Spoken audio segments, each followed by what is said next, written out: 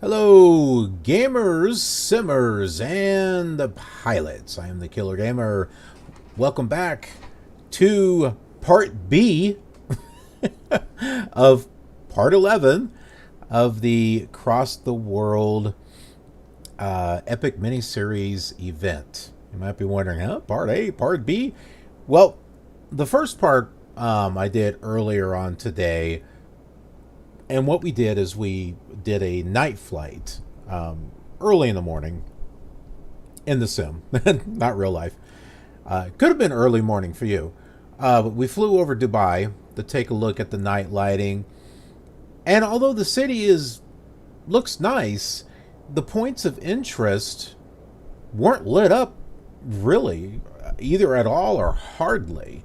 But the only one that really had lights was the Burj Khalifa, the really like the tall skyscraper in the world. That one had lights in the windows and stuff. The other stuff didn't. So I don't know. It was kind of disappointing. But also I was experiencing quite a bit of lag in the stream and in the simulator. And I just gotten the new modem yesterday. So I was taking the time getting that installed, getting it activated, blah, blah, blah, blah, all this other stuff. And now I've got speeds that are much faster than what I was getting with a 7-year-old modem. So I'm hoping that we're not going to get as much lag now. And the stream won't have problems and won't disconnect as much, or hopefully not at all. So that seemed like the perfect opportunity to just kind of do a short stream and keep that the part with the Dubai night lighting separate, because I wouldn't have had enough gas to get where we're going. So we just kind of came back to this airport to refuel. So think of the night lighting as kind of like a little pre-bonus thing, I guess you could say. All right, so let's go back over and talk about the flight that we're going to be doing here. Just in case you didn't watch part 1. If you haven't, you need to watch part A of this, because there's some really interesting things that I think you might find interesting. It sounds like the thing what I do at the end of the videos. I'm like, yeah, follow us on Twitter for official killer news and announcements and retweets of things that I think you might find interesting.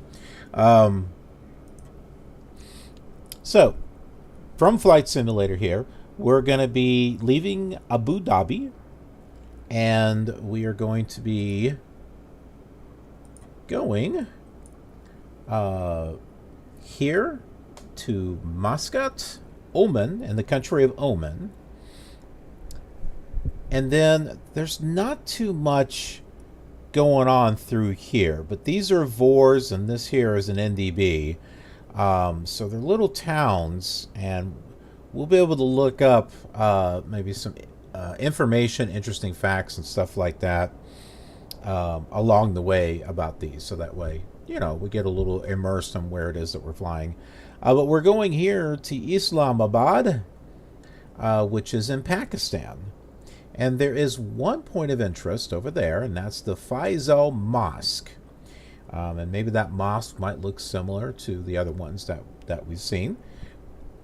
And just like everything else, we'll look up information about it and learn what we can about that, and see some real pictures of all this stuff, you know, and gives us a chance to kind of compare with what we see in Microsoft Flight Simulator.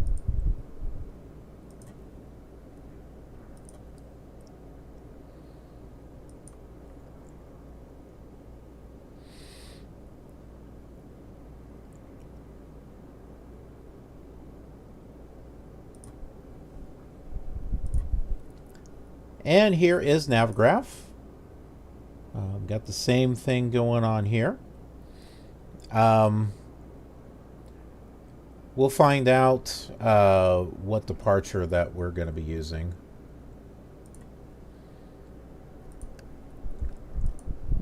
And just like the other times, I'm using Pilot to ATC, and I've got more voices installed.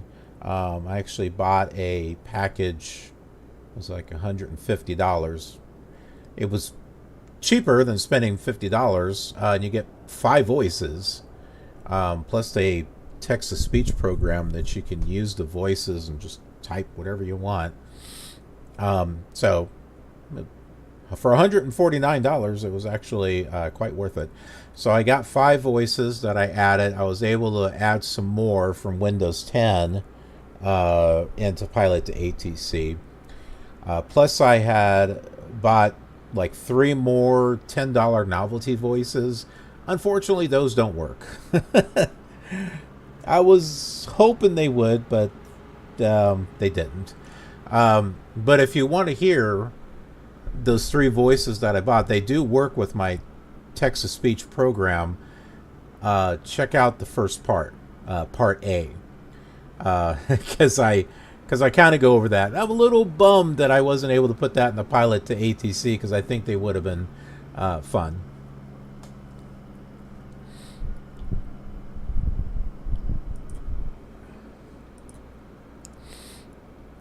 Okay, let's go ahead and get inside the plane here.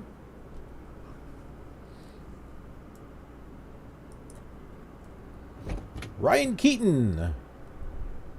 He's out there with an Airbus.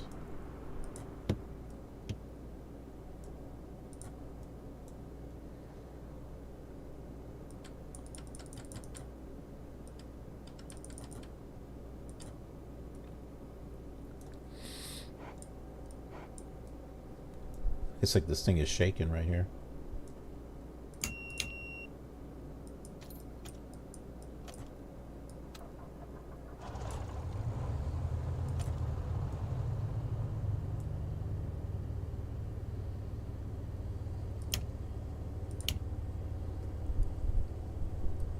Everything is all filled up. Ready to go.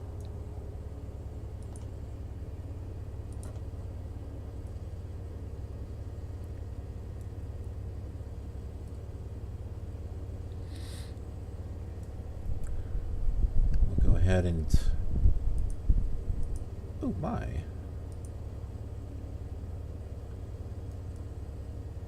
My radios are on. Oh, I am not getting the option. Oh, maybe it's because I'm not tuned into anything. That could be why. Let's see. ATIS frequency 11967. Dhabi International Information India, Wind Light and Variable. Visibility 6 miles. Sky condition VFR. Temperature 15.7. Current altimeter is 3006.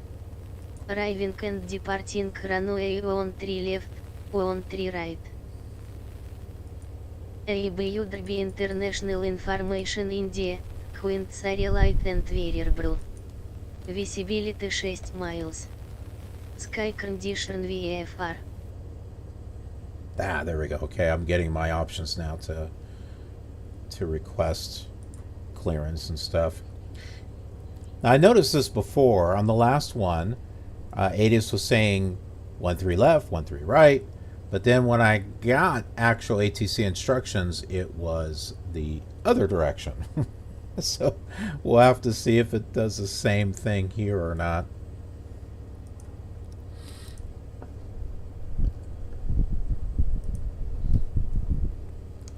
Mooney 13 Foxtrot, ready to copy.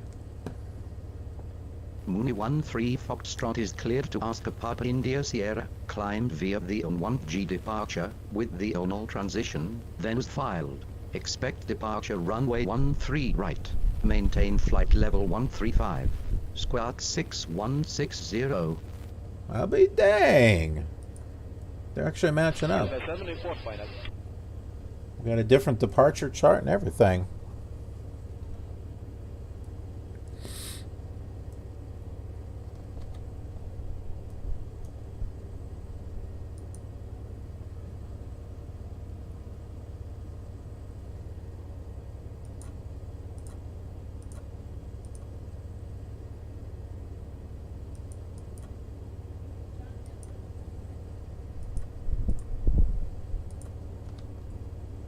Okay. Mooney 13 Foxtrot is cleared to Oscar Papa India Sierra. Climb via the Orne 1G departure with the Ornell transition, then as filed. Maintain flight level 135, squawk 6160. Mooney 13 Foxtrot read band correct. Altimeter 3006 contact ground on 119.42 when ready to taxi. Enjoy your morning. Altimeter 3006, ground on 119.42, Mooney 13 Foxtrot.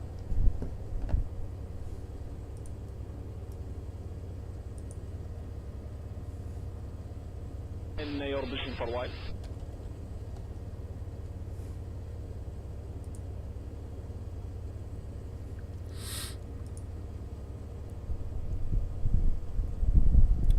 Okay, let's go ahead and take a look at our departure information here.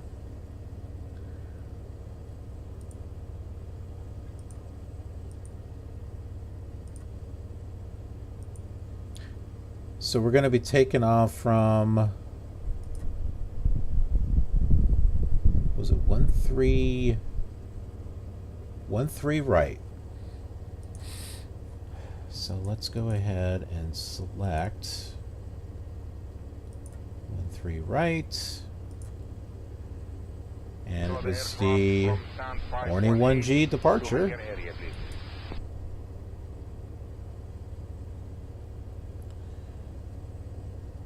So looks good there. Oh wow, just straight out that way. That's not bad.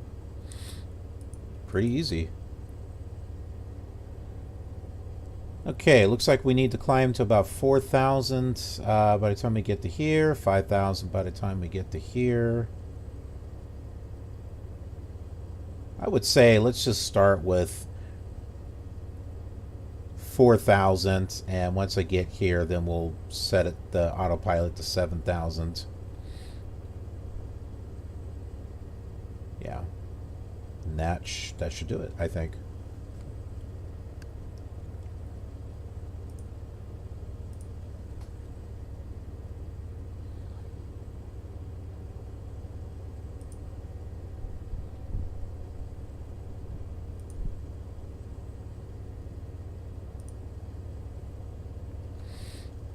Also, I was looking at this on the first part of the flight, that I had never on a GA flight actually put in the departure information. So let's see if I can actually do that here.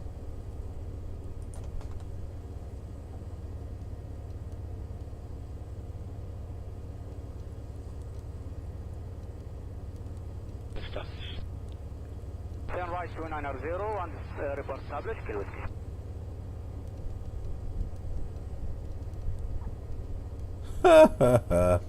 That figures. Nowhere in here. Oh, oh, oh, oh, oh. Oh, that's, hold on. That's it right there. Okay.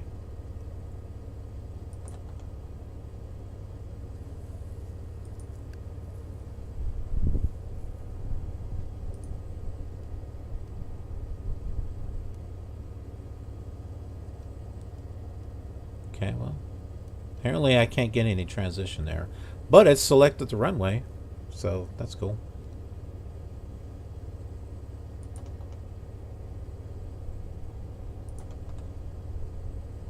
Okay. Cool deal. It's got everything in there. Nice.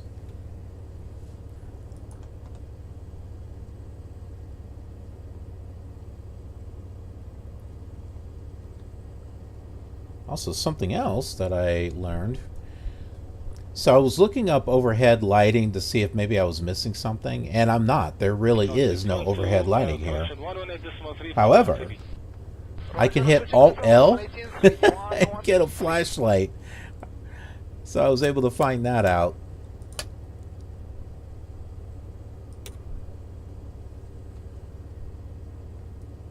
Ah, that's the taxi lights. Okay. So, yeah, that comes in handy.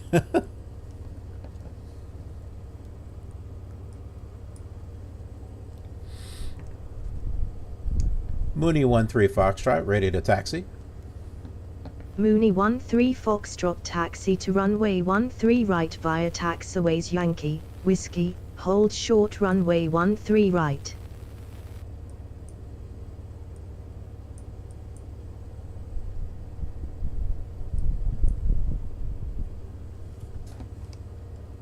Taxi to runway 13 right via taxiways Yankee, Whiskey, hold short runway 13 right, Mooney 13 Foxtrot.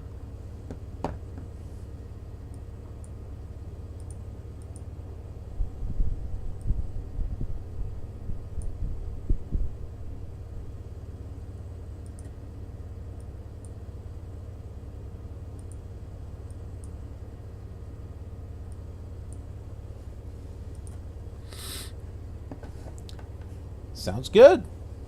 Let's go ahead and get going here. Set this to 4,000.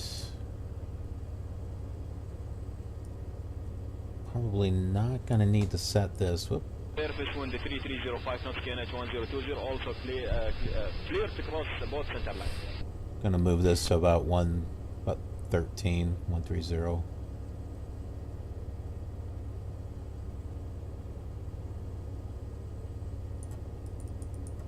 There we go. And we're off.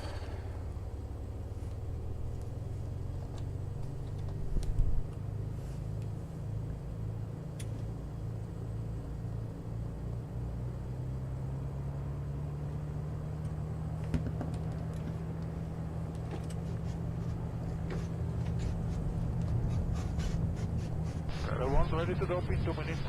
Check. Eva Air.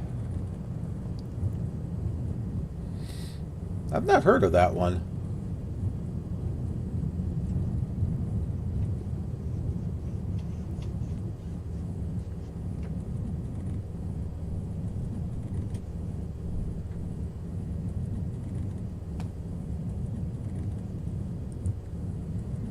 Alabama Al, hey, how you doing?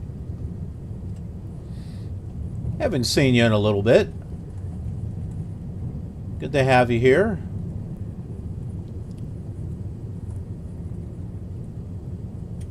We'll be having some fun on this flight.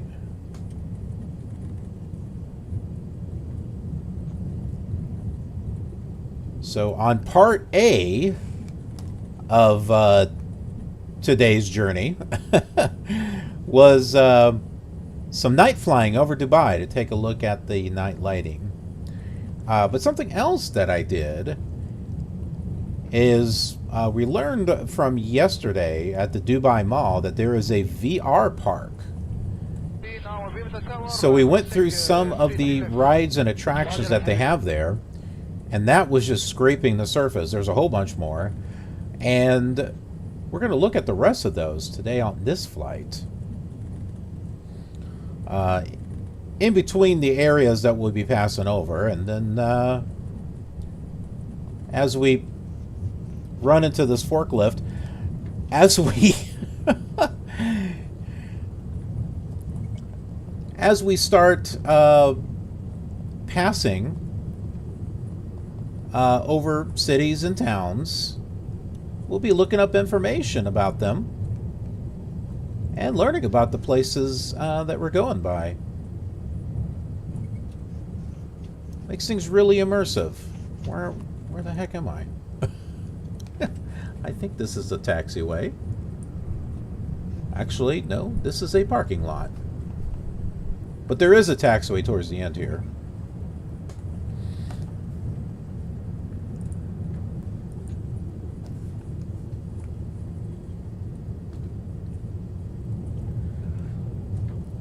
And I just got a new modem installed.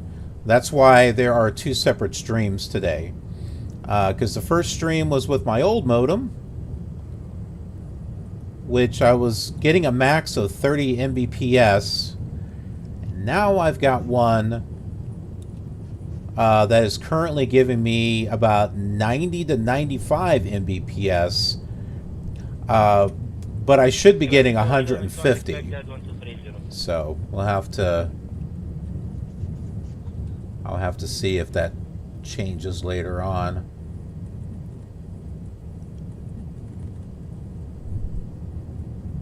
Huh, this is interesting.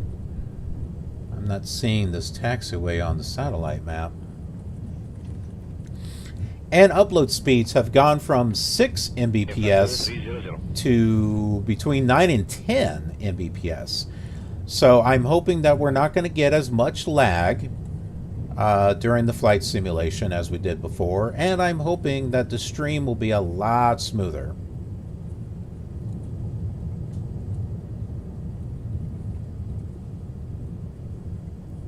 Oh yeah, ILS, no kidding. Kunij! Hello! Welcome, welcome. Welcome to the Killer Gamer channel. Nice to have you here. We've got ourselves a fun flight here ahead of us.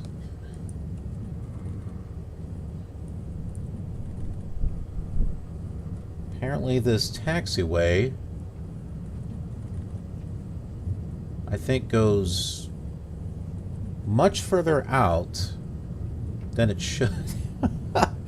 Because I'm looking at a satellite map and watching some moving maps. So I'm watching where I'm at on it, and it's like way out there. I've also got a whole bunch of text-to-speech voices installed. So we'll have some nice variety.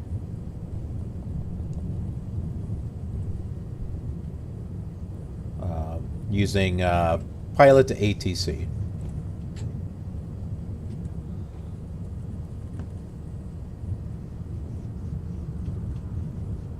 Yes, sir. Now turn right to Bitter. After Bitter, Harman.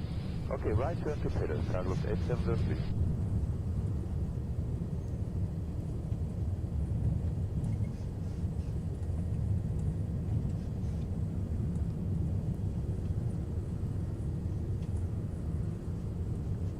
It's taking me around this way.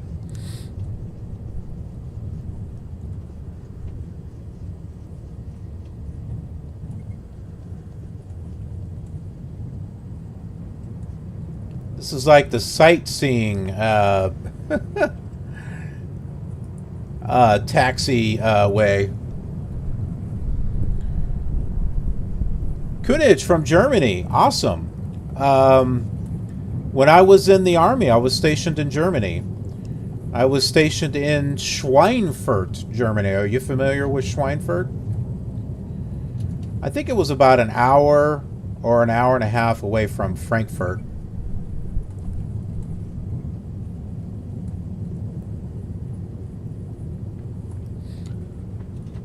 And I loved Germany. I loved Germany. I didn't like the army, but I did like Germany. And I was there from 92 to like the beginning of 94.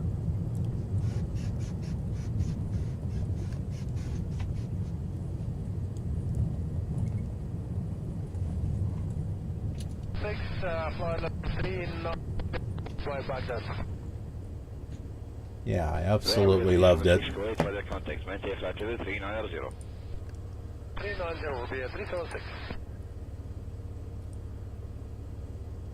Now the question is here, I think they gave me wrong taxi instructions. Because when I'm looking at pilot to ATC, they've got it going to 31 left, not 13 right. Which is what they told me to take. So I'm not exactly sure what they're doing. And since they're not contacting me, that's making me think that... See, take a look at this here. So this is pilot to ATC, and you can turn on the taxi guide, which will show you where you're supposed to taxi. But look where it's got me going. It's over here to 31 left. And you can see right here, it said runway 13 right.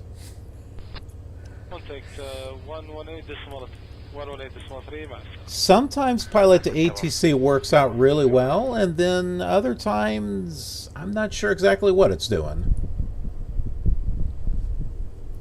Ah, you're near Frankfurt.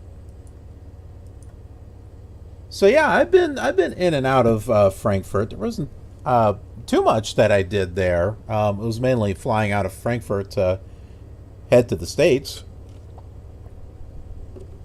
when I was on leave. Matey, you just purchased a new B-99 aircraft. First test flight. Oh, disappointed. 83, have a good day. Target location. And Ray Kit is back. Hey, hey, hey.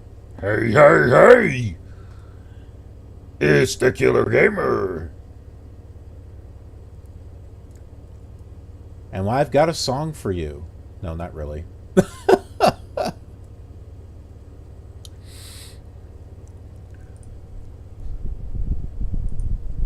Oh, I don't know. I think I'm going to have to go to the end of the runway and then turn around and come back here. That's... it's not working correctly. But let me contact Tower and see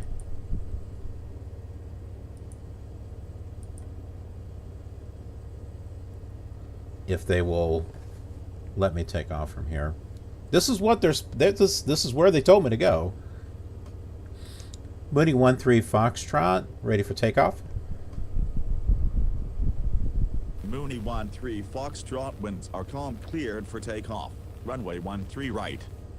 Awesome, it worked. Cleared for takeoff, runway 13 right, Mooney 13 Foxtrot.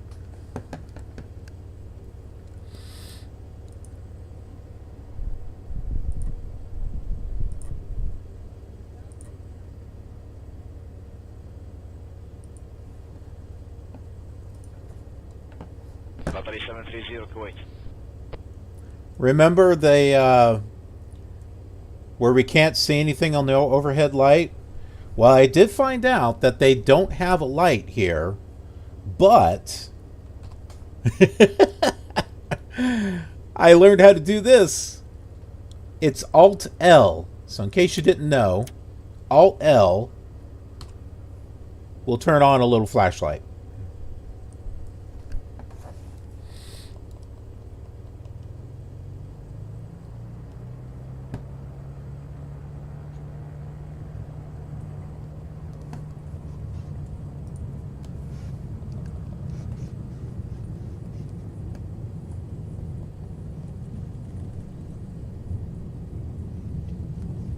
I wasn't sure. I wasn't even sure there was a flashlight function. I mean, I know there's one in. Okay, wait a minute. It's not a flashlight. It's like night vision goggles in X-Plane.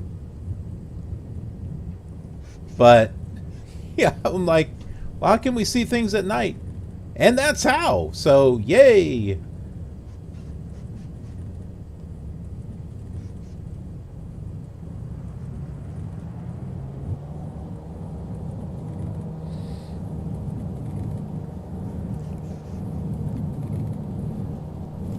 And Matey and Ray Kit, welcome back.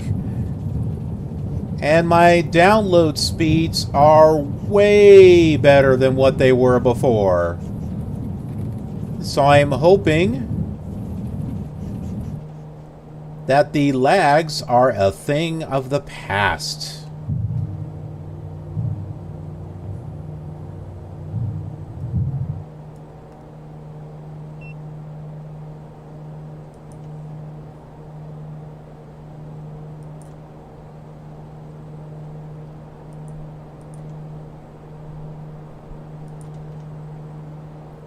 I even got the departure plate all in here.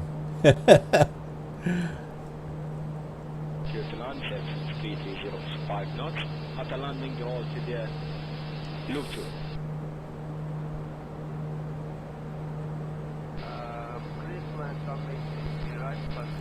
Yeah, so for before with the modem that I had, it was like 30 Mbps download. It's now around 90 or 95, and that's not even the full speed. The full speed is supposed to be around 150. And my upload has gone from 6, like an average of 5 to 6, to between 9 and 10 now.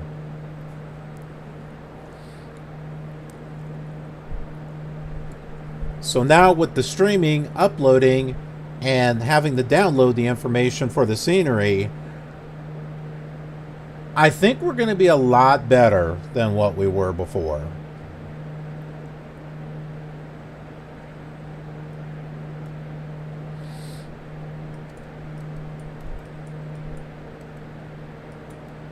Roger, now Moose at 7, climb flight level 150 and confirm destination. I don't know, it seems a lot smoother just looking around like this, and we got all the lights and stuff.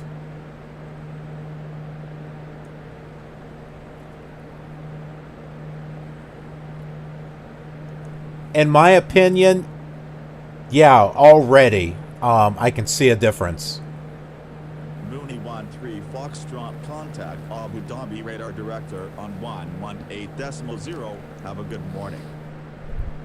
Radar director on 118.0, Mooney 13 Foxtrot.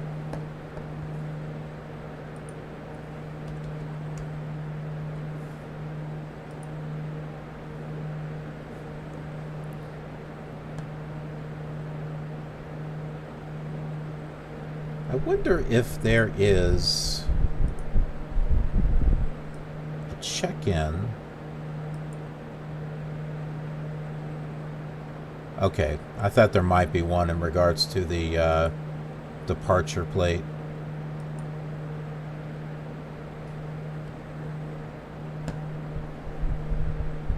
Mooney 13 Foxtrot, climbing the flight level 135. Mooney 3 Foxtrot, good morning. Radar contact. To contact Bahrain 123.11. 123.11, it had 120 bang.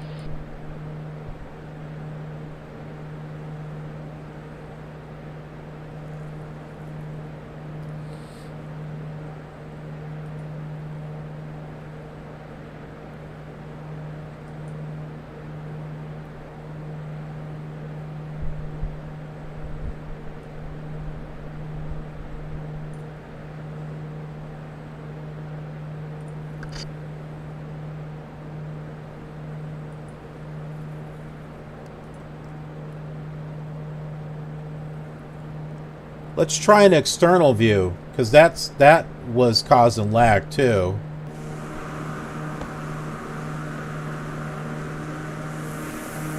Just a tad there.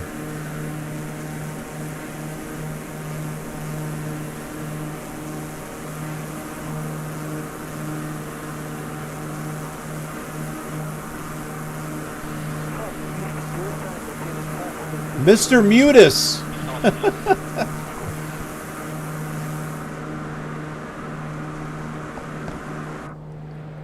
Well, it's definitely smooth on my side of things.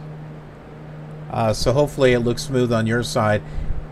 I got green bars on the stream. It looks good.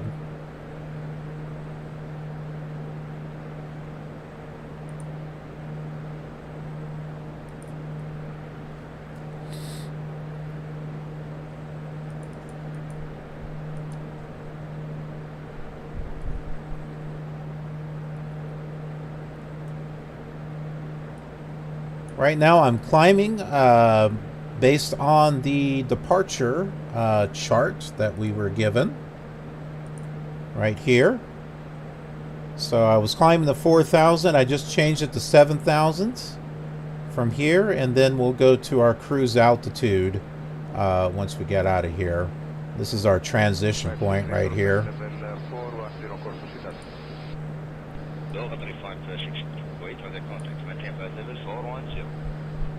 Mooney 3 Foxtrot, contact Emirates Center on 24.85. Enjoy your morning. Center on 124.85. Take care. Mooney 13 Foxtrot.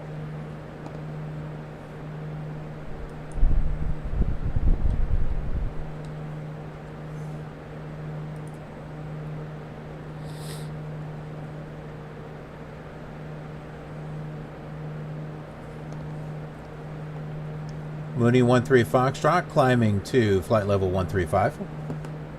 Mooney 13 Foxtrot, good morning. Radar contact.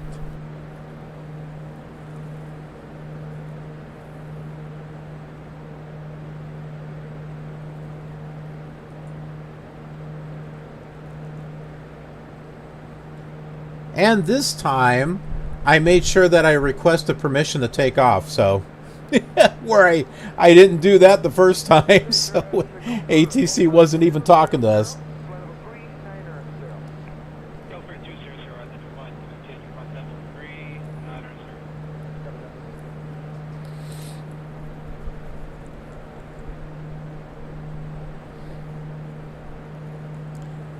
So did you have a chance to go back and watch the first part of the stream today?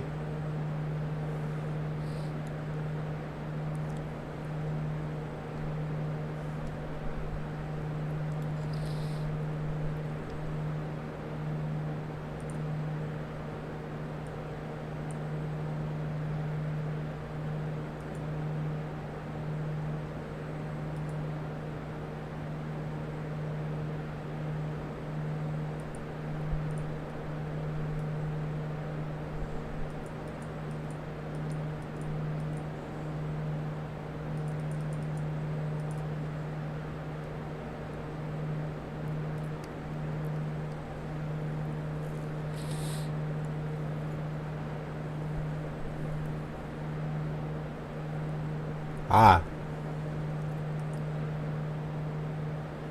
2661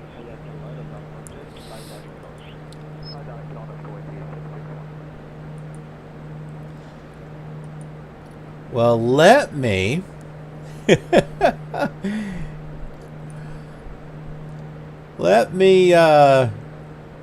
entertain you here with 3 voices that I paid for. Thankfully, it was only $10 a piece. They're novelty voices, but they don't work in Pilot to ATC. But I can use them for some other things.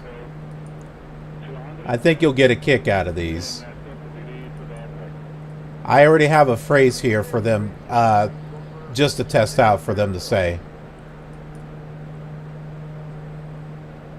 Hello, I'm an ATC controller, and I will be talking to you during your flight. That's a demon. I was really hoping that would work.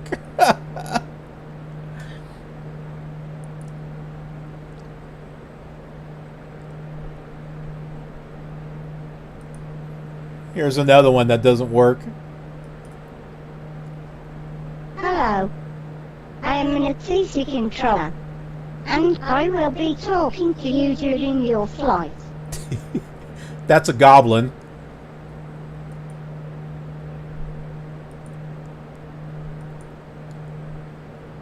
Hello. I am an ATC controller, and I will be talking to you during your flight. And that's a pixie. So unfortunately, I'm not able to use those with Pilot to ATC. They don't work with Vox ATC either. But I can use them to record phrases and stuff like that, because what I like to do with Flight Simulator 98 and Flight Simulator 2000 with the FS Traffic add-on, you can record wave files, and since you record the actual traffic with your plane and everything, you can insert sound files at certain parts of that flight, and I've been using text-to-speech for those, and I have them say the kind of most craziest things, so I can use those voices there.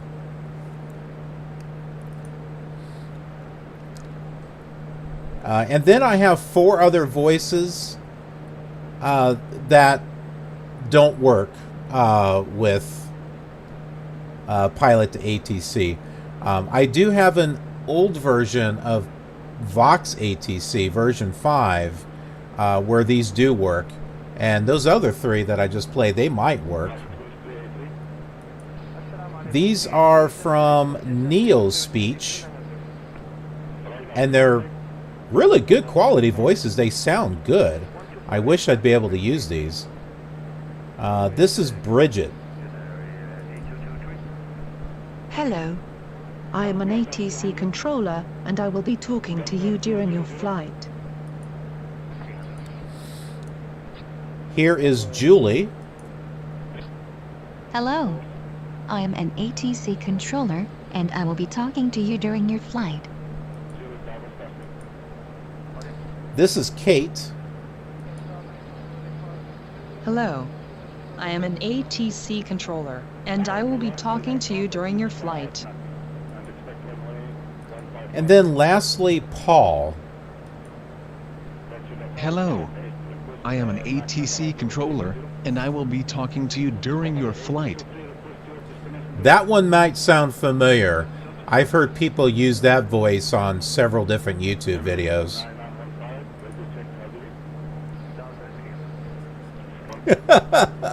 Satan ATC, isn't that great? Yummy, yummy, yummy. Down. Okay, well, that's kind of an inappropriate name, but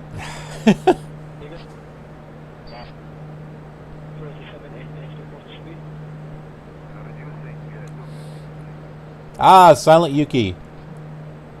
Welcome back.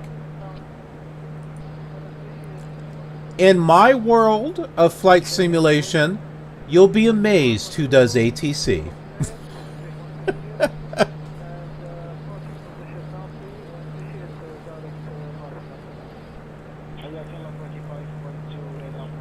Because our world is an interesting one.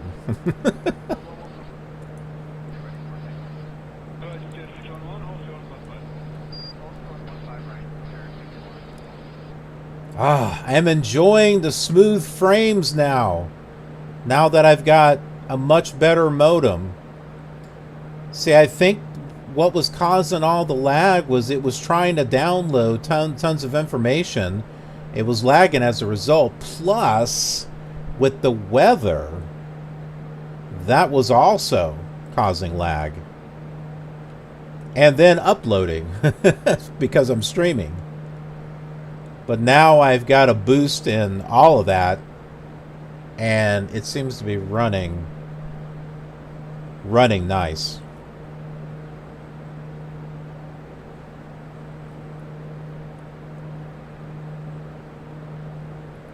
Too bad Fonzie didn't do a voice. Hey.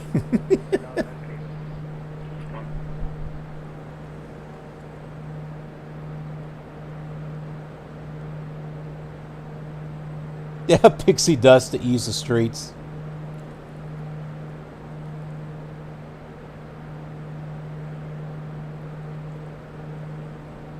At first, Al, I thought maybe you were talking about Fozzie, as in Fozzie the Bear. Ah, Fozzie! Kermit!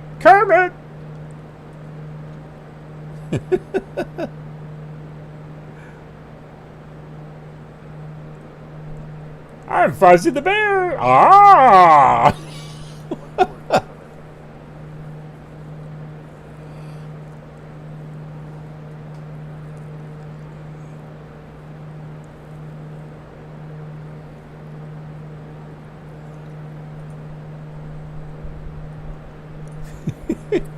The Statler and Wardorf. I don't know about you, but I can't bear to stand it anymore. Oh!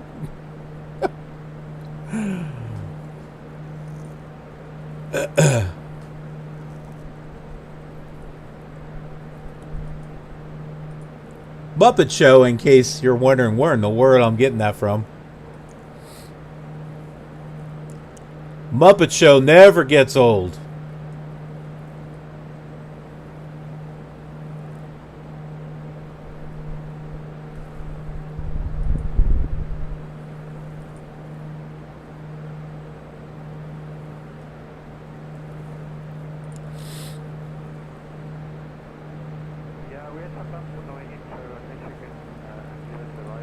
All right, awesome.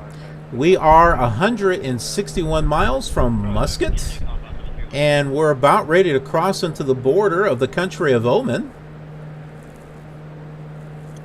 And we will look up information on that in just a little bit. But first, we're going to pull up some more fun rides and attractions that are at the VR park at the Dubai Mall. So, Inasik! Yes, we are live. And it is much better this time around. I have a much better modem than I did before. So far it's been smooth in regards to frames. So I'm pretty happy with that. Oh, it reset. Okay, so in part A of today's flight, we went over these VR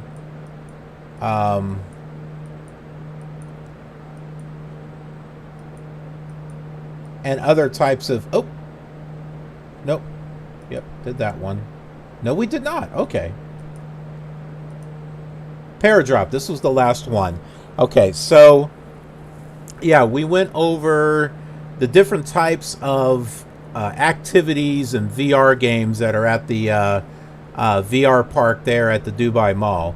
So let's look at some more here. So there is Sphere. Immerse yourself into a different reality with the world's first 3-axis turning virtual reality simulator, providing a new and unforgettable experience.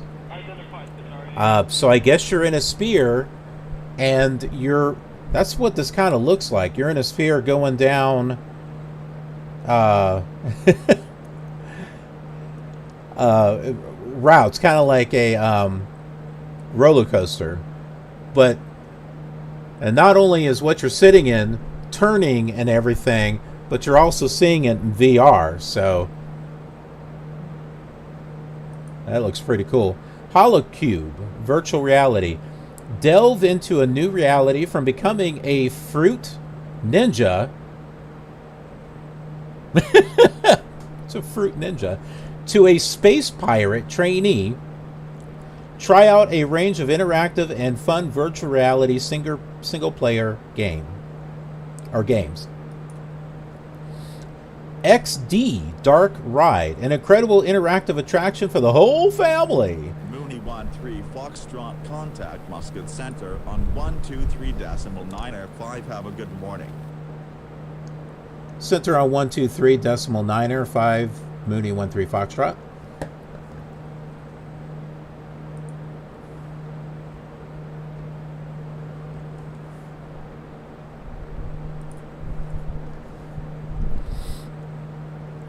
Mooney 13 Foxtrot, climbing the flight level 135. Mooney 13 Foxtrot, good morning. Radar contact. Okay, so there's a trailer here. Not all of them have trailers, but let's take a look at this. Cargo 873, contact waiting for 24 this night. What is for this cargo 873? Well, that doesn't look like a VR glasses. That's interesting.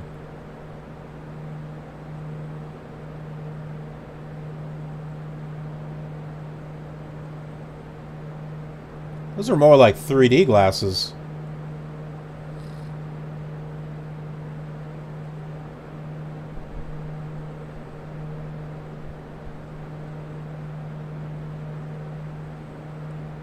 Oh yeah, there's a screen there. I wouldn't call that virtual reality. That looks more like 3D is what that looks like. Play Zone. Play Zone is the ultimate soft play area for kids. Well, that's not going to be VR. VR Maze. VR Maze burns the lines between the real and the virtual. Enter an amazing, immersive, and interactive experience. No trailer! I wanted to see one. We Play. A unique walkthrough VR Maze experience that offers realms of VR excitement for the whole family. Virtual Rabbids. Featuring Naughty and Wacky Rabbids. That pesky wabbit. Players can choose from the unique experiences that are full of twists, turns, thrills, and spills. Arena. Step into another reality, get up close and personal with polar bears in the Arctic. Have an adventure with dinosaurs or join a space crew on their mission. That's a 7-minute ride there. Let's take a look at the trailer.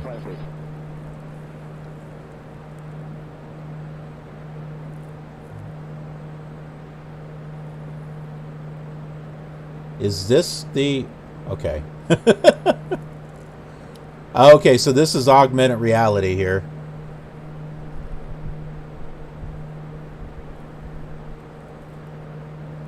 That's kind of neat. Wouldn't be my first choice. Yep, and that's it. Then there's the Dubai drone. We'll take a look. By the way, we're in the country of Oman now. I'll show you the other ones that we looked at in the first part. So this is the Dubai drone. So you like fly around in the city there, and you're in these chairs that move around, as you can see there. They're kind of like roller coasters and stuff. It's really cool. The Burj Drop. This is where you're in the Burj Khalifa, the tallest skyscraper in the world, and you're a window washer, and the cables start breaking.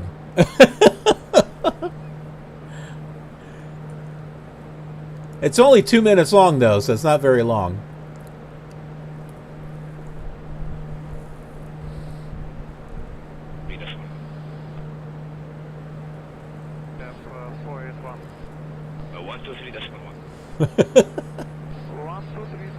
I would never wash windows again if that happened.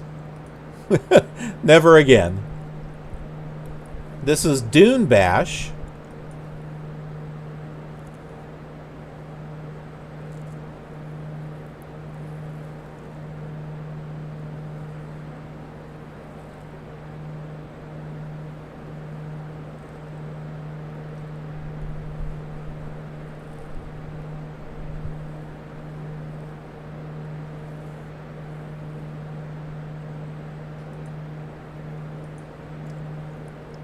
Stealth. This one's not VR. Cosmojet. No trailer. Magic Bikes. You're on a magic bike and you pedal and you're flying in the air. Flying chairs, just how it sounds. Speedway. Drifters. This is a VR bumper car type of thing here.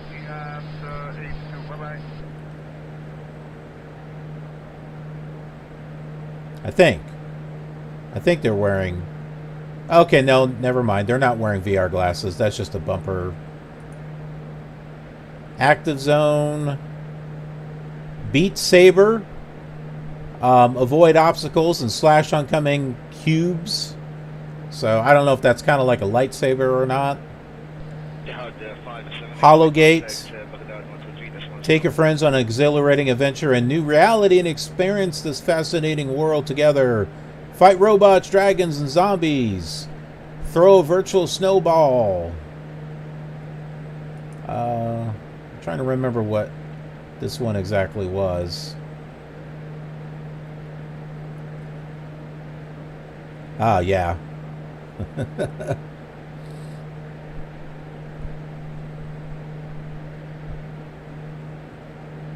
Call 1231.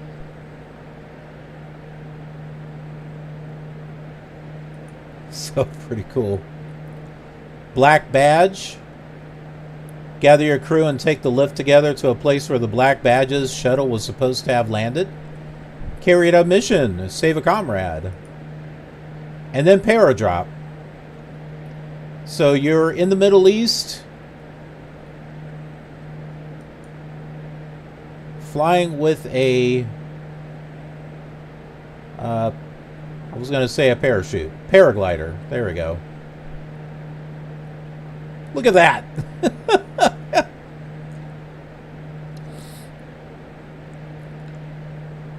You want to talk about immersive? That guy's like, woo!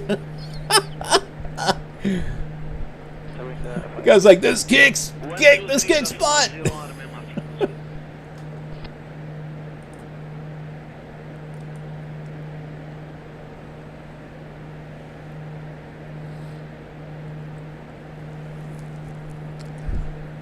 Yeah, so, man, Dubai, they know how to party. Which we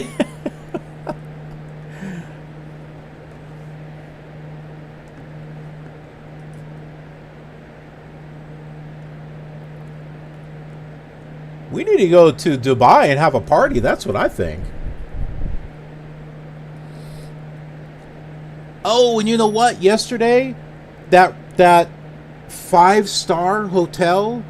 Do you remember that one with the one that's shaped like a sailboat? I looked up the prices of rooms. They are expensive, but they're not as expensive as I thought. I thought they would be like $10,000 or more. No, for like one night, it's like 1,200 or 1,300 for one night. Yeah, that's still a lot of money, but it's not as much money as I thought it was.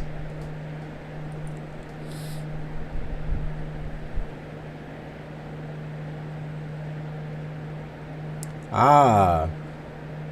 So, Al, I'm guessing you won't be doing VR with Flight Simulator.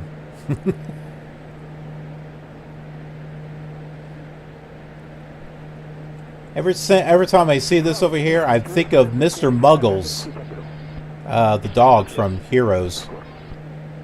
Ooh, Mr. Muggles. You are so cute, Mr. Muggles.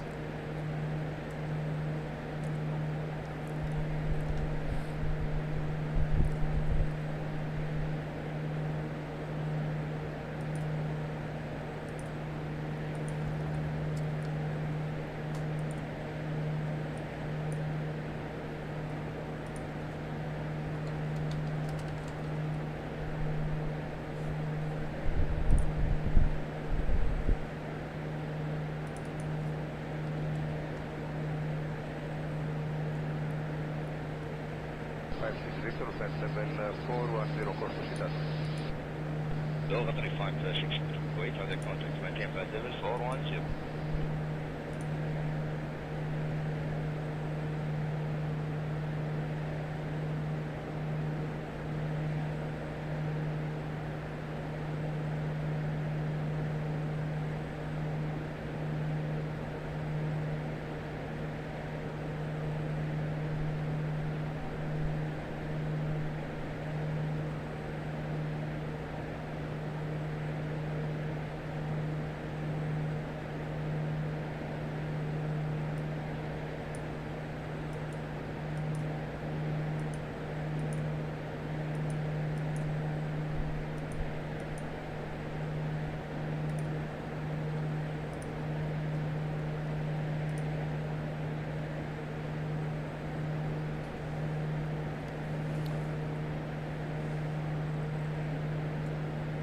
Bergen 95.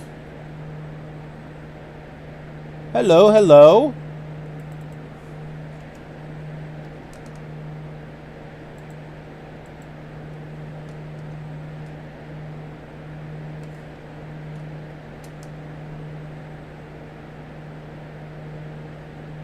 Russian. Very, very cool.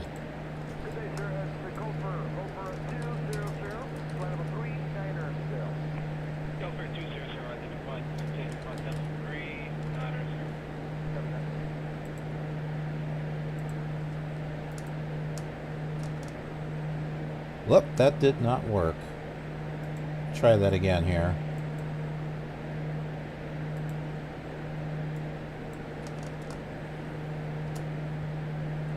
There we go. I don't know how to pronounce that, but he's over there on YouTube, and I asked him, how are you doing today?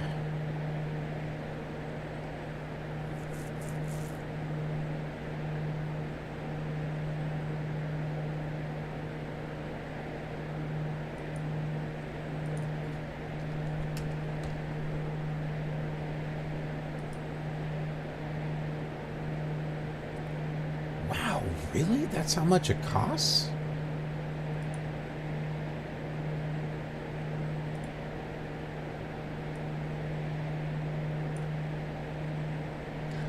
Okay, so the VR park, it's 120, but it's AED. Oh, that's soft play. Okay, hold on.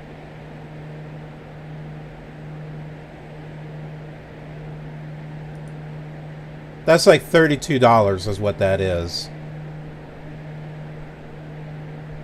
Oh, the VR park is free. You can go in there. But there is a pay and play. So they basically cost credits. For 200 credits, it's like 150. Which is like $40, all the way up to like 500 credits and bonus credits, and that's 400. Oh, now that's expensive. That would be $108. So those are the different packages that they have there at the VR park.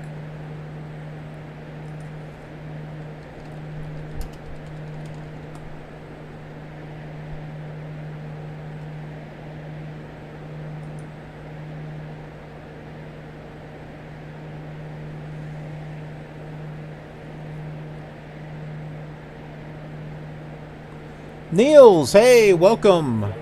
Glad to see ya.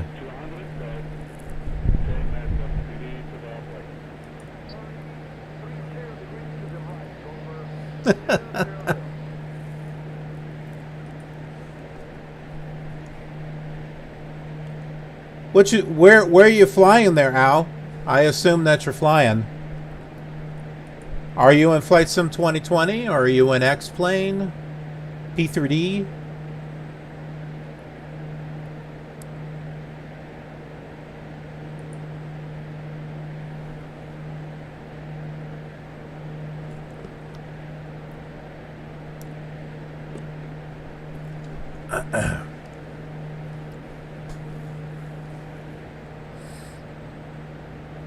Australia.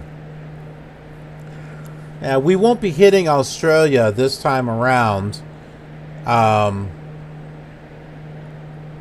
Most likely there's going to be a follow-up and a sequel to this miniseries.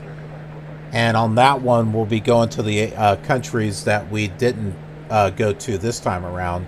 And Australia, New Zealand will be included in that.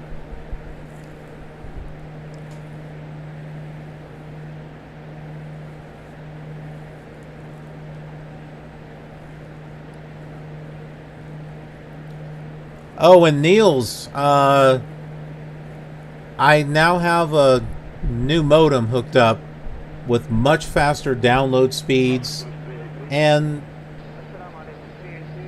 faster upload speeds, so I don't think we're going to get the type of lag and stuff that we were getting before. So far, it has been smooth. It's been a nice, smooth flight. I mean, out here, there's really nothing, but when we were leaving Dubai, with all the lights and everything, Yeah, it was smooth.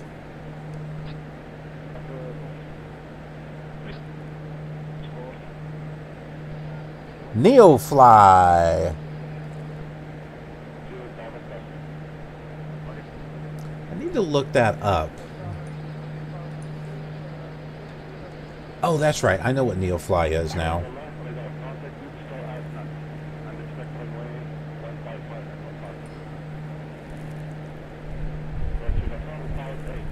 Oh, okay. Flights. That's right. It's a career mod. I've been looking into getting that.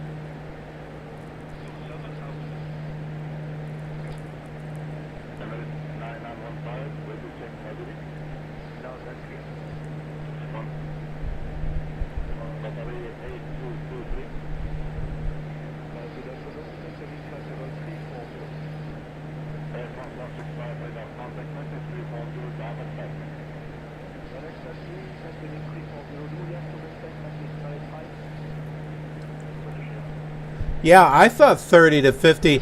And, you know, generally it is. But I noticed that once I got into a city, especially if I went to external view, it really got laggy. And then it also affected the stream, too. But it seems to be a lot better now. And I'm actually getting... I should be getting 150 for download. But I think they're having problems today. But I am getting around 90, 95 now. So, pretty... should be much, much, much better.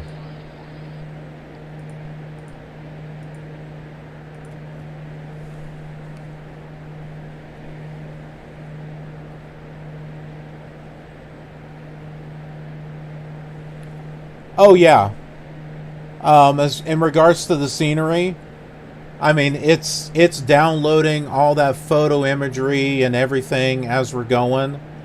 And then also when I got the weather and it's loading that in. And then if there's like all those 3D buildings, and then I'm trying to upload and stream at the same time. No wonder I was having some trouble.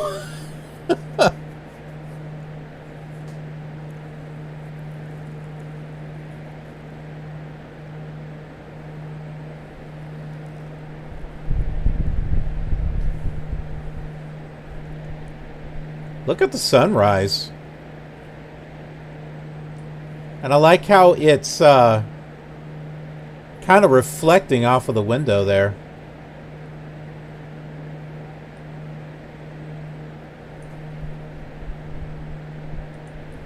Okay, so we are 91 miles from Muscat.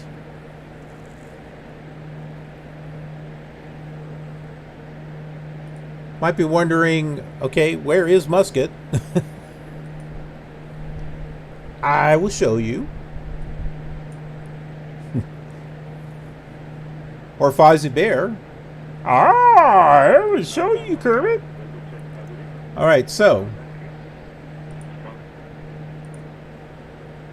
Here's Muscat right here. This is in the country of Oman, which is... kind of goes like this. There's not really a whole lot out here, so it looks like majority of everything is over here, and it looks like there are some mountains or something here. So it's right here on the coast. Yeah, and we'll be crossing the Red... yeah, we'll be crossing the Red Sea through Iran.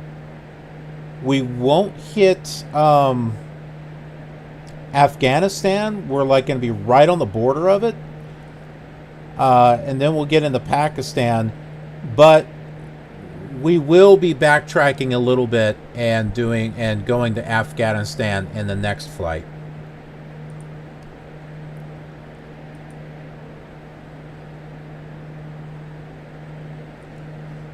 Yes, I do have a long flight plan.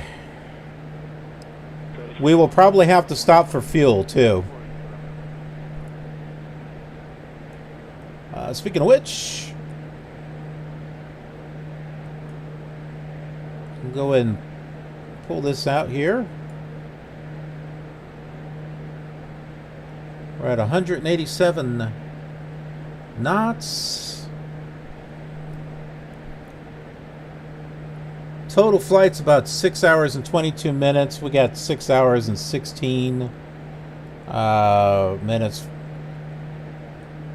Let me pull the propeller out a little bit here.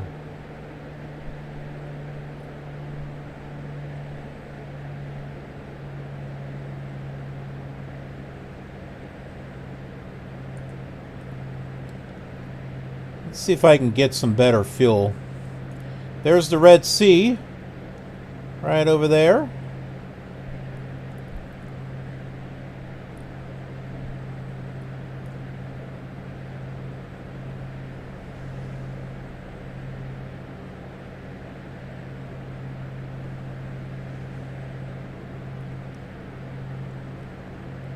Yeah, so the i7 is holding up. I'm doing the streaming directly from the i7 now, because when I was transferring information from the i7 to the i5, there was lag happening that way too. So now I'm just leaving the i5 to do like rendering and stuff. But yeah, no, the i7's working great. For a 4th generation 7-year-old computer, it's doing really good.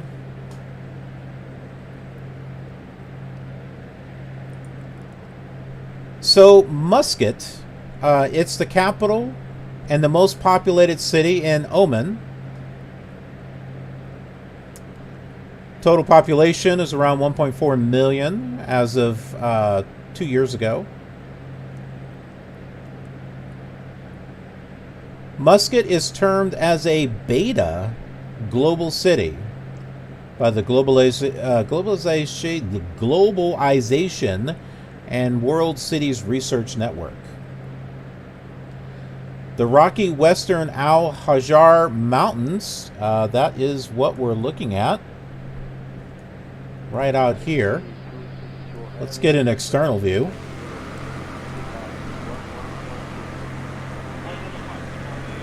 Yeah, there they are.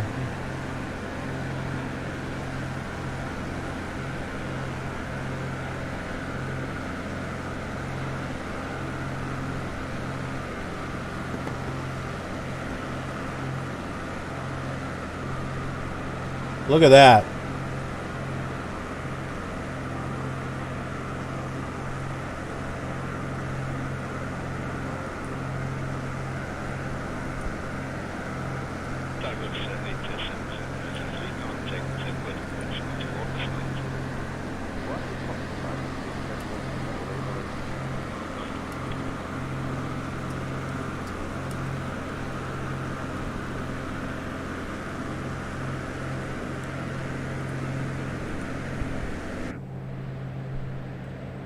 Really awesome.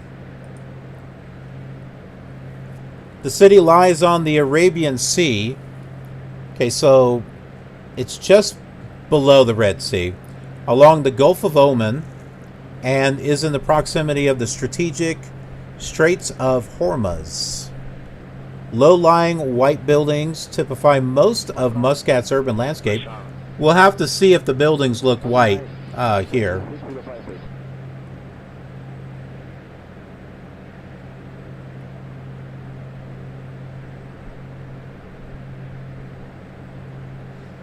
Muscat was founded 900 years ago, and it's famous for its historical role. Not sure what that is. It is an oasis of greenery, cleanliness, and order, characterized by a modern road network and advanced organized services.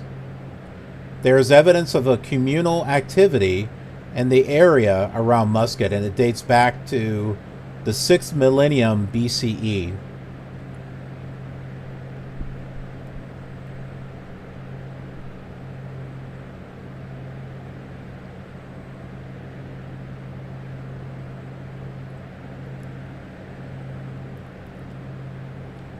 It's still hot in this area, though.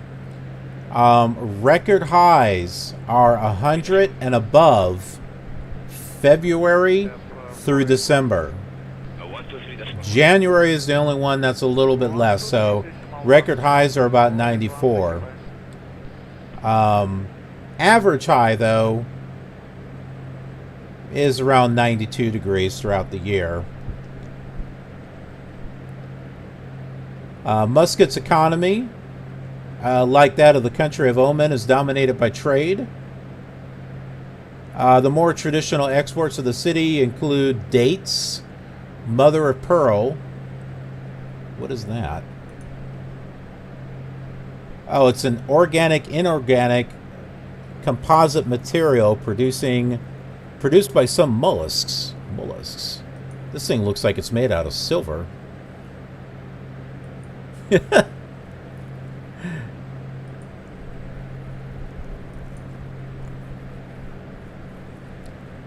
And fish.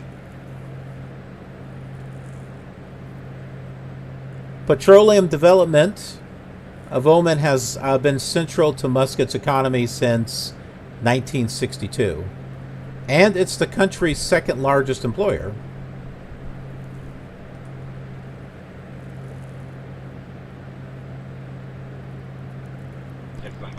It does have notable landmarks. We're probably not going to see any of them here. It's got about 1, 2, 3 mosques there. As far as transport, they got waterways. There is the airport, Muscat International Airport, roads.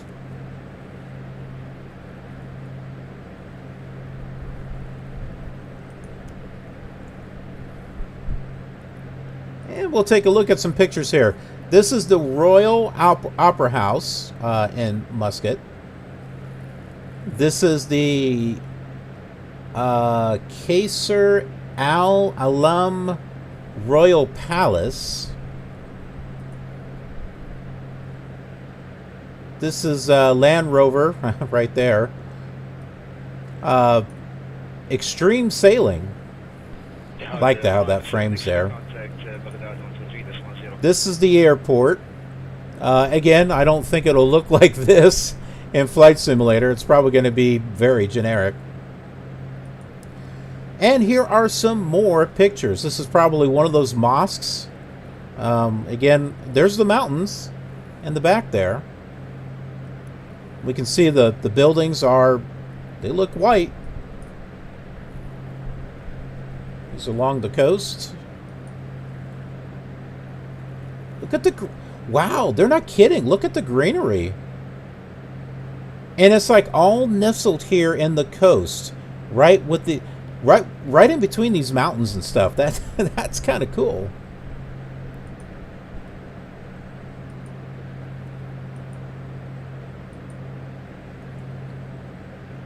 Pretty nice picture here. Look at that. So yeah, very white. It'll be interesting to see if it looks like this in Flight Simulator, if the buildings are white or not. Nice curve there.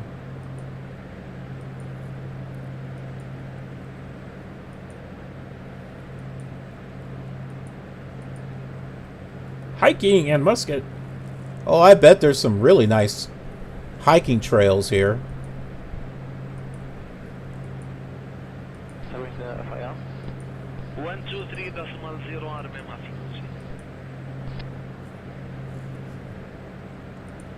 Very nice. So that is 57 miles away.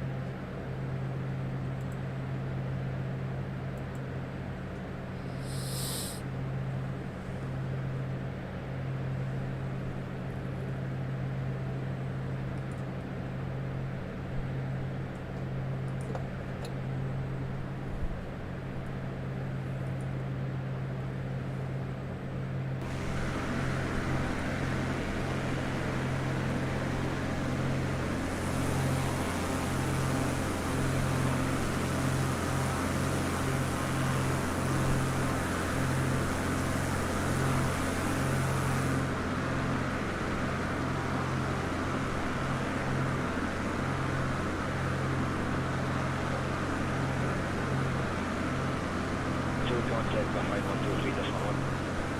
123.1 and 12 July.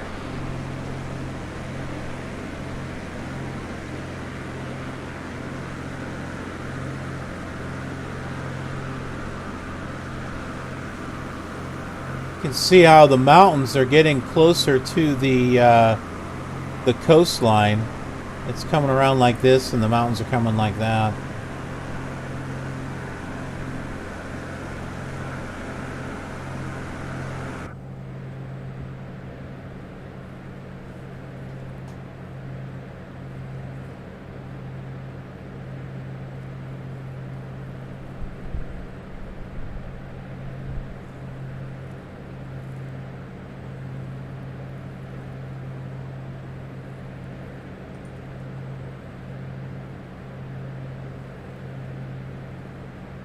From east to west, I'm maintaining 500 feet below. Roger, clear. Of course.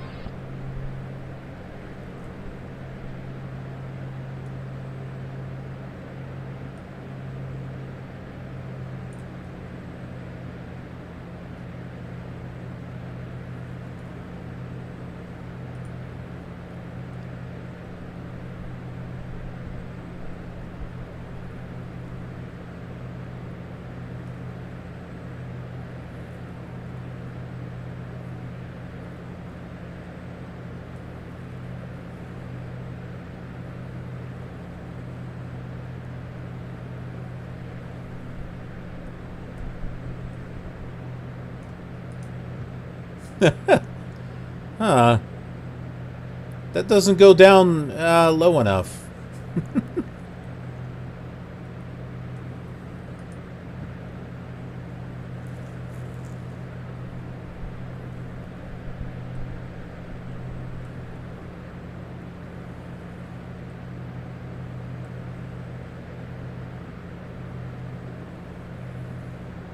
Victor, flight level 410 course to Seattle. Dover 35 wait for the contact. Maintain flight level 410.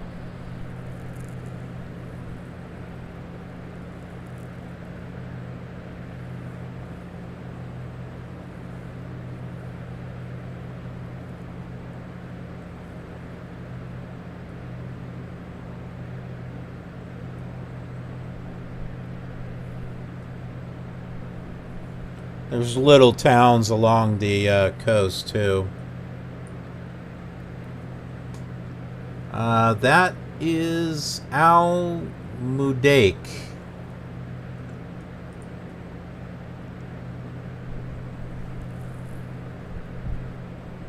And they like there's like 3 of them that start off with Al, A-L.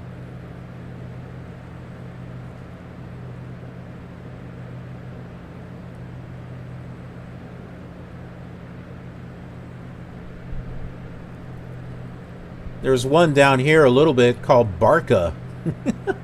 B-A-R-K-A. Bark. Arf, arf, arf.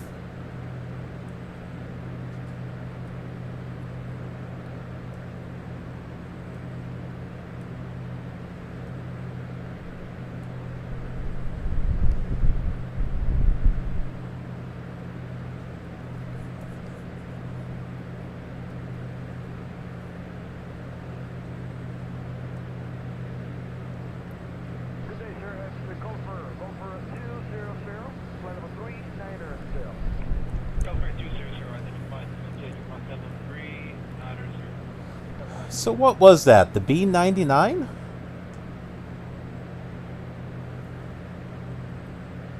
Right, matey? The B-99 aircraft?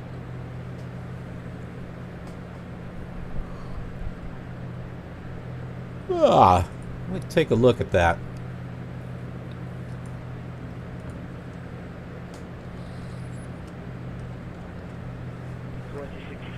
Beechcraft model 99 series. Ah, flightsim.com.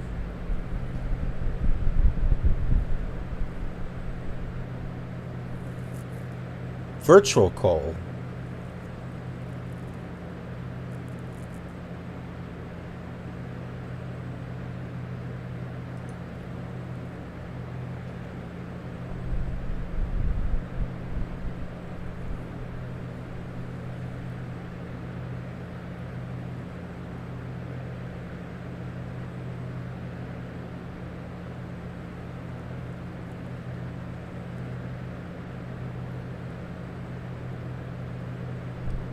Wish I had a better look at the dash. Ooh. I do like what I'm seeing, though.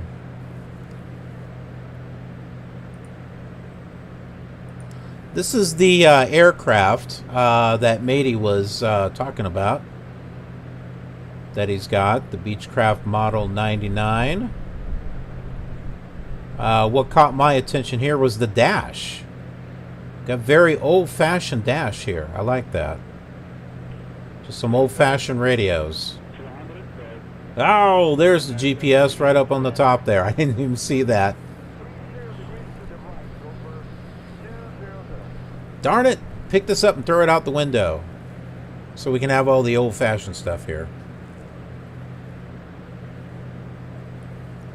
I've noticed that a lot of the airplanes, it's like they all have almost the same types of stuff on all the dashes. They're just rearranged differently.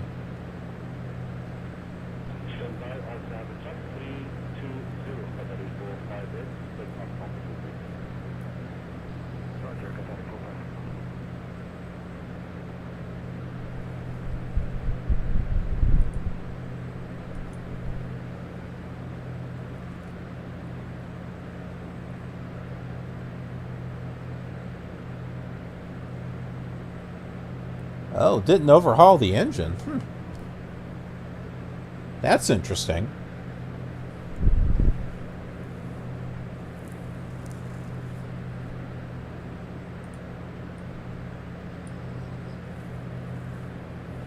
We're about 32 miles from Muscat.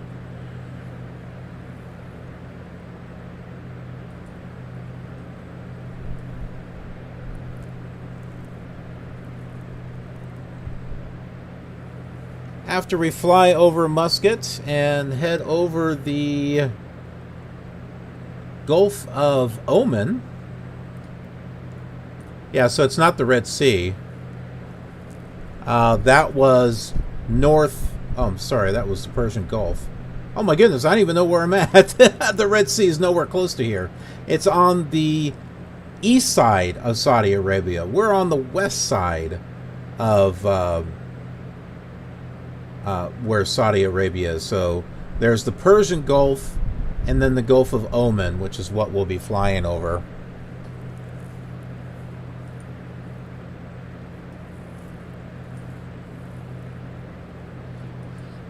But yeah, after we fly past Muscat, if y'all remember that Hysteria haunted house, looks like it's open all year long. And it was at the Dubai Mall also. Found some interesting things about that too, so I'll pull that information up while we're crossing the Gulf.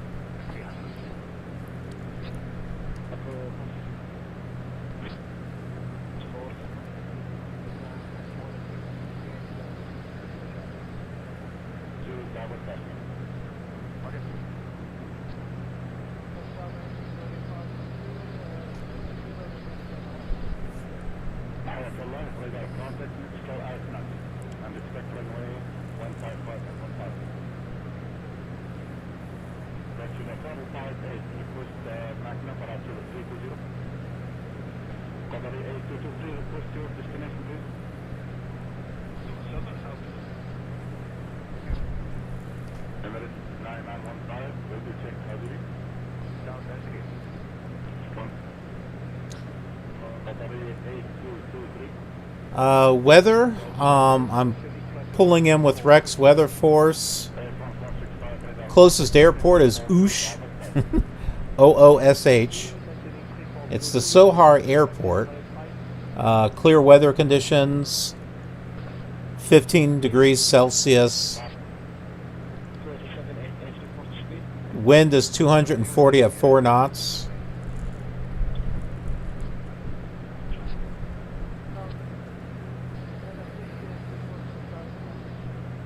It's like a very beautiful morning here. Well, of course, this is not real time, so it's not quite matching up.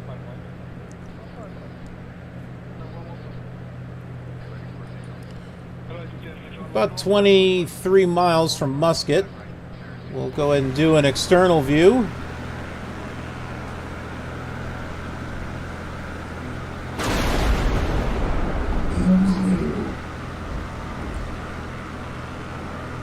DG Wallach. Yo, yo, yo. Caused by danger. Nice to see you all. What's up? Thanks for coming by. We're on a nice sightseeing tour. We're checking things out. We left the United Arab Emirates. We're going to be flying over Muscat, Oman, over the Gulf of Oman, through Iran and landing in Afghanistan. And we're going to be looking up some fun information about the places that we fly over as well. So, lots of interesting things that we can learn on this flight. Yes, DJ Wallach, I agree. I have fallen in love with this plane. I really like this plane. And the killer community voted for this plane. I had a poll up on my Twitter page saying, hey, do you want me to use this for the miniseries or the PA-44? And this one got the vote. I still got the PA-44 because it wound up on sale, so I still got it. I don't like it as much as I like this, though. But it's okay. It's an okay plane. It's slower, which was not what I was expecting from a dual prop plane. I thought it would be faster. We're about 16 miles from Muscat. Let me catch you all up on where it is that we're going to be flying here.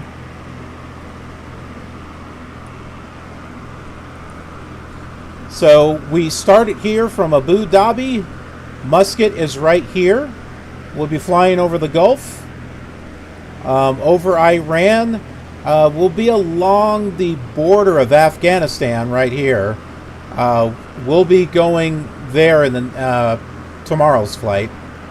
And then we'll be landing at Islamabad here in Pakistan. And we're going to be checking out the Faisal Mosque before we land. We'll look up real pictures of the mosque and learn what it's all about. And that's another thing too, is we've been looking up real pictures of the places that we visit and fly over. So Muscat, apparently all the buildings are white.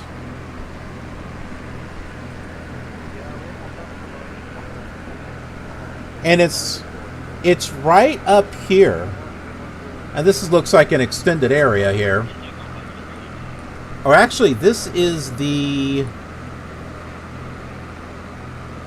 looks like the city of Steb right here. But Muscat is like right along here. And there's all the mountains there.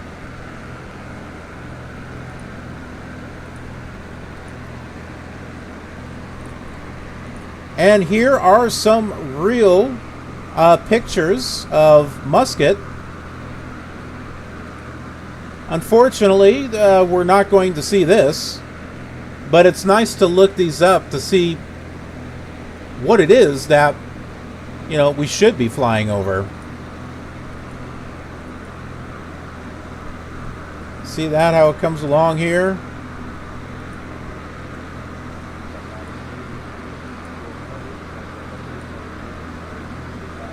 So you can see how it's along the coast and the mountains are kind of going along there. And you can hike.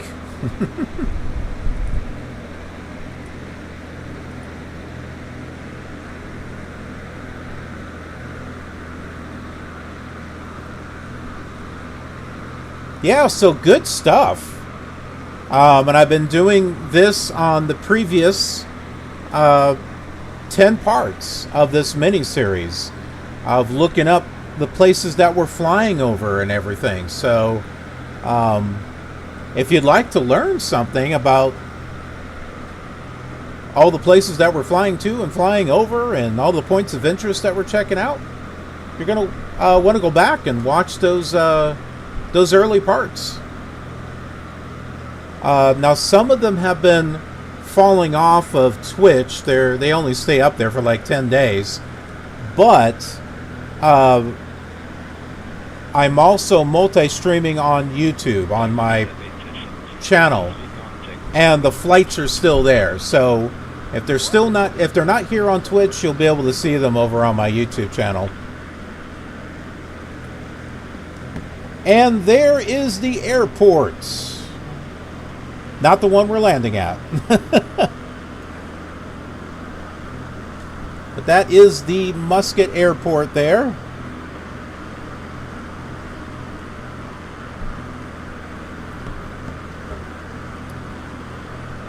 I had pulled up a picture of the airport.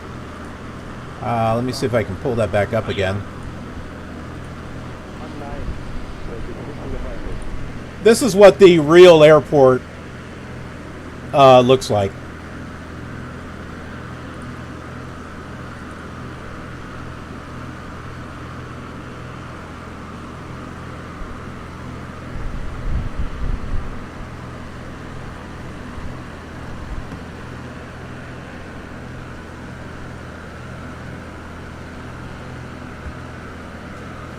So I see a little bit of similarity here. The buildings aren't exact.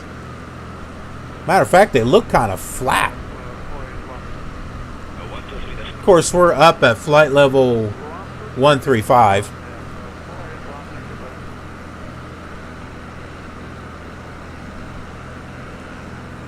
I can see some of the greenery right over here.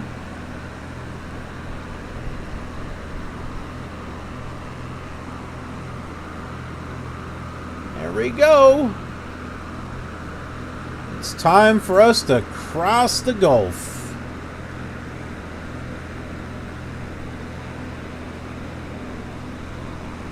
There's that whole area of the pictures that we looked at.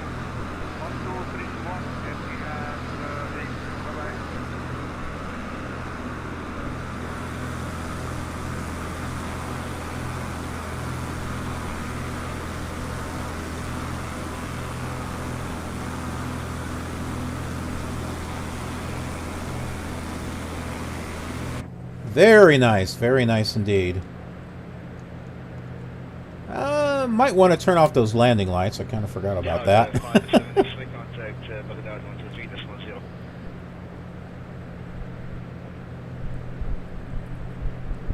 We got about 6 hours, 6 hours and 30 minutes until we get to our destination airport. Yeah, and not really enough fuel. So we'll have to refuel along the way.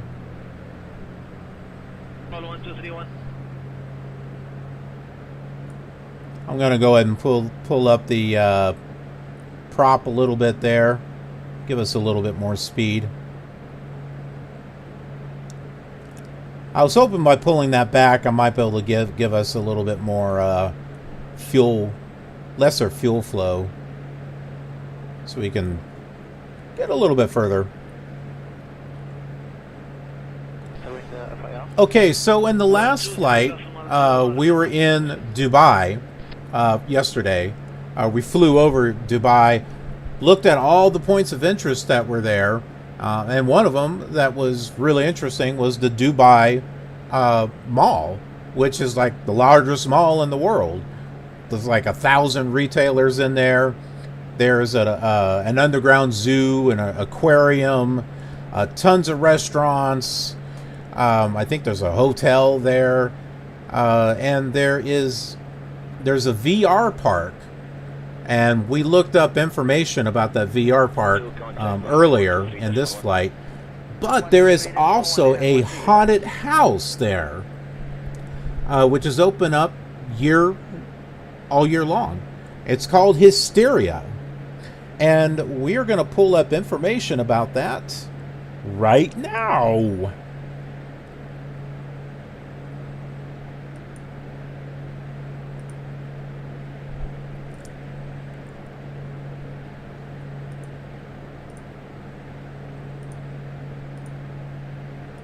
Let's wait for it. So this is Hysteria here. This is their first extreme haunted attraction. So this is what it looks like here. Warning! This haunted attraction may be intense for those with heart problems and young children. You will be scared. Special effects, fog, and strobe lights are used throughout the haunted house. Enter at your own risk. You have been warned. Oh, okay. I thought these arrows would bring up more stuff. So the legend of Hysteria.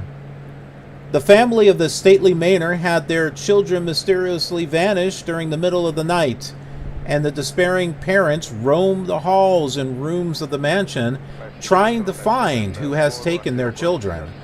They believe you, one of the guests, know where their children have gone. The parents seek revenge on each guest as they pass through the manor doors. Beware, as you may be taken by the family and be taunted by the spirits of the deceased children themselves. Be warned that the parents believe their children are still alive and begun to suffer from hysteria. Meet our residents. You gotta like how these are spelled. Psychomaniac, Maddie Butler, Fifi Sue. Oh, it looks like we got some videos here. Let's take a look at some of these here. Well, hold on. And then there's the Def Leppard song. I was hoping for a mute button so you can't really hear it, but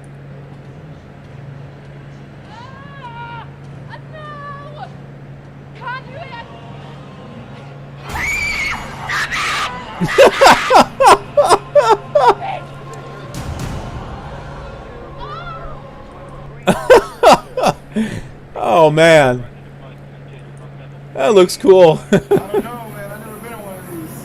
This guy goes on it like once every 2 weeks. Let's see. He's scary. He's too scared. That's why he's gonna lead. I think they changed the jump. That's why he's gonna lead the pack. He's gonna lead the pack of wolves. RSK. RSK. Let's go. Money kicks. Oh, money kicks. Let's do this. I'm excited. We're going.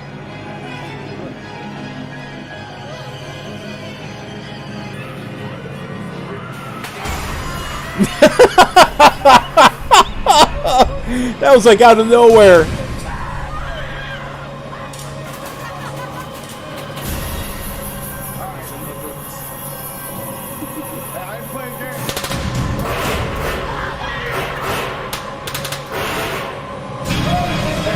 I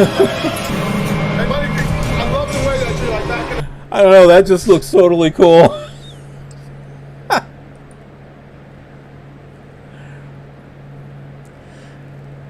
Then they've got some other events.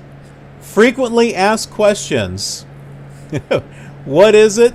What can I expect from the whole experience?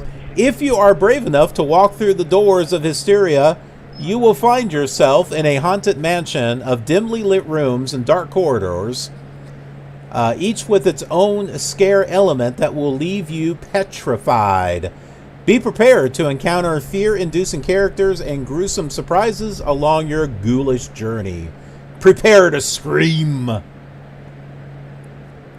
Who is the experience designed for? If you are a thrill seeker, an adrenaline junkie, a horror movie fan, or you simply like to try new experiences, Hysteria is for you.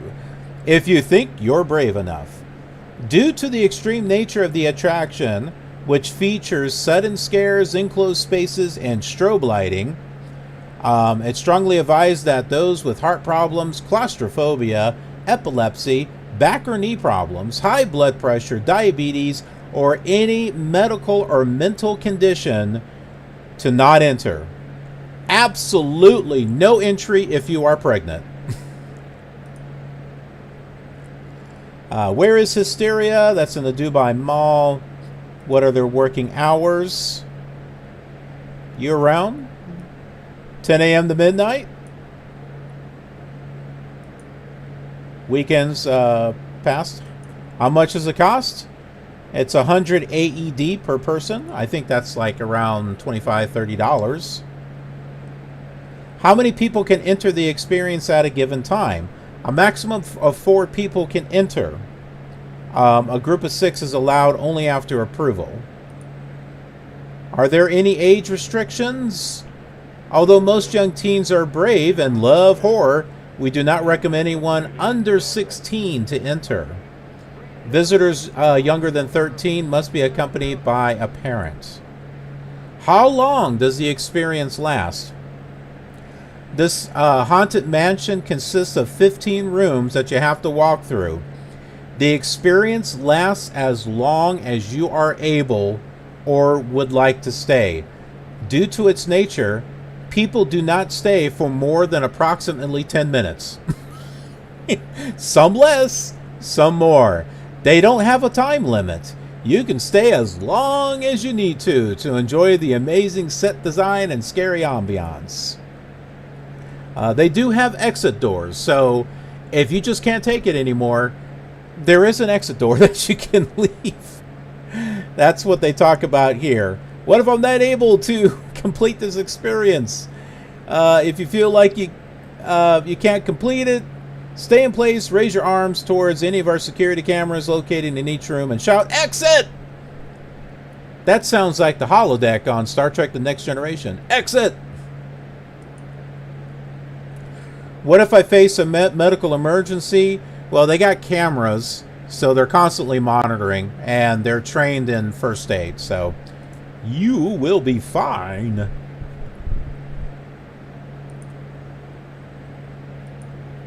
Yeah, so there you go. The Hysteria Haunted House. Dubai. My goodness. It looks like they know how to have a good time.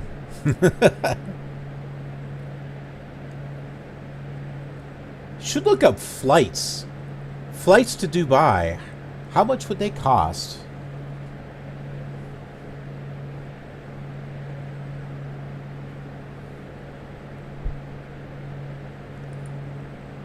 Let's find out.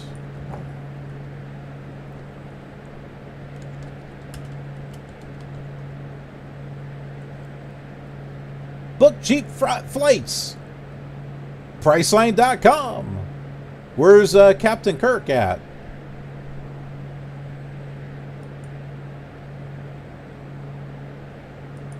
All right, departing from... Where's a good place to depart from?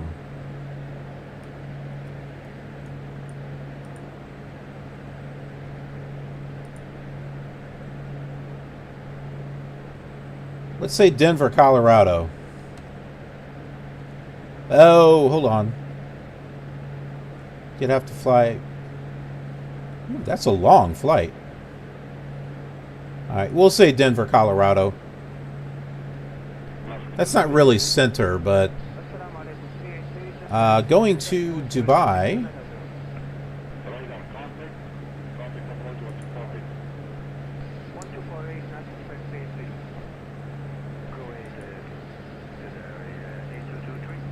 Departing and returning.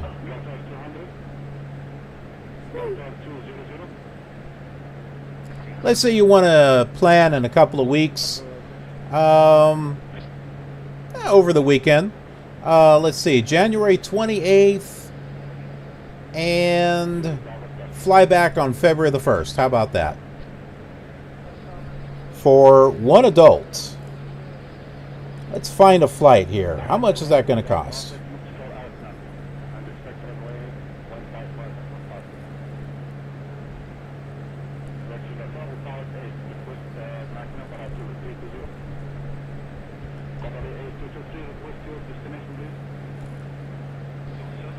Okay, it looks like there's a budget-friendly one for $872 round trip. Carry-on bag and advanced seat selection included. I don't know what airline that is, though. Oh, wait a minute. Alaska, British Airways, American Airlines, Air Canada, and United Airlines. Morning takeoff. How long would it take to get there?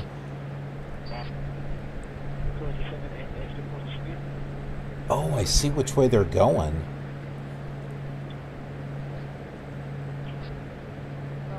It looks like it's like a 10-hour flight is what it looks like. With Delta, it's $1,122.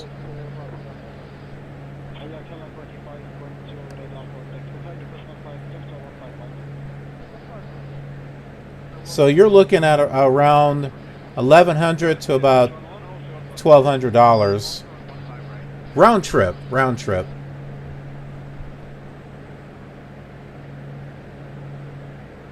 But you know what? I bet you that would be an experience of a lifetime, something that you would not forget.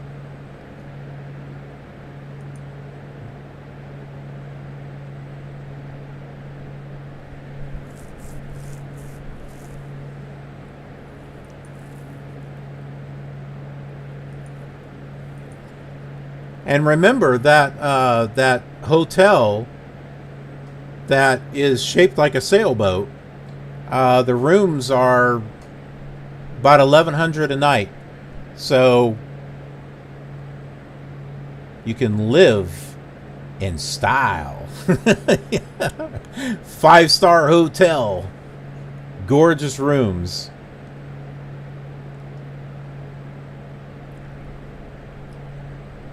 Oh, look at this. Searching for a place to stay. Great deals on hotels, resorts, and private homes. That's interesting.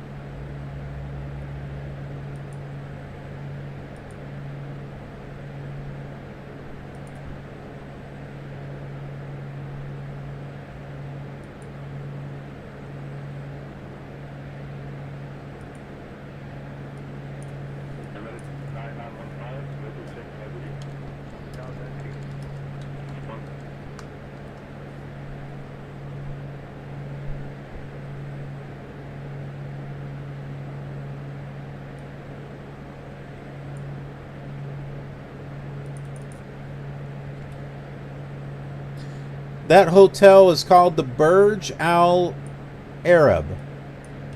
The one that looks like a sailboat. And we looked at that yesterday when we were flying into Dubai and landing at the Abu Dhabi International Airport.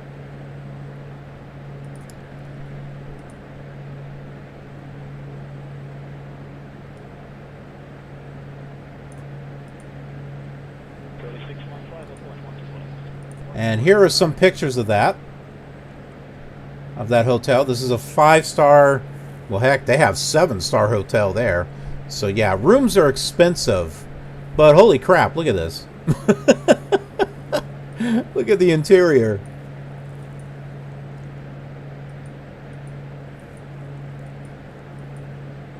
Look at this.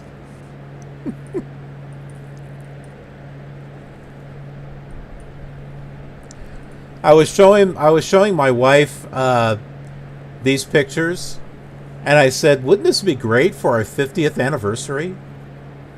We're celebrating 20 this year. But yeah, 50 years. I guess we better start saving up now. But my goodness, I'll be 80 years old by that time.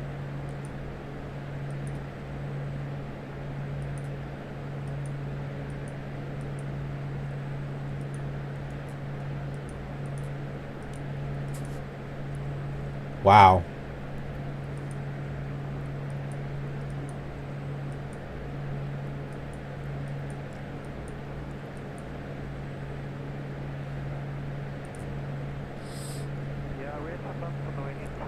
Yeah, Al, it is almost as good as a Motel 6. That's my choice of stay whenever I do a road trip. It's a Motel 6. Because you know what? If I'm doing a traveling on the road, I only need a place to just sleep the night. You know what I mean? I don't need something fancy. So, a Motel 6 works out great.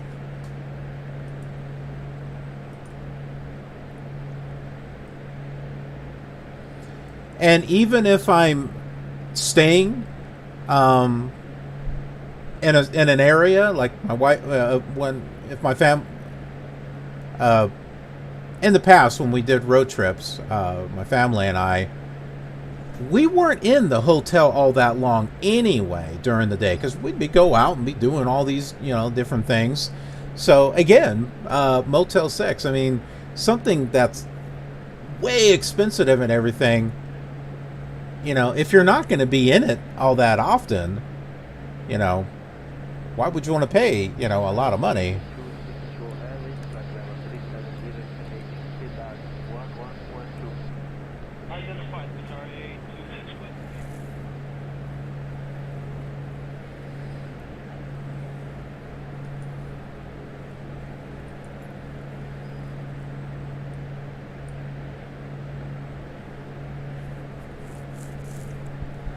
Okay, so we are 106 miles from our next waypoint, which is Cha Bahar.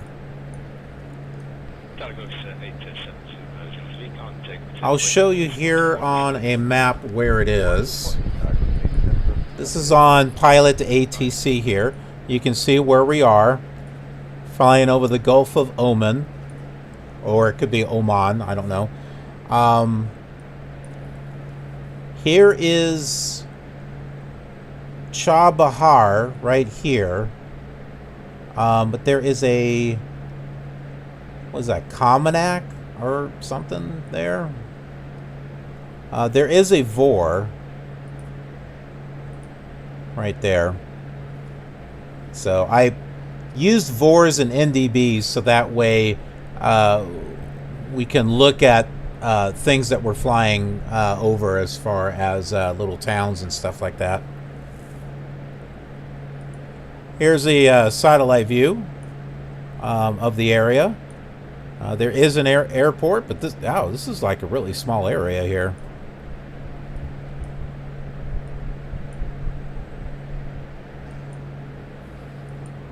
We got street view here as well.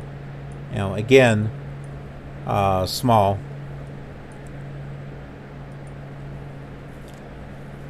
Yep, and so we have ATC and everything with Pilot to ATC. I have a lot of text-to-speech voices installed, so it'll give us some nice variety throughout the flight.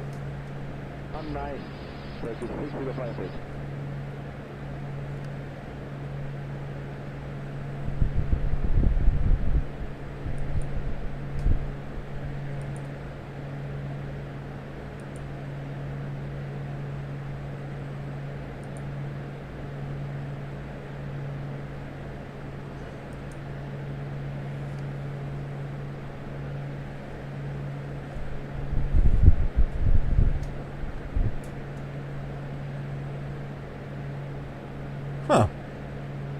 I'm getting warm air from my fan here. That's weird.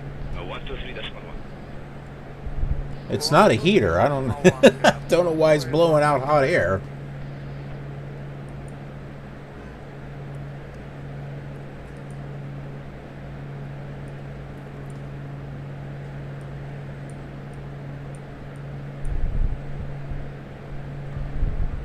So I'm going to go ahead and look up information on Cha Bahar so we can find out what that place is all about.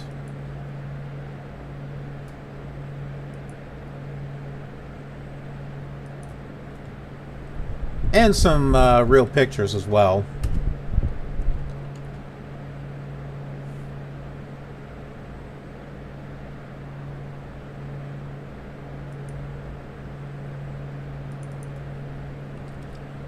We're 96 miles from it.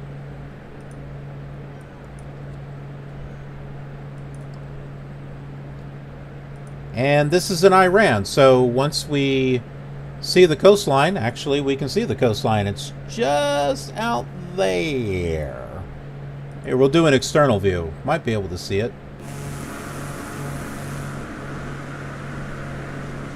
Barely. See it right out there.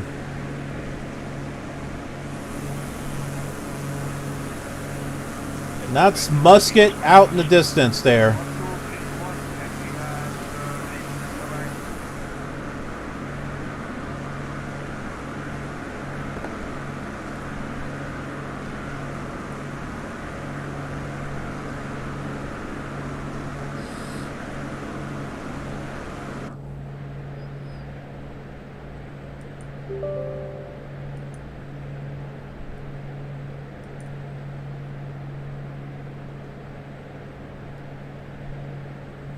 Checking the temperatures on the computer.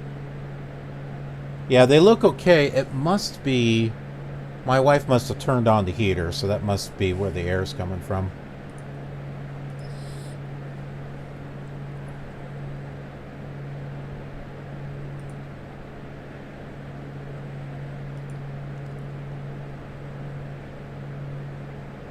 Okay, so Chabahar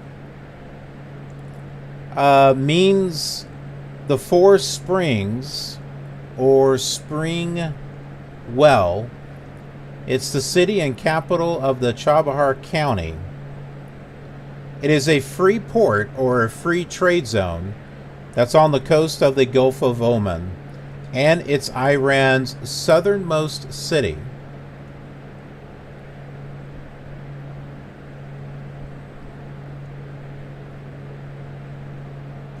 Due to its free trade zone status, the city has increased in significance in international trade.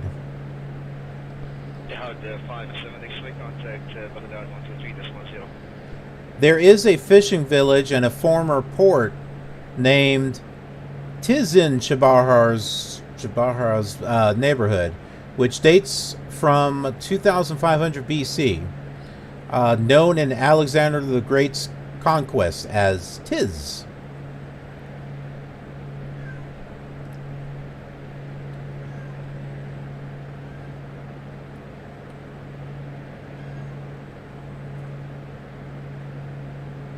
Call 1231.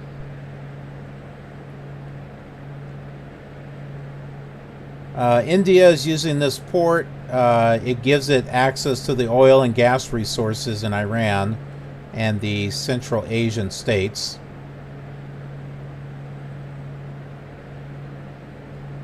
There is a railway line there.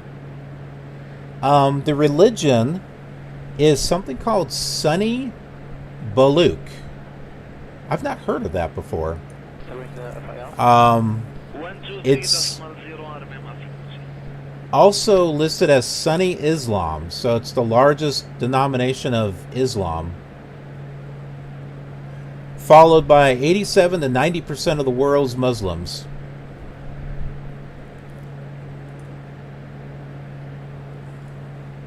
The climate is hot, humid weather in the summer and warm weather in the winter.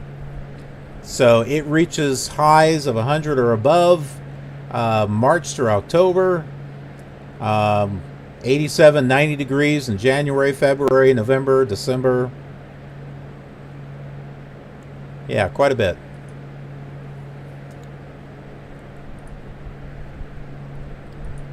And here are some pictures of that little town, village, that's right over there where... Mooney 13 Foxtrot, contact Tehran Center on 120.3. Have a good morning. Center on 120.3, Mooney 13 Foxtrot.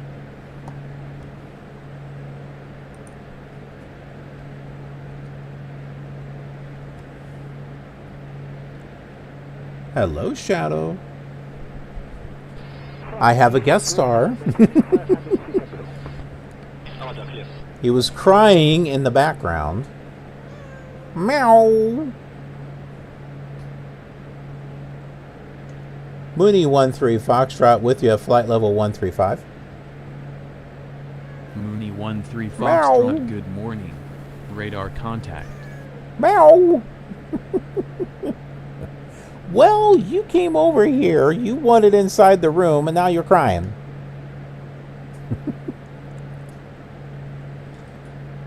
So here are some more pictures here. See, Shadow, look at the pictures. Take a look at the pictures. Isn't that interesting? Ooh, look at all this orange right here. Ooh. That's an interesting photograph there. Yeah? Well, I think so. What do you think?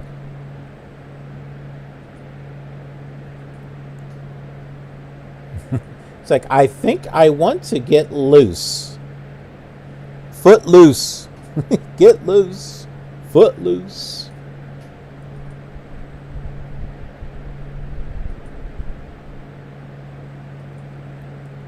That's a lot of boats.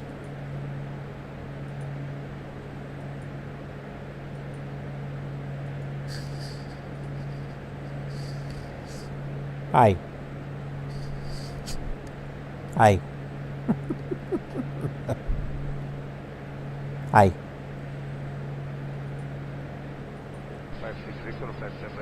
Chabahar Port. Meow. Meow.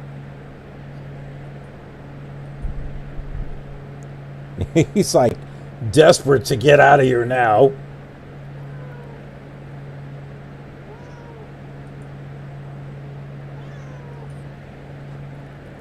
All right. Oh my, you're getting upset now. Ow! Well, come over here. Go sit down in the chair behind me. There you go.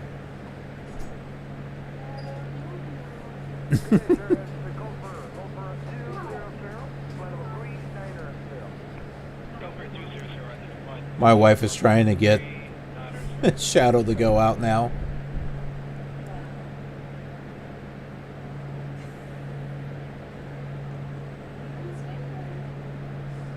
Oh, he's coming. He went to the door.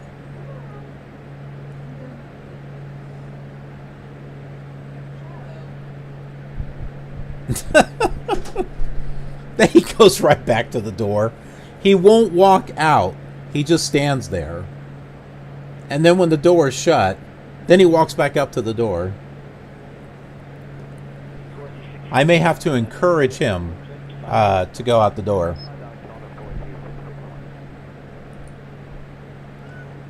We are 71 miles from Chabahar.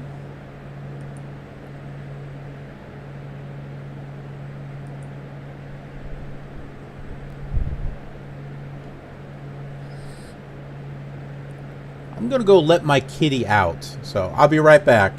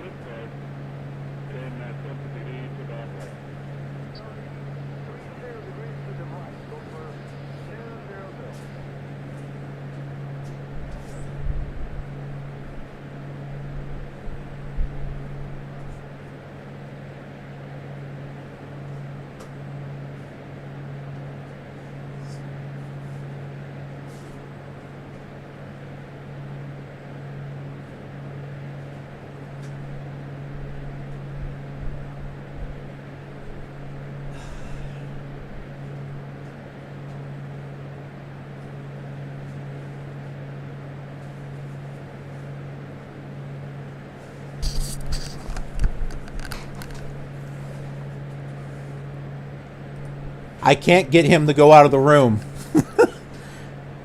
Every time I try to get him to go to the door, he just runs the other way and then goes hide and hides underneath a table and then looks at me.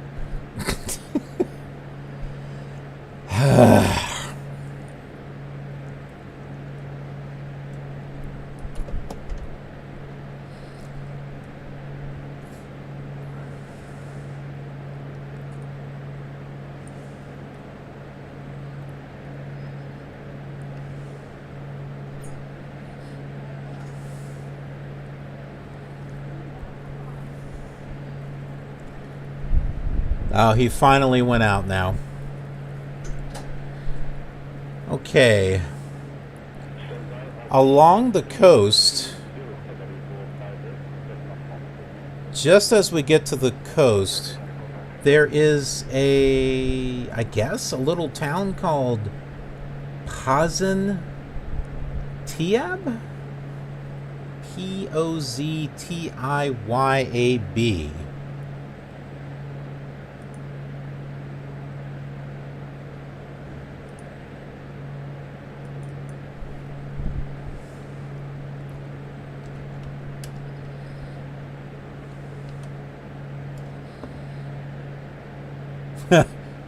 Well, I don't think that's it.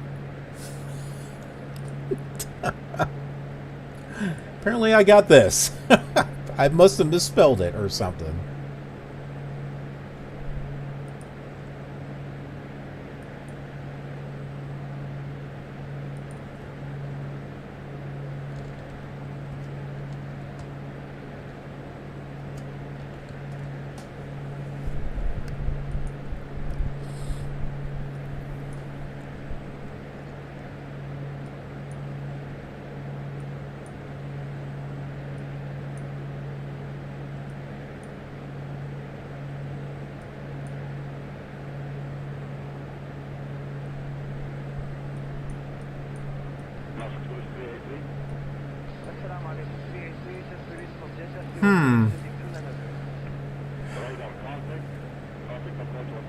Oh, that's Microsoft Bing. That might explain it. I don't see anything on Bing Maps. There is Konarak, which we'll also fly over before we get to the Chao Bahar.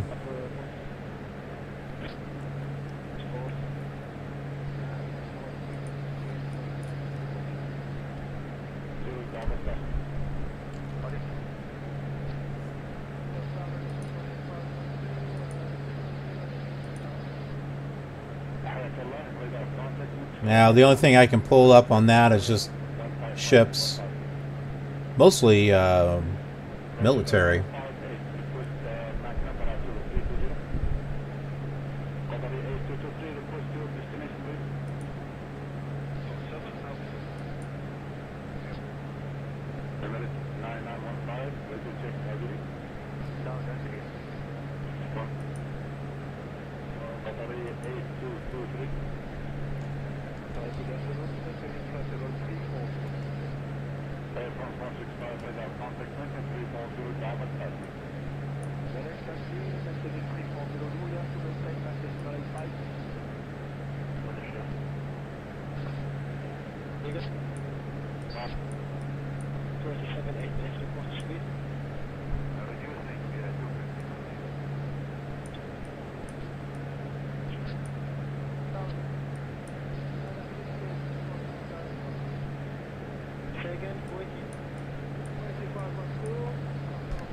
Huh, I did spell it right. Oh, wait a minute. Pozmtiyyab.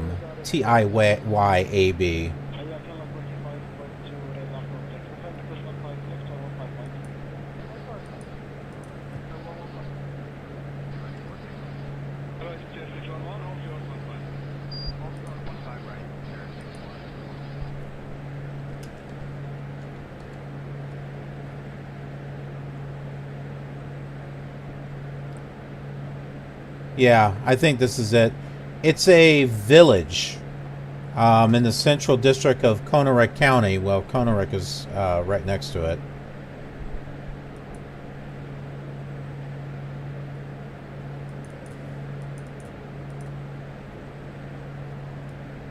It's also Pozim-Tiab, Pozm-E-Tiab. So it's got a few different spellings to it. Not really any information there. Population is 2,040, about 402 families. And that's really all that I could pull up.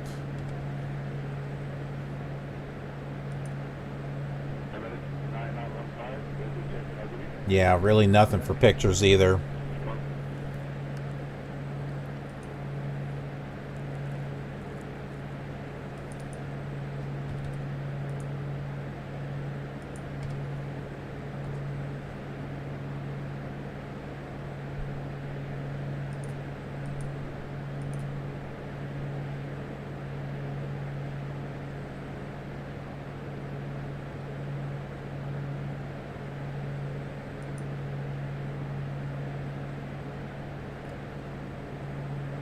I do think I found something in about Conorak, though.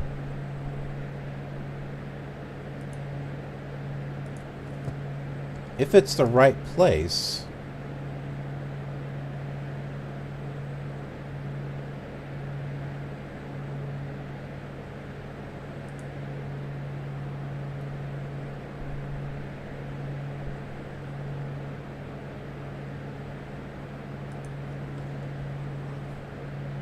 Now, that's still bringing up ships.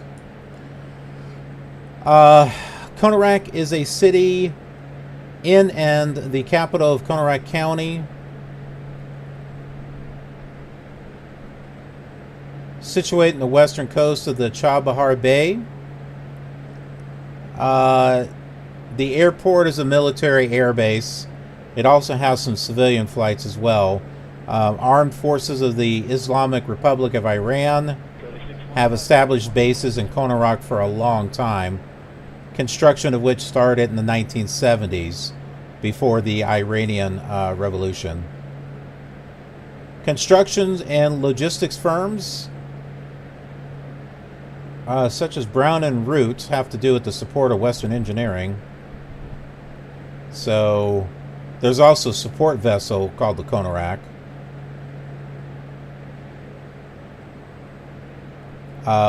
Wow. Unfortunately, the Conorak was destroyed just last year. There was a 2020 accident, apparently.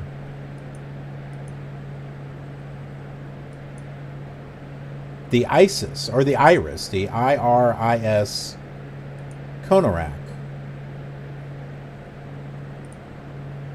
It's a little small, but there's the ship. So yeah, just recently there was a boating accident. Let's see what happened here. It was friendly fire. On May 10th last year, the ship was struck by a Noor missile fired from the Iranian frigate. Official Iranian TV initially reported 1 fatality in the incident, but it was later revised to 19 killed, 15 injured. The Conorak was involved as a tender setting out targets for target practice for missiles from a different ship called the Jamaran. And the Conorak reportedly failed to distance itself sufficiently from the target prior to the launch, and it was struck by a missile.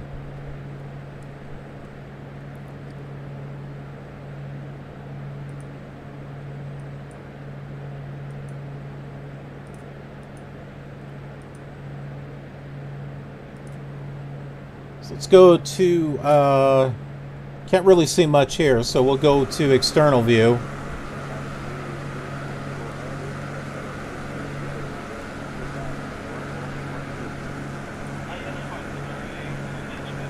Chabahar Bay is this right here. Wait. No, it's not. It's this right here. That's Chabahar Bay. And Chabahar is like pretty much all around this bay right here. The Pazim Tiab is like right here.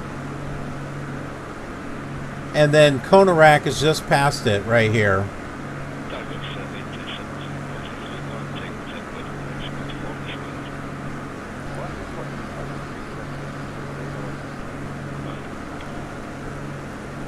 Alina, Korea. Ja.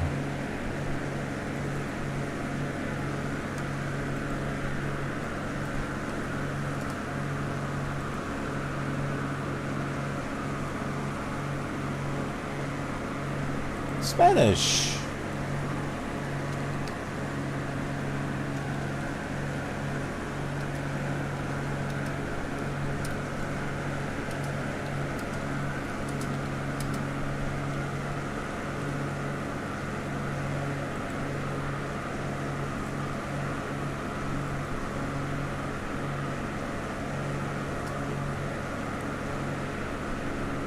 There we go.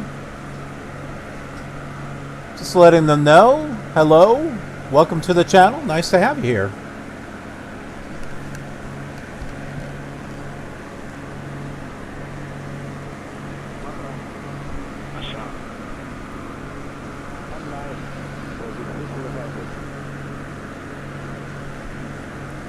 Bienvenidos.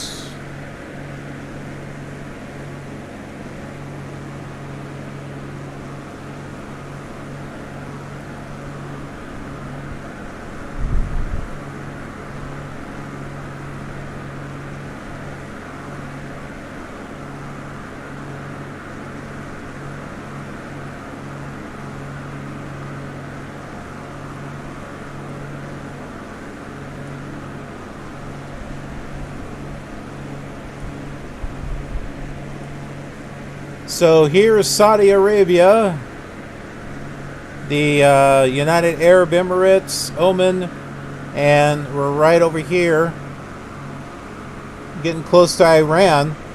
Won't take us long to cross over into Pakistan here, but you can see that we're coming up right on the edge of Afghanistan. But don't worry, we'll backtrack a little bit.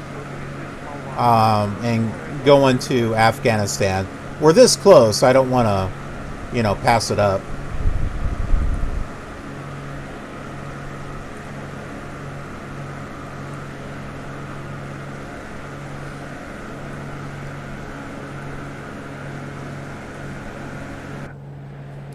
And for those of you who are new to the channel, I hope you'll consider following on Twitch, as well as subscribing over on Killer TV on YouTube. I do more than just Flight Simulator 2020. I also do X-Plane 11, P3D. I'm actually considering on getting P3D version 5. I have 4.5, but it's installed on Windows 7. I have a dual boot machine. And I'd like to have P3D installed here on Windows 10, so it can have access to all the text-to-speech voices and stuff that I have. So I am considering on getting that. Plus, I can use my PMDG planes and stuff on that. I'm still going to keep 4.5. I'm just going to keep that over on Windows 7. Why do I have it over there? Well, it was having problems trying to work correctly on Windows 10. It worked for the most part, but then until it didn't. So that's why I installed it over there. But I also do the older simulators as well. So going all the way back to X-Plane 5, going all the way back to Microsoft Flight Simulator 1. Yeah, you can see all that here on Twitch. As well as plenty of videos over there on Killer TV. And it's not just default flying. I use add-ons, custom content. I try to push those old simulators about as far as I can push them and try to get an experience out of them that I didn't do before. Some of those simulators I had never touched before, and some I did, but I didn't have the number of add-ons for them like I do now. So if you like flight simulation and you like to see the old ones, this is a great place to be, so you can see all that.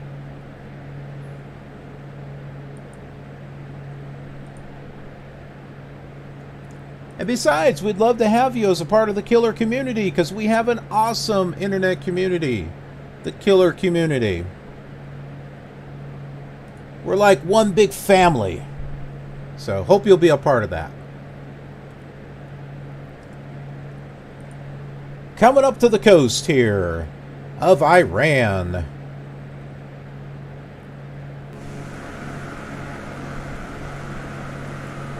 This is the Chabahar Bay right there.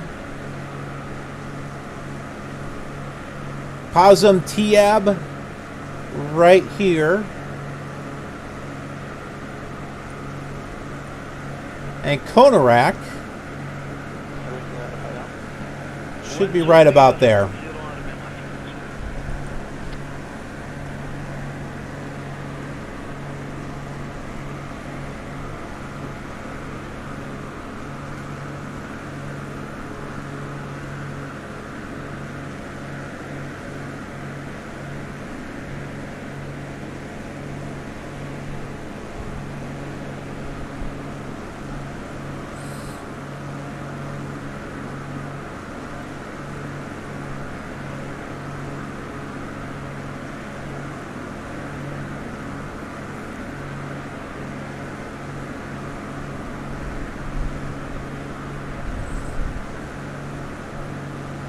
I see what looks like a dock or something right here.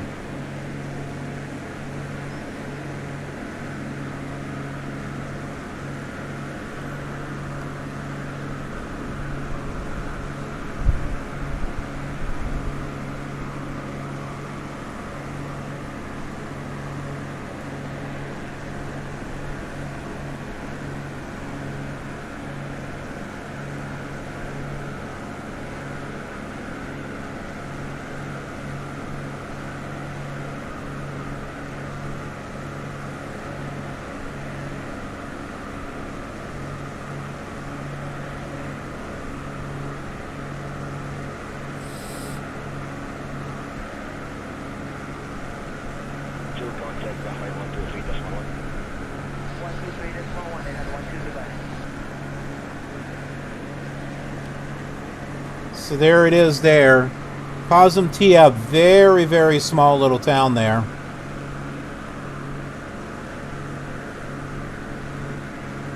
There's the air base. And this is Kunarak, right along here.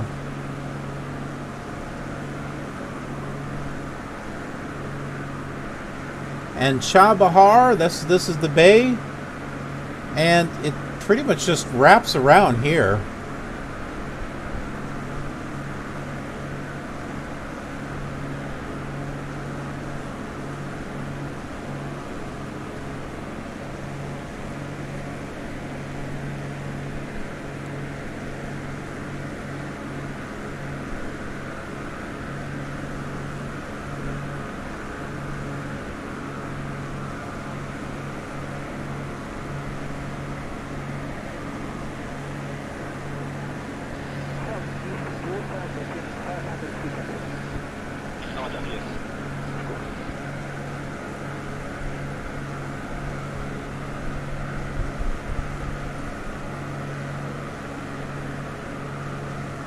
Chabahar is mainly over here in this corner.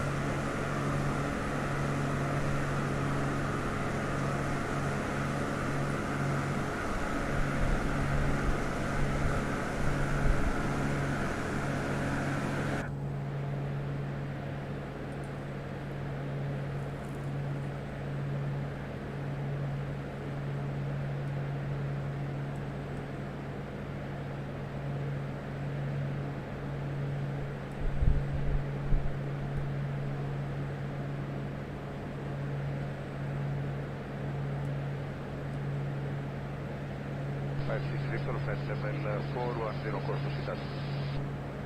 Delta 25 crashing. Wait on the contact. Maintain flight level 410.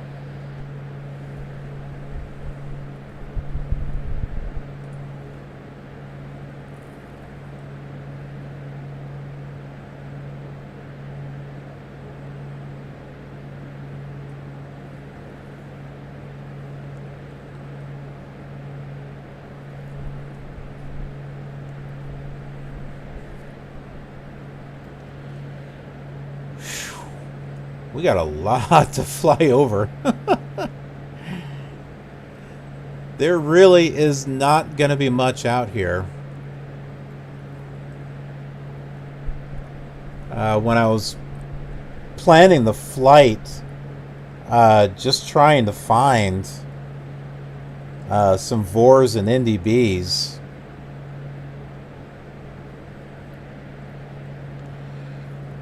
There's quite a bit of distance in between them.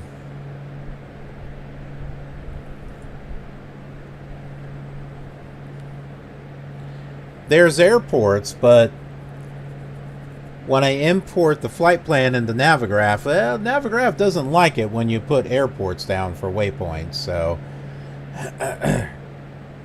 had to try to find the closest VORs and NDBs that I could.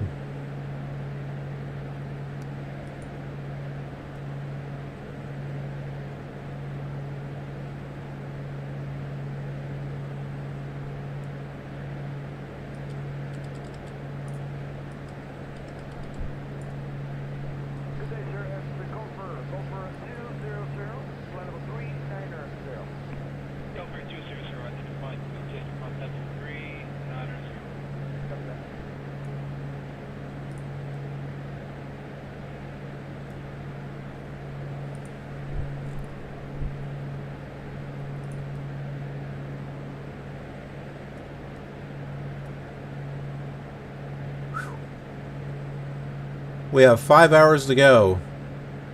My goodness, I have the munchies.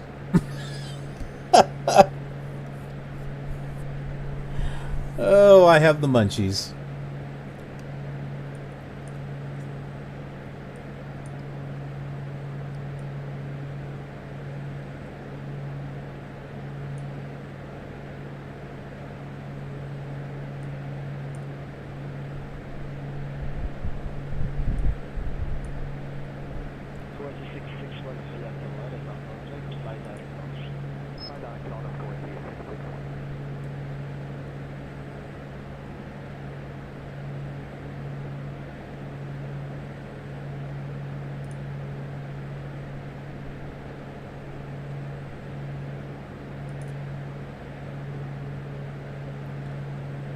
And so far, from what I've been able to tell, the stream has been very smooth. No issues at all. I just installed a new modem today.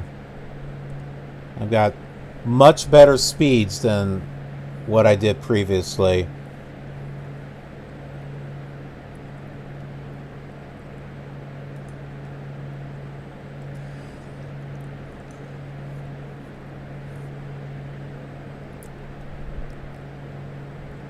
And it's capable of even better speeds if I update my internet plan. I'm already paying like $82. It's crazy.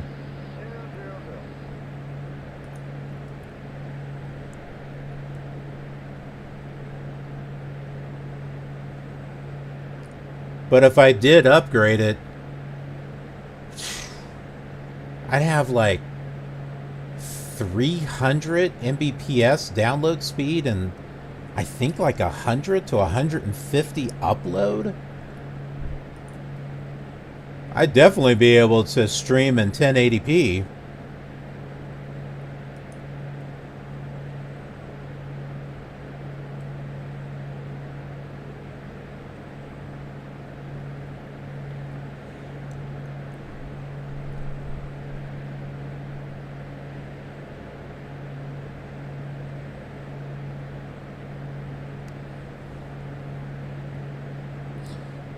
Matey has changing his flight now from ZBAA to RJTC. Beijing to Japan in the TBM 930.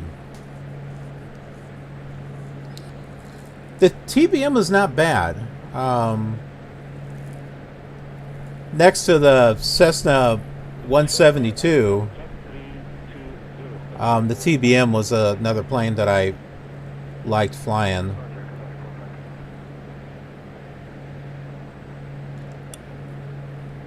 I wish the 152 had autopilot in it. But I've been able to make do without it. What I like about the 152 is it's like bare bones basic. It takes me right back to old Flight Simulator 2. Except it doesn't have DME, which is kind of an important thing if you're tuning in VOR radios.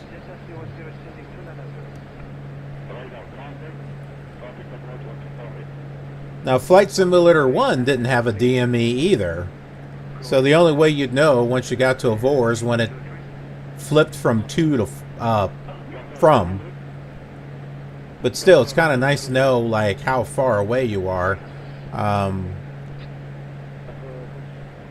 Shoot, I think it only had, yeah, it only had one nav radio, I think.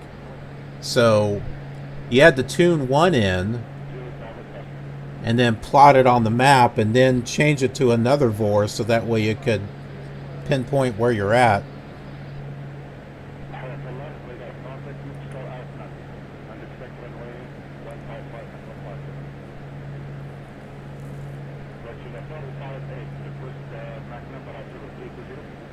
Beijing. Yeah, you're probably right there, matey, about the 152 without an autopilot. I mean, Flight Sim 1 and 2 didn't have an autopilot, so I guess you could say the 152, old school, you know, takes you back to the old Flight Sim days before there was autopilot. But Beijing, I think so.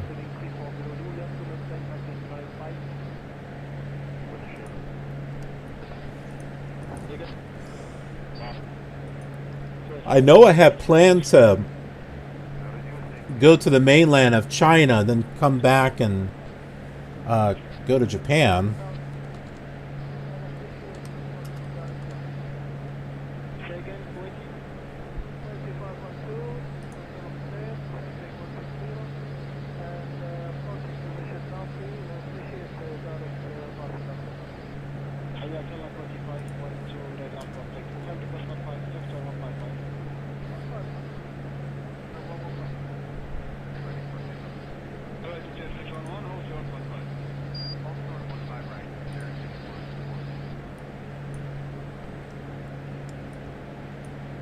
Oh yeah, we'll be going to Beijing.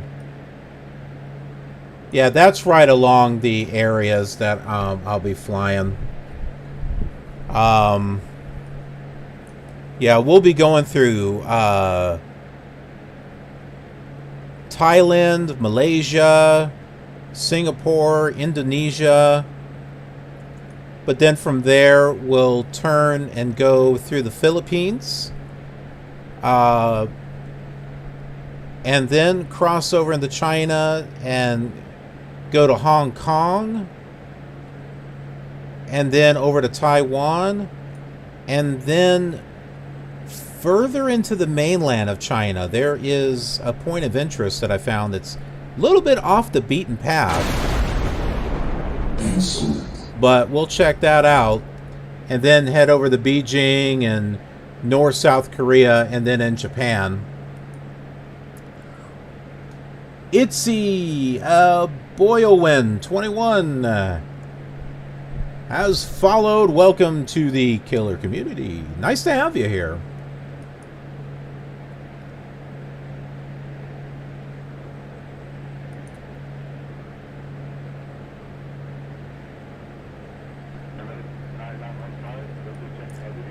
Well, let me give you all an idea of how we're going to be flying here.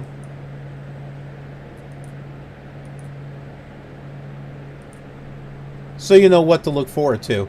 Last night I was actually working out the flight plans on like the next 6 flights. So I have a little bit of an idea of where we're headed. So we're heading over here to Islamabad here in Pakistan. Tomorrow we're going to backtrack and come over here to Kabul, Afghanistan. And remember, we're going to look up information of all these places that we're going to be flying to. And then we'll be... There's a few points of interest here in India that we'll be taking a look at, like the Taj Mahal and other stuff. So we'll be going through and checking all that out. And then we're going to be flying down here over to Myanmar. There's a little point of interest here. Then flying over the Gulf, and we'll be looking at a few more things, but basically coming down the coast here and over here to Sri Lanka. And what I like about that is I have this for Flight Simulator 98, and there's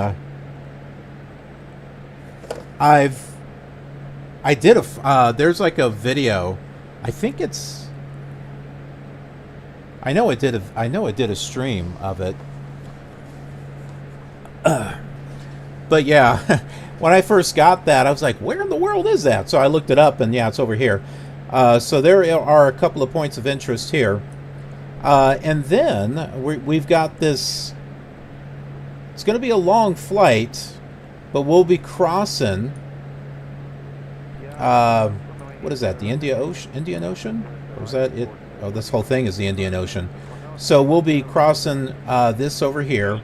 We'll be landing at an airport right on these little islands right here. That's it, Port Blair. And then we'll be coming back over here. There's a few points of interest over here. We're basically flying this way and over, and then coming back around and landing at Bangkok. And then that's where we'll... Oh, there's got to be something here at Ho Chi Minh City and Saigon. I might have to adjust my flight plan a little bit, because this seems like a place that we should probably visit. So I might add an extra flight plan in there, so we can go through Cambodia and Vietnam, and maybe come back around like this to Bangkok, so we can go through Laos. But then we'll be going through Thailand, Malaysia, Singapore, coming through here, and we'll go up here to Indonesia and the Philippines, which I just recently did a flight in the Philippines from Cebu to Manila. That was on X-Plane 11. And then Taiwan, and where are you at? Hong Kong. Here it is, Hong Kong, right over here. Of course, something else that I could do too is we could go to the Philippines, and then I could cross over here to Vietnam and then come up along the coast. I might do that instead, because then we can come over here to Hong Kong, cross over to Taiwan.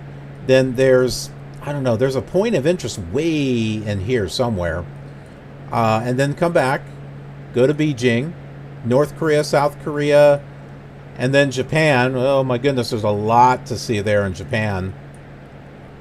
And then we'll be coming up here through Russia, just as part of it, coming across into Alaska, down into Canada, and into the United States, but not just through like this part of it here. Back up around this way. And we'll cross this into Greenland, Iceland. And then over here to Ireland, United Kingdom. And through some of these countries here. Italy, France, Spain, Portugal. Coming over here to Morocco. And then finally in Algeria, Timbuktu, which is where we started here in Algeria. So that is going to be the Cross the World tour for this particular mini-series. Now, once it's done, I may very well do a follow-up, a sequel to this mini-series. And we'll continue right from Timbuktu, but then we'll be going through all these other countries that we didn't the first time. So we'll be going through the rest of these in Africa and Madagascar.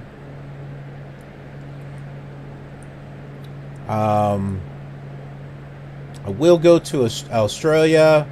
However, I think from here, we'll probably fly over here to South America and come through here, because what I want to do is fly across and go into Antarctica, and then from Antarctica then up here to New Zealand, Australia, Papua New Guinea. I don't know if I'm saying that right.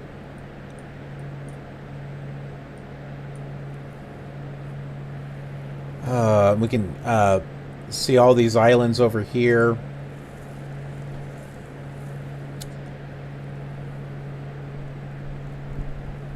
Oh, and there's a whole bunch of stuff over here. Probably what we'll do is we'll come back up this way again. Maybe see a few. There's like all these tiny little countries and stuff around here, so we'll be able to see those coming around. Probably work our way back this way and hitting these countries in here. And then around here and through Turkey and Greece and Romania, going through all these, Denmark, and then working our way up here to Norway, Sweden, Finland, through Russia, and Kazakhstan, Mongolia, and working our way all the way back over here. Probably come back over here to Japan, and then fly to Hawaii. And then over here to the U.S. again, we'll visit the places in the U.S. that we didn't the first time around.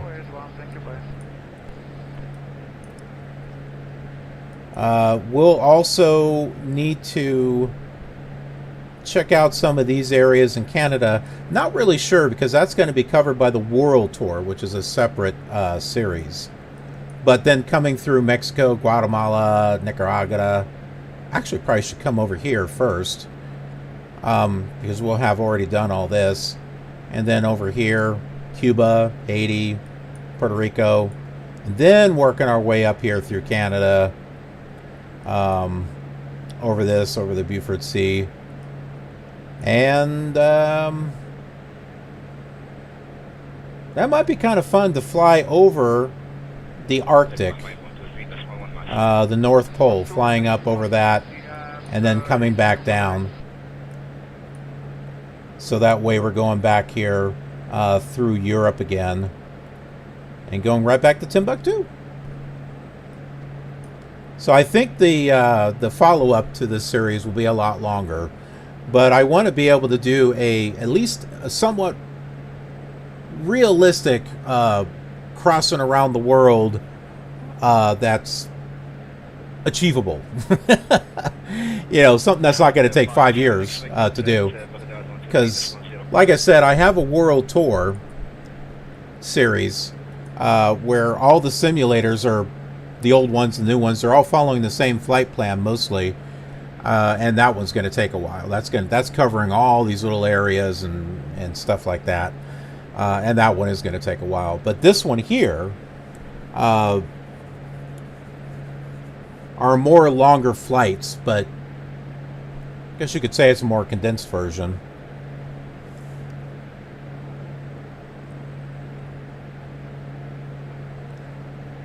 Easy Oboyan 21. Hello, hello. Good to see you. Thanks for following.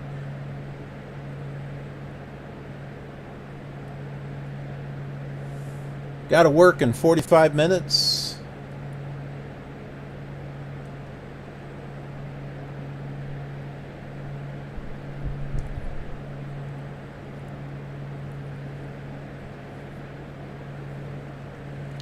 BGBW and ENSB. Well, you know what? I am gonna look those up. 1231.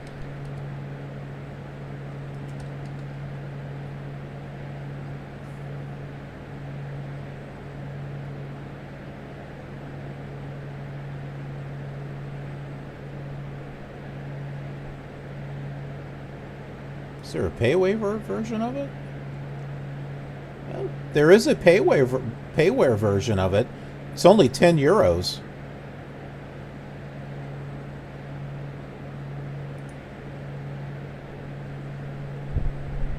It's not that expensive. Here it is here. MXI design. Of course, the free one may look just as good too.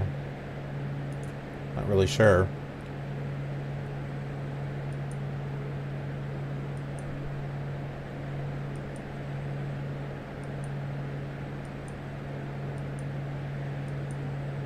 Oh, okay, it's repeated itself. Yeah, so there is that. I did find the free one too. Let me look at that.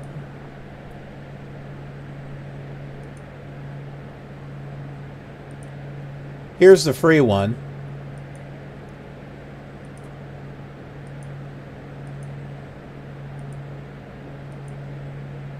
Ooh, look at this. The yellow lights, the blue green, that's kind of neat. Oh, what's this little red? I kind of like that. That's kind of cool. Following the FIR. 123.0 RMM.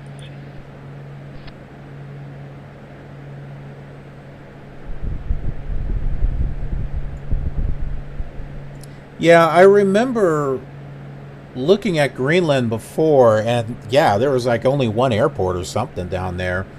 Because, like, what, North Greenland is what? It's just a barren ice, right? Not much to see. 123.1, it had 120 back. Let me look up this other airport that you talked about too. ENSB. Oh, that was ENSB that I looked up. What I showed you was ENSB. BGBW, that's the one that I didn't look up.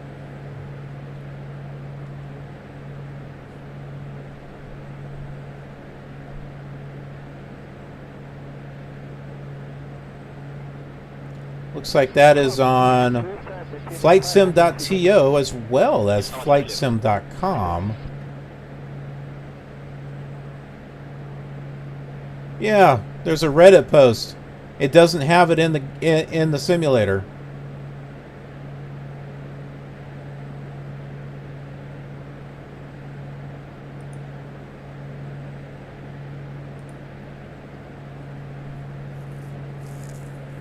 Okay, no, it's not on flightsim.com. I just found a forum post. They're like, is it just me? Or did they exclude the Narsarsuaq Airport, Greenland? This airport is used to ferry planes across the North Atlantic and, of course, used by airliners if you want to get to Greenland.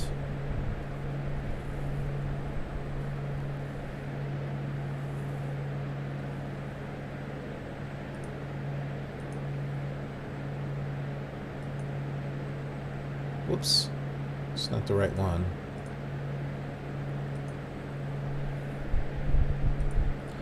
Okay, here's some pictures from that airport. The one that's missing. Look at this. Whoa, that's pretty.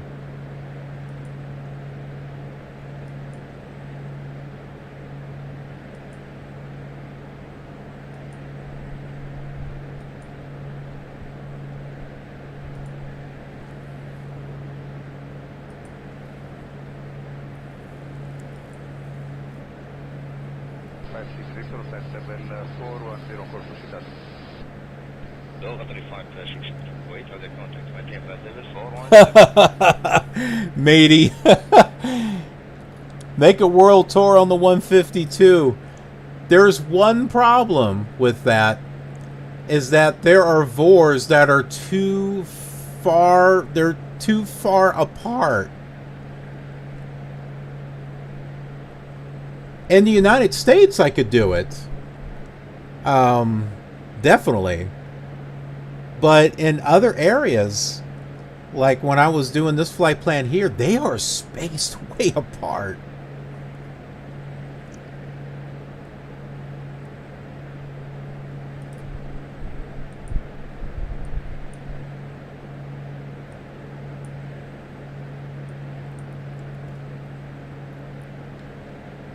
So, for example, I mean, we're still in Iran, but the next waypoint that we got is Dalbandin, and that's in Afghanistan. It's just an NDB that I was able to find, Delta Bravo. It is 216 miles away from where we are right now.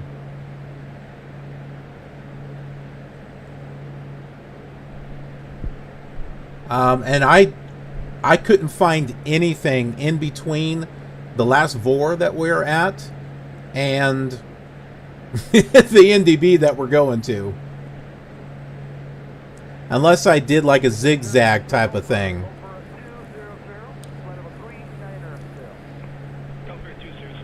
Now, yeah, you could probably use a map and kind of, you know, draw out a vector or something like that, but adjust your course with visual references and cues and mountains, lakes, stuff like that.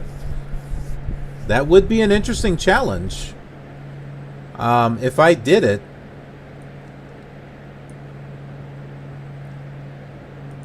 I'd have to do it in such a way where I couldn't see this. On 126.5. Enjoy your morning. Because if I saw that, that kind of takes away from the thing. Center on 126.5, Mooney 13 Foxtrot. East Center. That's it. I guess it doesn't have any other name except for East Center.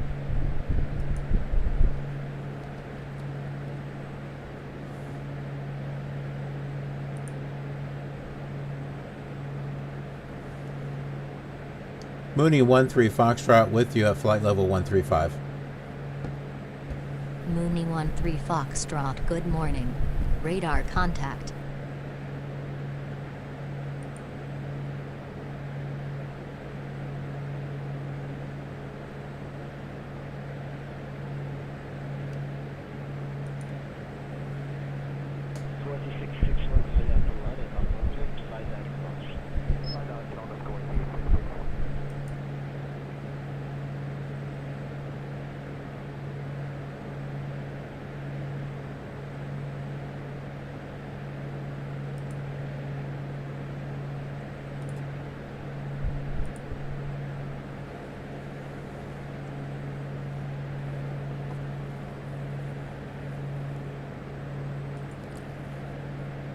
That would definitely be a fun challenge, though.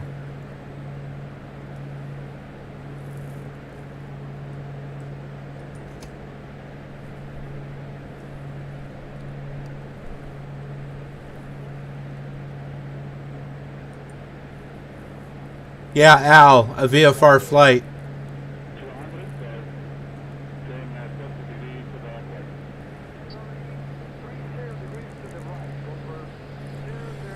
Oh, but holy crap, a 152?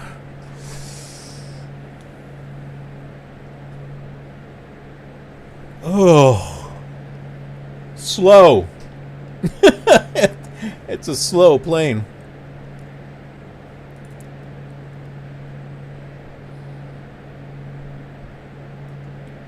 If I could get a 172 that doesn't have the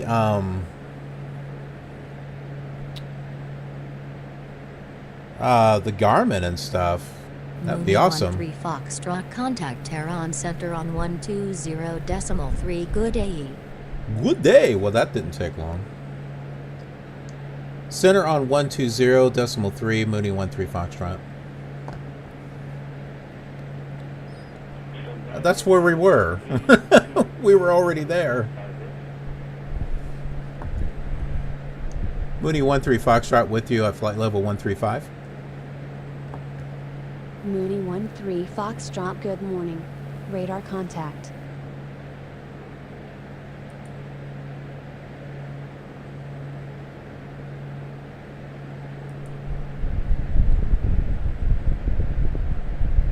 Look up the Biryat 11 airplane. I'll do that. Let's take a look at that.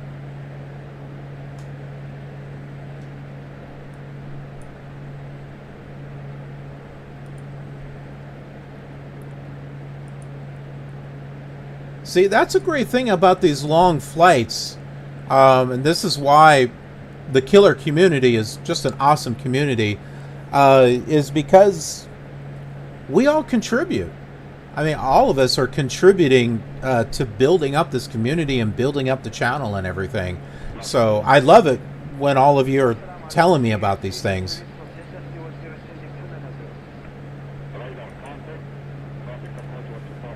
And I can share my experiences with you in regards to all these different flight simulators that I'm flying.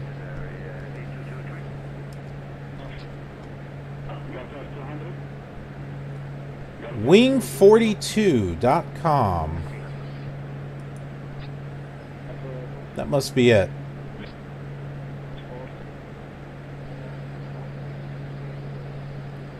Whoa, I don't know about doing a world tour on that. Holy smokes. Let me get a bigger picture there.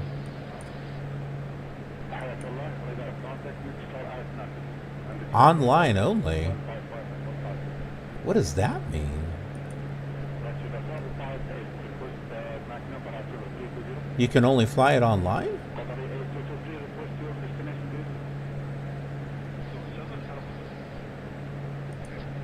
This is it right here. It would take 10 years to actually fly around the world with this thing. I was trying to get a bigger picture of this thing, but I didn't see an option to do that. I just can't click it and make it bigger. Yeah, look at this.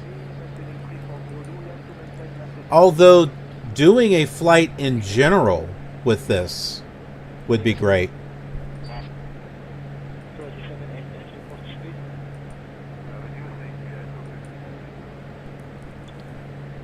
How much do you think it would cost to put together a plane like this? And the question is, would you fly it? And for that matter, do you have to have a pilot's license for something like this? I guess you would have to have one, period, but oh, look, bicycle wheels.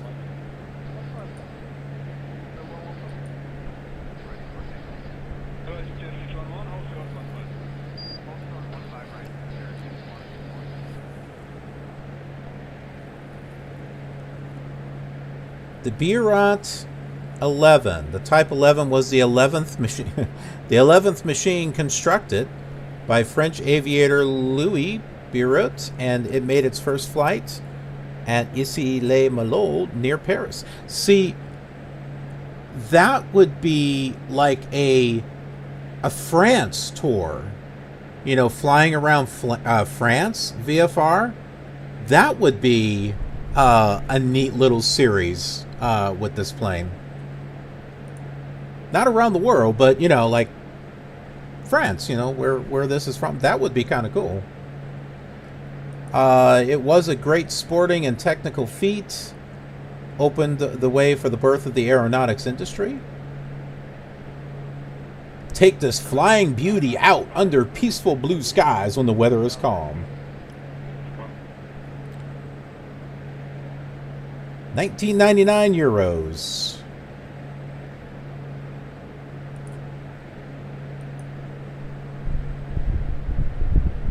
It says top speed of 40 miles per hour. I can run faster than that. No, I can't.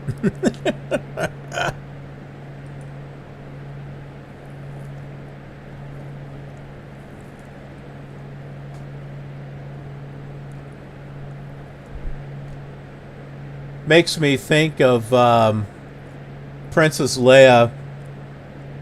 Han Solo couldn't get the Millennium Falcon started, and she's like, would it help if I got out and pushed? It might.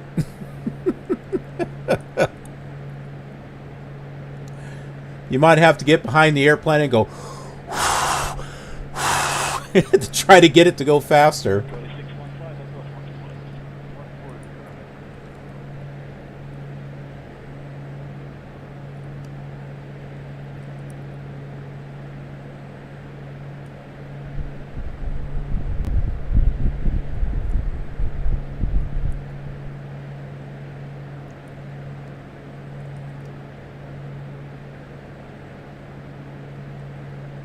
Curtis Pusher.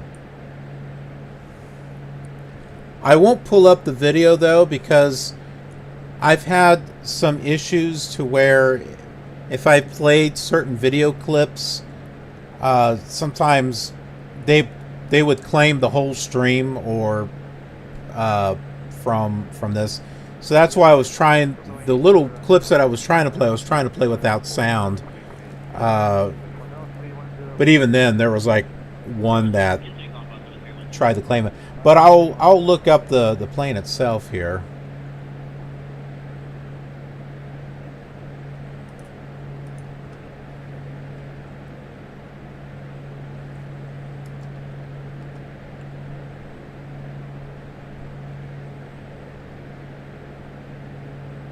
Ah, okay.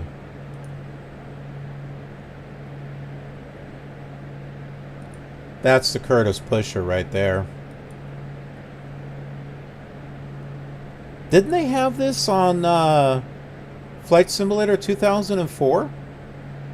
Or maybe I'm thinking of the Wright brothers plane.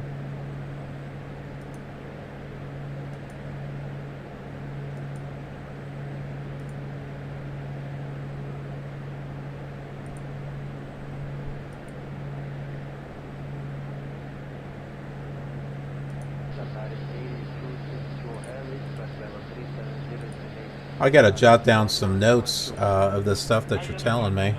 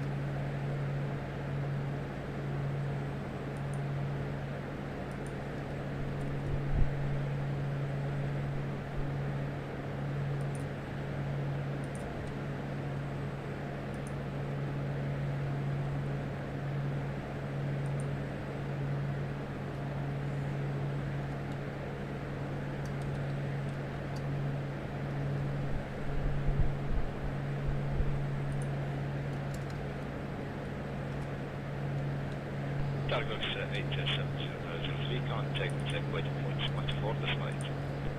What is for Targos 870, Saturday, bye-bye. Right.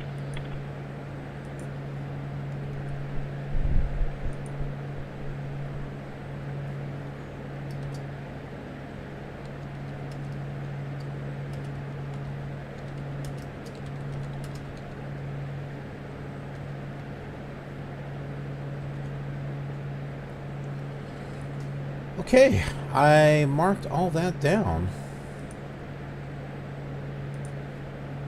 I need to mark down Neofly too. I know I did before. I've been wanting to check it out. I just got all these other projects that I'm working on.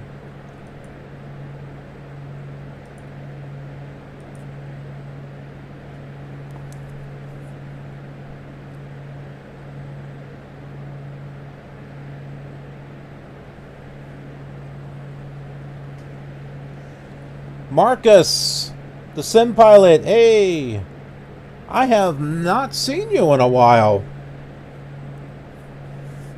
How you doing, man?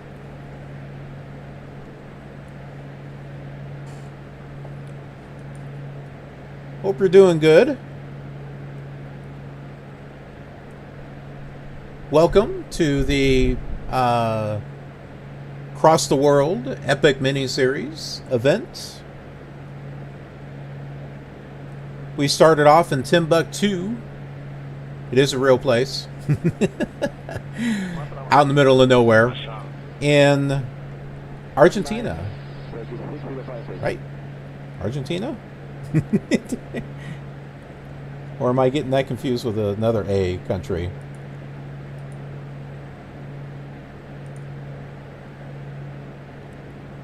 No. Algeria. Sorry. See, I knew I was going to get confused.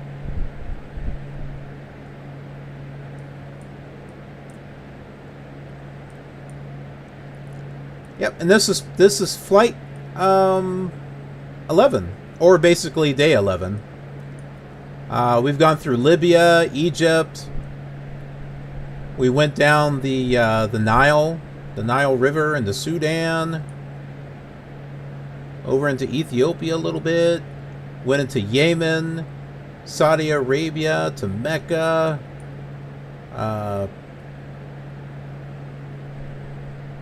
Did we cross into Jordan? I think we crossed into Jordan, Israel, Lebanon, Syria, Iraq, Kuwait. Yesterday, we went to Riyadh, the capital of Saudi Arabia. At least we flew over it. And went to Al Dhabi. We flew over Dubai and looked at and we're looking at all the points of interest along the way. And then today we left the United Arab Emirates. We flew on the edge there of Oman. Crossed the Gulf of Oman, and we're in Iran, the very southern tip of Iran. Our next waypoint is like not for another 164 miles, but not sure how far away the border of Pakistan is. It's not too far away. But we'll be crossing into Pakistan, and that is where Dal Bandon is at. That's our next waypoint. It's a bit of a flight today.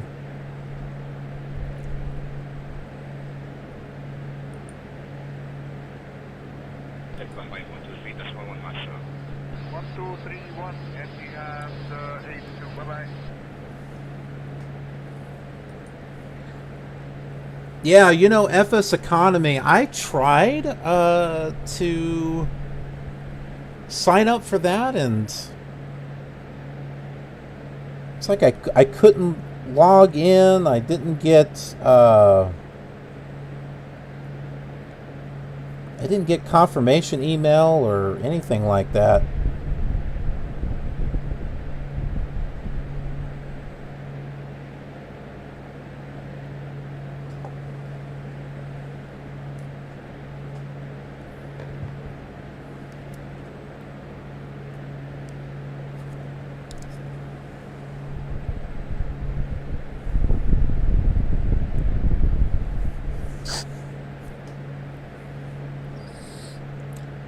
And it's kind of hard to invest in stuff like that, especially when I'm trying to do a lot of streams and a lot of videos and stuff. You had 5-7 X-ray contact with the down 123.0.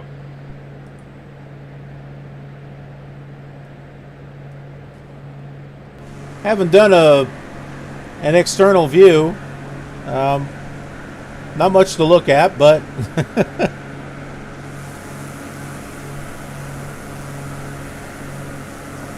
well, there's something. What used to be a river, maybe.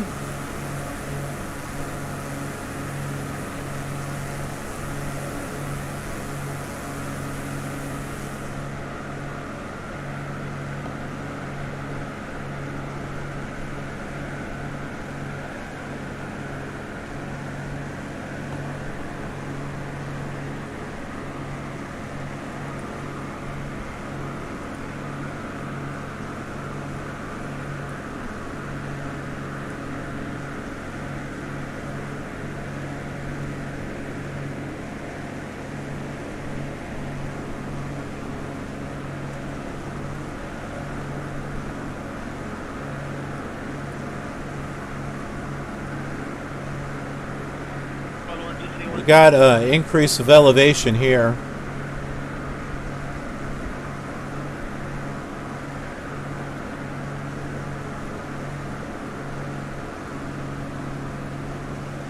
Well, if we had to make an emergency landing, I don't think we'd have a problem landing on this. But it would be a long walk to town or to a village. And you all remember how hot it is in this area, right? A lot of these places are over 100 degrees. And sometimes all throughout the year.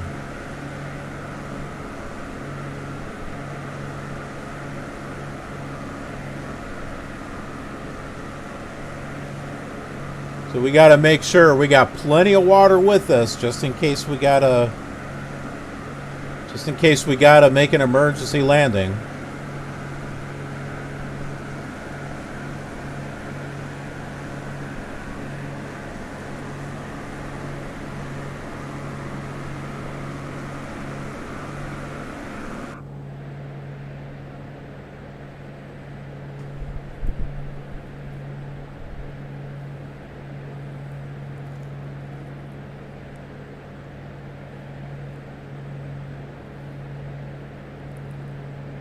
Yeah, you're right, Al. It was kind of like that. I do remember something like that. I think I missed a step or something.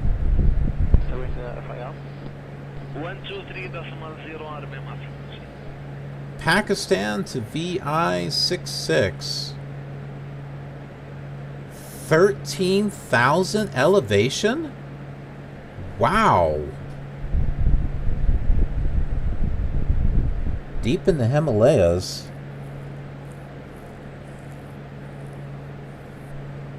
Yeah, let me see. I can look that up on Navigraph. Try to get an idea where it's at. Is that Victor 166 or Victor India? I'll try both. Well, it must be 166. Oh, it didn't come up that way either. Victor India. That's not coming up on Navigraph.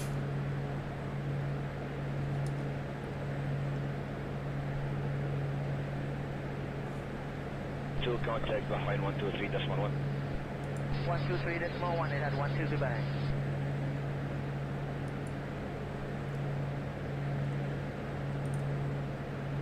I'll check on a regular map here.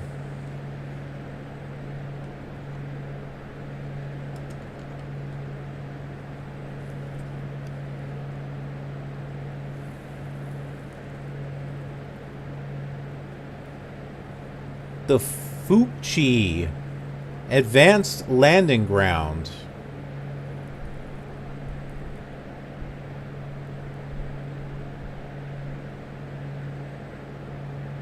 Built shortly after the 1962 Sino-Indian War.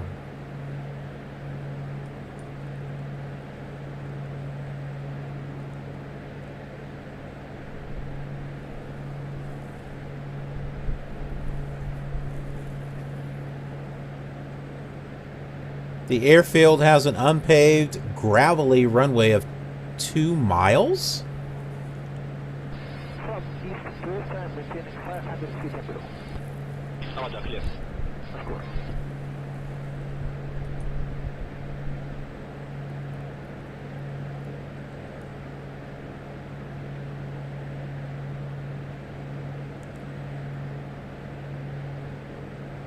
It's an Air Force base. That's why it's not on Navigraph.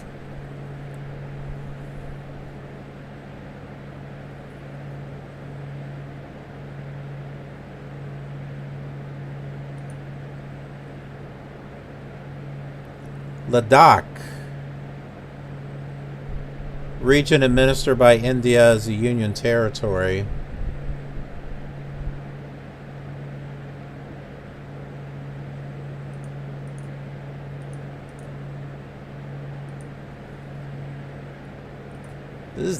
This is the scenery over in that area. Wow.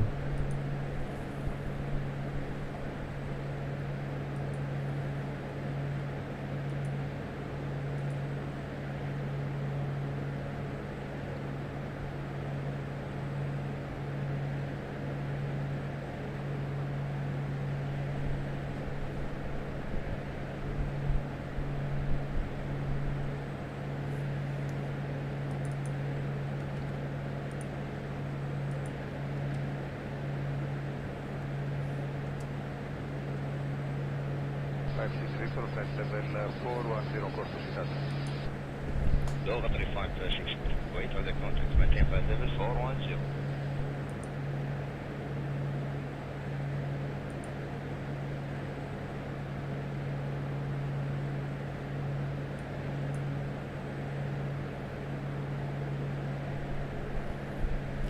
Okay, I see where it's at.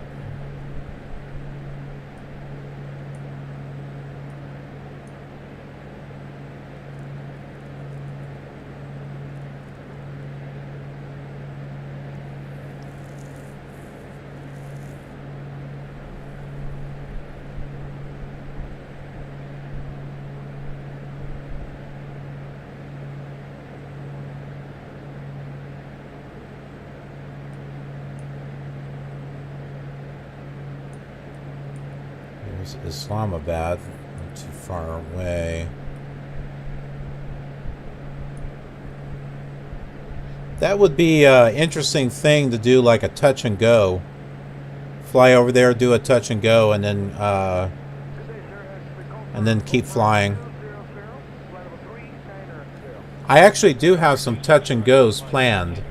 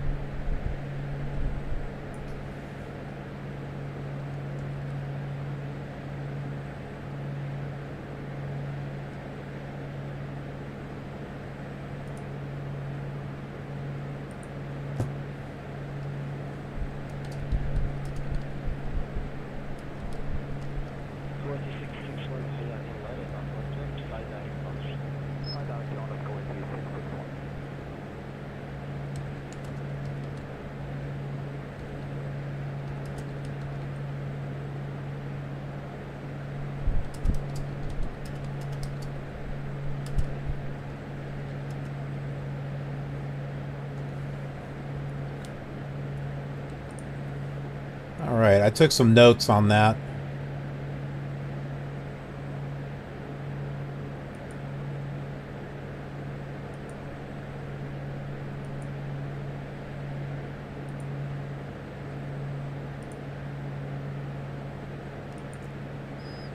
We got 128 miles until we get to Dalbandon.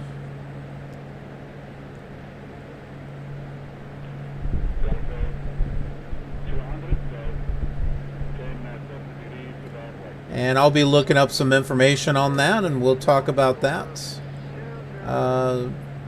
Once we're under 100 miles away from it. How are we doing on fuel? We got about 4 hours left.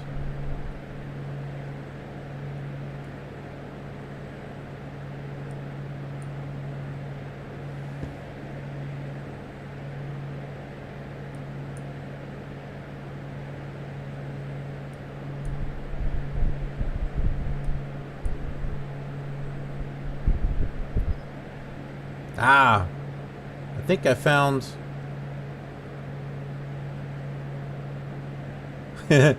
I think I found the airport that we can land at. It's Dara Ismail Khan! Khan! Khan. We can stop there and get fuel.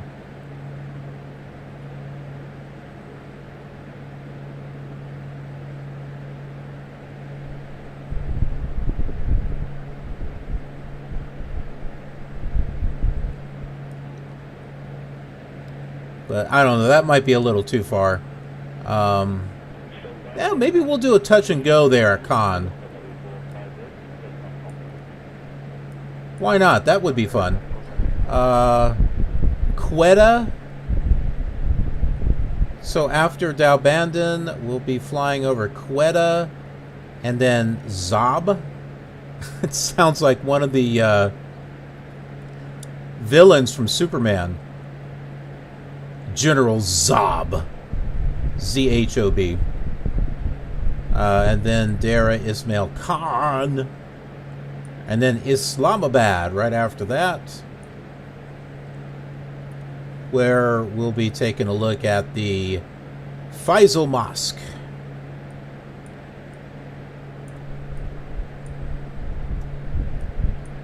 We are nearing the border of Pakistan right now.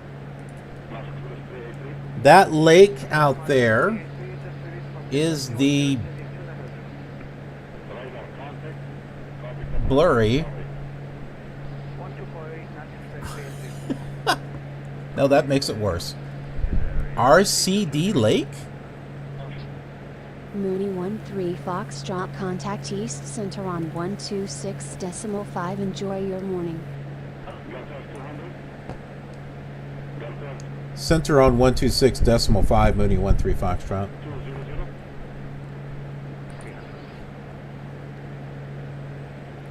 Mooney 13 Foxtrot with you on flight level 135.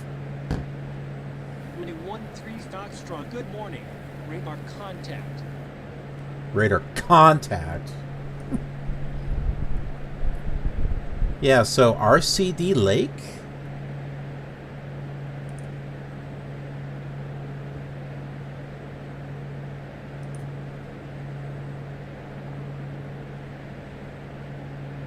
Afghanistan.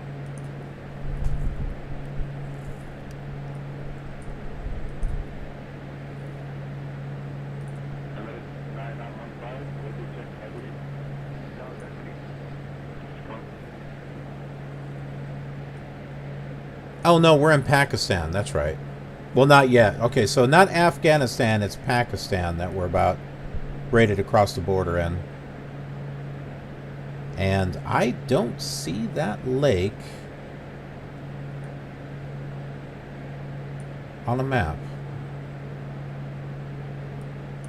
It should be right there.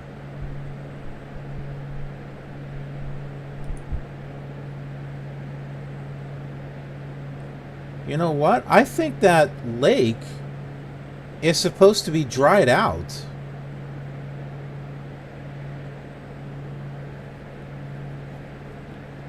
Yeah.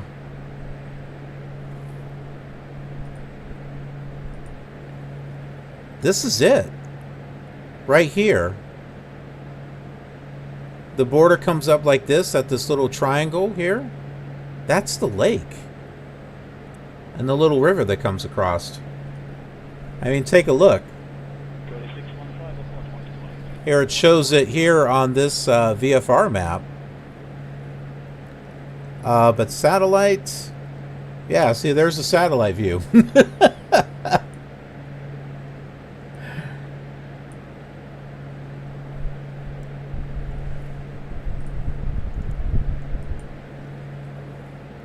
That was from Bing Maps. I don't know, that doesn't look dried out to me.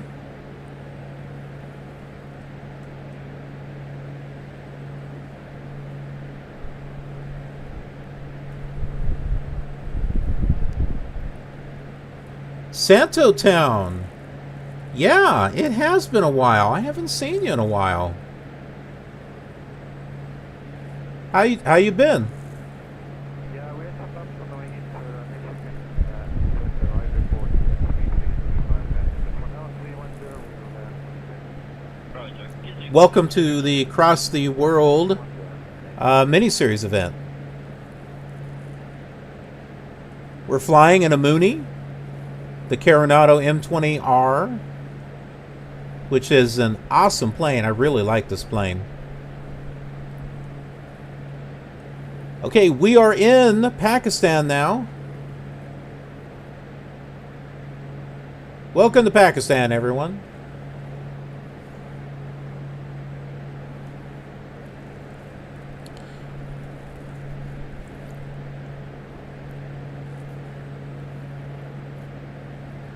We're on flight number 11, journey number 11. And since we started from Timbuktu, Algeria, out in the middle of nowhere, been looking up the places that we've been flying to and learning about all these different places that the points of interest, looking up actual photographs of the places.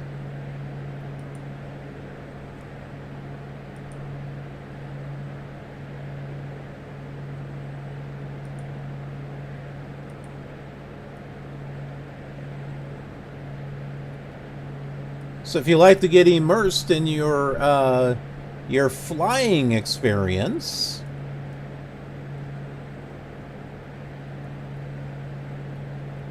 well, I think you'll enjoy this series. I tell you what, I learned a lot.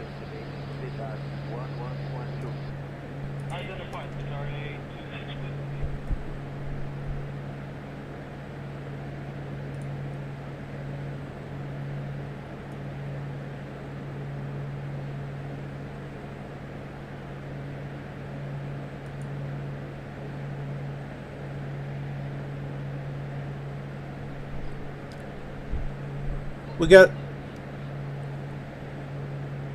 I just heard something. We got about 4 hours until we get to Islamabad. And there is one point of interest there that we'll be taking a look at. We'll look at some real pictures and some history of it as well.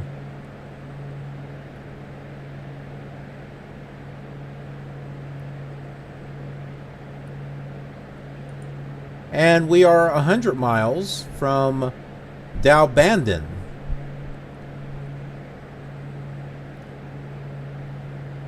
So I'll go ahead and look up information on Dalbandin, Pakistan. And I will see what I can find.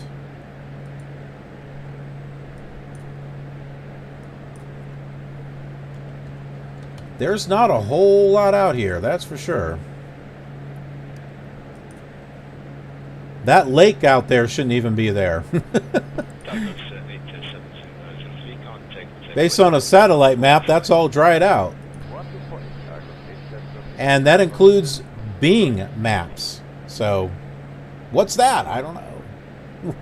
What are we seeing out there?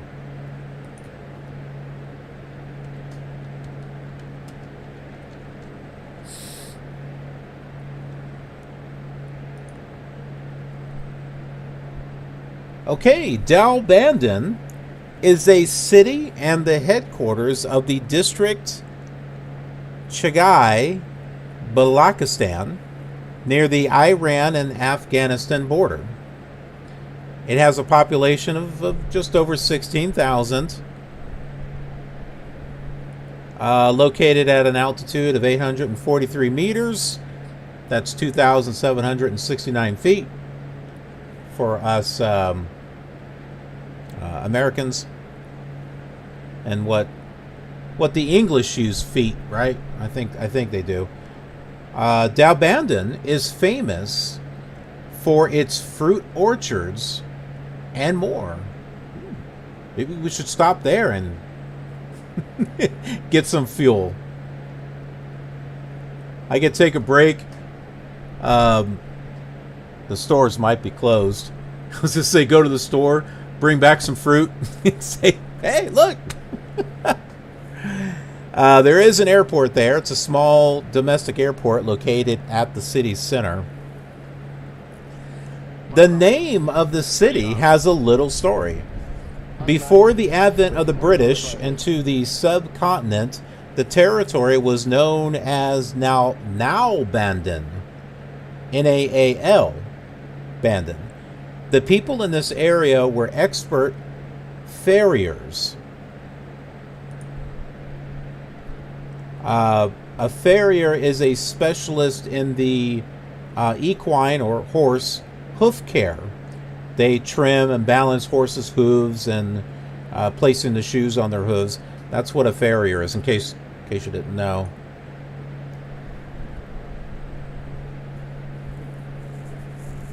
But the English people, they could not properly pronounce the word Naal-Bandon. So I'm probably not pronouncing it right either. And it was modified into Dalbandon. It has a hot desert climate with extremely hot summers and cool winters. The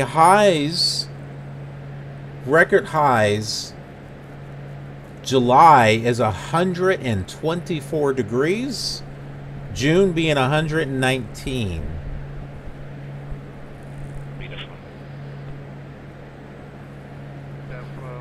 That's Fahrenheit, by the way. There was an earthquake in 2011.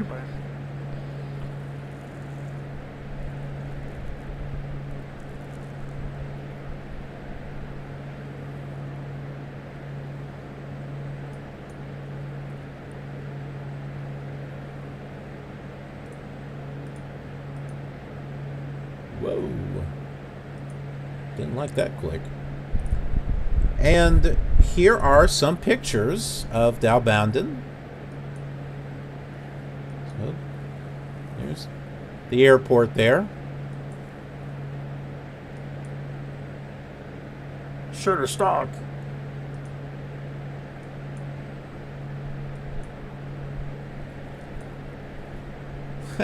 I see stuff like this in Minecraft. You know, with the like the desert villages. That's what that reminds me of. There's the airport. Basically one runway. Little building over there.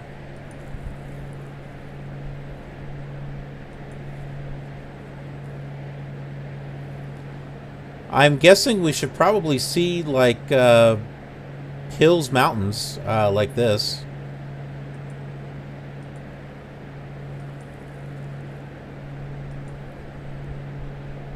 Actually, you know what these look like?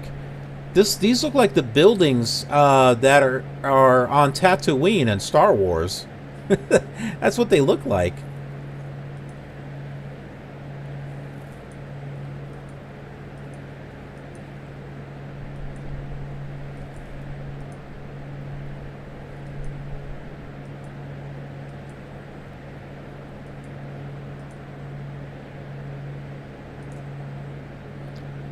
There's Dalbandon right there. We're 82 miles from that.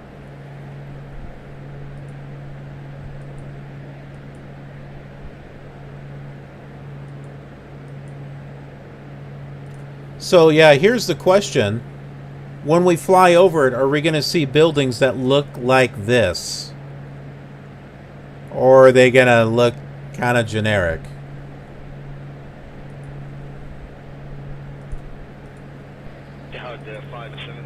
I'll tell you what, this sign here has seen better days.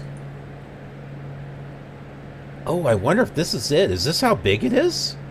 There's a road and it looks like all the buildings are on the side.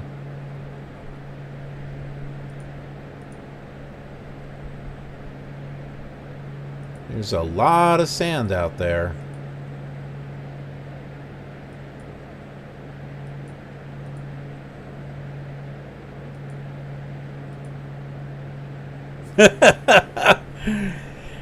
Well, let's see. What do we want to take a guess? I'm gonna say either FS9 or FSX on this one. I'm looking at the clouds. I'm kind of thinking this is FSX right here. Oh, yeah. Look at this. 2004 scenery, FSX scenery. This, yeah, I was thinking either FS9 or FSX, one of the two. Call 1231.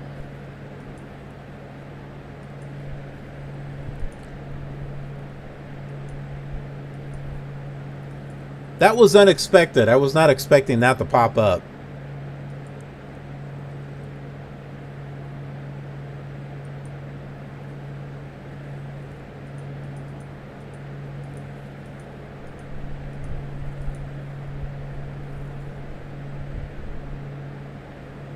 I'll have to do like a separate flight there, like in FS9 or something. Oh, it is. Hold on, let me go back.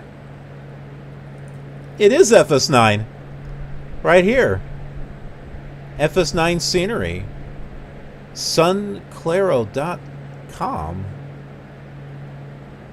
OPDB. And it is Dow Bandon.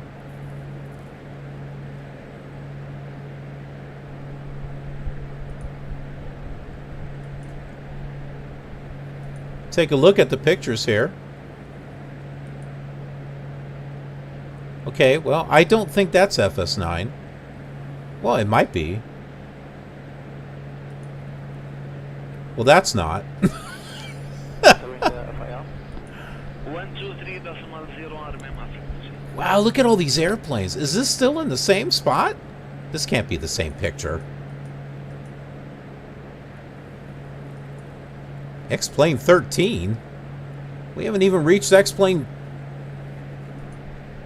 12 yet. This seems to be stuck. I can't close the image. Ah, there we go.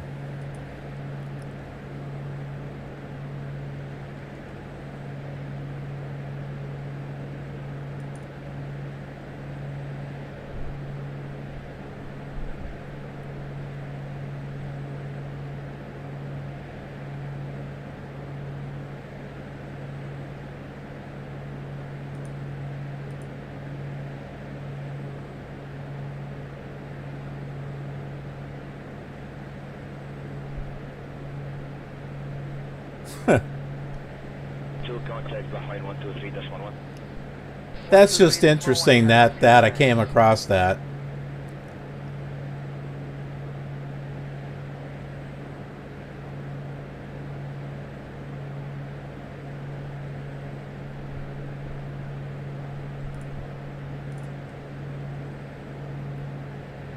There's the lake that shouldn't have any water.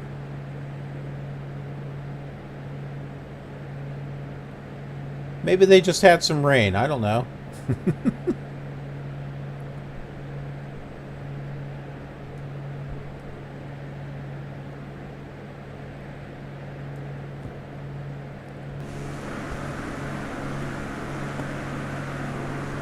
Nice little seam of scenery there.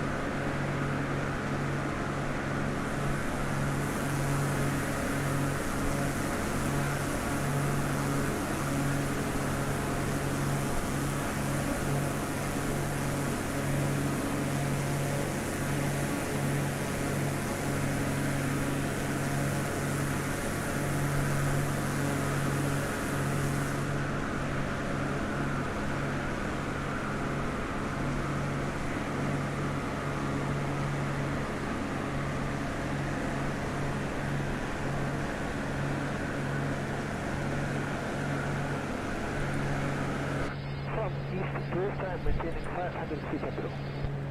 Roger, clear. مشكور.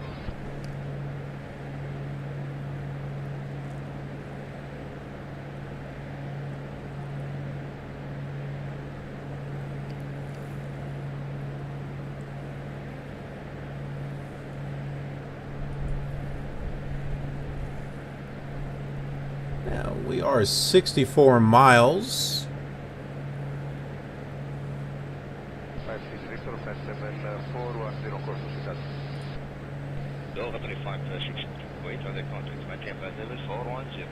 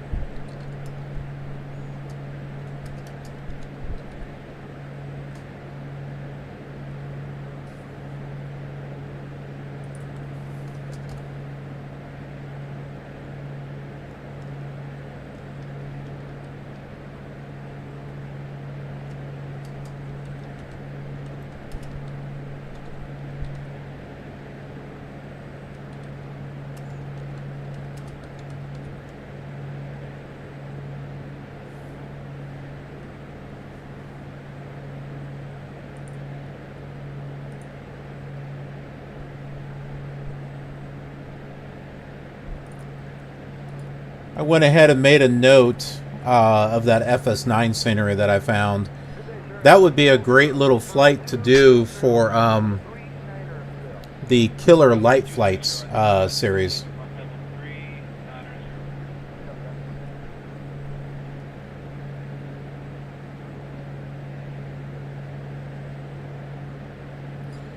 When I was reading about the airport, it was talking about it was being serviced a lot by ATRs. I don't think I've really flown an ATR. That would be a little bit different with FS9. And I think I did find some payware for ATRs. I'm sure there's freeware too.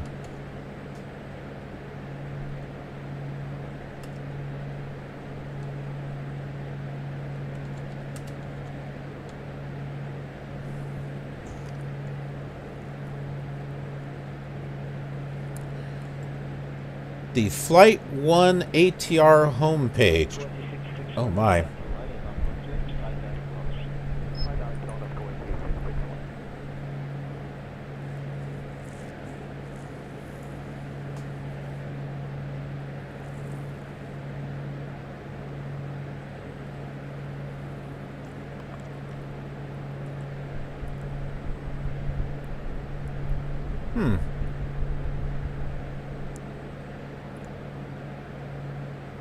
So they have an ATR that is, Flight 1's got an ATR in partnership with the actual aircraft manufacturer.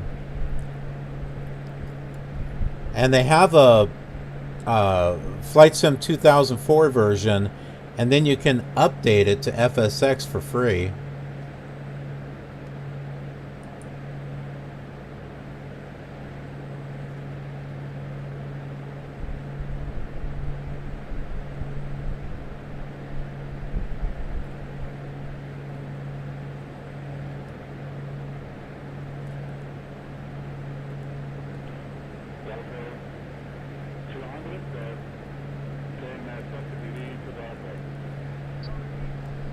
Well, I guess that answers my question. I'm like trying to decide where should I install Flight Simulator 2004 now that I'm moving everything over to my i7.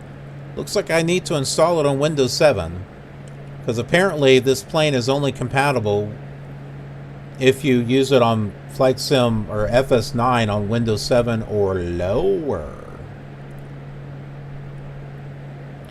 The FSX and FSX Steam version has been updated so it can run on Windows 10.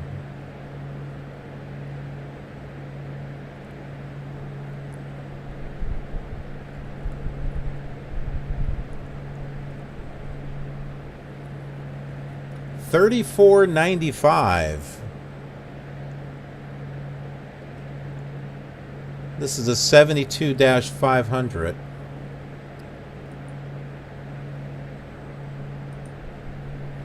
Right here. Flight 1 Classics.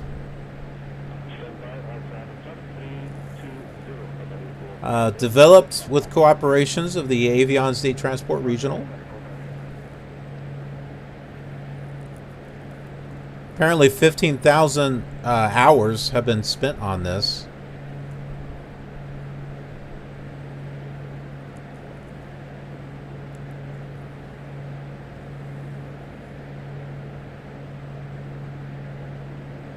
Let's take a look at the pictures here.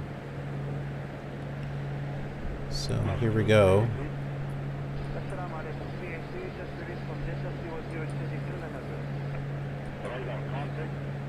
I was going to say it didn't look like it had any liveries, but here's one.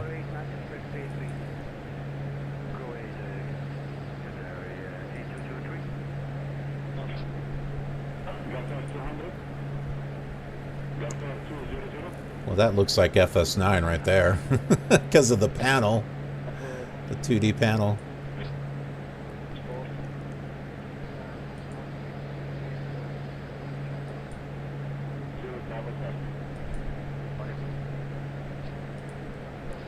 And there you go. The ATR 72-500.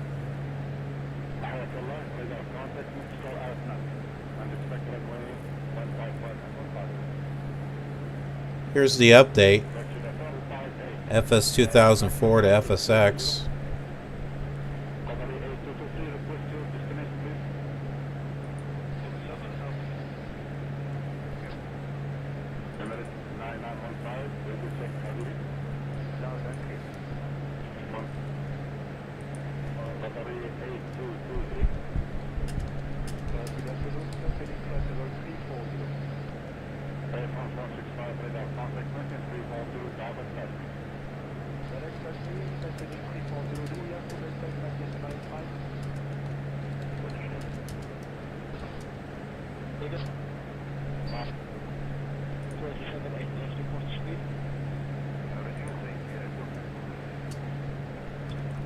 A little pricey though, $34.95. Something that's that old should be cheaper.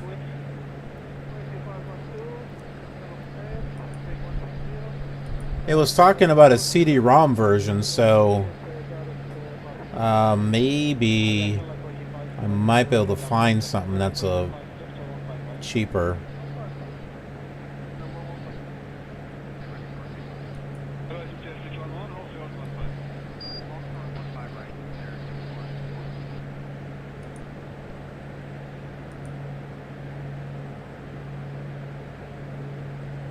Well, here we go. I've gotten stuff from this company before.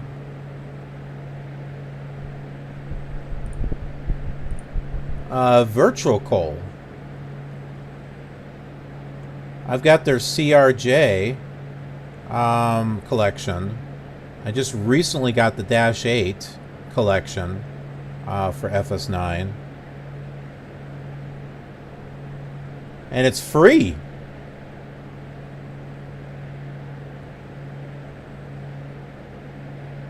Although it's only Flight Simulator X. Oh, wait. No, it does. Oh, this is nice. Okay.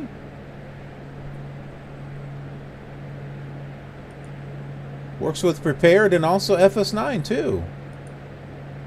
Well, shoot. And you get 5 models too. You're not stuck with just the one. You get these other models as well. And 37 liveries.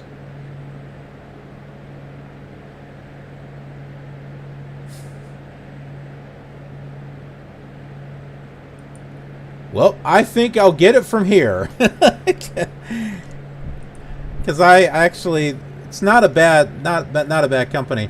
That other ATR, I don't know. I mean, Flight 1, are they really known for study level aircraft? I don't know. They're not the first place that I think of. So I don't know if that $32 would be worth it.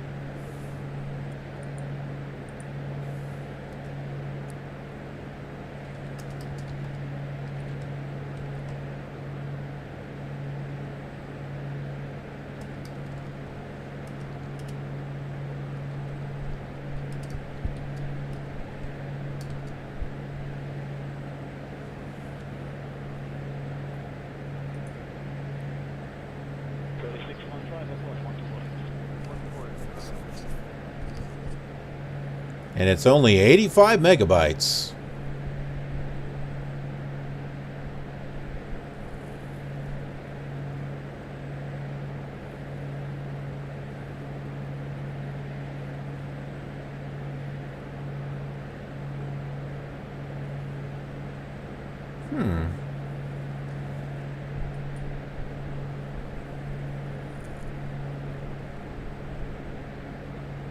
I think I got the Airbus collection from them too, but I can't remember. It would mainly be for FS9, because I have something for Aerosoft with the Airbus.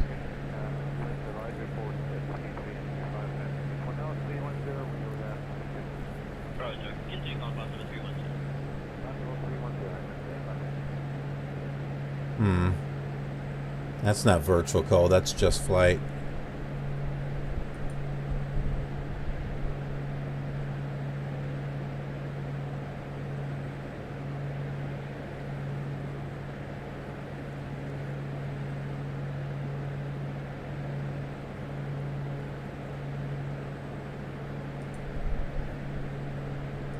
Not bad though. I'll have to download that scenery and download that ATR. That would be an I think a neat flight, a neat little retro flight with FS9.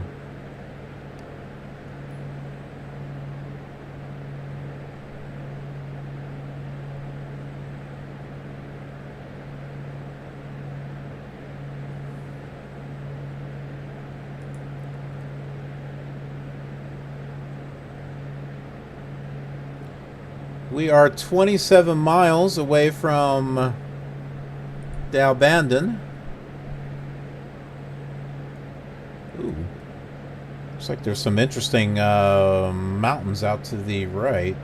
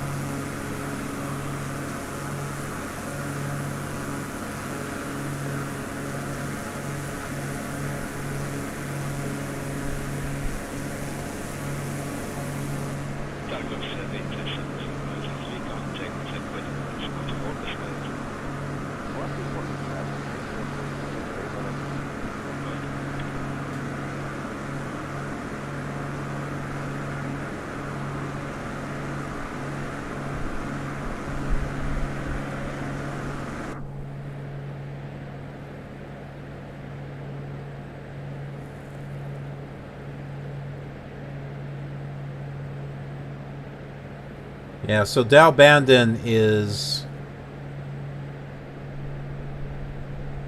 6 minutes away.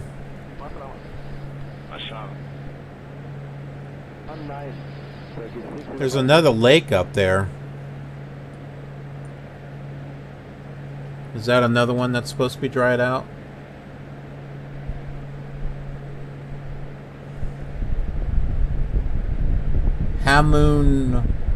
Hamoon-Laura, I think is what that is. Yeah, that should be dried out too. I'm looking at the satellite map. It's just past Dalbandon.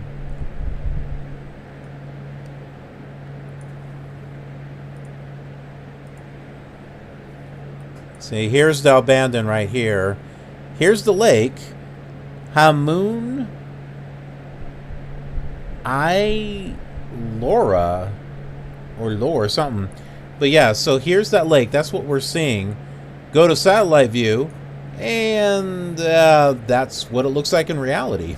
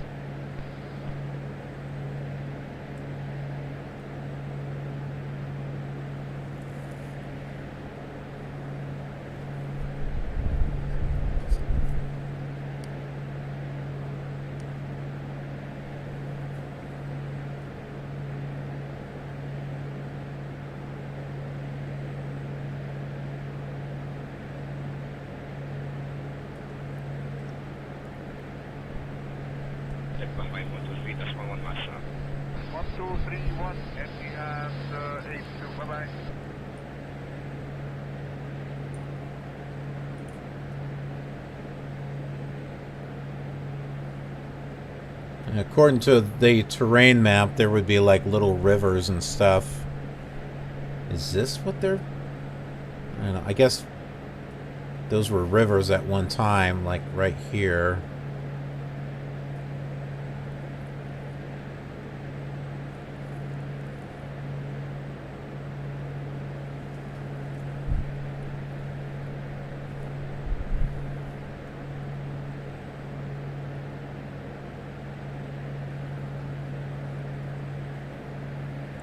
Now see, I'm wondering if I downloaded ortho photos for X-Plane, even if I had the mask selected for masking out water, lakes, stuff like that, I wonder if this would show up or if it actually would be dried out.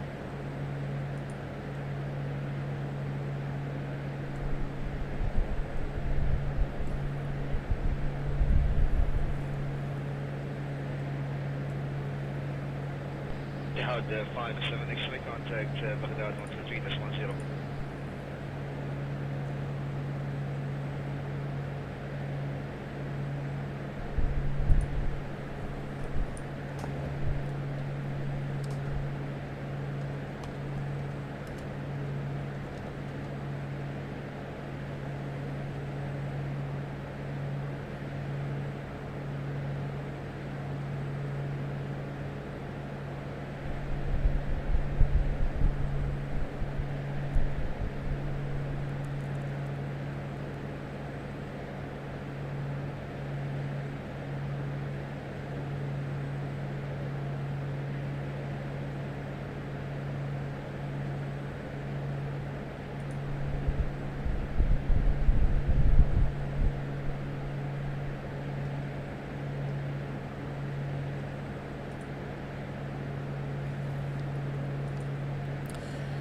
Seven miles. We should be able to start seeing something here.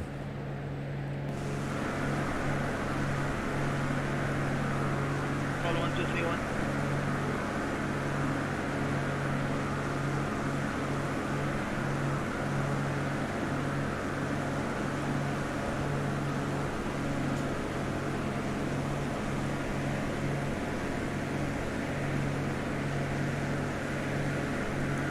And remember the pictures that we looked at, it had like a road and then like the desert buildings on like each side of it.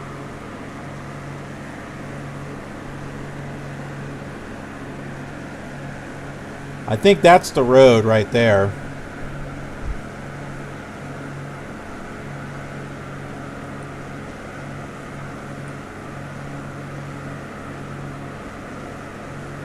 There we go. There's the buildings. And I think that's the airport as well.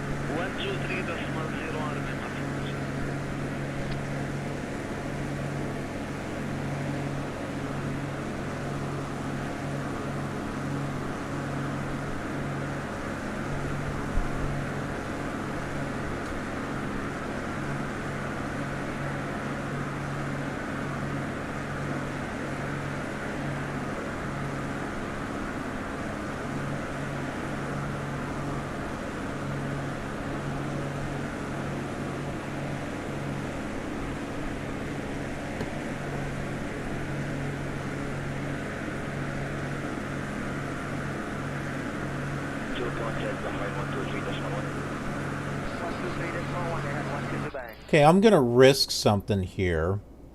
I'm gonna save where we're at the moment.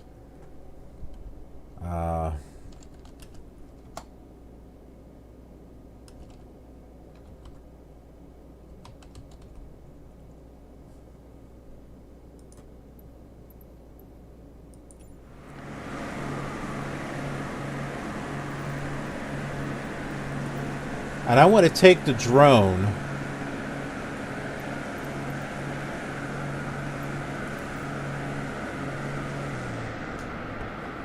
and take it down here. Let's take a look at this. When I say risk, the last time I did something like this and had the camera catch up, it froze the computer.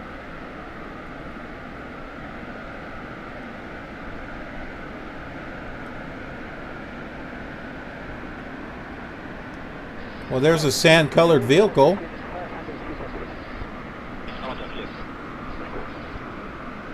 Yeah, so here are the buildings.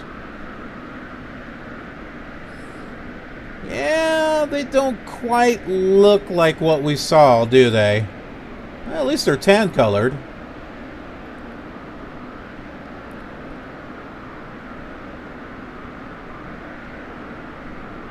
And here's the airport. Well, that's somewhat the design that we saw.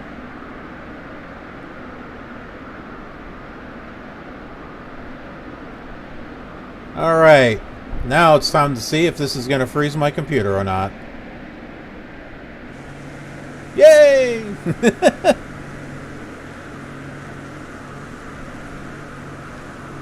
It didn't freeze it.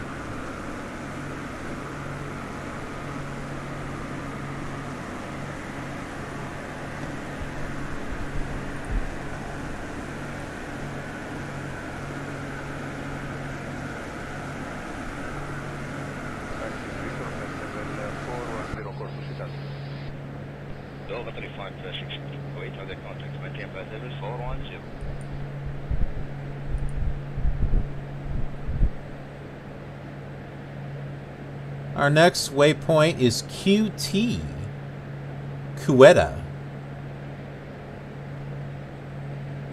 It's 149 miles away.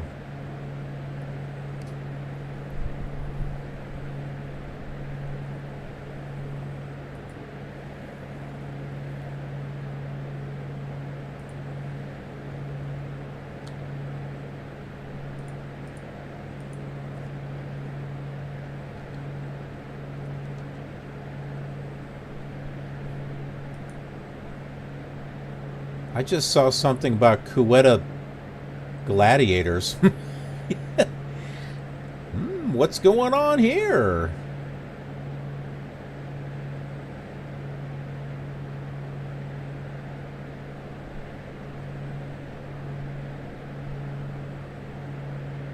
Good day, sir. That's the Gopher 200, flight level 390.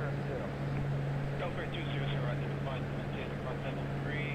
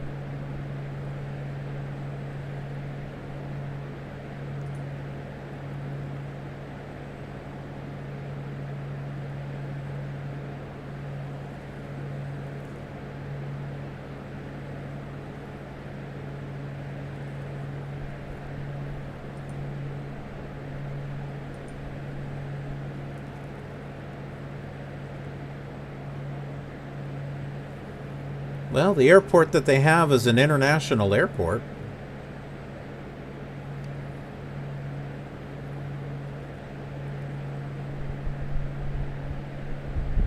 Quetta, weren't we talking about landing there, the refuel?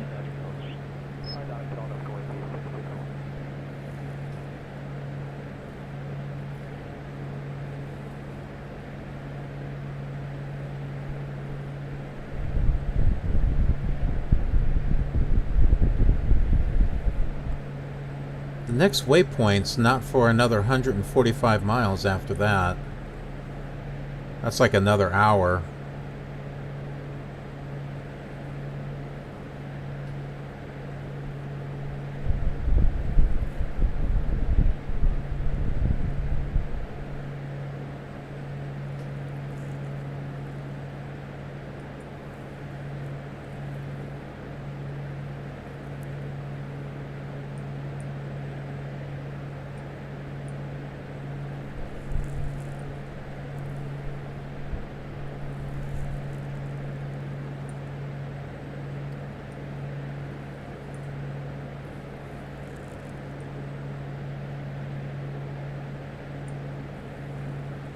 Not too bad of a place to, you know, maybe land and refuel, take a little bit of a break, you know, and come back. The stream will keep going, but come back like, I don't know, 5-10 minutes or something.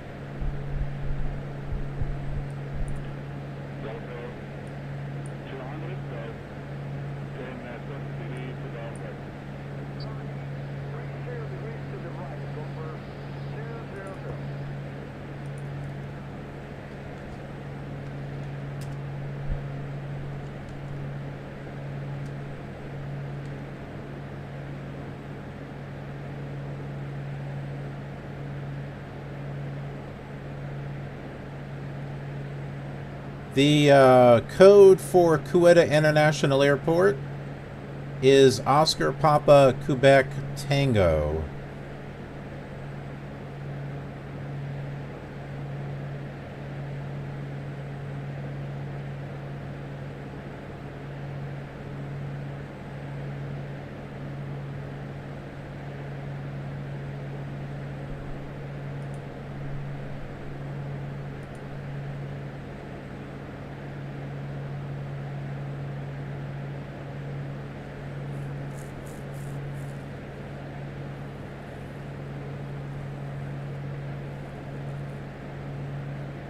Well, there is an airport for FSX.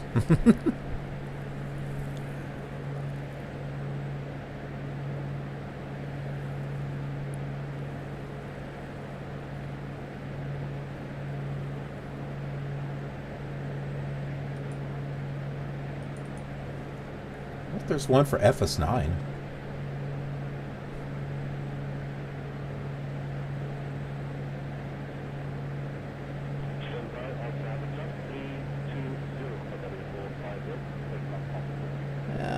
Doesn't look like it.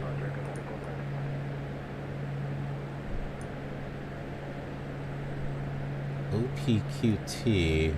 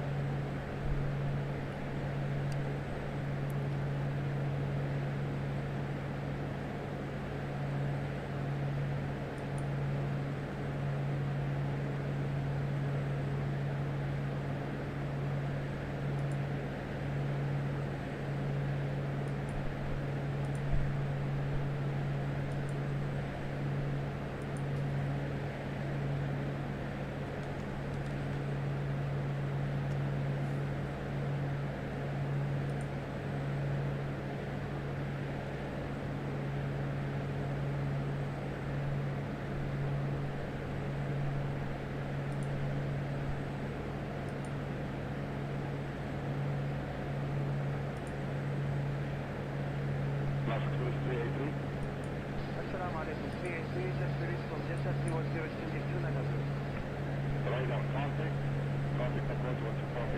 Wow, this definitely does have more water than what it should.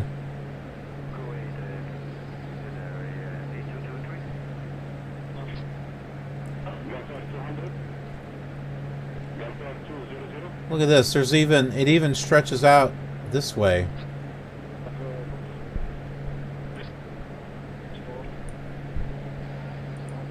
It doesn't even look like that here. Well, I mean, with this, go to satellite view and, well, that's what you got.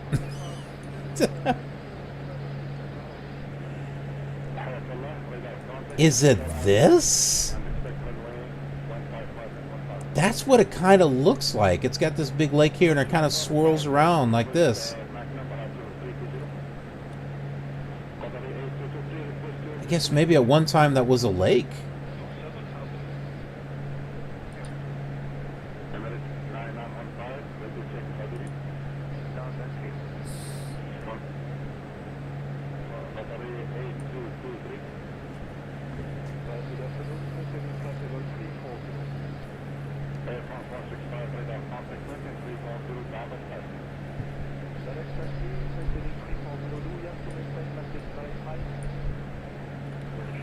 Also, another thing that might be neat about landing at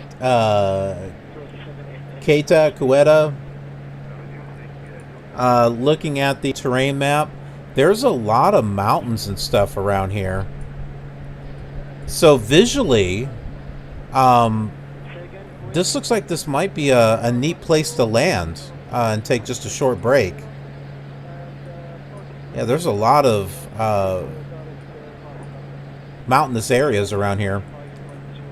And also, it looks like we will just a little bit fly over the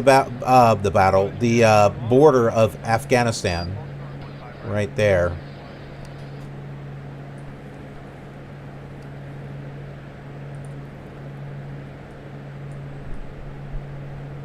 We got about 119 miles to go. And we will talk about Quetta here and about another 20, 25 miles.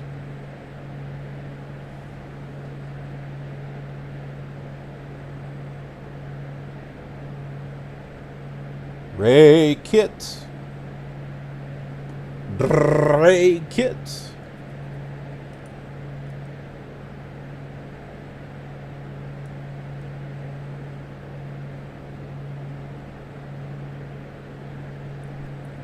It's nice that there's this big lake out here, but it's not accurate. There's not supposed to be one here. If there was, I'm sure there would be settlements and stuff around here, right? Because of the water. But alas, there's not.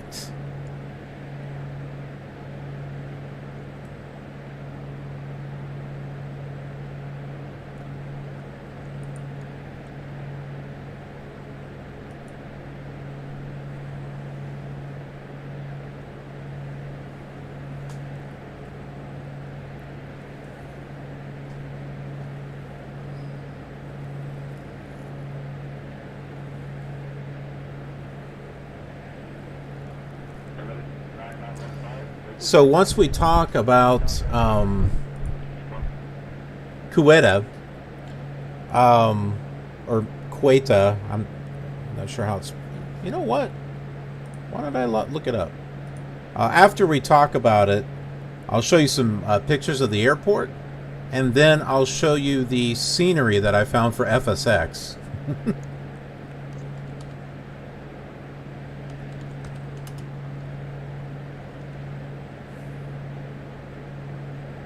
Quetta. Okay. Quetta.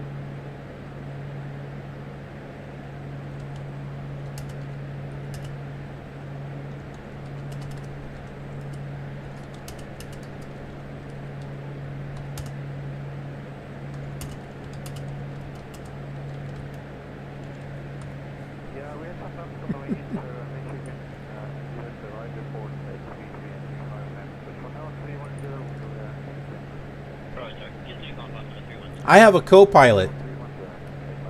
Hi, Mr. Co-pilot. What have you got to say to the killer community? Hello everyone in the killer community. Guess where we are flying to? It's a small city of Kedah. I could use a sandwich. Yeah, you know what? Me too. I really could. Thank you for bringing that up. I appreciate it.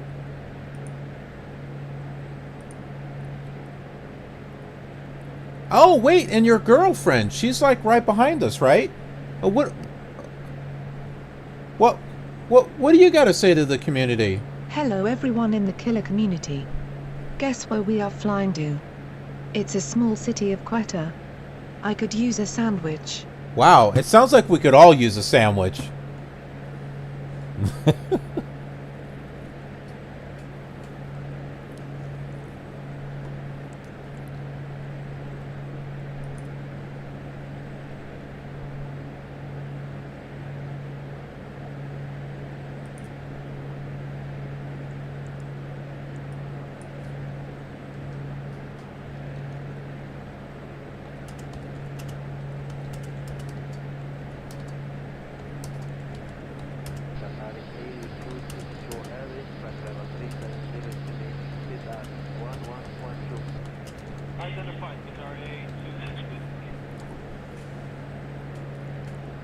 And the Mooney.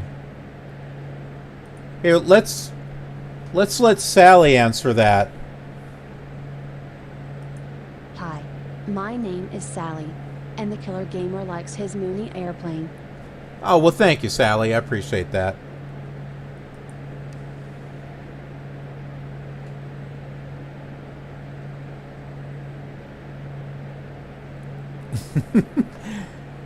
Oh, no, that's not coming from the simulator. That's not coming from the simulator. No, that's just a separate program that I have off to the side. Text aloud, where I can use different voices and stuff. I just type it out and it says it, that's all. But if you've been watching the FS-98 and FS-2000 videos, especially the later ones, for the world tour, then you've seen the air traffic that I created on those and the pilots that come in and land and they're actually talking on the radio. So I'm gonna guess you've seen those.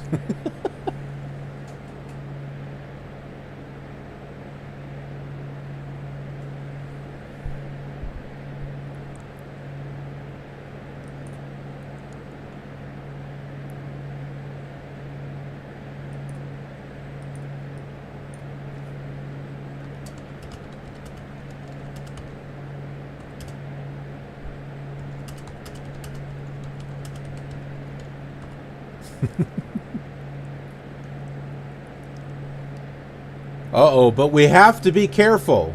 We have to be careful. Bow down before me. I am the killer monster. That's the killer monster.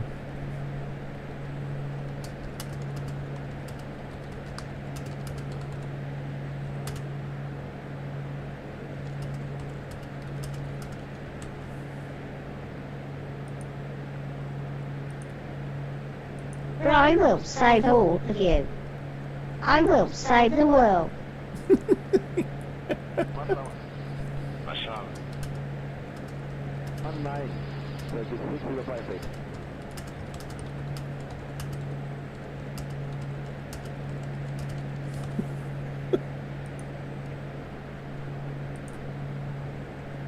And I will. Sprinkle pixie dust and make you feel really, really good.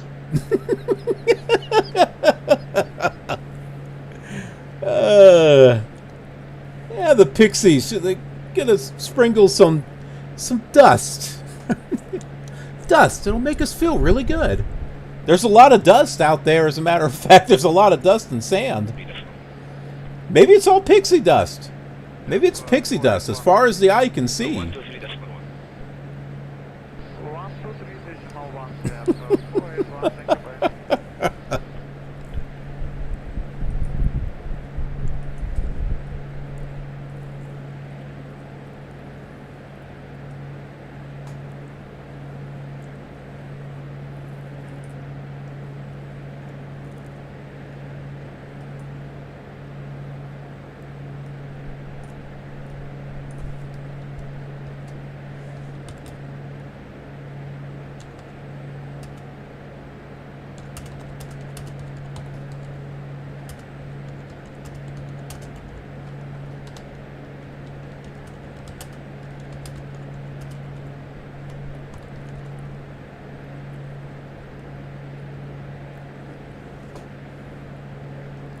Oh my, we got someone rude over here. Hold on.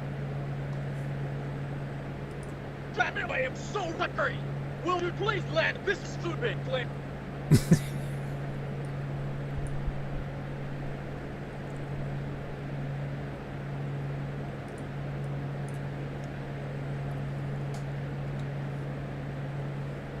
Well, sir, there's no airport near us, not for another 90 miles, so shut your trap.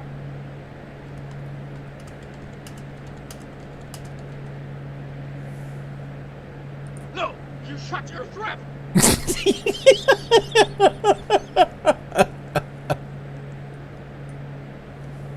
Don't talk back to me.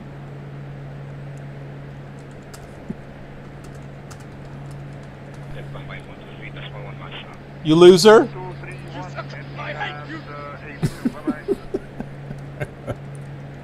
Gonna throw you out of the airplane.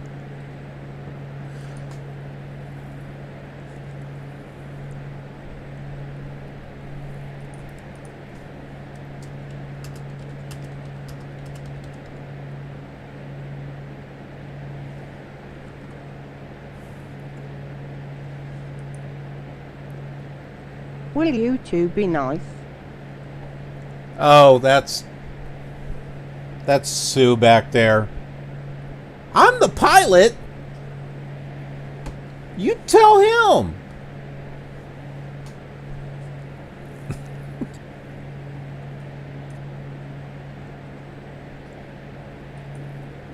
Jihad 57 X-ray contact Baghdad 123.10. Yes, folks, on the Killer Gamer channel and Killer TV, you never know what to expect. Oh, someone normal here. Center on 120.9 Mooney 13 Foxtrot.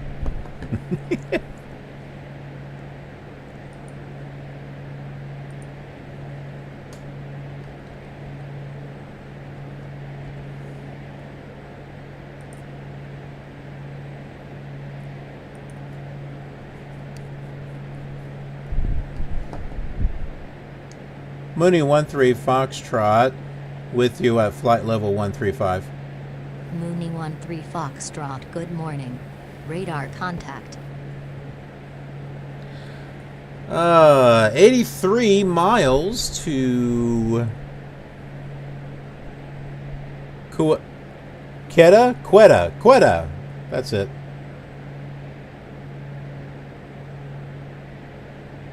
What am I looking at? Oh, how much fuel we have left? 3 hours. Does this tell me how many miles? 1231. 40. I'm sure we have more than 40 miles. No, that doesn't really...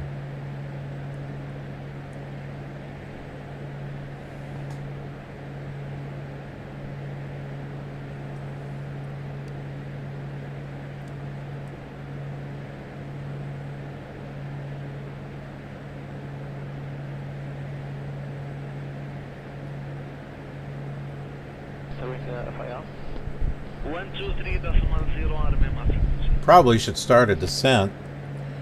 Yeah, we should. All right, let me look. We got information on Quetta. Let's talk about Quetta. We're 79 miles from it. Formerly known as Shaukat. It is the provincial capital and the largest city of the province of Balochistan in Pakistan. It is also the 10th largest city of Pakistan. It was largely destroyed in the 1935 Quetta earthquake, but it was rebuilt and has a population of over 1 million back in 2017. Elevation is 1,680 meters or 5,510 feet. That's good to know because we're at 13,500 feet. So actually we don't have very far to make a descent. That's good to know. See? Isn't this a good idea to look up this stuff?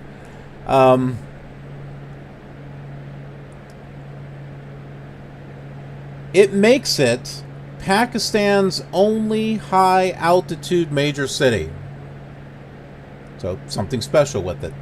The city is known as the Fruit Garden of Pakistan due to the numerous fruit orchards in and around it, and the large variety of fruits and dried fruit products produced there.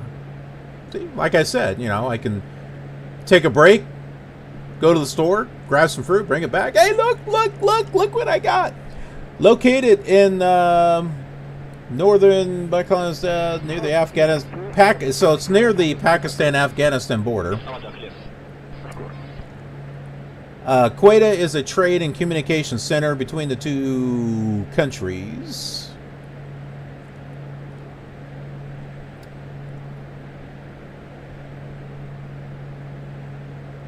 The immediate area has long been one of pastures and mountains with varied plants and animals relative to the dry plains to the west.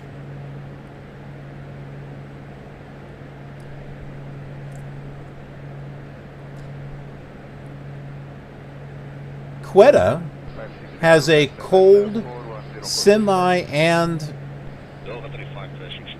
climate? What the heck is that? Oh, arid climate. The R in the I looks like an N. Oh, a cold, semi-arid climate. Give me temperatures. I don't understand that. That doesn't tell me nothing.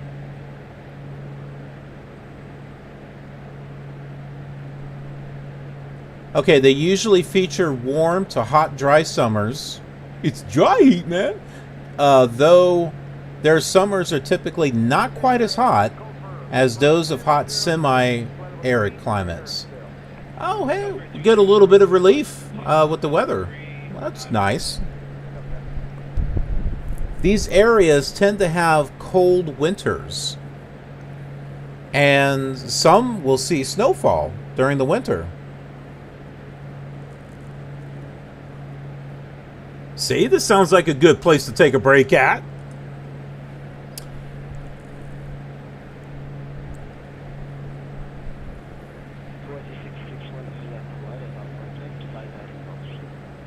There's the Quetta Railway Station, one of the highest railway stations in Pakistan.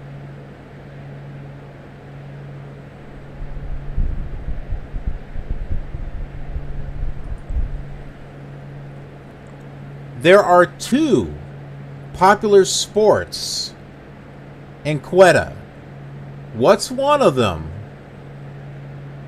It's the one sport that's popular everywhere except for the United States, because we have to be different. Football. And cricket. Cricket is the other popular sport in Quetta.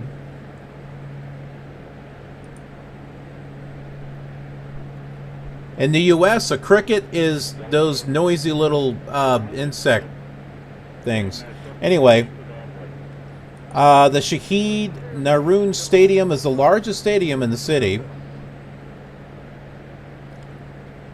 And there were facilities created in the city for mountain climbing and caving, which is not surprising considering the mountainous area that is around there.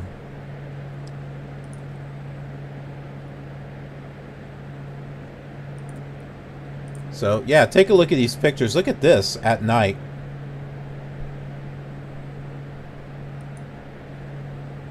So, we got a mosque there. You see the mountains there in the background. It's like a playground. That looks like a fun playground. And here are some pictures of Quetta. That looks like fun. Going through the tunnel. Oh man, they go all the way up the mountain there.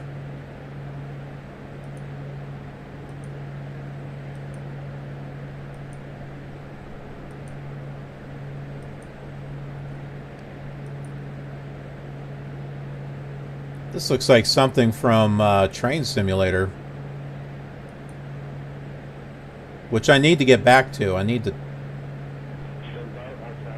get some more videos out on Train Simulator.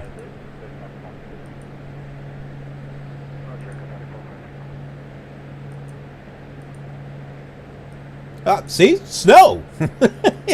it gets snow. Well, because it's higher in elevation.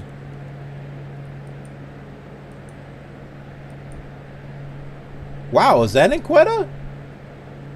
Well, it's got orchards, so I guess maybe it is. Oh, look at this. Is there a lake? I don't know. I don't see a lake in the area.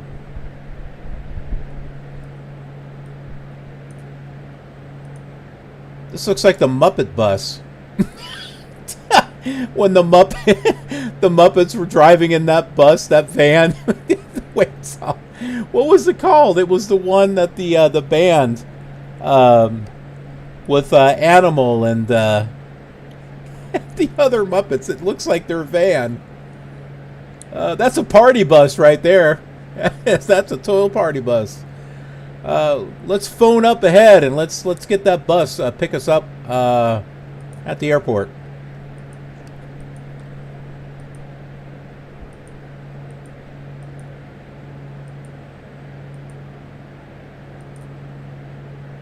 Yeah, this is the that's the 6th Doctor from Doctor Who. With that, you're probably wondering, huh? 6th Doctor? Yeah, from the classic Doctor Who.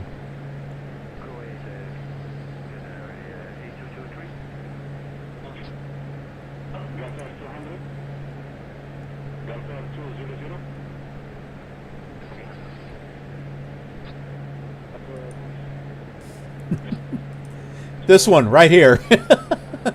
Colin Baker.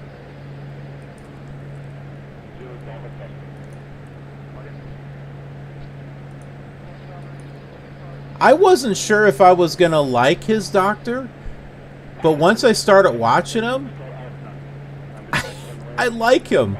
He's like a no nonsense, in your face Doctor. He doesn't have a problem telling you exactly how he feels. He's a great Doctor. It's too bad that that they didn't do more with him. Here's the airport, the Quetta International Airport.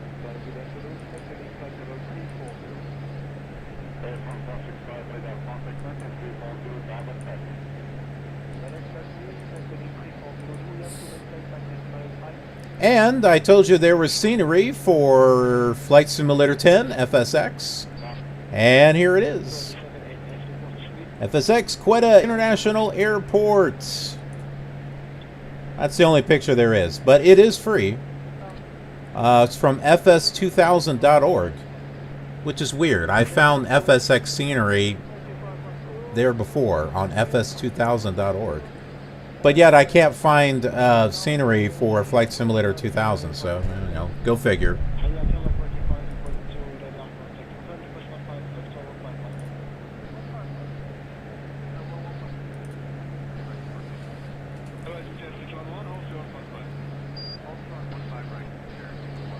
Oh yeah, I've been balancing. Oh, I was balancing the fuel.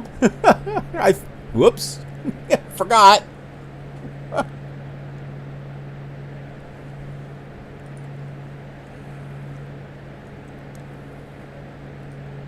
Oh, that's it. It's up here. There's all the mountains.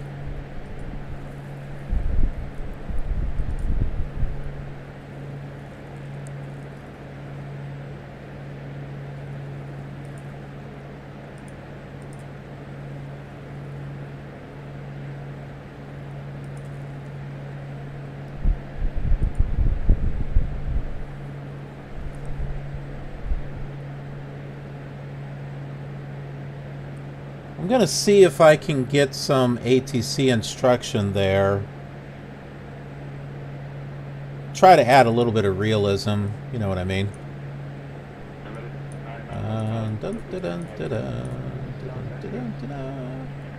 OPQT.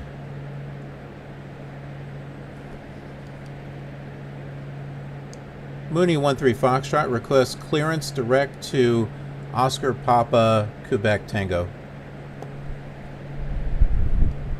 Mooney 13 Foxtrot negative. Your requested altitude is below the minimum for your route. Descend and maintain 2,600 feet. That's not what I said. Mooney 13 Foxtrot requests clearance direct to Oscar Papa Quebec Tango. Mooney 13 Foxtrot negative. Your requested altitude is below the minimum for your route. Descend and maintain 2,600 feet.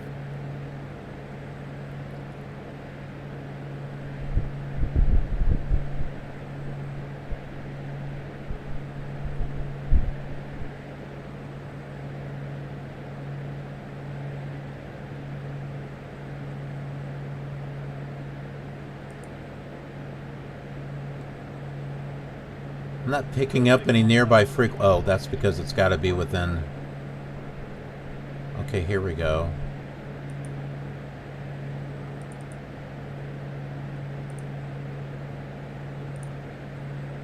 I've got the frequency for tower. I don't know if I can reach them or not, but let's see.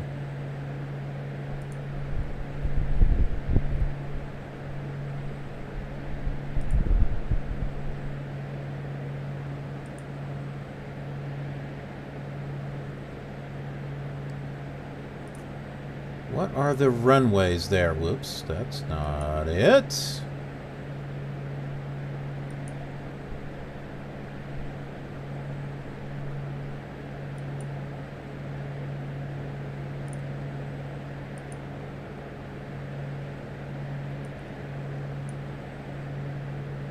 Let's see if we can land on 13 left. Where's the right? I'll show you the diagram here in a moment. Mooney 13 Foxtrot requests full stop, runway 13.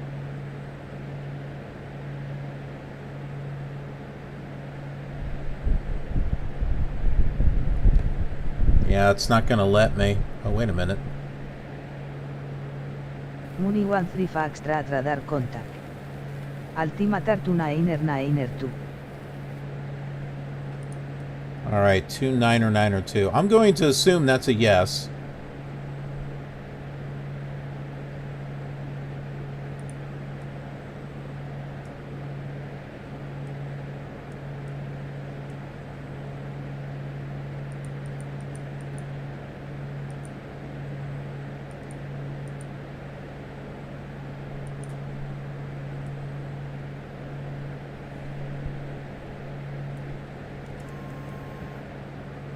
About 34 miles.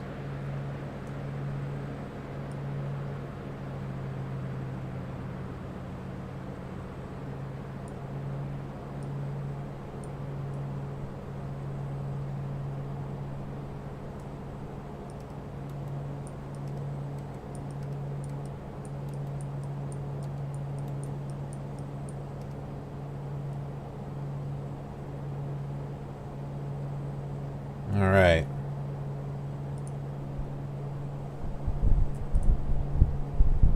Okay, so here is the diagram for Oscar Papa Quebec Tango.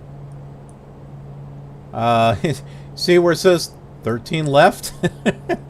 Where's right? I don't know. Maybe this was it right here, this taxiway. Oh, parallel taxiway in use as runway 13 right. Okay. Interesting. Approaches. There is an ILS.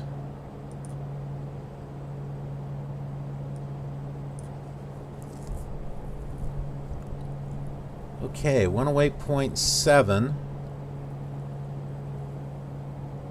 at 134. Looks like we have a couple of mountains here.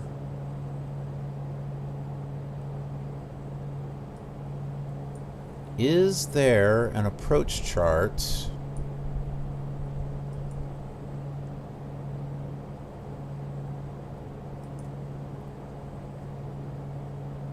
Well, not one that looks useful.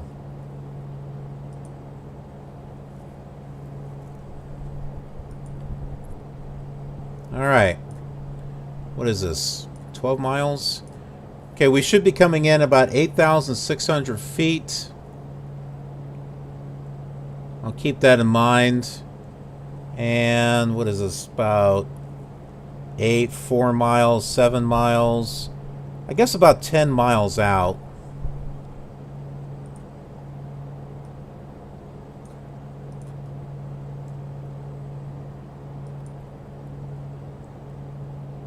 Let's make that about... Oops.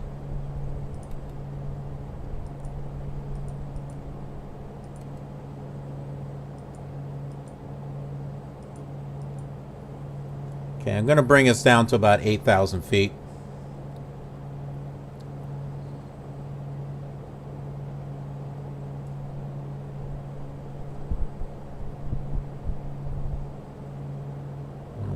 .7.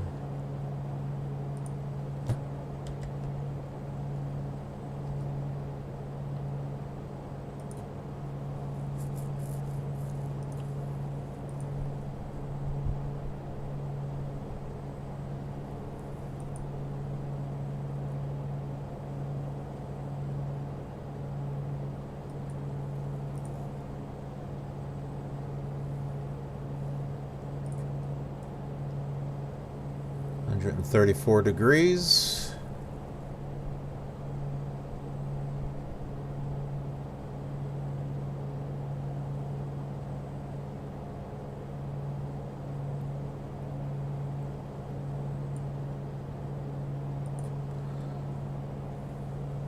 All right, let's make use of nav 2. I'm going to tune that in to the VOR that's there at the airport. That's the ILS that I just tuned in. We're not close enough right now. The actual VOR is 114.7.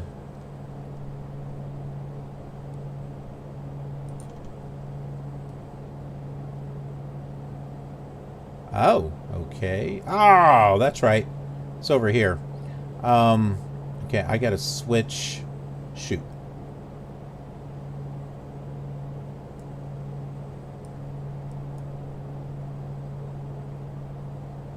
That's right, I gotta turn it off at GPS. I forgot about that.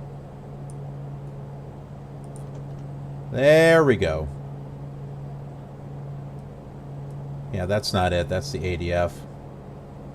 Okay, so that's set up. Good. Let's turn this. I think we're turning.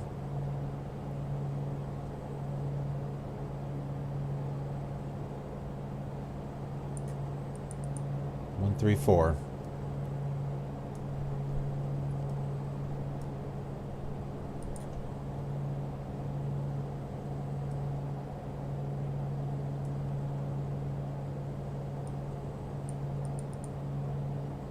Turn us off in this direction here.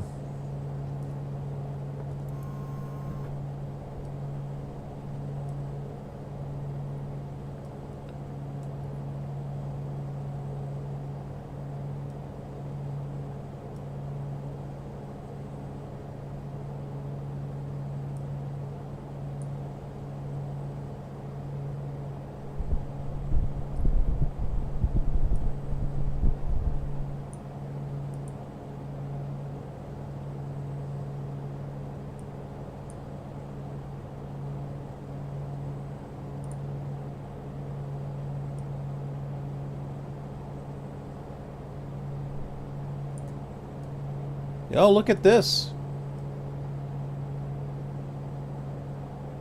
Farmland? Did y'all see this? Looks like colored tiles.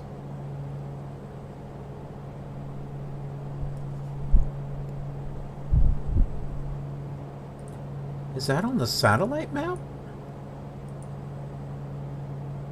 No.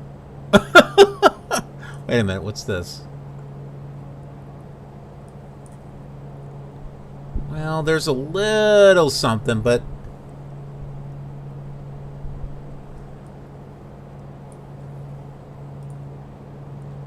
here's the satellite map. I mean, there's like a little something, but it don't... I guess, maybe a little. I mean, there's like something there, but I guess they can't get a real good image that close.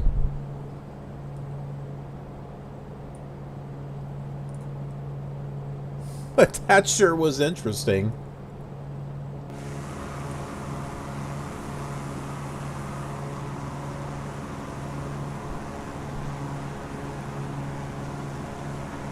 Well, this is different. I definitely was not expecting to see that.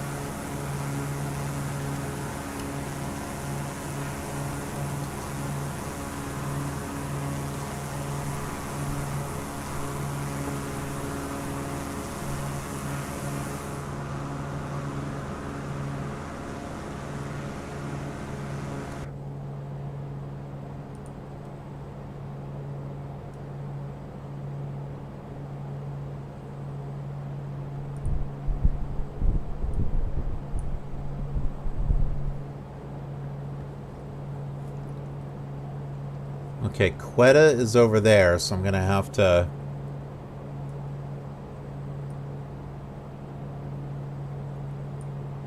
change our heading a little bit.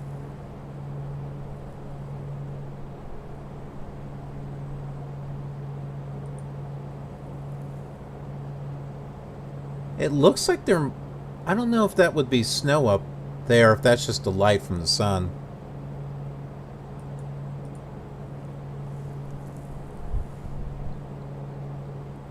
Now, see, if I fly at this speed, we've got 5 hours worth of fuel, and it's only like, it would be 3 hours and 52 minutes until we get to the airport.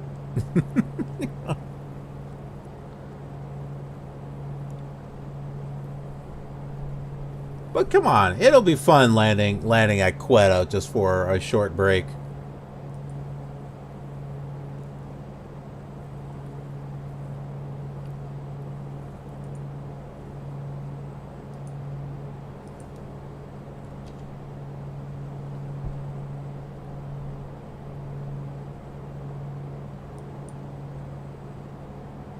Besides, it's QT.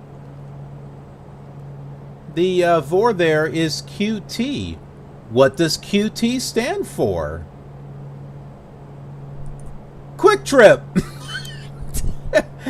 The perfect place to go to get snacks and drinks.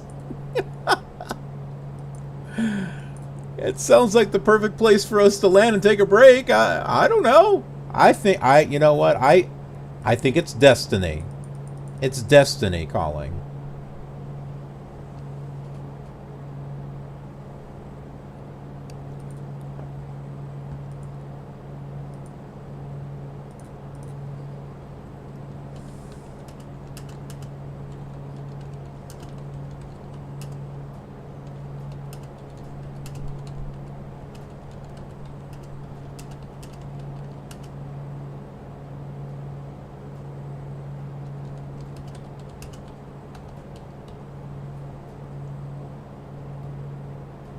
According to David, over here. Yes, it is destiny calling.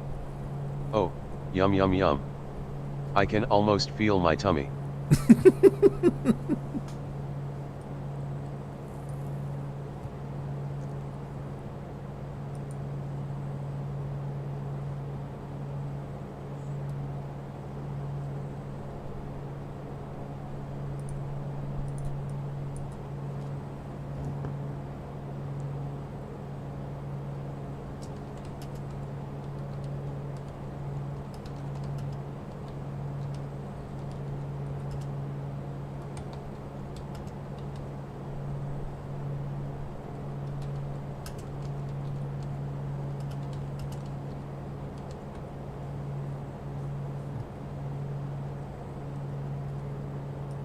cold spaghetti, hot potato, hot potato.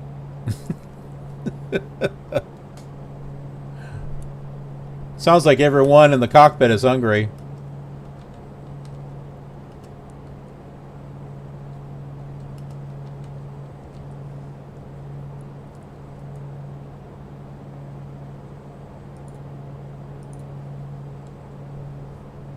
Nah, mashed banana. Nah. Mashed banana. Mashed banana.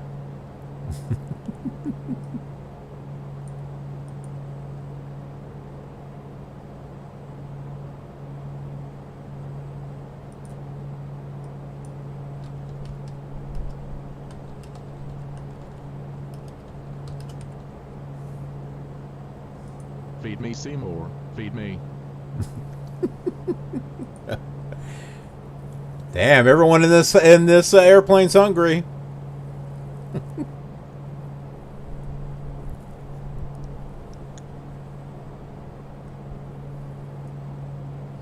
Ah, we have a glide slope here.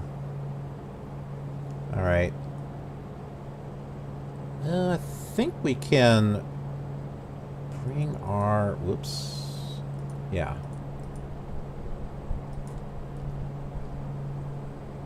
Yeah, we should be able to get past that.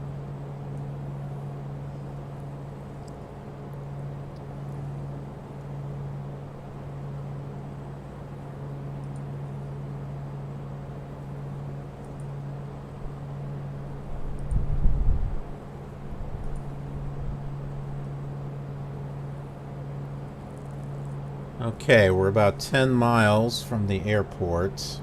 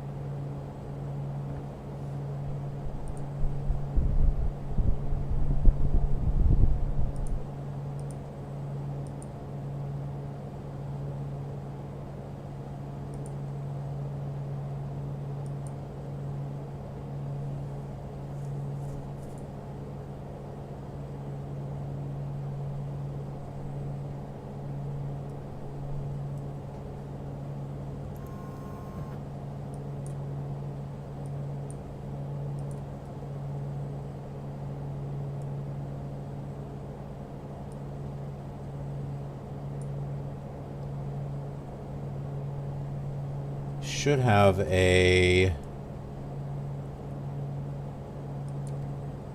Dang it. A live localizer here soon.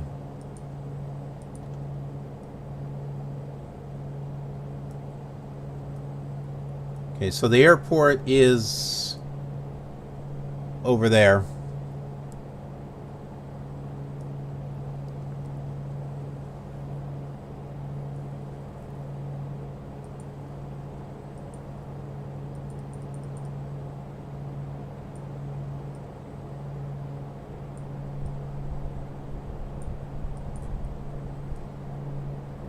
This is not turning.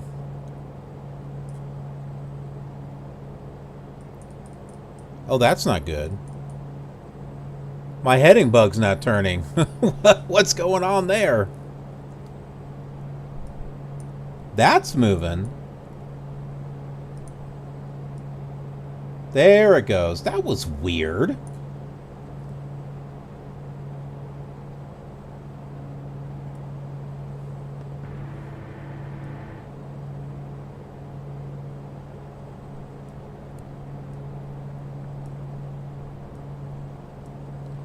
There we go. We got some old-fashioned ILS flying here.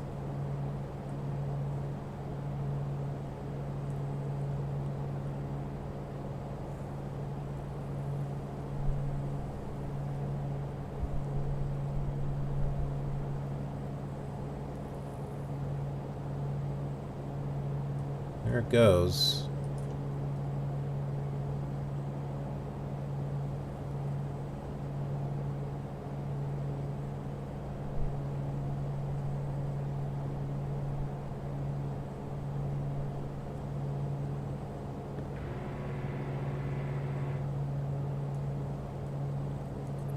Hopefully we'll catch back up with that.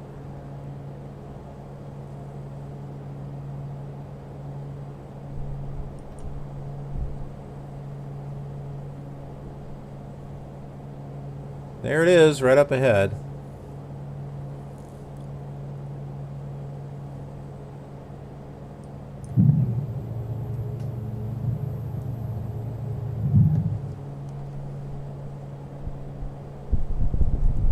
Mooney 13 Foxtrot, establish on final for ILS runway 13 left. Mooney 13 Foxtrot, wind sare calm cleared to land runway. Clear to land runway Mooney 13 Foxtrot. Wow, it actually works. I wasn't expecting that to work.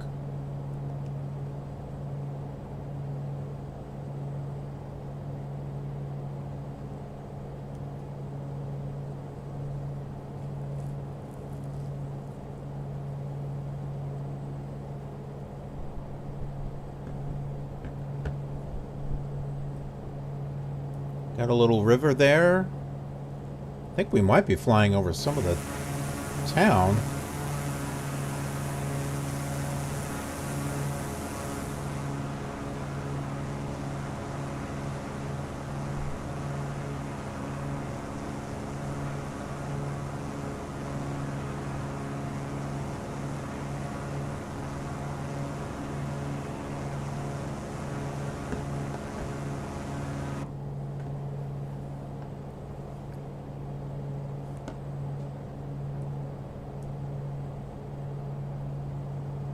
Little something there. Few buildings. Looks like there might be some more out there.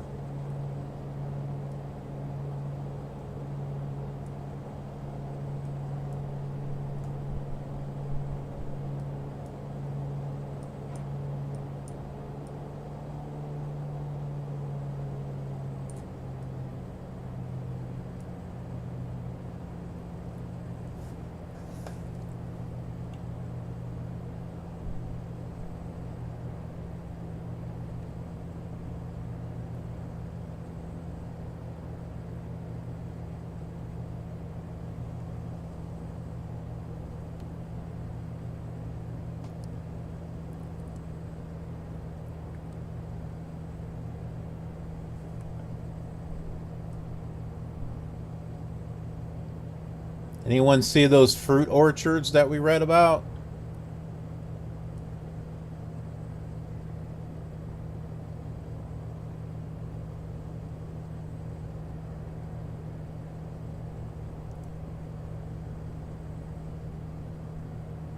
Oh, look, there's some skyscrapers over there. Cool. Now, when we take off, we'll fly in this direction and just take a quick look-see over in that area.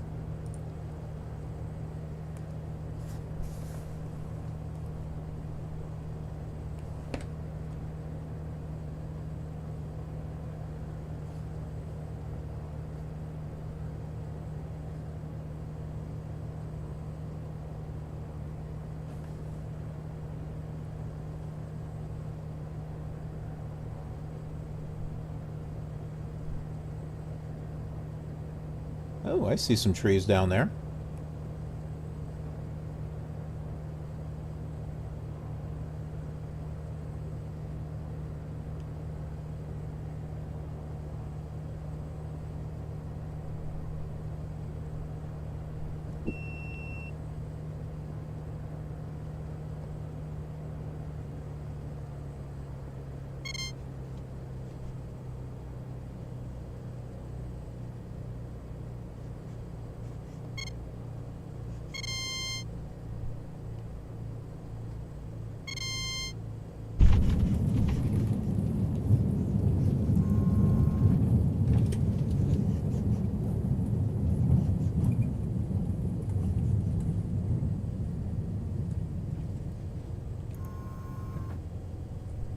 Ah, okay, where are the buildings at?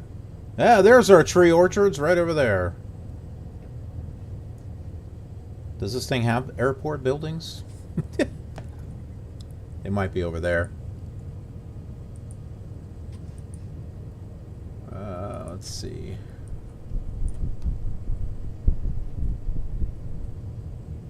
Wow, there's not much in the form of...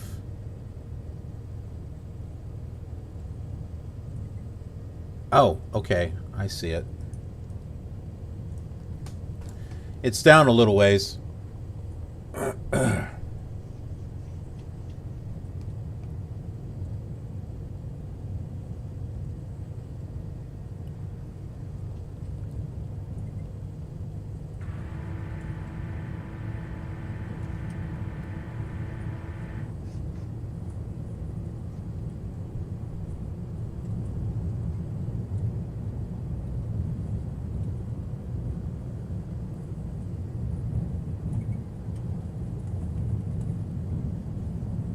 Looks like there's stuff over there to the right also, but according to the airport diagram, well, the NDB is over there and the control tower is over there, so...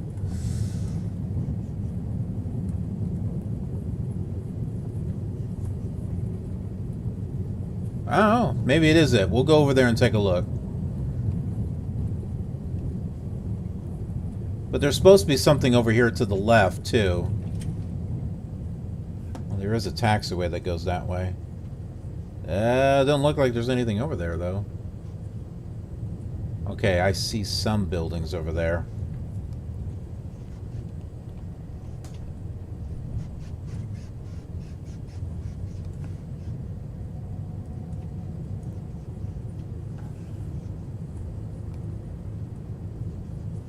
I like the look of this area.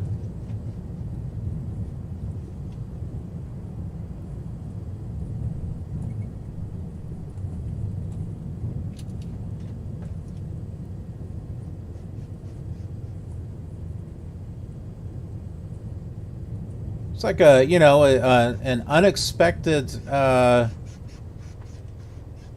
unexpected place to land. Off the beaten path.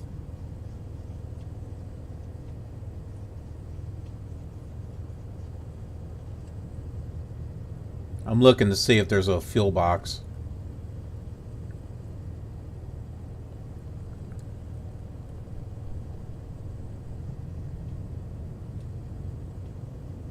Cause hey, you know, that's a thing, fuel boxes. Going all the way back to the original flight simulator where they had an F inside of a box.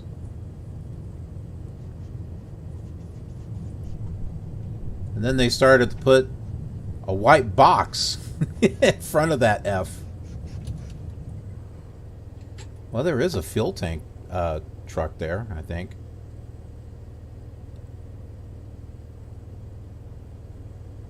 I'd like to find a fueling station if we can. Let's see. Drones! Ever so useful! My goodness, that goes all the way out there.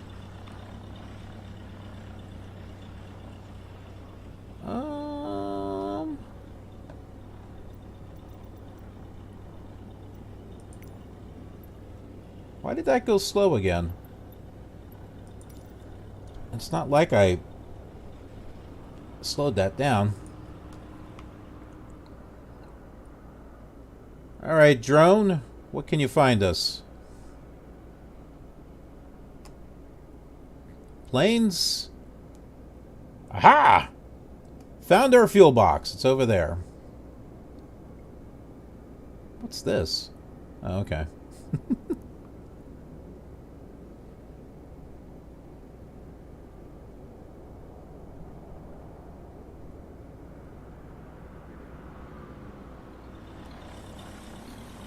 It's like,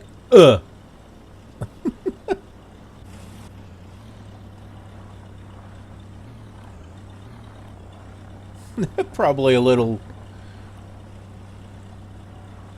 too fast.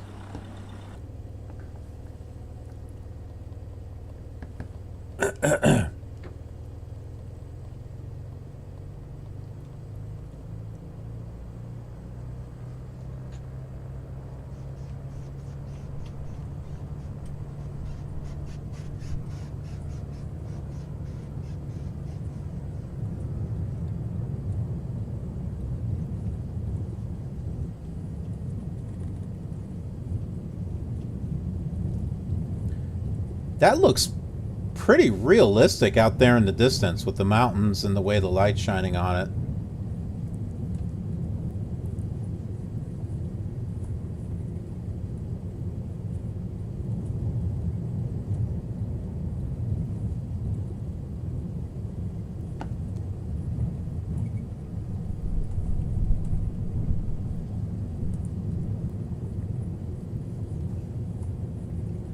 Now, I guess I am clear of that other runway.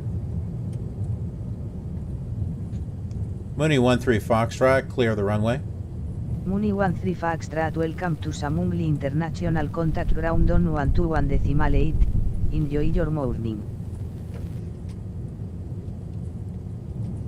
Samungli, that doesn't sound right.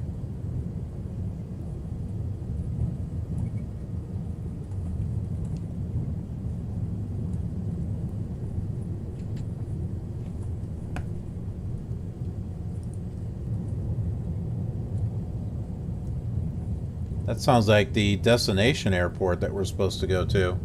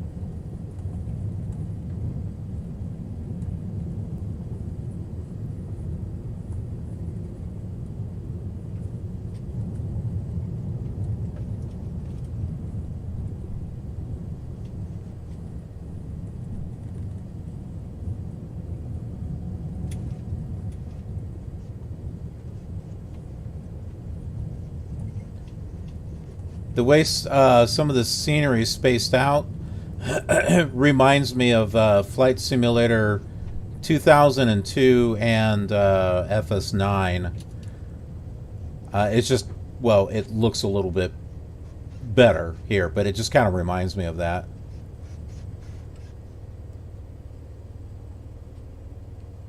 Aha! There we go. We'll just fill that up there.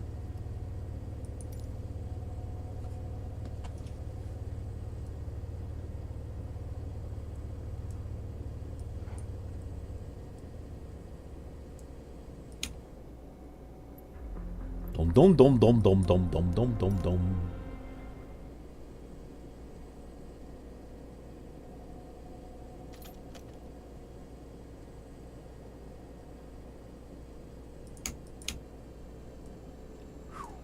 It's a little warm out here, so we'll just open that up.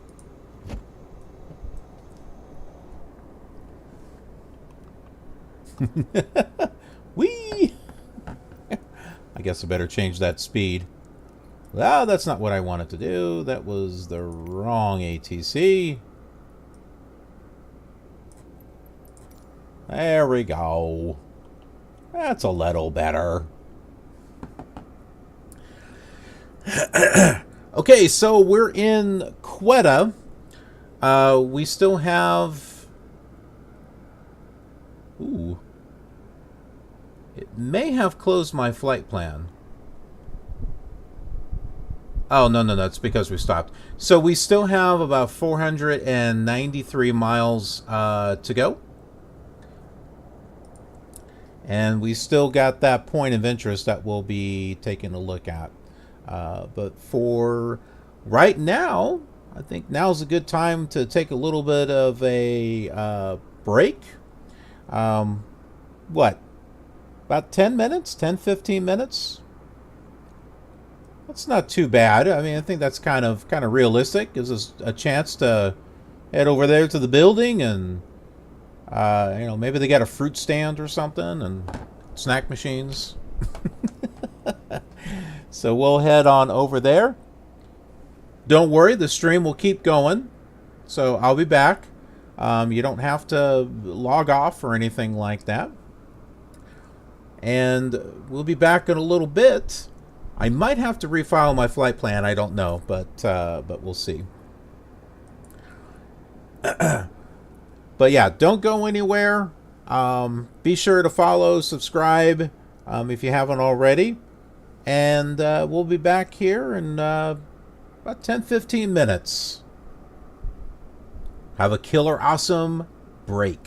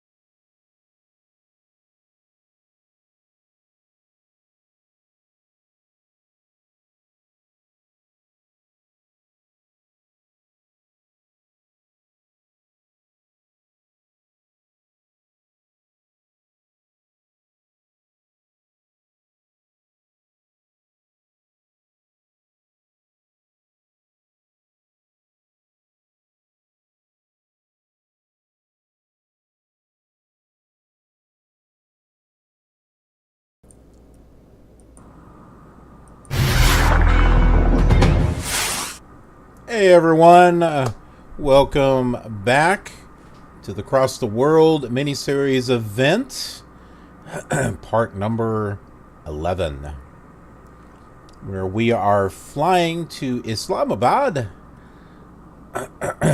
in Pakistan. We're in Pakistan right now. We made a quick little refueling stop here in Quetta.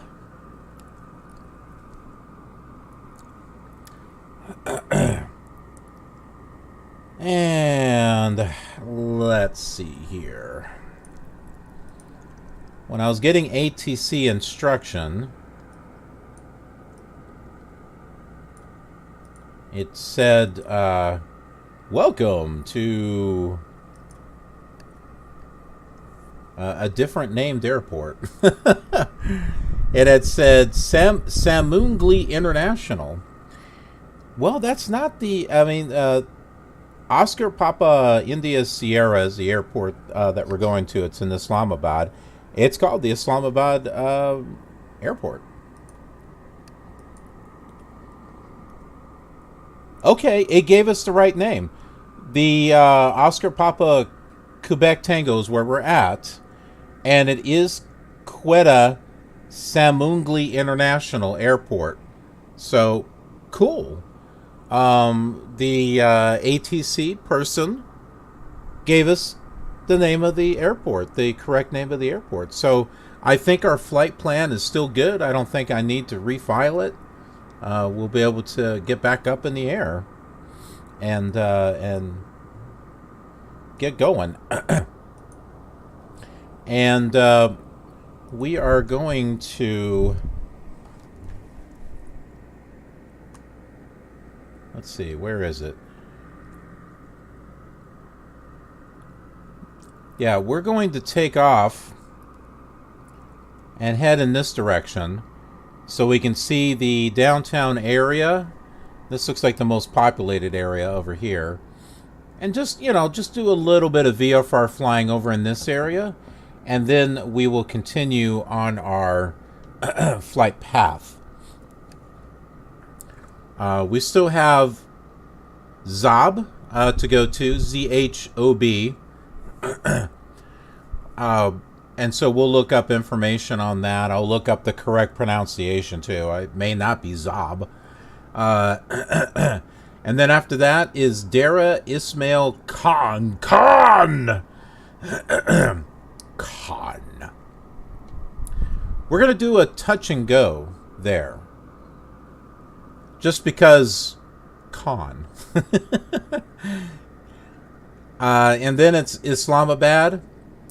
We'll be taking a look at the Faisal Mosque and looking up, real pictures and stuff along the way, and we'll learn what's special about that particular mosque, and then we will land at the Islamabad International Airport. So it is just under 500 miles away. And I picked up a Yoo-hoo while we're here in Quetta. Didn't know they sold Yoo-hoo. That's actually good to know.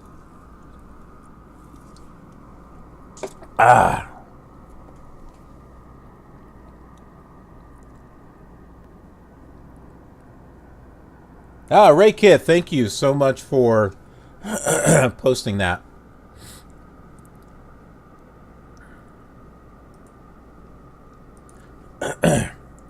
All right. I am interested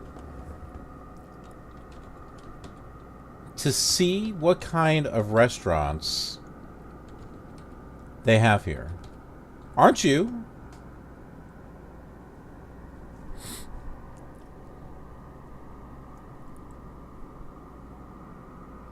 Restaurants in Quetta. The Lahiri Saj House, Usmania Tandoori Restaurant, Saigon.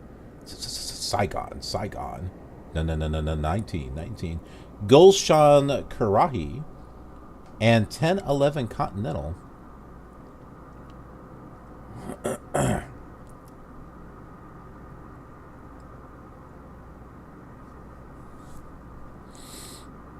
Ooh, there's a place called Italian Creams. What? I don't want American Italian in Quetta. Come on. Let's get some actual Middle Eastern food here.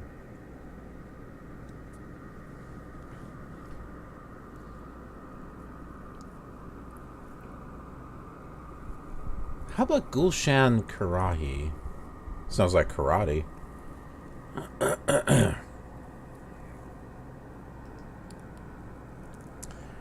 Ratings 4 out of 5 stars. Oh, hey, there's some videos. Here we go. Here we go. Make us feel that we're actually there. Take a look at that.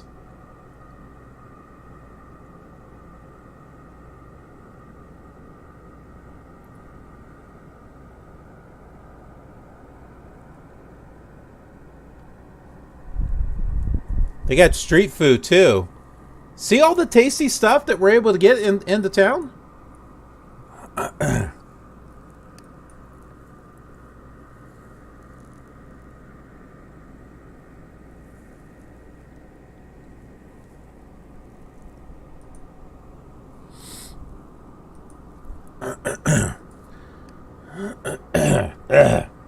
It's like yoo-hoo.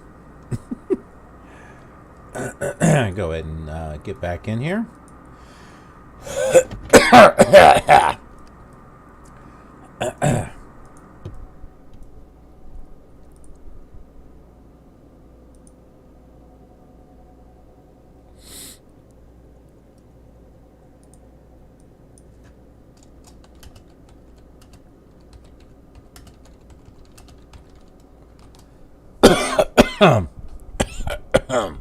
Are you okay, Killer Gamer?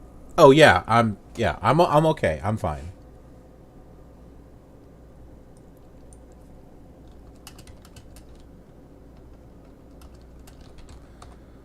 So you ready?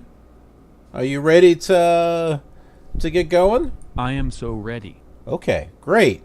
Yeah, me too.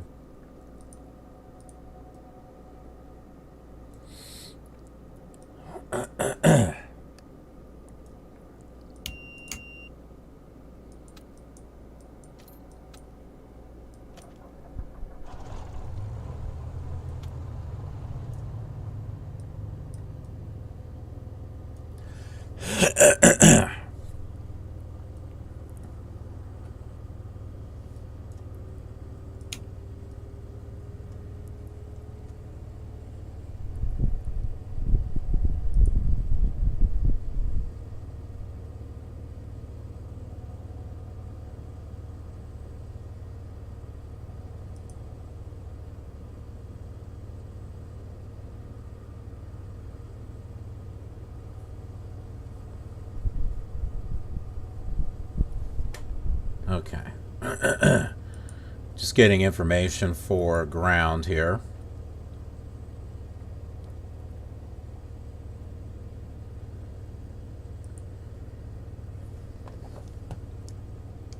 Mooney 13 Foxtrot, ready to taxi.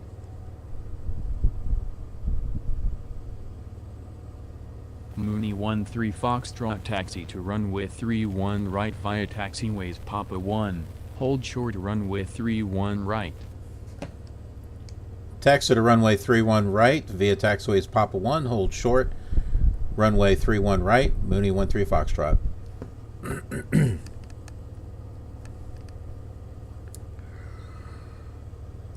Sounds absolutely splendid to me.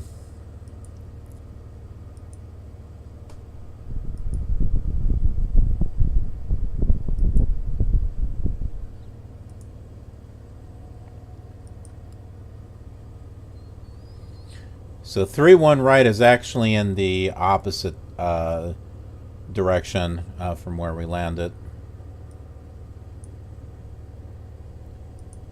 Of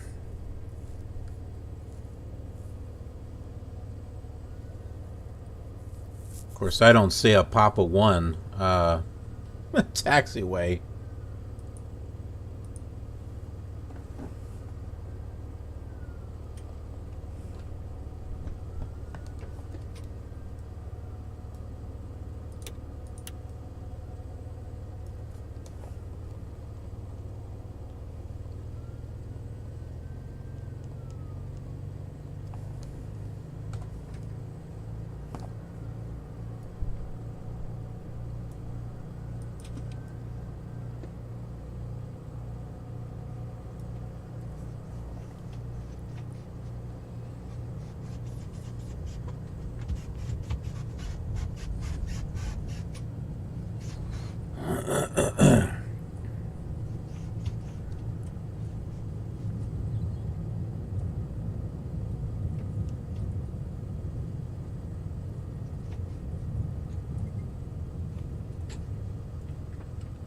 What's the weather information here? Do we have an ATIS?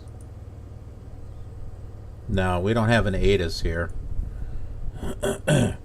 Just curious as what the weather is here right now.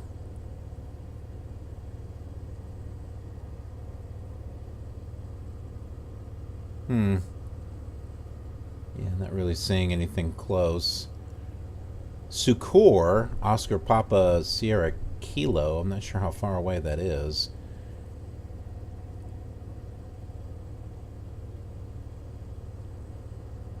There's no wind. Wind speed, it's just dead air. 17 degrees Celsius.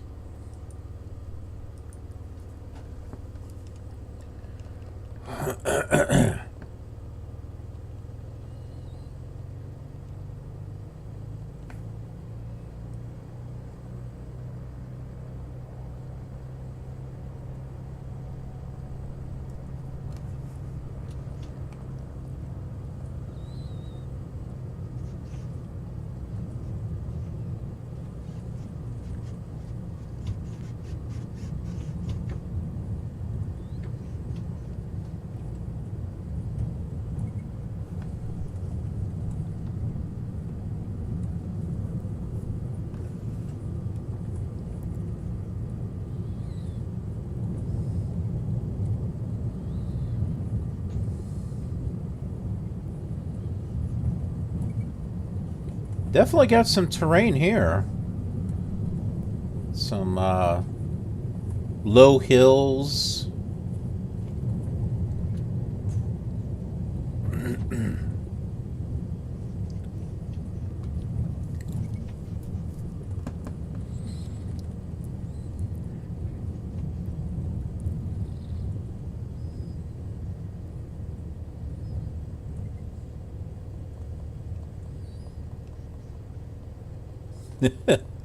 Definitely a hill. We need to somehow get over this thing.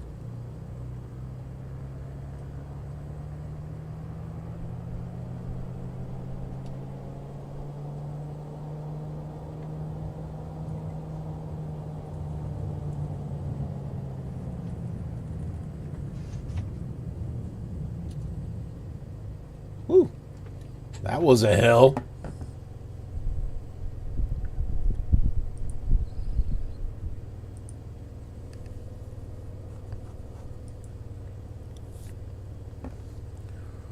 Mooney 13 Foxtrot, ready for takeoff. Mooney 13 Foxtrot, winds are calm, cleared for takeoff. Runway 31 right. Clear for takeoff, runway 31 right, Mooney 13 Foxtrot.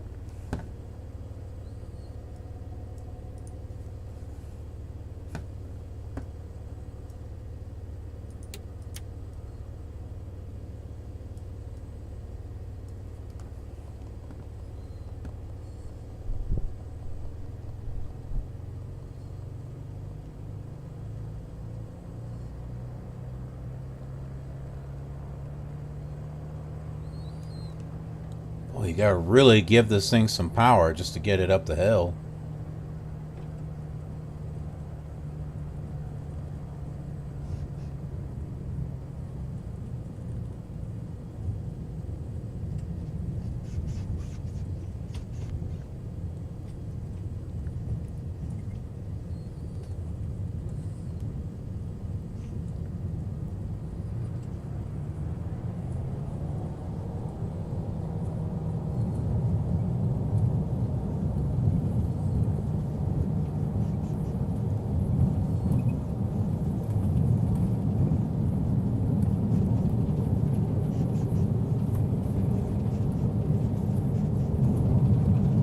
Whoa. Muni 13 Foxtrot contact Abu Dhabi radar director on 118.0. Have a nice day. Radar director on 118.0, Mooney 13 Foxtrot.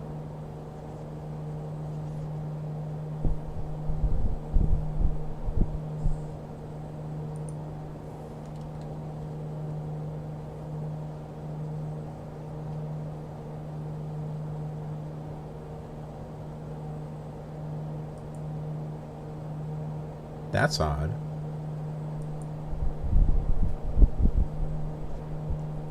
I don't have anything on 118.0.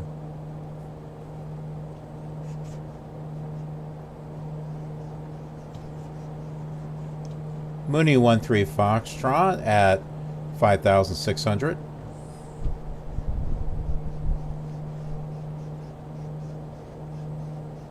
Yeah, that's what I thought.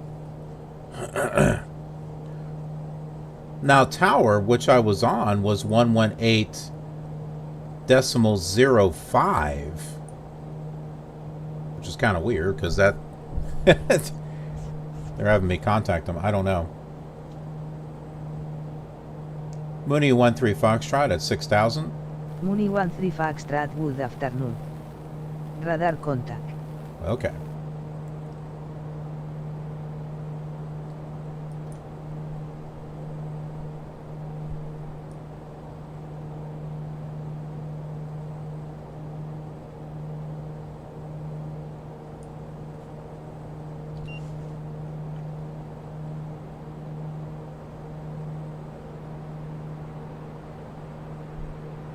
Don't panic. Everything's fine. No, it's not. Mooney 13 Foxtrot, you are off course. Turn left heading 040 to return to course.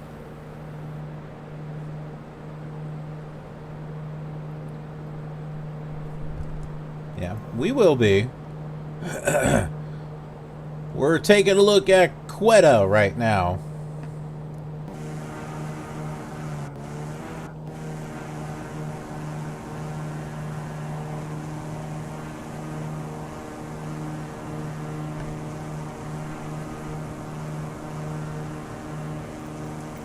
That drone is awfully fast.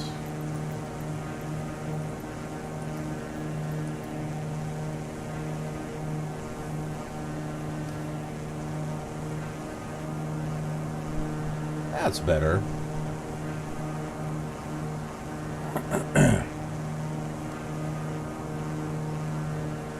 Looks like we got a river that kind of goes through the city here. I think that's a river, or that's a road. Maybe that's a road. It looked bluish over here, but no, maybe there is a river. Yeah, that is a river right there.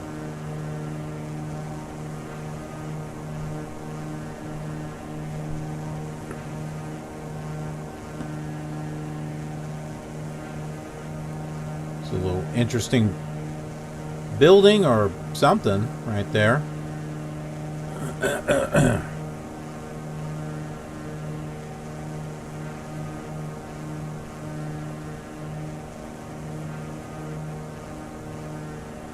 And this is a road. I see a car moving.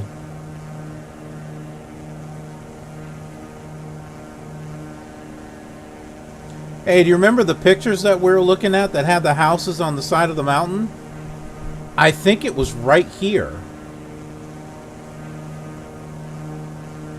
I think I still have those pictures up.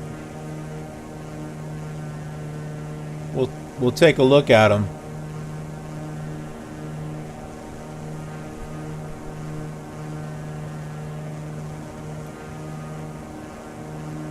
Yeah, you remember it was a real small mountain? I think that's it.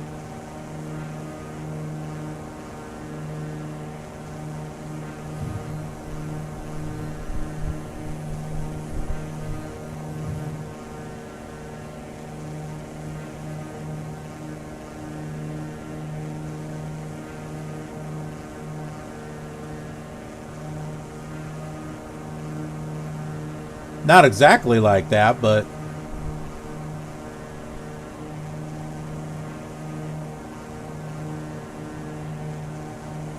pretty close, I think.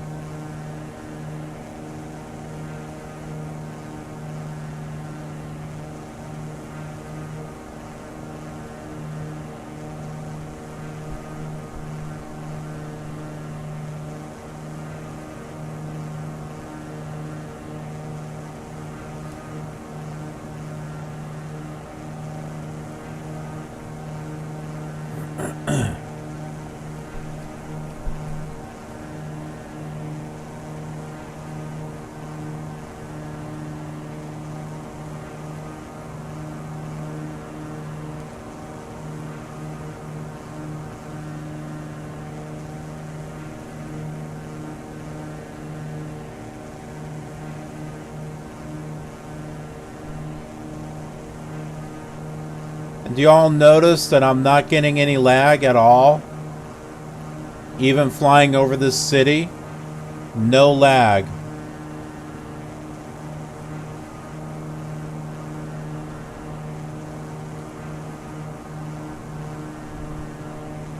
Wow, that new modem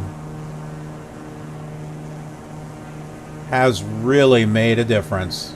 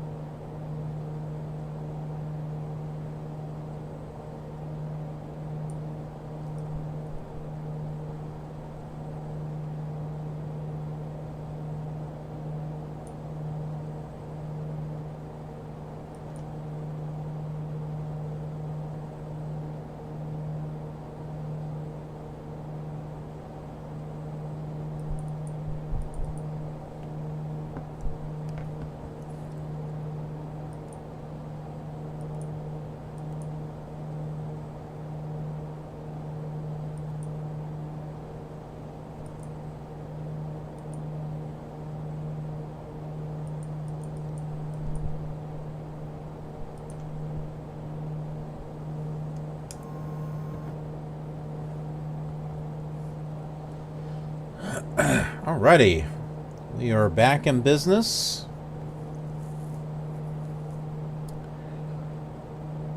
Unfortunately, my flight plan is now gone from the Garmin. But you know what? That's okay. Because we got VORs we can tune into. Who needs this? Who needs this? We don't need that. We don't need no stinking electronics, and we don't need no education.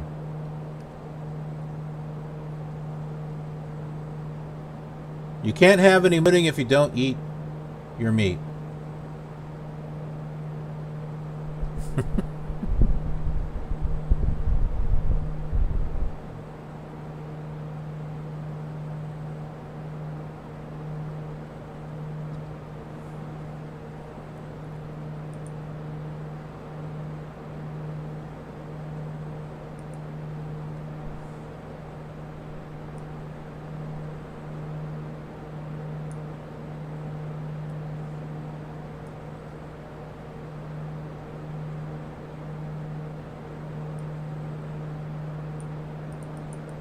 Yep, the path we have to go is right in between those mountains there. And there is, at least according to the terrain map, there is a river that runs through it.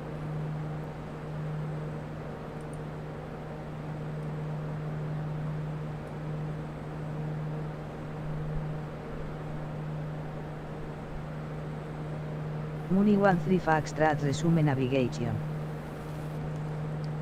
Resume navigation, Mooney 13 Foxtrot.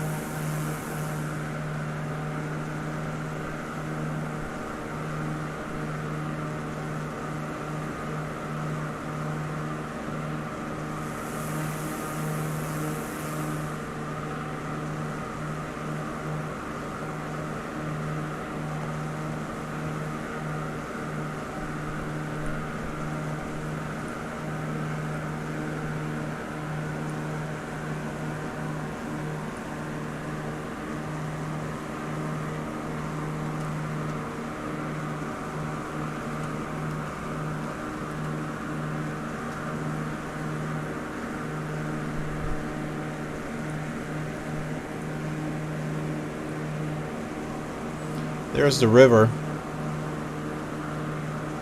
Now this is some interesting terrain right here.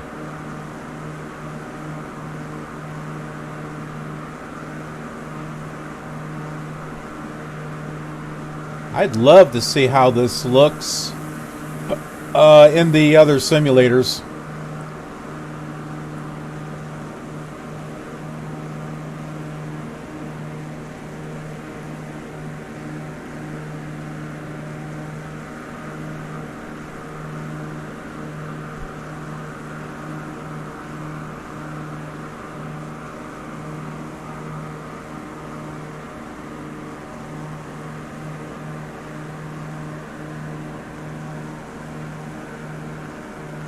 Lots of sharp angles and everything. Very neat area.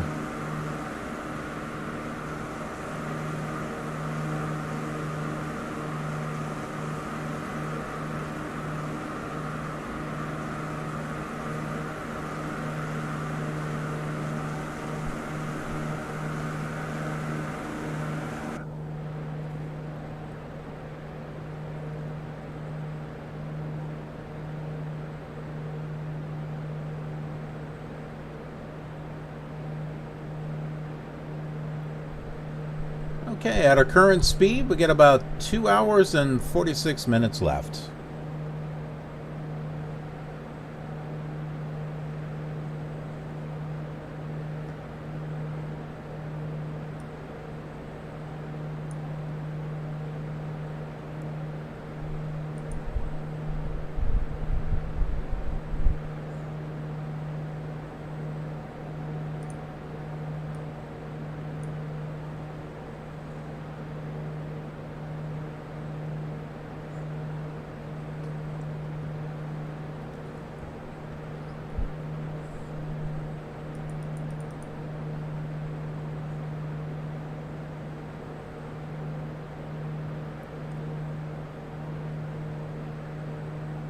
And we are 131 miles from Zob.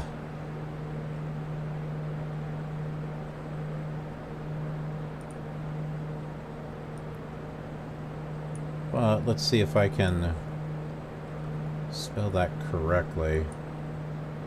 Or say that correctly.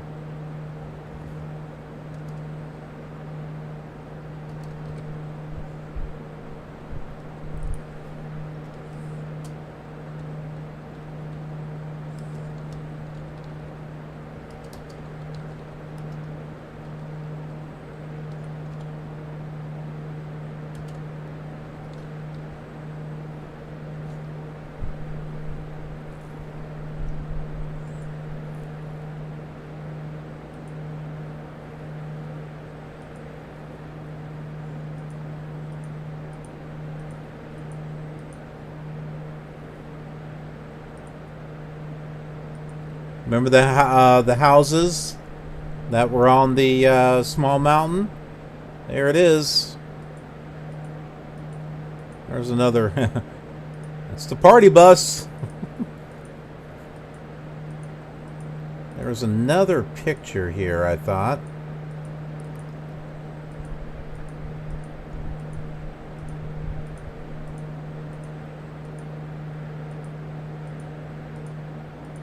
Okay, nope. That was just that one. I thought I saw another one, though. Maybe I just went right by it and didn't realize it.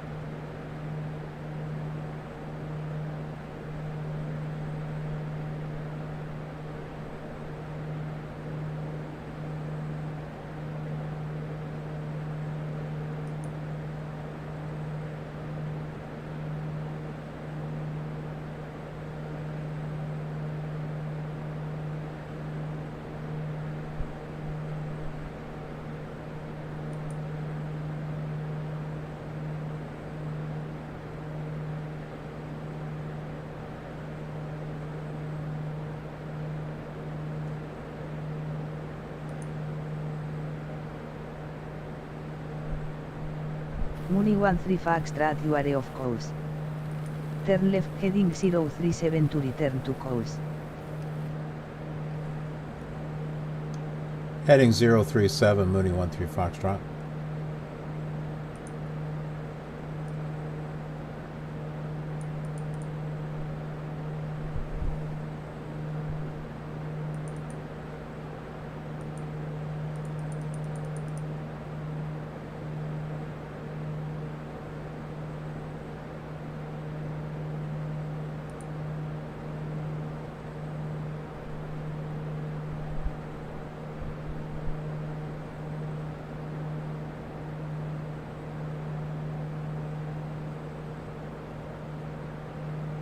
Might be Zaub. I don't know, I'm not really finding a anything that would give me the pronunciation.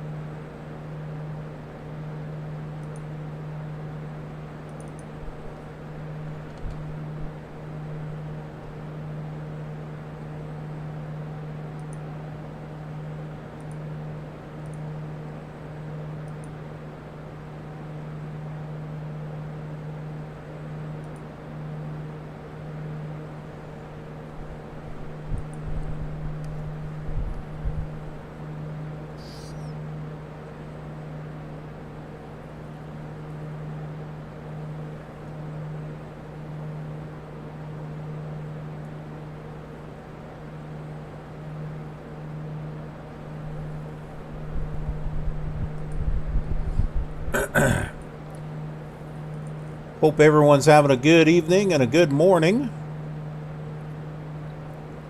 Muni 13 Foxtrot, resume navigation. Are you having a good morning? Resume navigation, Mooney 13 Foxtrot.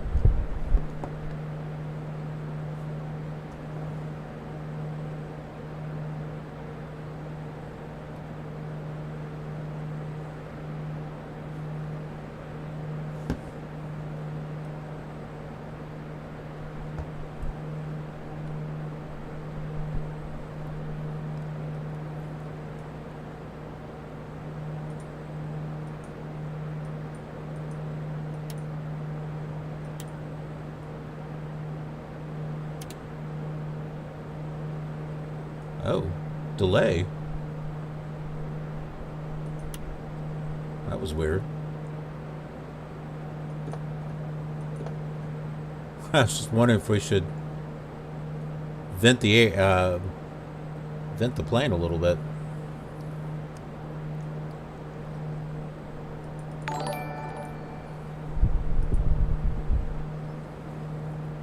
It's a zombie. Francis Riley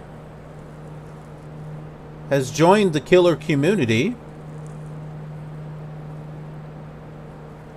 Joined us over on Killer TV. That's what that is over there when you see that. And I have not found a way to get to change that whole zombie little picture. It's like I got everything else, but I think since I'm multi-streaming, it picks that up instead of the typical alerts that I have.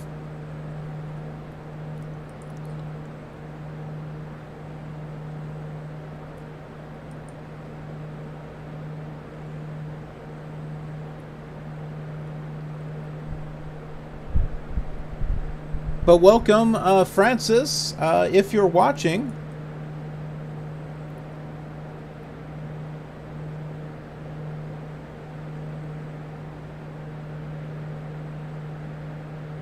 I've got people subscribing on Killer TV because of the streams, and they're also subscribing because of videos, so I'm not sure I'm not sure which category she falls under. Maybe both.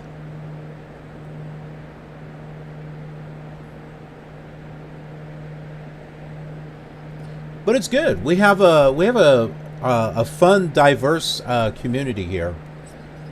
We got flight simmers here, and just simmers in general, like The Sims,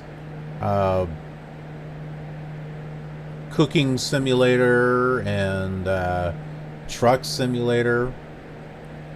We got retro gamers that come here that love to see the old flight simulators, in addition to like Commodore 64 and Amiga stuff that I have here. And we also have people that like sci-fi. They come here to watch No Man's Sky and Empyrean, and a few watch the Star Trek Online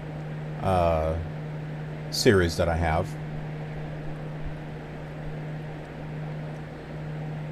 And then we got people that are just looking for some software review, game reviews and stuff, and I do that as well.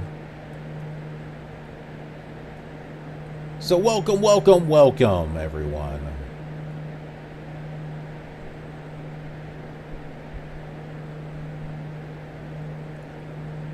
See, isn't that fun? We're traveling around the world and we're picking up new people from all around the world.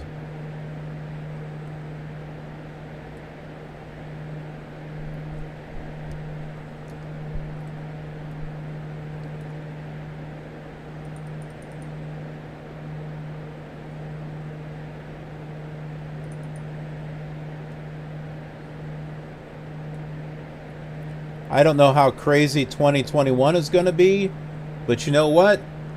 As long as you're here on this channel and following on Twitch and subscribed on Killer TV, your year is just going to be that much better. Everywhere else, it may be a disaster, but here on this channel, it's going to make your year that much better. So you're in the right place.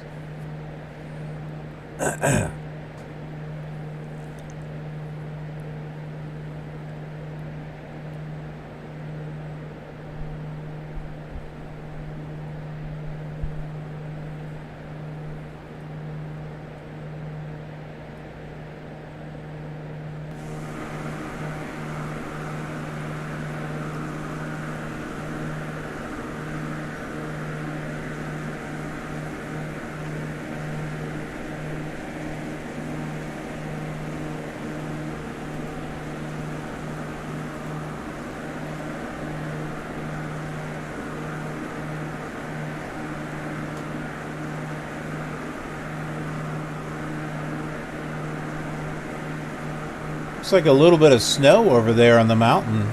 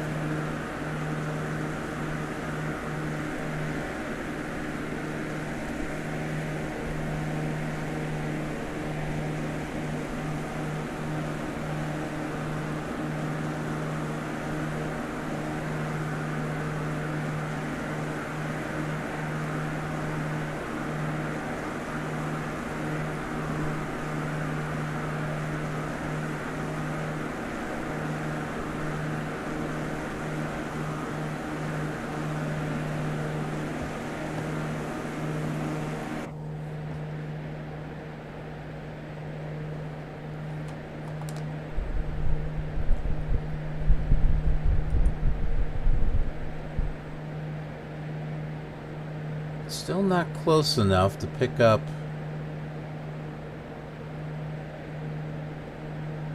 a signal from Zob. 115.7. That should be a VOR.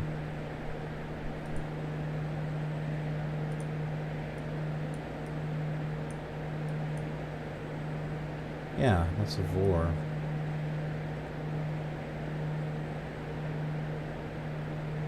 Could be the terrain. There is an NDB there, though. I can tune that in. That's 245.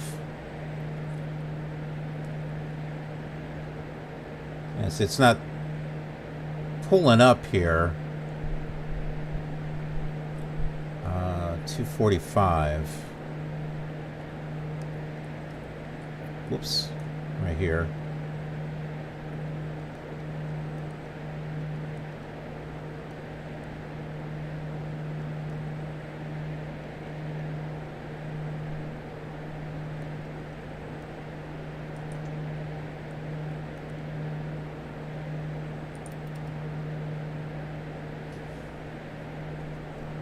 There we go. I saw that move. Okay, awesome. We just need to adjust our course just a little bit here.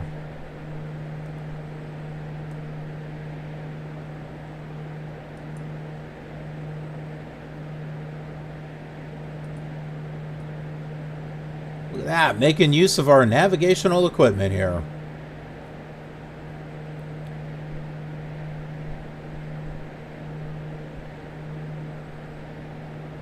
This here is Quetta.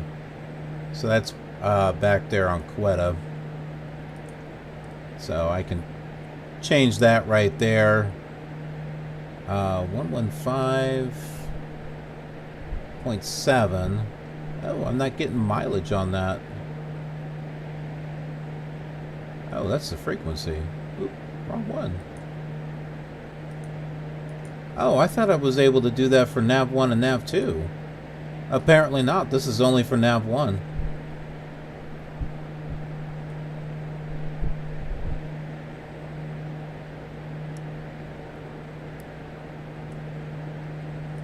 Ooh.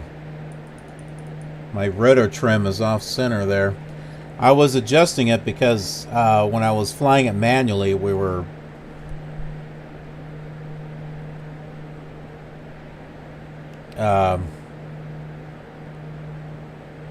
it was going to the left, so I was using some trim the other way.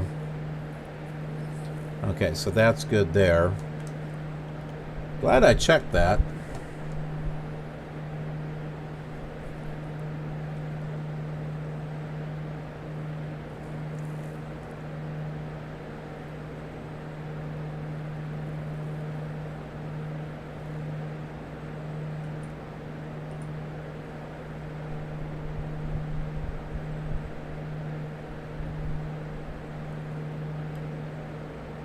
So with an ADF, once it's tuned in, we just need to follow this arrow. Once it's pointing straight up, just turn our heading here a little bit. And when it's pointing straight up, that is pointing us to the NDF, or this is our ADF. It's pointing us to the NDB, or the non-directional beacon. And it's, yep, straight up and down, so we are heading directly there. Now, how far away are we? That I'm not able to get that information, at least here. On Pilot to ATC, though, it says 79.6 miles, so it's something.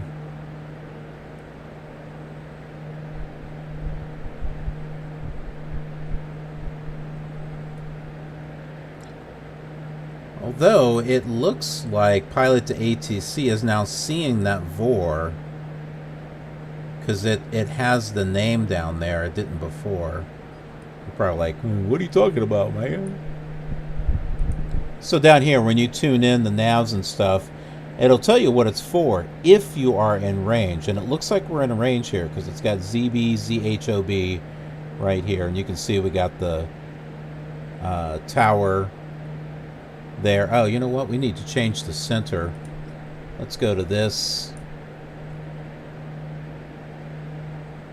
I'll go ahead and change that over there.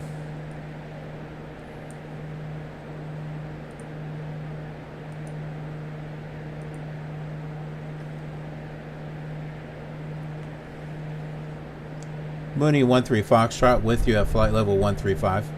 Mooney 13 Foxtrot radar contact.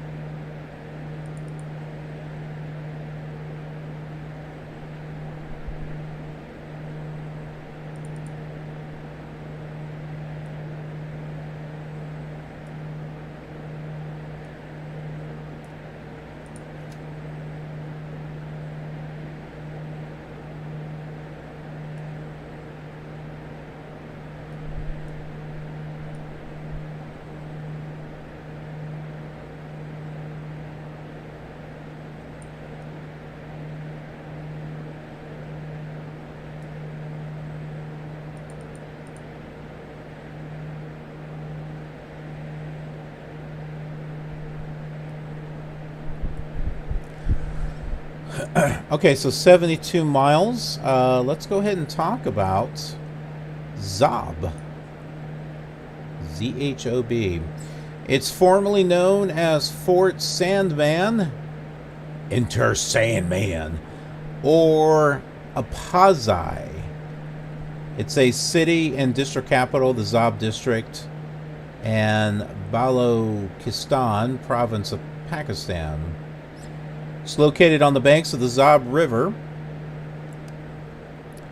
337 kilometers from Quetta. The city was originally named Apozai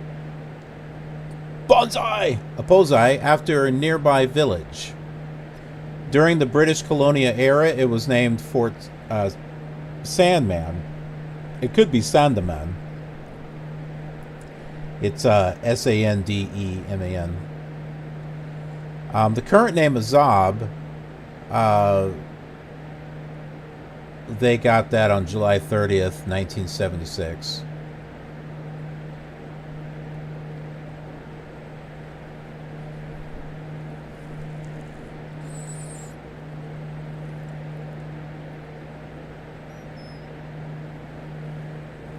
The prime historical importance of Zob is having been a cradle of the Pashtuns. The Pashtuns, they are an Iranian ethnic group that's native to Central and South Asia, historically known as Afghans. The native language is Pashto, which is an Iranian language.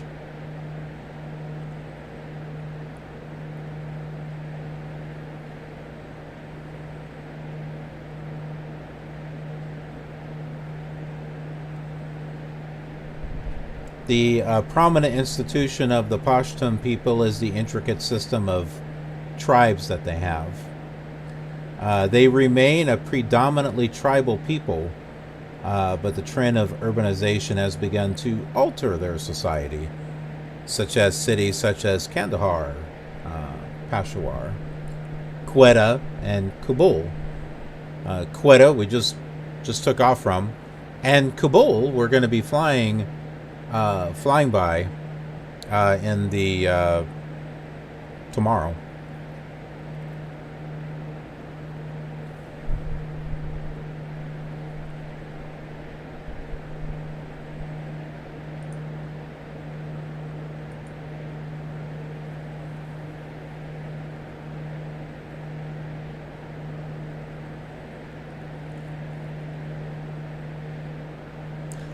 The climate here, it has a semi-arid climate.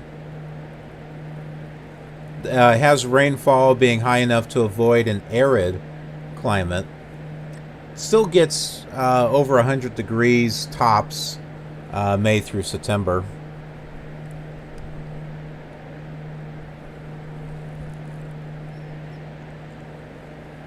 There is an airport there at 6,390 feet. And the runway... Oh, that is the runway. Sorry, that's not the altitude. It links Zab by air with the major cities of Pakistan.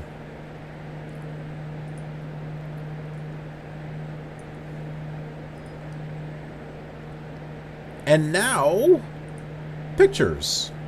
So here are some pictures of Zab.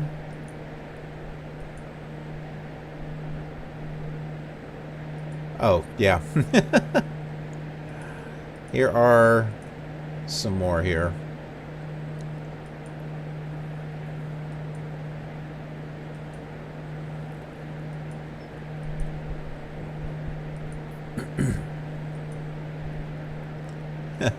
See? Rain. Rainfall.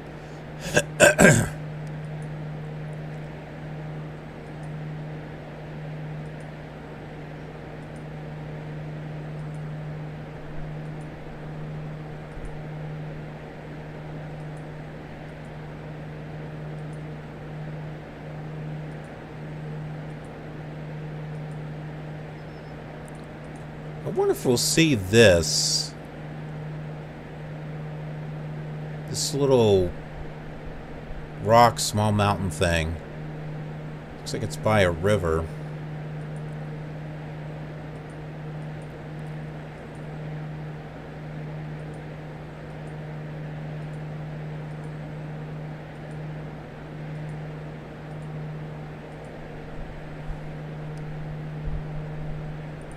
So that is Zab. We are 54 miles from it.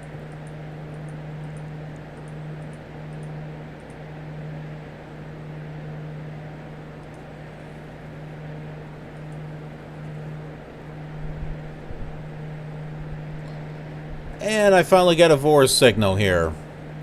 Yay!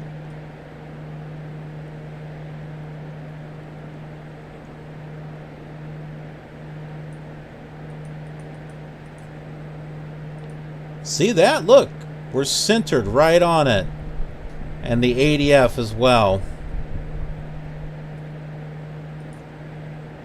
Pretty darn sweet.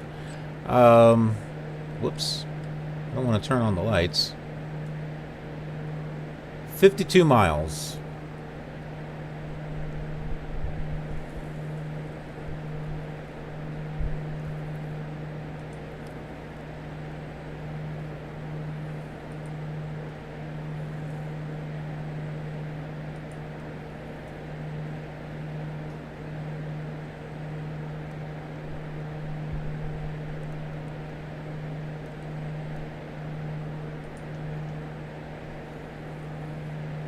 Oh.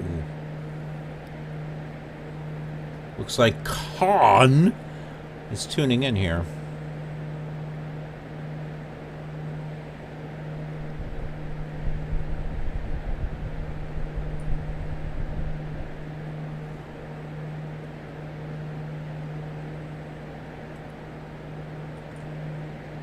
Yeah, that just turns it off.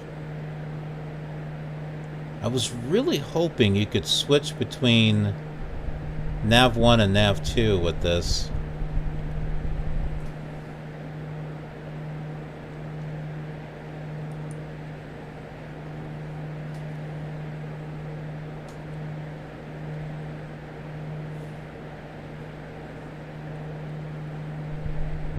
Yeah, I don't see a function. Gee, this is like the old Flight Simulator.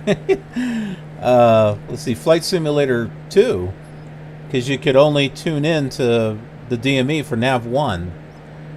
Flight Simulator, I know 4 had it. I think 3 had it. There was a little checkbox that you could click and then it would give you the distance for nav2.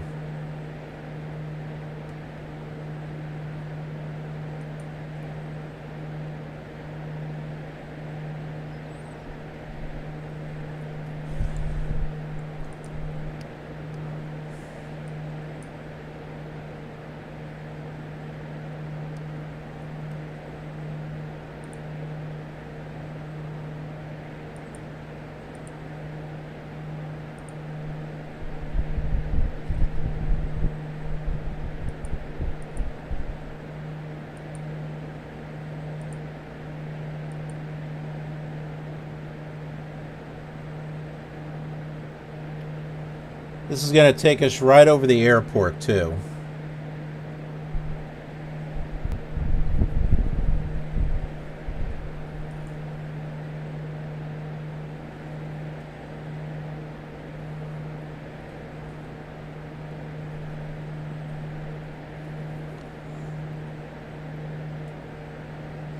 Oh, it is 8:24 in the morning, I think.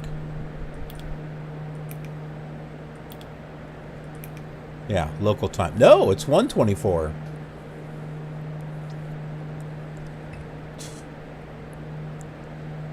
That was Greenwich Mean Time. All right, so it's in the afternoon now.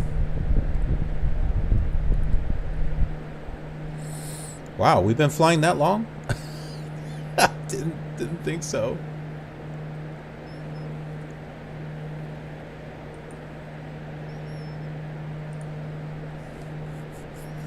Yeah, I guess we did.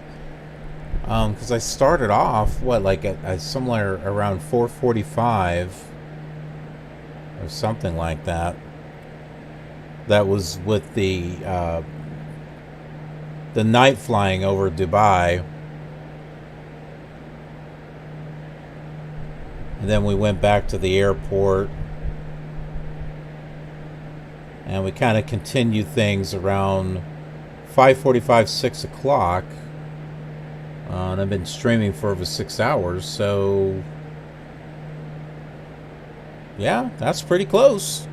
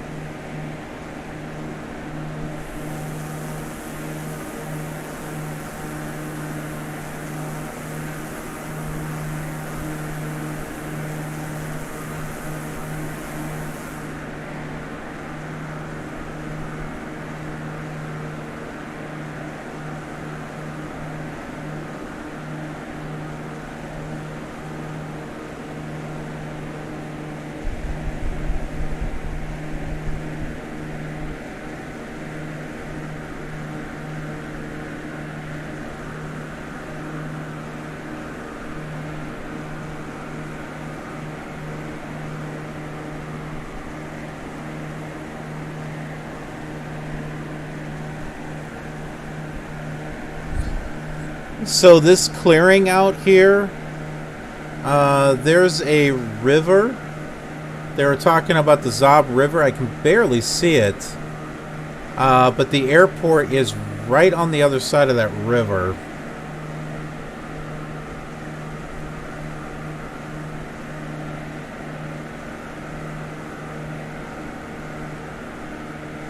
And our flight plan just continues in this direction.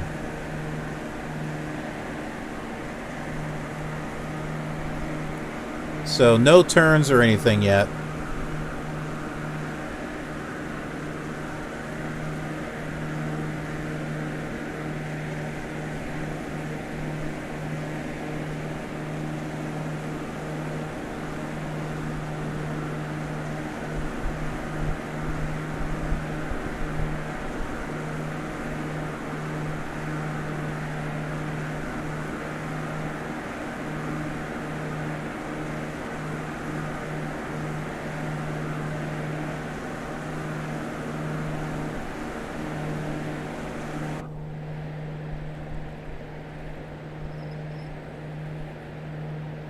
Got about 25 miles. Oops. Should do that. I can actually read it. 193 knots ground speed. We can see that right there. 8 minutes.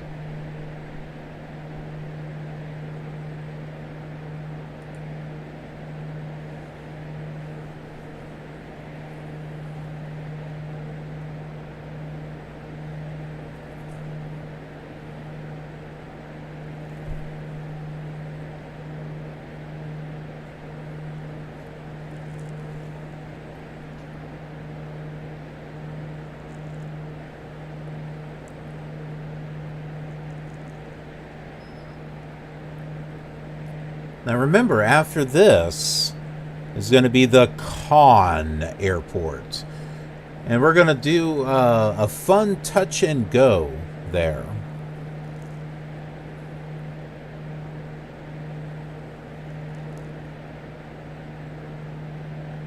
Why? Because Khan is an awesome villain from Star Trek. And I mean the Ricardo Montalban version of Khan, the original.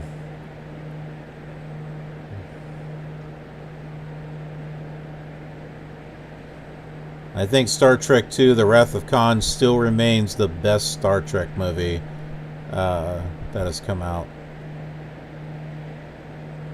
It never gets old. That one never gets old.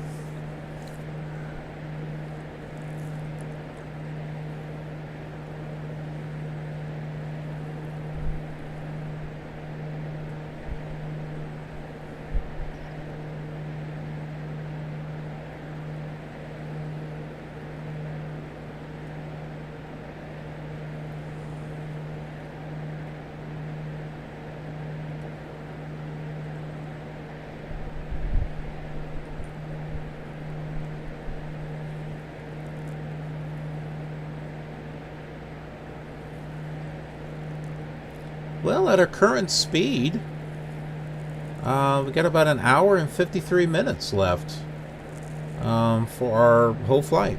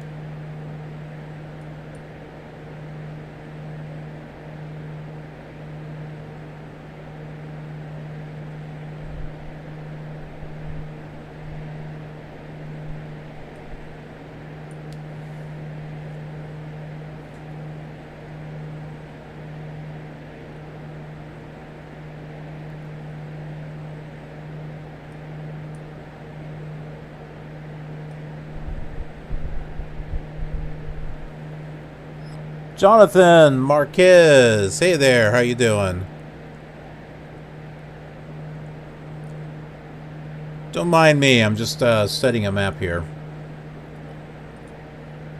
However, we are 8 miles from Zab, which we should be flying over right about now, or close. So we're currently in Pakistan right now.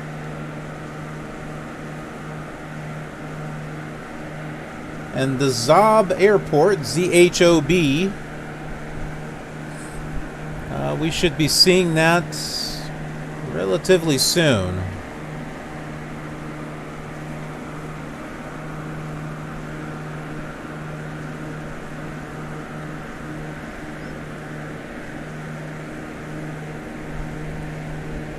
And we got about an hour and 53 minutes before we get to Islamabad. And we've got a point of interest there that we'll be taking a look at as well. And we'll also look up some real pictures of it and learn a little bit about it. So if you like going on a tour and learning about stuff, this is the best show for that. Because we've been learning quite a bit of stuff so far.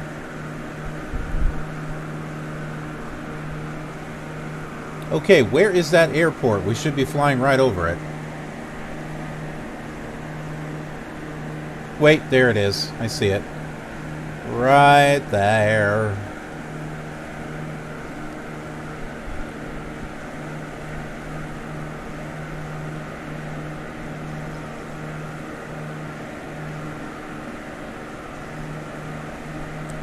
I wonder if that one small mountain that we were taking a look at was down here somewhere.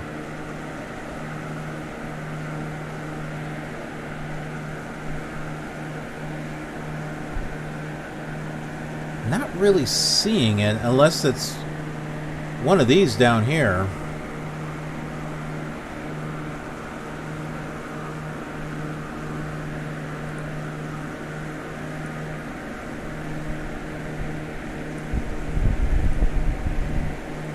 Yeah, this is a real picture from the area. Looks like it's by the river, so I don't know if we take a look here. By the river. I don't think that's a river. I don't know, that might be a road right there.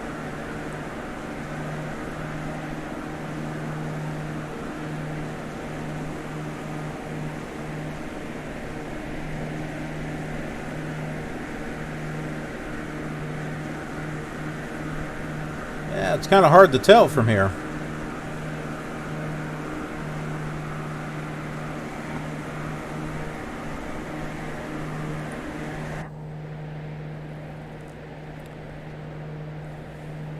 Hope you're doing well, Jonathan.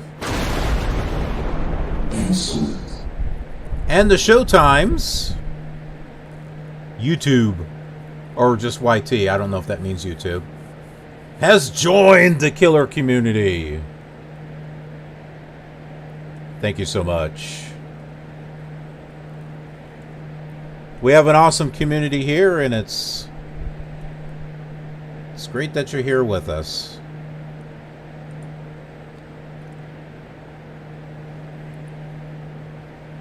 We got one last waypoint before we get to Islamabad, and it's going to be Dera Ismail Khan. And we're going to do a touch and go at that airport right there. So we got a little bit of fun stuff here planned.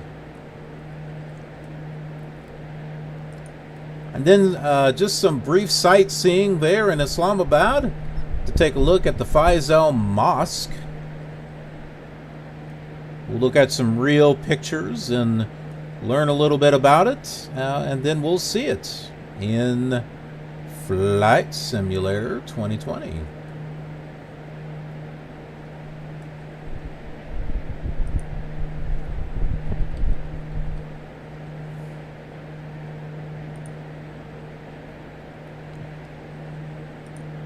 Okay, I was just getting the radio tuned in there.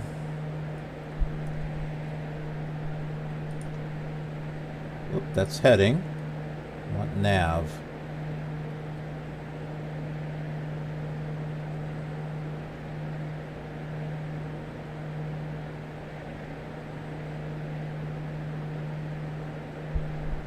Huh. It's tuned in, but I'm not getting DME. I guess it's just a VOR only. It's not a VOR DME.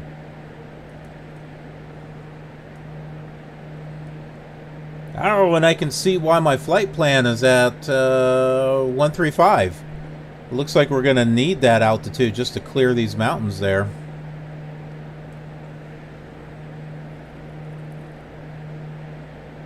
Alrighty, Jonathan. Well, thanks for coming by.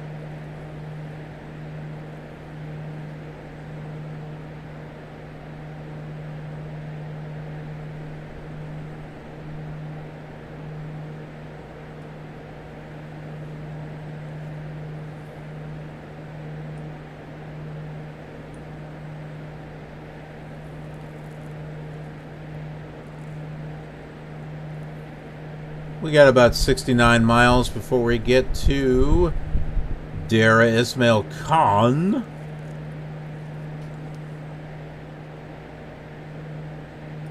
Let's go ahead and look up some information.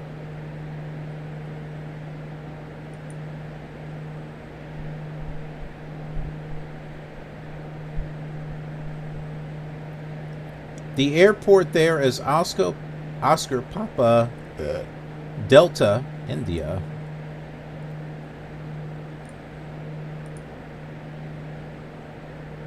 Oh, that's a very simple airport. Here's the diagram of the airport here. Apron and taxiway, not to scale. So, whoa, this is small. Should be just enough for us to do a touch and go, I think.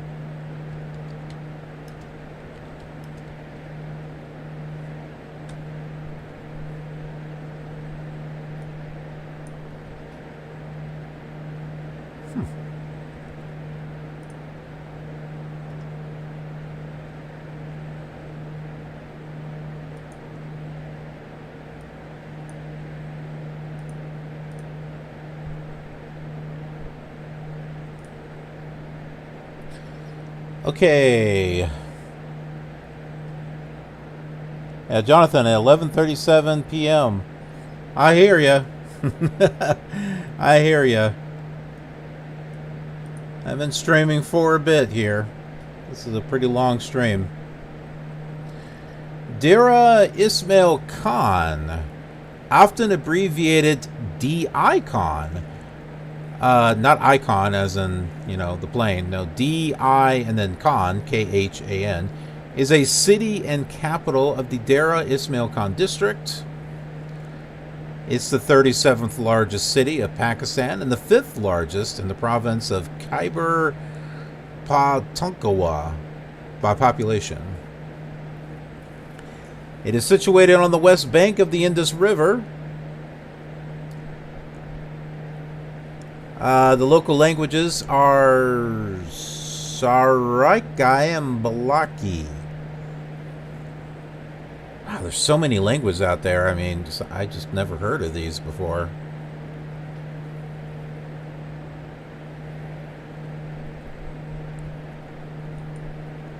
The region around Dera Ismail Khan has been inhabited for a millennia. So they have an archaeological site dating back to 3300 BCE.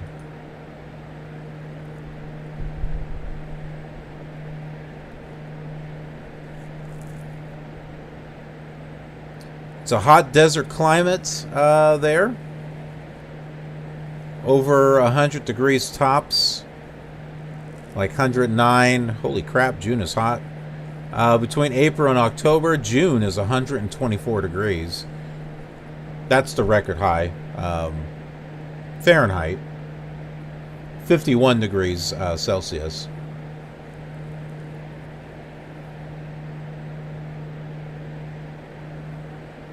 Interesting. The airport, served by the Dera Ismail Khan Airport, no commercial flights operate at the airport. Well, that makes sense. It looked, from what we saw, it looked like a really small airport.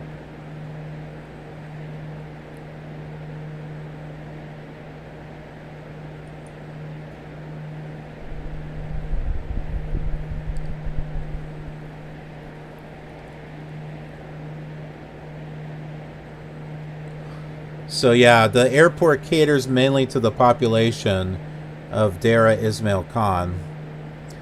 And the airport is only for smaller aircraft such as the Fokker and the ATRs. Airport is currently not able to handle larger aircraft such as the Boeing and the Airbus. And that's where we're going to be doing our touch and go. Here are some real pictures of Dera Ismail Khan, so you can get an idea of what it looks like here.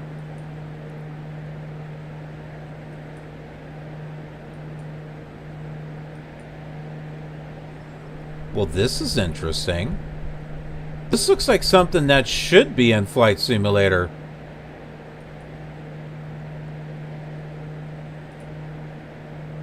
That is really interesting.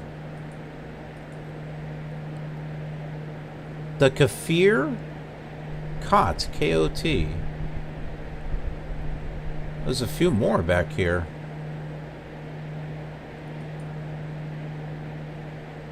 Well, this is interesting. See, this is why we look stuff up, because, my goodness, we're like learning and finding out some really interesting things.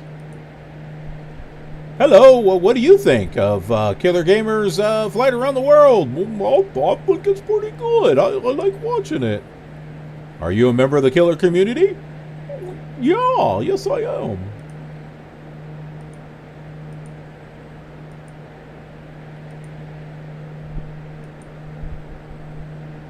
It's like, yo man, stop staring at me. I'm busy working.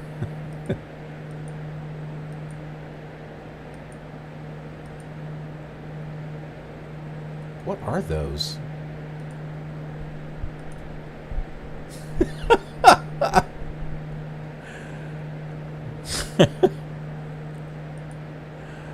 That was a big beard.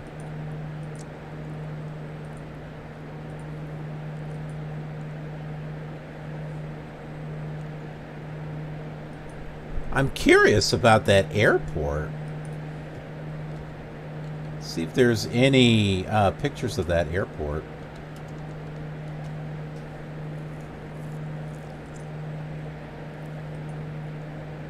Yeah, there's some. I don't think there's much that we can actually see here. Well, there we go. We just kind of balance our way there. Yeah, this is cool. Having the little domes there on the top and the little archways there. It's cute. It's cute. I like that. And here's a view of the landing here.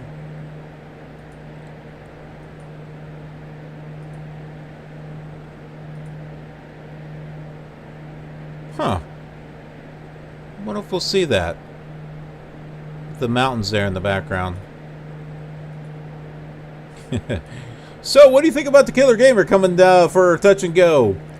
Yeah, we're waiting for it. We're excited.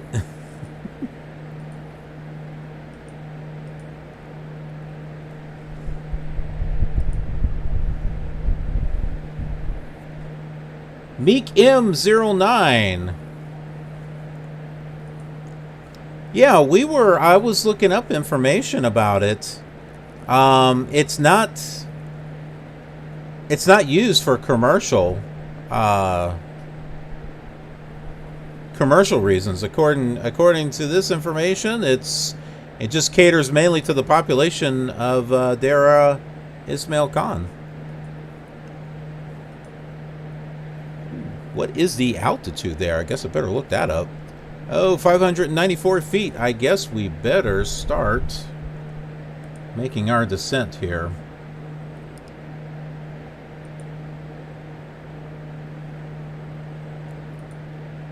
OPDI. Okay. There is tower.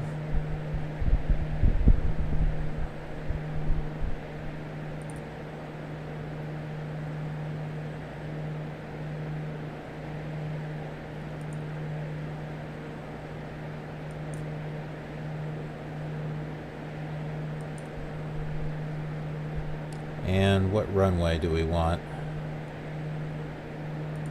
We'll say runway 12. Mooney 13 Foxtrot, request touch and go. Runway 12. Mooney 13 Foxtrot, radar contact.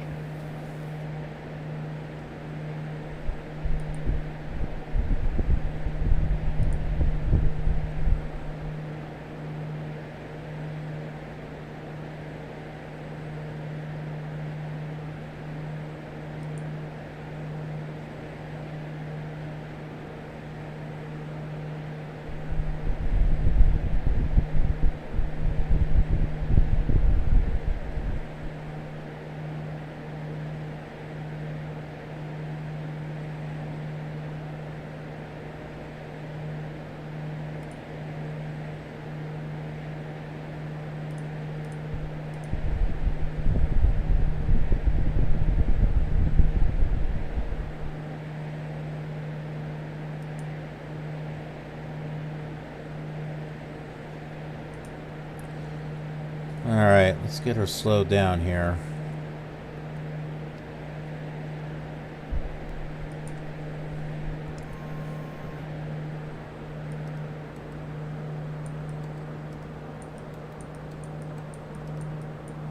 So we're about 33 miles. Whoa, that might be a little too much there, Killer Gamer.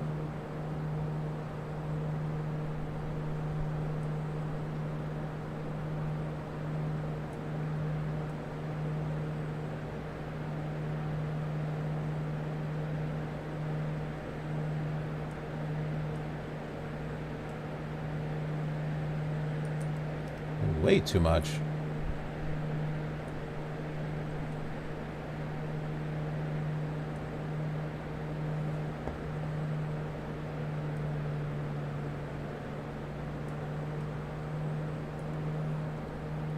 Alright, so while we're making a descent here,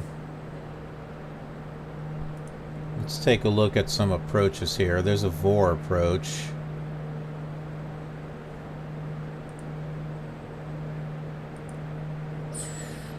Okay, we already got this tuned in.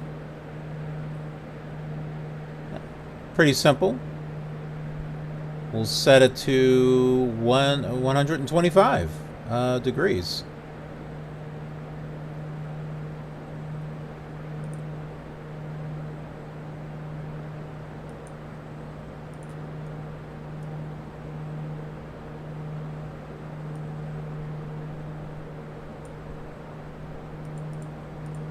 Move our heading off here a little bit. And we'll set this to 125. Whoops, wrong one. That one right there.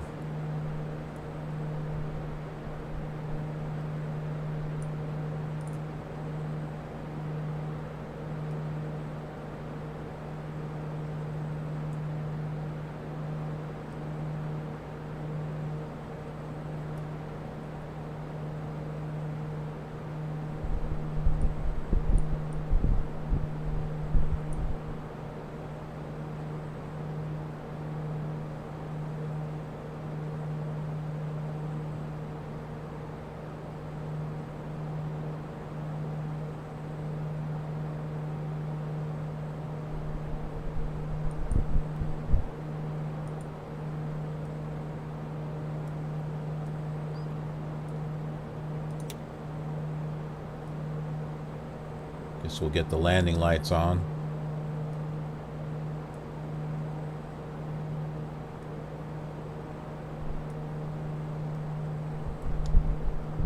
So, touch and go, here we come. And then on our way to our final destination.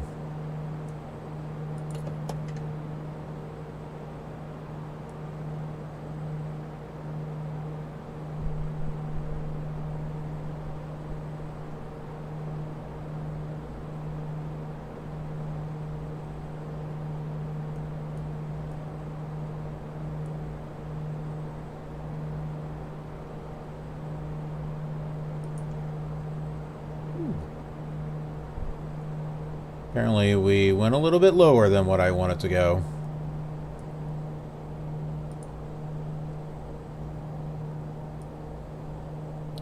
Approach chart says come in at 2,200 Muni 13 feet. Foxtrot, you are off course.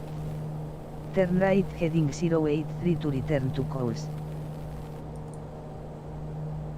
Yeah, we're making a touch and go. I already told you that. I already told you we're doing that.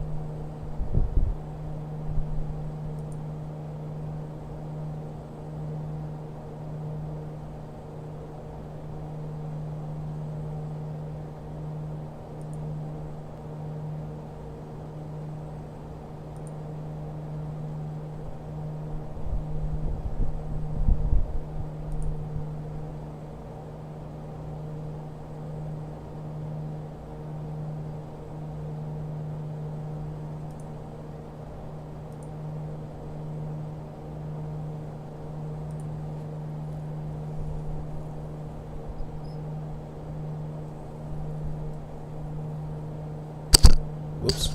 Sorry. Got about 21 miles.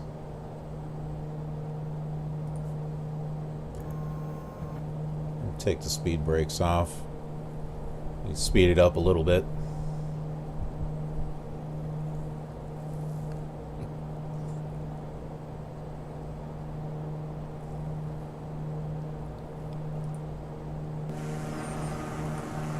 Well, now that's interesting texture.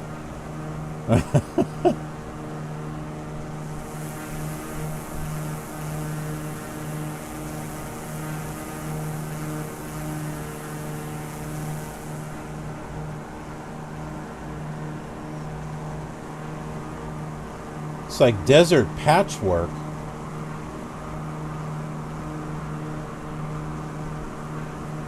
That's very interesting.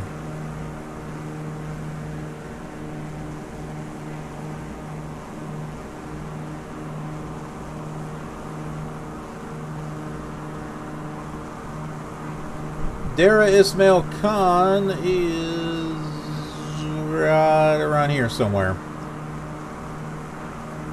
The river will be over here, so we'll see that.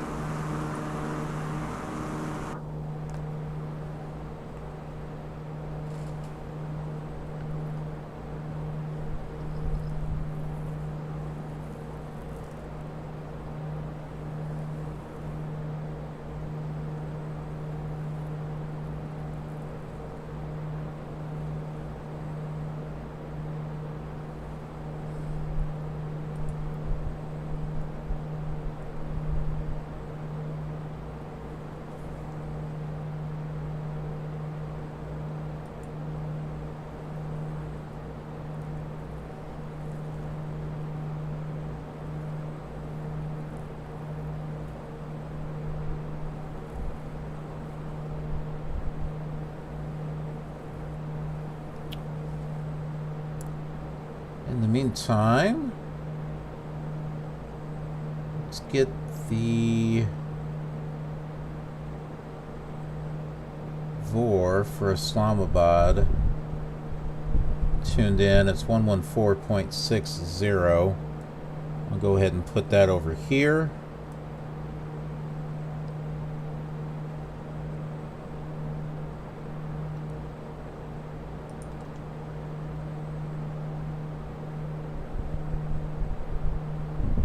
There is another VOR about 12 miles from that.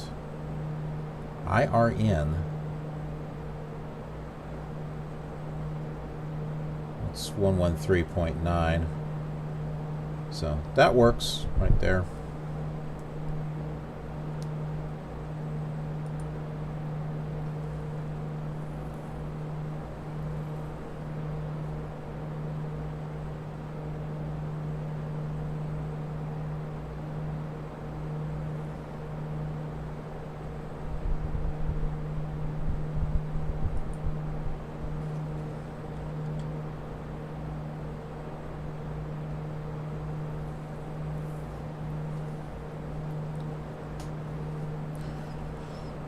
Our ADF has been useful also during this trip. Let me see if I can get that set up for Islamabad as well.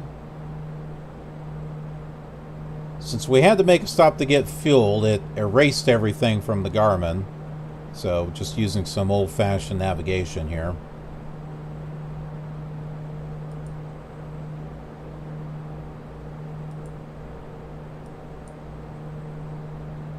.286 is the NDB.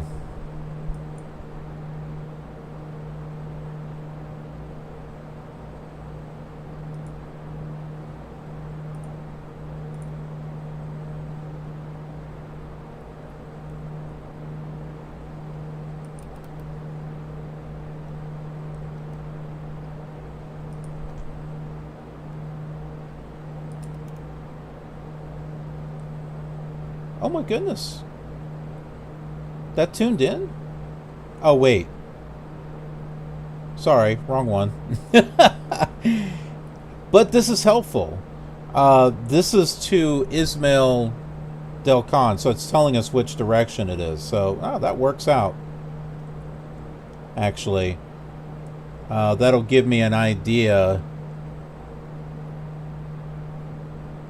like when we'll start getting close to intersecting this.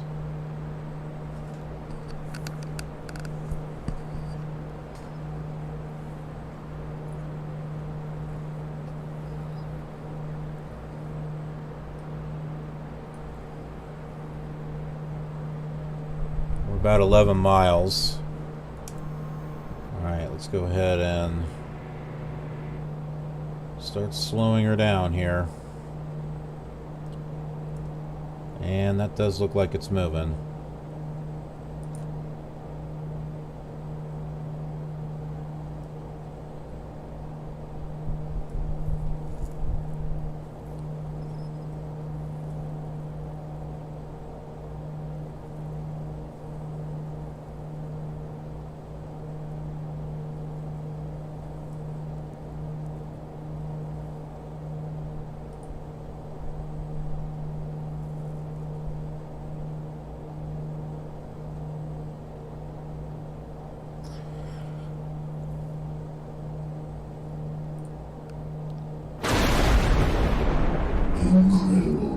Canadian Captain Mustache, thank you for coming here and bringing everyone. Nice to see you all there. T-Bone 420.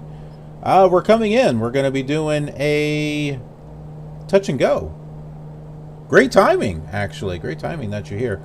Here is the chart of the airport. This is Dara Ismail Khan. We're coming in at 2,200 feet. It should be around 9 miles. We should be starting to go down, which is right about now.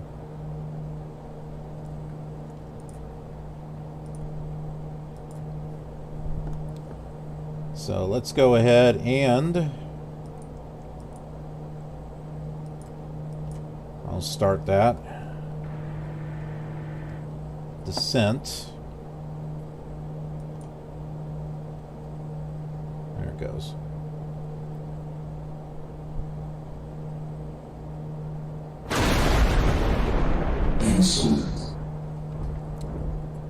And Vipers 5-3 is now following. Part of the killer community. Nice to have you here.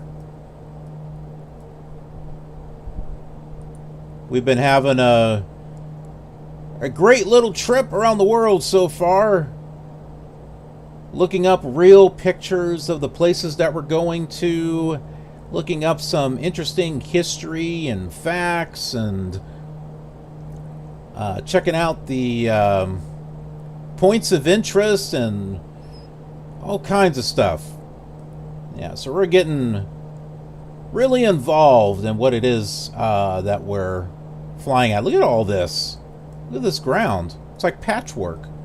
It's really interesting.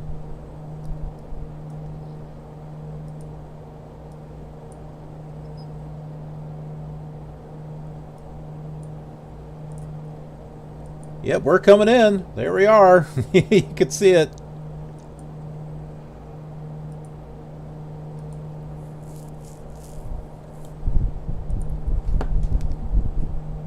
Mooney 13 Foxtrot on final for touch and go. Mooney 13 Foxtrot winds are calm cleared for the Option runway. Clear touch and go runway, Mooney 13 Foxtrot.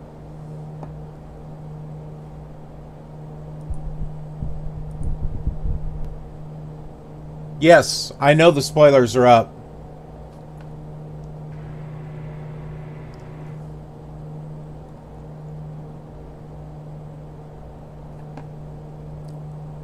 Or the speed brakes. Yeah, that's because I'm trying to keep the speed from getting too fast. Whoop. Whoop. Whoop.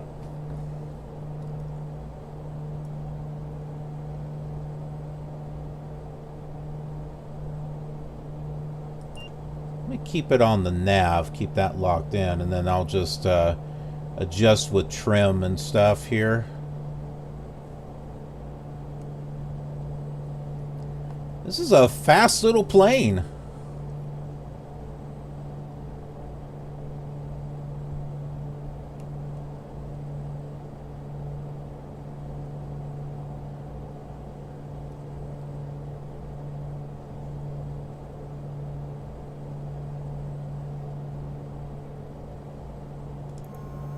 Okay. Now my speed brake is up.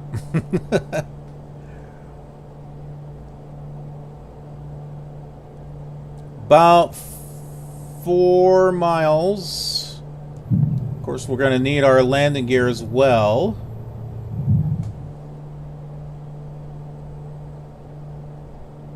Three and a half miles. I think that might be it right there.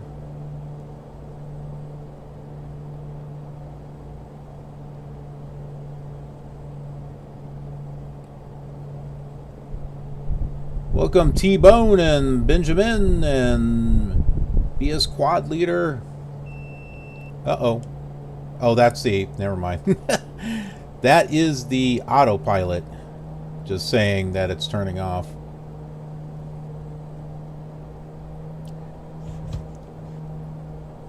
So I do a variety of different simulators here on the channel.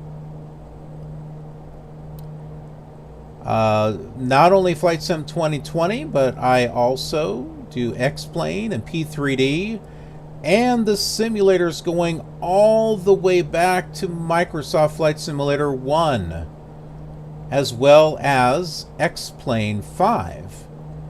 So if you like to see... Is that it? I think that's it. So if you like to see the old classic simulators... This is where you want to be. Yep, that's the runway. T-Bone! Thank you so much for joining the killer community. You'll love the community. We have an awesome community here.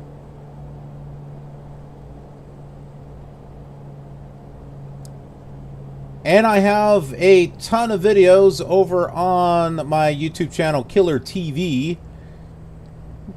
So if you like to see some of those classic simulators, you'll be able to see them there. But I do some live streams on them as well.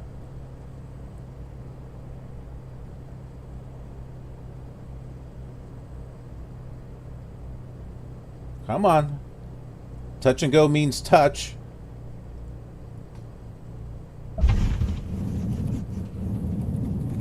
Stay on the runway. Stay on the runway! Stay on the runway! Of course, it's pulling off to the left. Get back up in the air. Oh my goodness.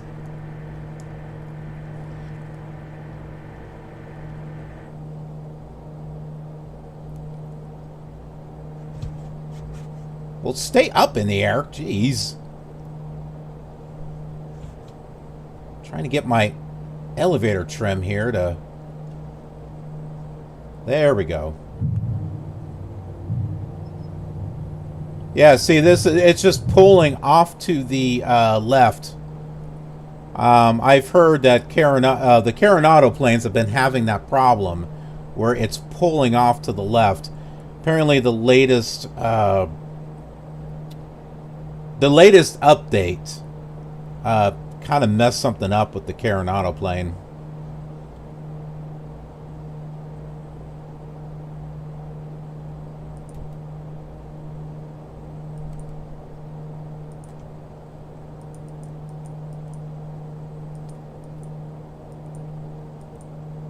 So I think we still have about 100 miles to go. I'll go ahead and bring it up to take that off.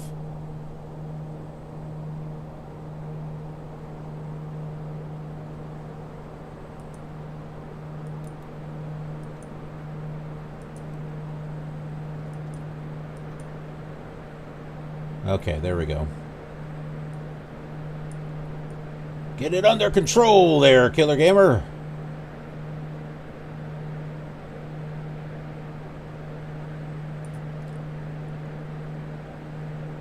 And we should be flying past that river. Yeah, there it is.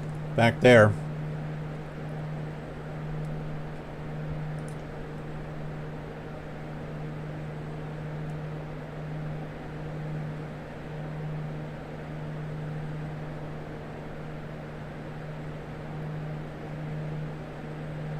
B Squad.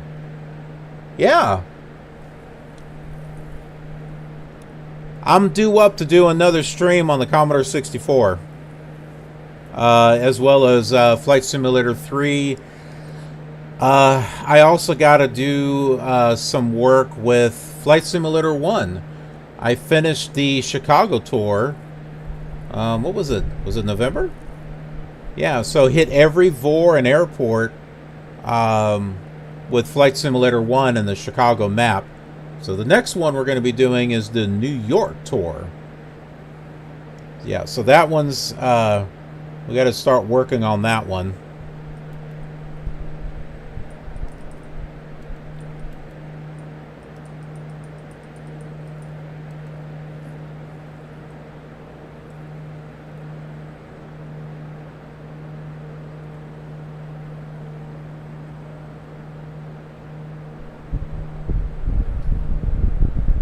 Do I have a yoke for it?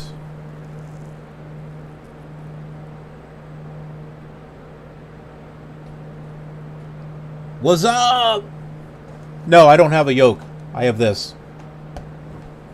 So if it looks like I'm having a little bit of trouble, like staying on the runway, well, it's because I got these thumbsticks. Eventually, I would like to get a yoke. Eventually.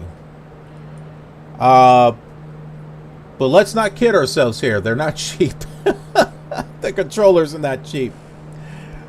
The next thing that I want to get is actually a VR headset.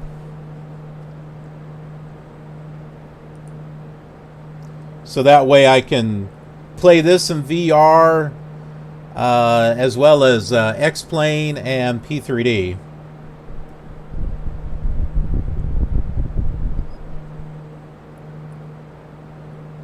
For the C64?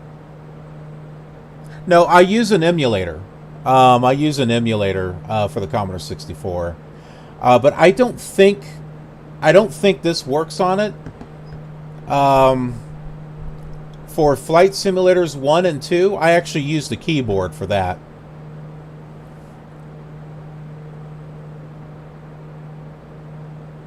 Yeah, I actually fly with the keyboard with that. I remember because the Commodore 64 was my first flight simulator. And I remember we had a joystick at the time, and I just could not control it very well at all with a joystick. But with keyboard, I was able to make fine-tuned adjustments, you know, with the rudder and all this other stuff. So, yeah, it just works better for me with the keyboard. Now, with the later simulators, holy heck no, I'm definitely not going to fly with a keyboard.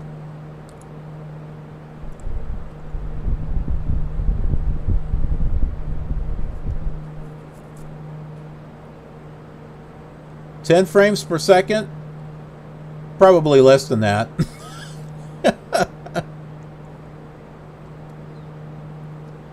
Yeah, Sublogic. Which Sublogic one there, Timothy? Was it the first one?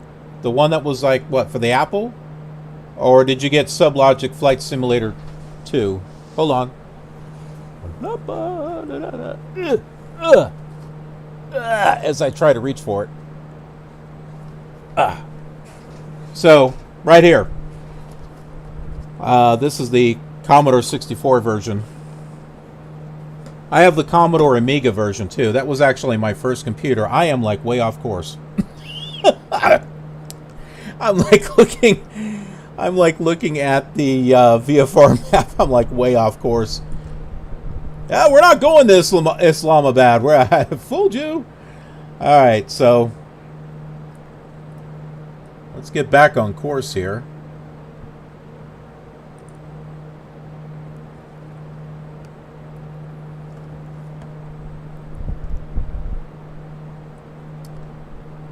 Mooney 13 Foxtrot, climbing to flight level 103.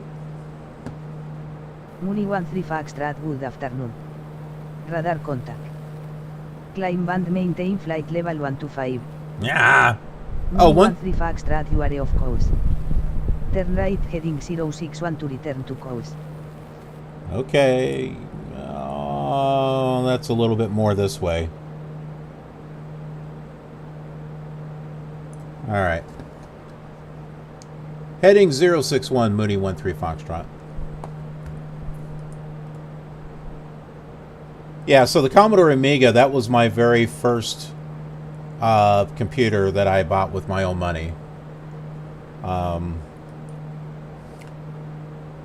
When Flight Simulator 5 came out, that's when I bought a PC. Because I saw the graphics on that, and I was like, oh, man, I want to be able to play that.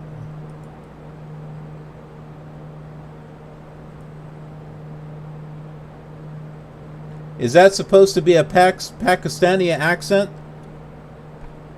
I have no idea what kind of accent it is.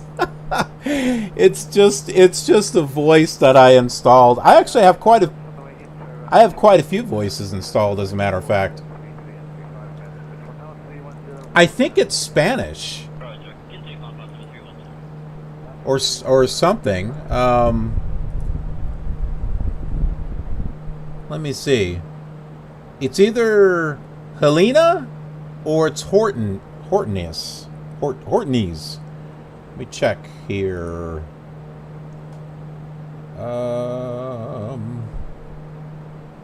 Helena is Spanish. Okay.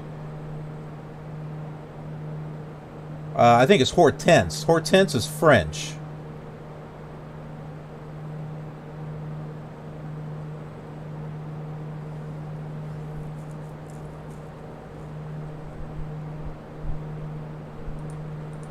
Of course, there are some voices that that don't work, and I wish they did.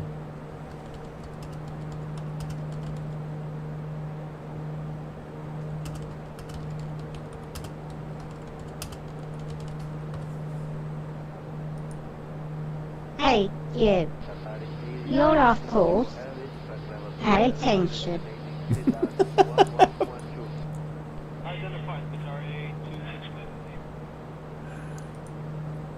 Yeah, there's a goblin that's like, hey, hey, hey.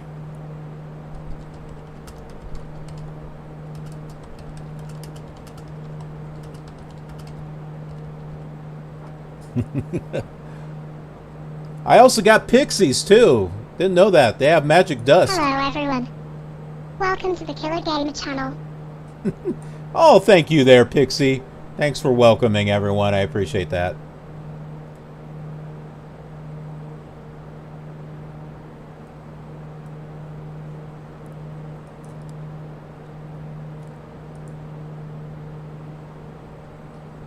Yeah, there you go, Timothy. There you go. There's the goblin.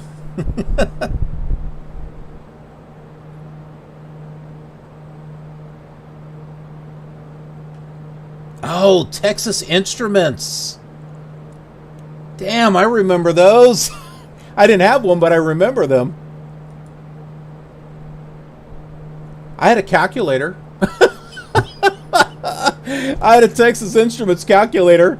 It was like a box. Do you remember those old calculators? They were like boxes. They were like the old remote controls that had a wire on them. Remember those? They were like huge boxes, and you could change the volume or change the channel, and that was it. You had to get up off the chair to go turn the TV off. Oh man, that was the good old days.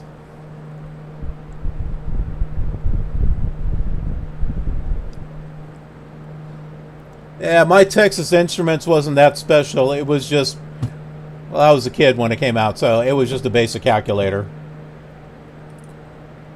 But being the kid that I was, I pretended it was a time machine. I would put in the year and do like +1 on the memory, and I'd be like, okay, going into the future, going back in time. I don't know how old I was. I don't know, 7, 8, something.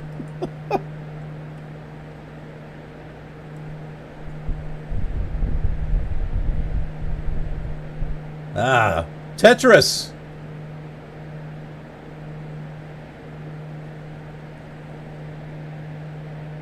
Canadian Captain Mustache, yes.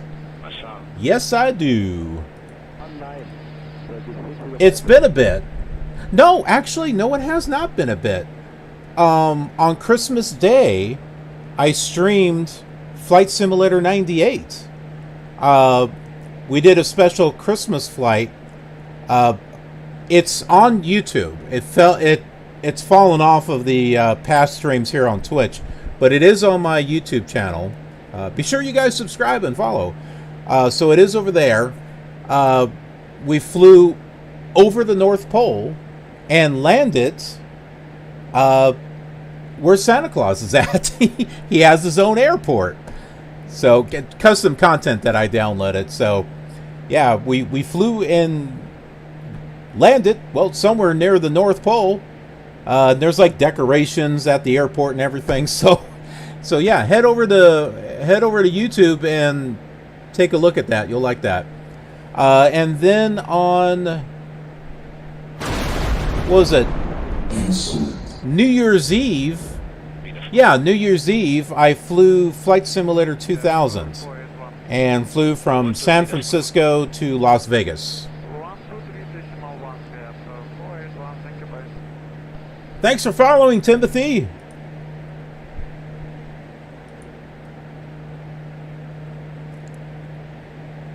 I appreciate that. You are killer awesome. You are all killer awesome.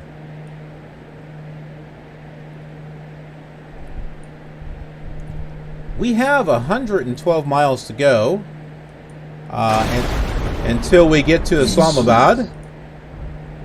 And B Squad Leader has joined the killer community as well.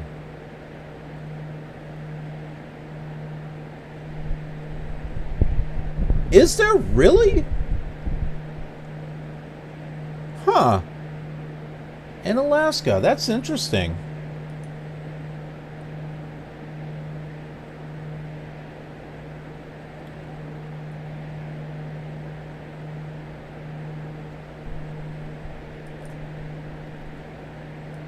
I'll go ahead and I'll post the links to those two videos just for convenience.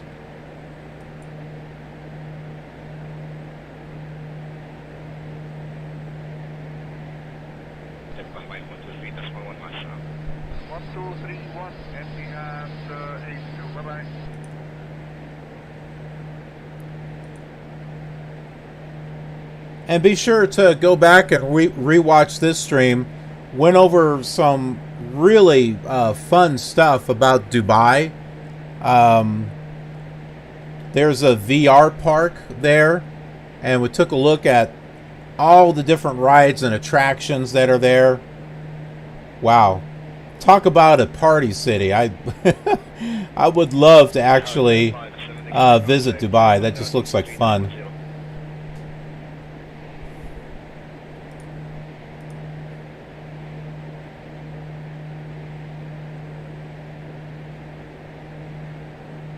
Ah, okay, here is Flight Simulator 2000. Oh yeah, I did a Flight Simulator 4 video. That was streamed as well. Yeah, hold on, I'll get these links up here for you.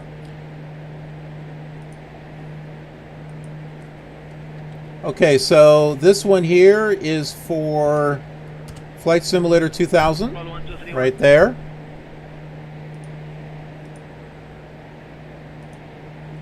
That was New Year's Eve.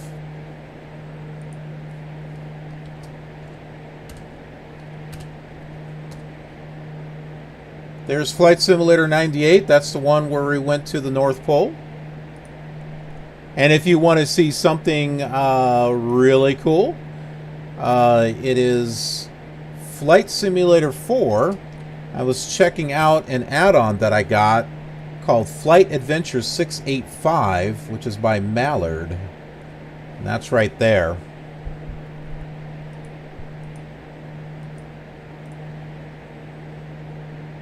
And there's one other Flight Simulator 4 video that I'm looking for.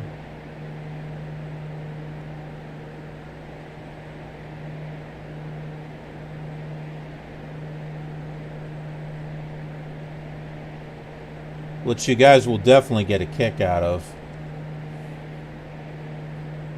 Ah, here it is. Found it. Yeah, so if you guys want to see something really cool,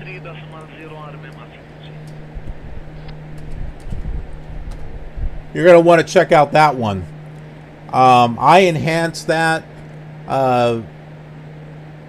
It's got ATC. You can hear the pilot talking back with ATC. Yeah, you want to see Flight Simulator 4 pushed way beyond its programming? Check that one out. You are going to get a kick out of that one.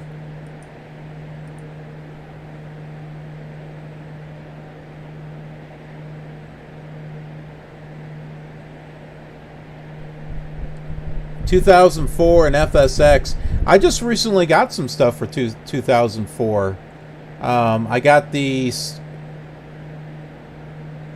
Did I? I think I got the CRJ collection from Virtual Coal and the Dash 8 collection for Flight Simulator 2004. I thought I got the Airbus too, but can't remember. Yeah, FS9 did have all the neat historical planes. That was a great sim. When that same sim came out, I was like, oh, this is what I've been waiting for this whole time.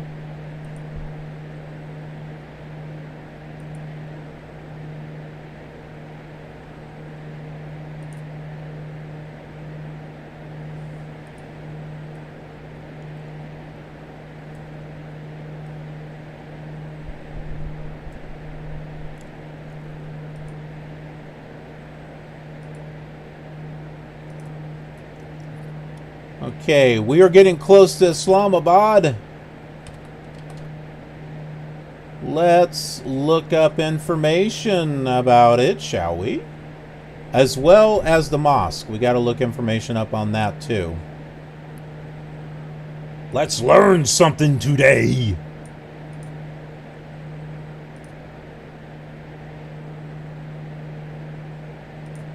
Ah, okay. I don't need that picture. It is the Faisal Mosque, Islamabad.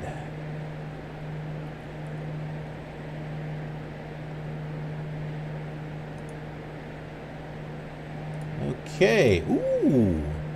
Oh, this is gorgeous. Wait till you see the pictures of this. Okay, so Islamabad, capital city of Pakistan.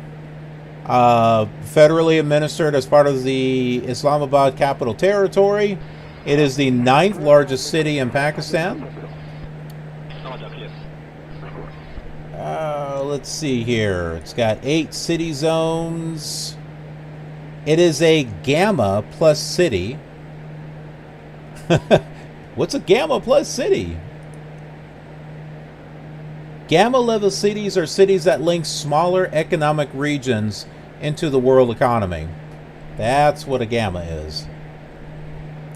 The city is home to 20 universities.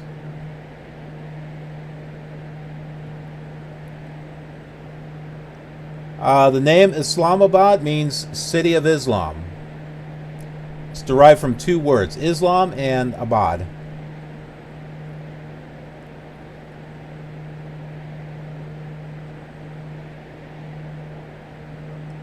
Let's see, what else here? The weather there. The highs are over 100 degrees between April and October. That's record highs. That's Fahrenheit. Over 40 degrees Celsius for those of you that use metrics.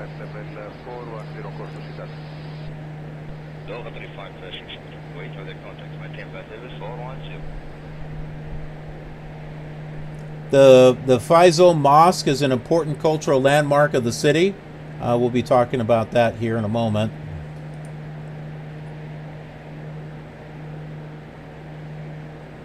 Wow. Listen to this. For healthcare, Islamabad has the lowest rate of infant mortality in the country.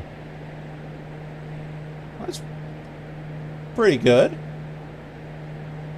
The lowest mortality rate. Muni 13 Foxtrot resume navigation. Resume navigation, Mooney 13 Foxtrot. Muni 13 Foxtrot, this is Laure Center on 127.5. Please repeat your request. No, I don't have a request. No request. Here, let's turn this thing here. Oh, there we go.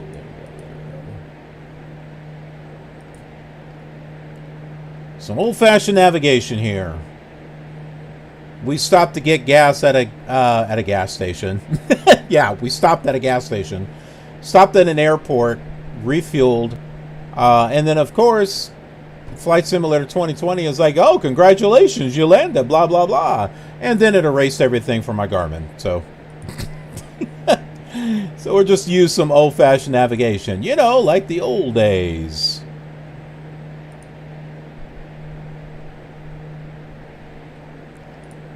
Okay, now the Faisal Mosque, so I'm probably not saying right. Upon completion, it was the largest mosque in the world. Now it is currently the 5th largest mosque in the world. And it's the largest in South Asia. And it's a major tourist attraction in Pakistan. It's a contemporary and influential piece of Islamic architecture. It looks really cool. Wait till you see the picture. Construction began in 1976. It covers an area of 33 acres.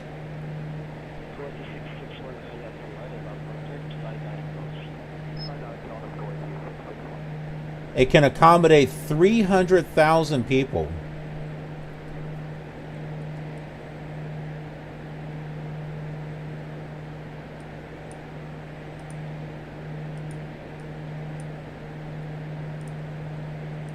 So here are pictures. This is what we're going to be seeing. This is the mosque. Look at this. That is really, really cool.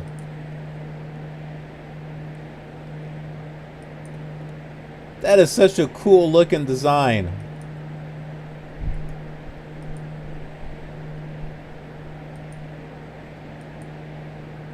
Oh, wow. Look at that.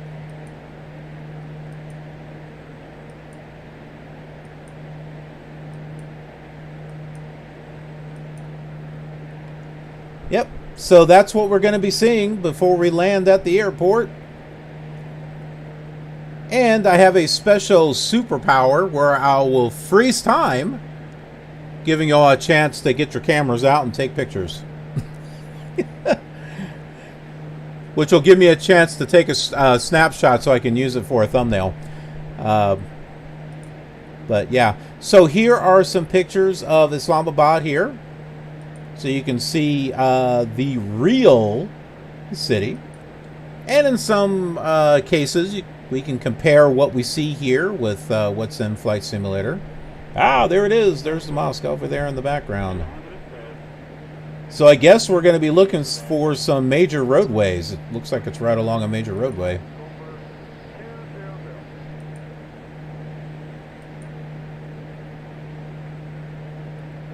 Yeah, it's definitely part of the skyline. Unfortunately, I don't think we're going to see these buildings the way they should be.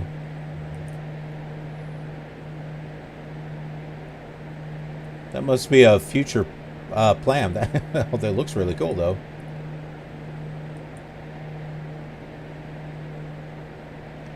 See, this looks like something that really should be there in Flight Simulator. It's very unique, you know? But I don't know if we'll see this.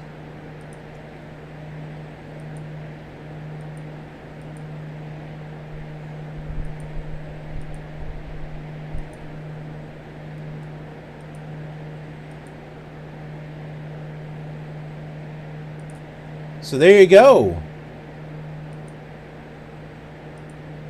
Some real pictures there of the mosque that we're going to be looking at.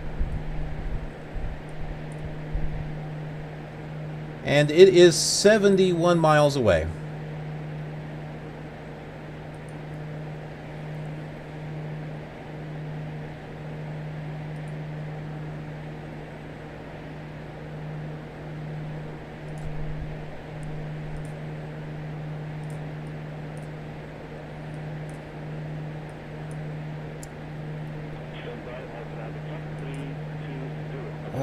Let's see here. The elevation of the airport is at 1,761 feet.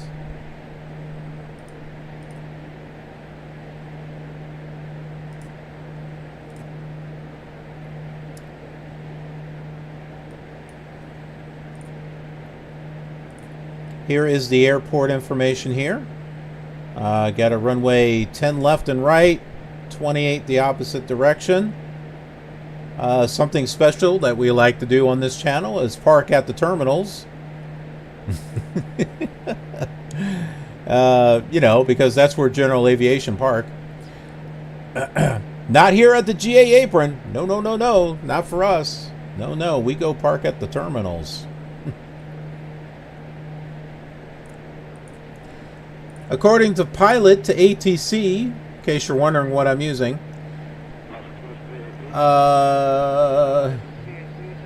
we're supposed to be landing on runway 28 left.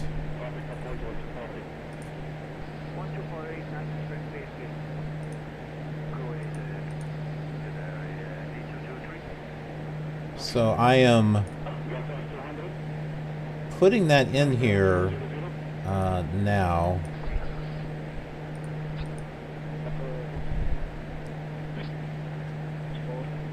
And the approach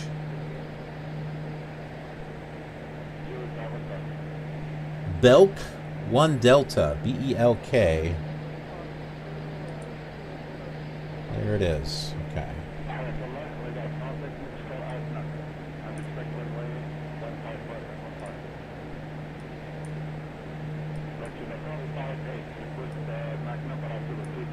Well, that's looks a little twisted there.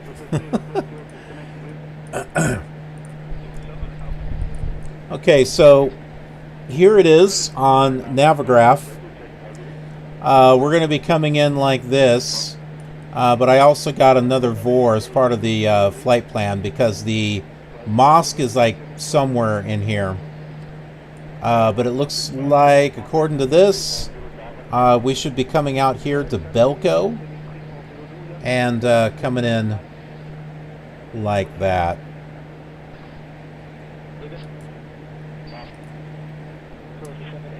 And here's the approach chart.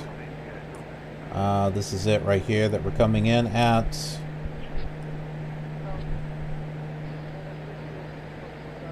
Looking for the altitude. Not really seeing it there.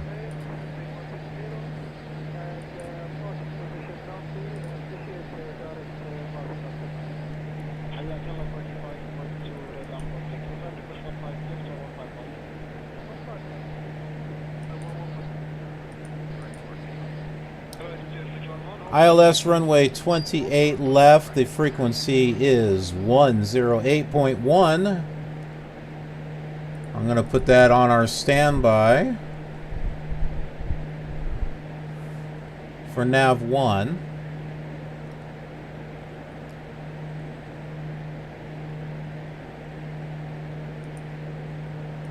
And nav 2 I am going to set to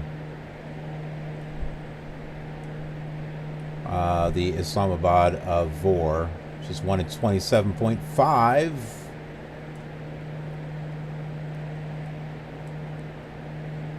Whoops. Well, not like this matters. I'm not really using anything there.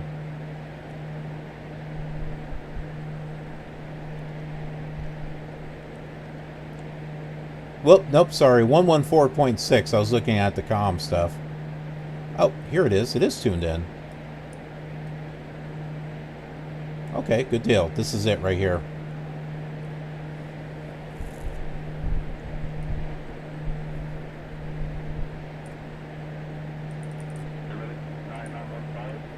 So what I can go ahead and do then,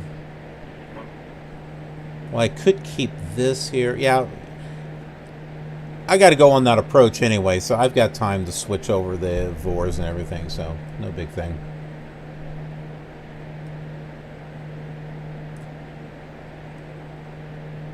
For a moment, I thought we were in like cloudy skies or something.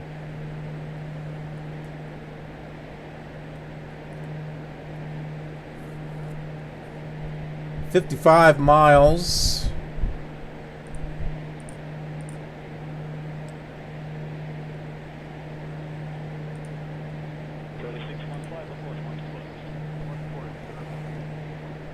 Mooney 13 Foxtrot requests descent to 5,000. Mooney 13 Foxtrot negative. Your requested altitude is below the minimum for your route. I don't care. Descend and maintain 5,500 feet altimeter not currently available. Don't you like that? Foxtrot descend and maintain 5,500 feet. No, you can't go to 5,000, but you can go to 5,500 feet. Descend and maintain 5,500 feet. Mooney 13 Foxtrot.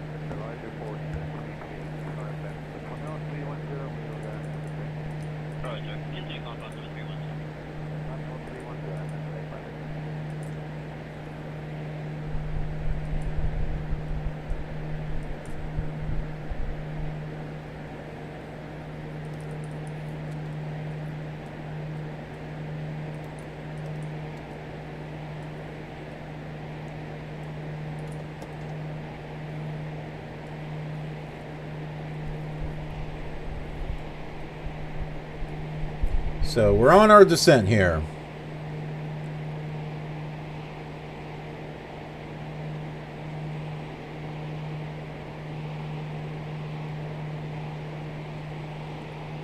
Got to catch up on the chats here. A Vega planned for FS 2020. The Wright Flyer. I think I tried to fly the Wright Flyer and FS9 and keyword try.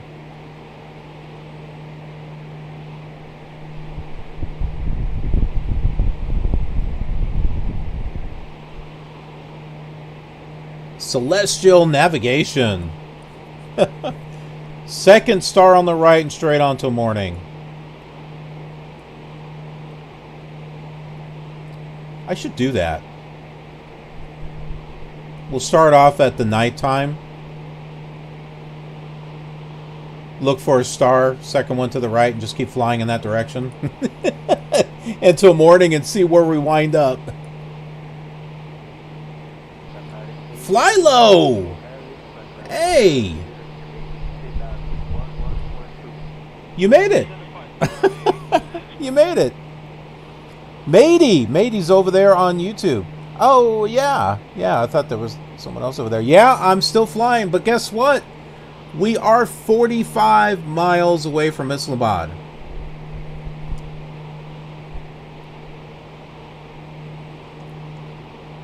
Islamabad, yeah. And we're going to see that mosque. So remember, get your cameras ready. Look at the pictures of this. This is what we're going to see.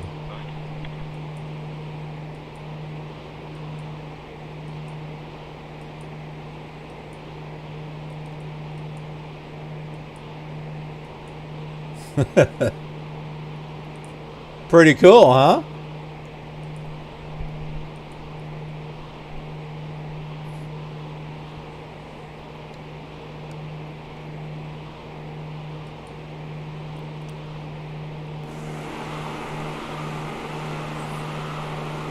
Give you all an external view here.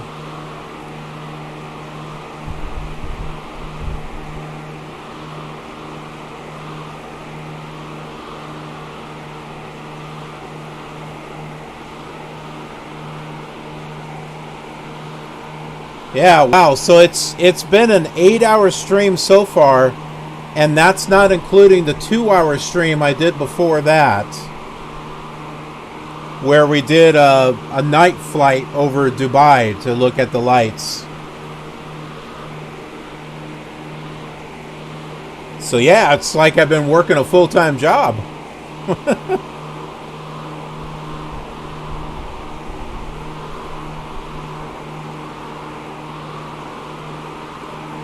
And I got to get to an early start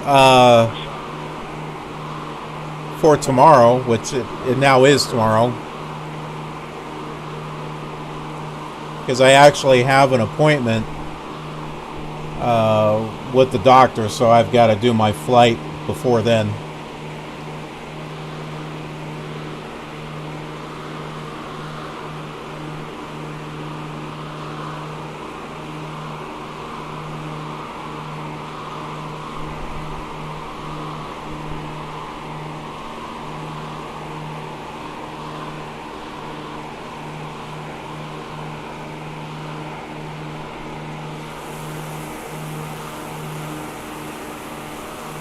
Mini 13 Foxtrot contact Islamabad approach on 121.65.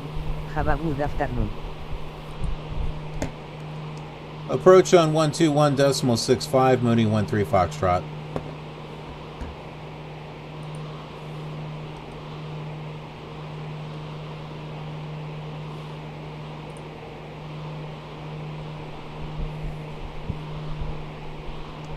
Mooney 13 Foxtrot descending to 5,500. Mooney 13 Foxtrot, good afternoon.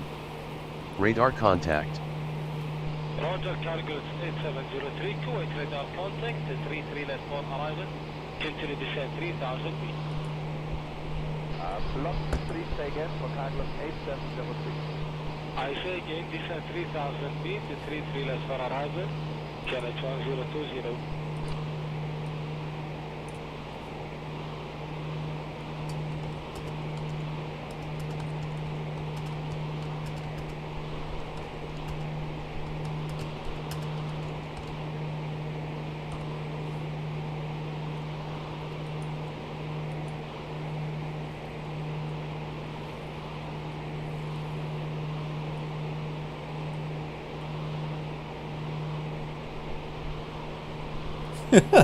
We're flying in at 202 knots ground speed.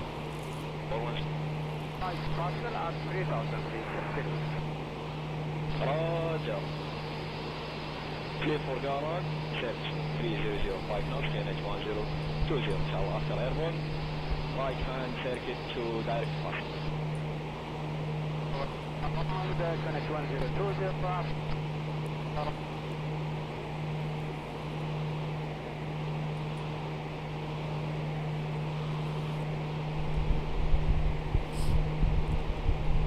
Let's see, that other VOR was 113.90. That right there. This is the VOR. Oh, did it tune in? I don't think this is tuned in yet.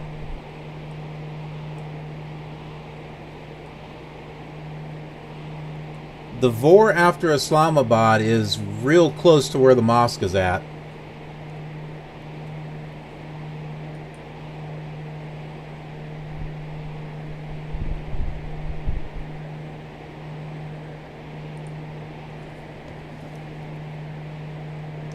Mooney 13 Foxtrot requests descent to 3000. Mooney 13 Foxtrot negative.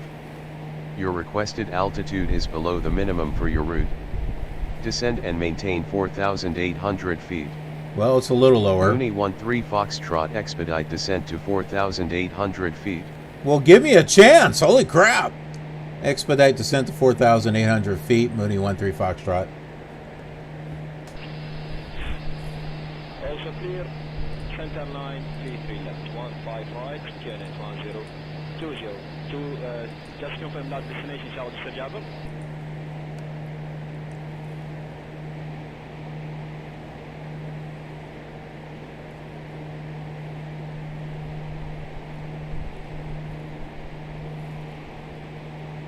"24 miles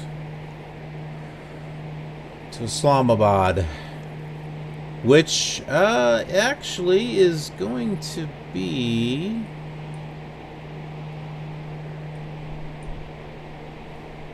right after this little mountain here.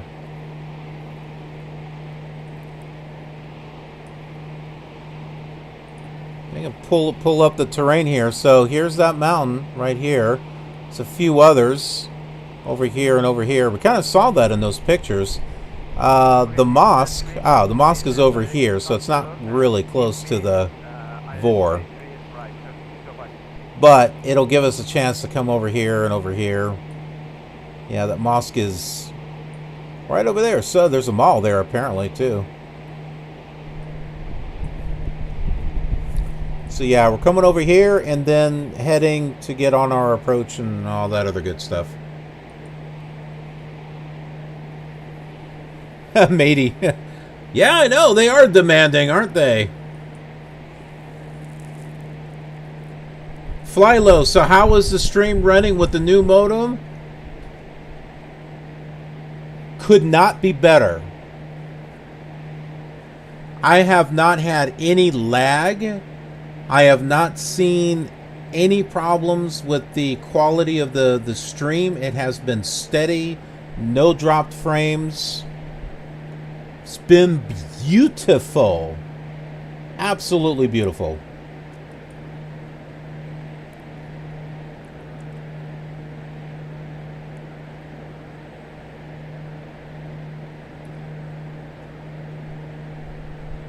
And we'll be able to give it another good test flying over the city. Because remember, on the other streams, whenever I did an external view over a city, it got really laggy.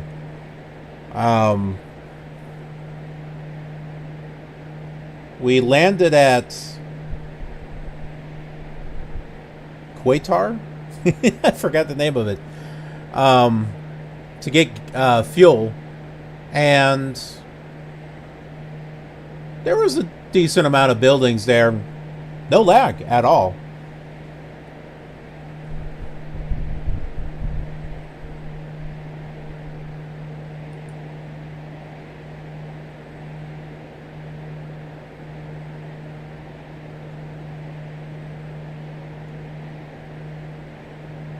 .87 miles to the Islamabad VOR. And you can see that right here. Because, hey, DME, distance measuring equipment, Asobo Studios, should be equipped in a plane. Just in case you decide to clear out someone's Garmin when they haven't finished their flight plan, Asobo Studios. Although this does give the distance right here. But still,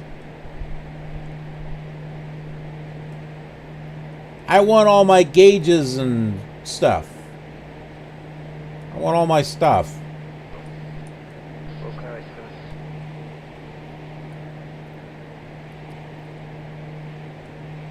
We are flying awfully fast. I am not even descending, and look how fast I'm going.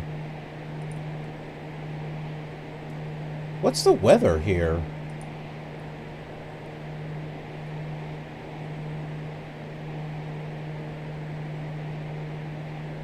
I don't know. According to Rex Weather Force,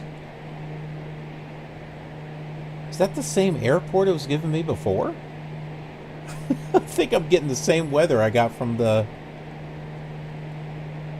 while ago. There must not be a lot out here that gives weather. Because there is no wind speed coming from that airport. So I don't know. So there's all the mountains out there in the distance. So that mosque is like right over here. And it's going to be like right next to that mountain, so it's going to be interesting trying to do a flyby.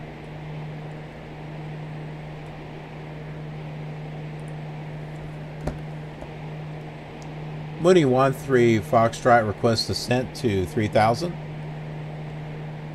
Mooney 13 Foxtrot negative. Your requested altitude is below the minimum for your route. Okay, fine. Give me a new altitude. Or not.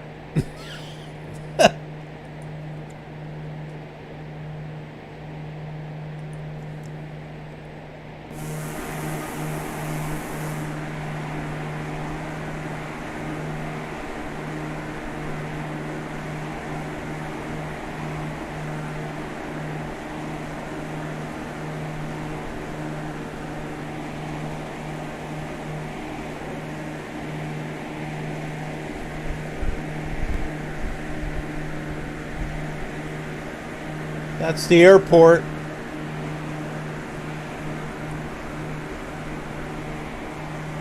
That's OPIS. So that's where we'll be landing.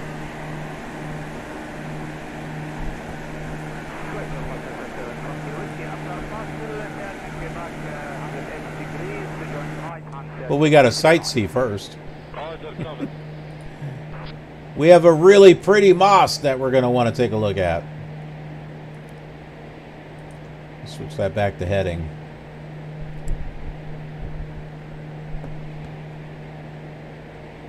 And I'll switch the nav1 to the ILS. Whoops.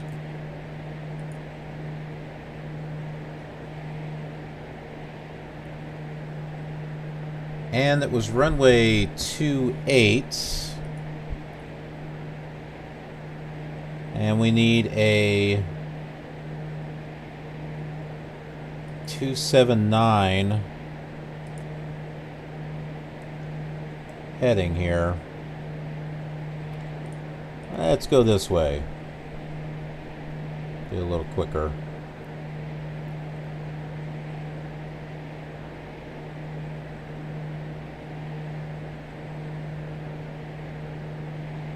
Let's see, west 27.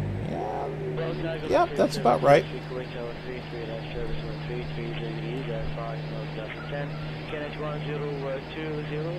approach.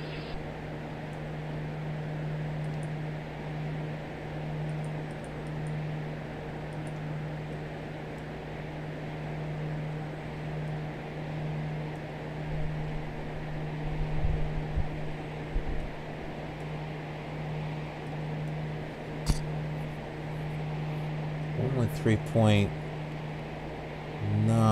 Ah, it doesn't look like I'm getting a signal with that other VOR. But we have got to slow down. We are going way too fast.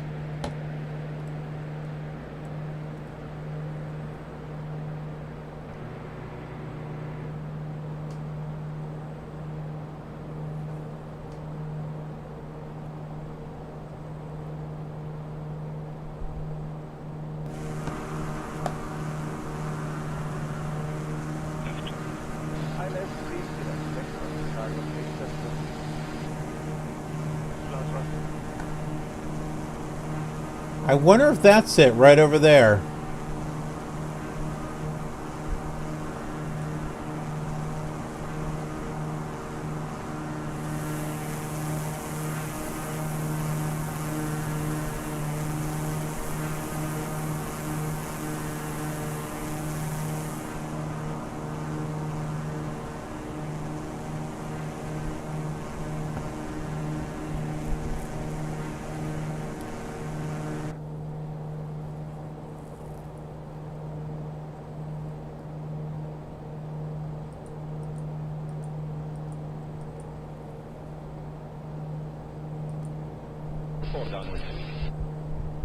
Now establish at right downwind, 33 right. 2000 feet. Roger, continue. Continue, please. So a little earlier, it did a touch and go over at the Cannes airport. Well, I didn't go off the runway. It was a bit of slipping and sliding. I was going in a bit too fast. I mean, this Mooney can really pick up speed. And also, it's got that problem where it's pulling off to the left a bit too much. So it's kind of hard to kind of keep it there on the runway. But I slipped and slid around, but... Mooney 13 Foxtrot, you are off course. I don't care. Turn right heading 080 to return to course.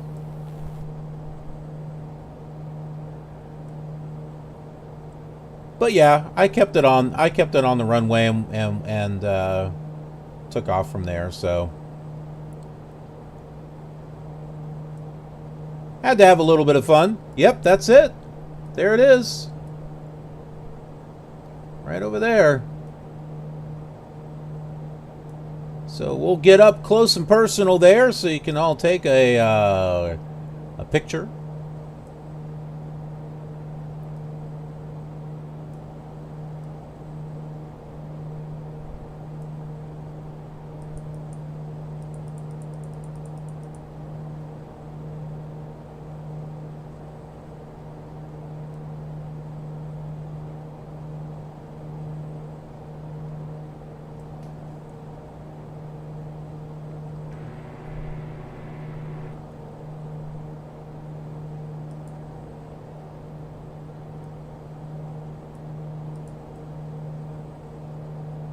I mean, look at this. I got my speed brakes on, and I'm like going over 100 knots. I mean, I'm like... I was going to say I'm flying. Well, duh, I am flying. But, you know... flying awfully quick. Continue descent 3,000 feet. Block 3, say again for Carglass 8703. I say again, descent 3,000 feet to 33 left for arrival. Challenge 1020. My flight plan is out of date.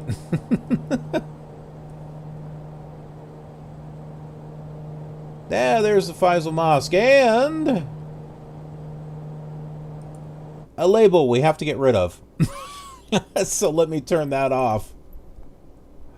I had the labels on because we were doing the separate stream earlier today was flying over Dubai at night, and I wanted to see the points of interest to see how well they were lit up. They weren't. It was disappointing. Only one thing was lit up, and that was the Burj Khalifa, the tallest skyscraper in the world. That one actually had lights, but everything else was just really disappointing as far as being lit up. Well, that's not that one. It's navigational aids. There we go. Turn that off.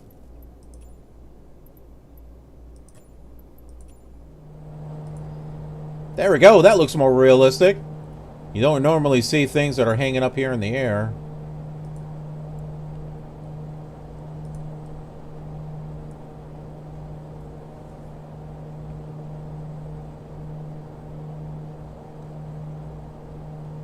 My goodness, what is pulling this plane?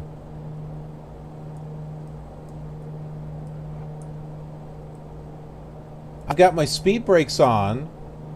I'm all the way down on flaps, and I'm at 100 knots. I do have Mooney 13 Foxtrot expect the Belk 1 Delta arrival with the Belco transition for the ILS approach to runway 28 left with the Easter transition at Islamabad International. 1020, just confirm last destination Saudi Jabir.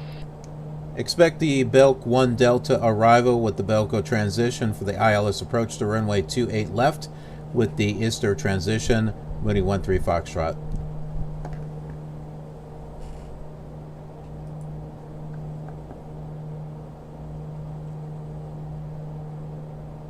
Okay, now it's slowing down a little too much.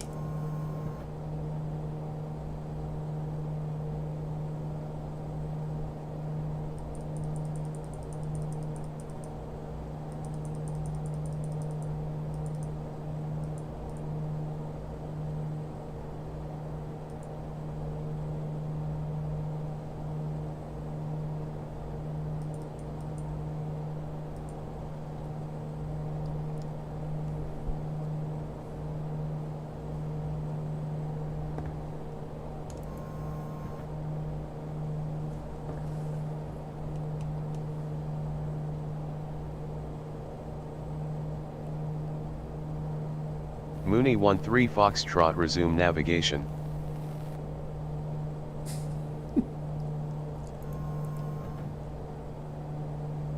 Whoops, that was wrong button.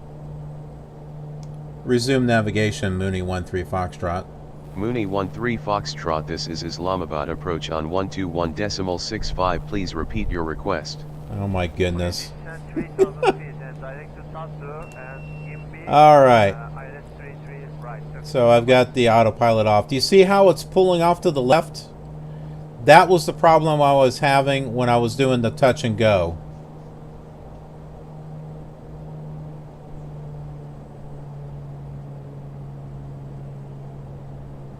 And it is really pulling off to the left there.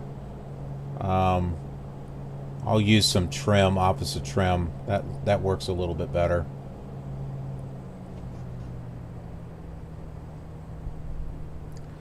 I'm going to come around from this side here, but I'm going to turn around and I'll come in from the other way. But with this here, I'll be able to get a picture of the mountains, so...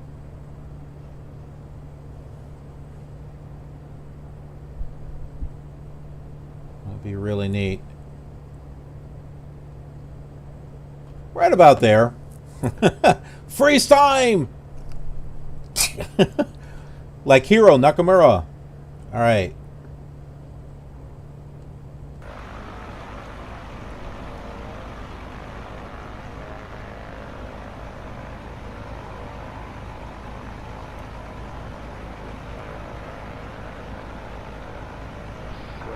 I kind of like that with the, this is actually not a bad angle for a thumbnail.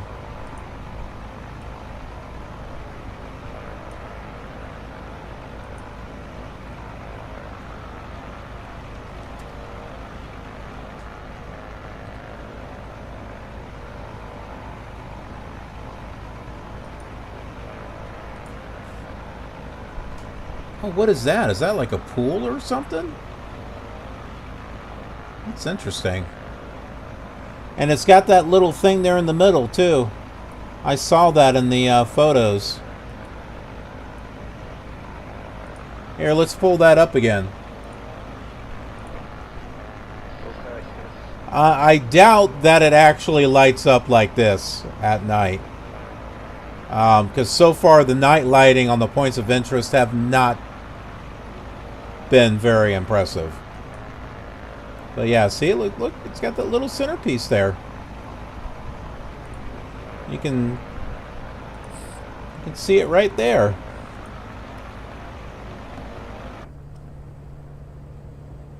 Now mental okay. Whiskey 19, Whiskey 1 and all for runway 15. Whiskey 4 via 3605 Okay, so let's come in. Mooney 13 From this Foxtrot, side. you are off course.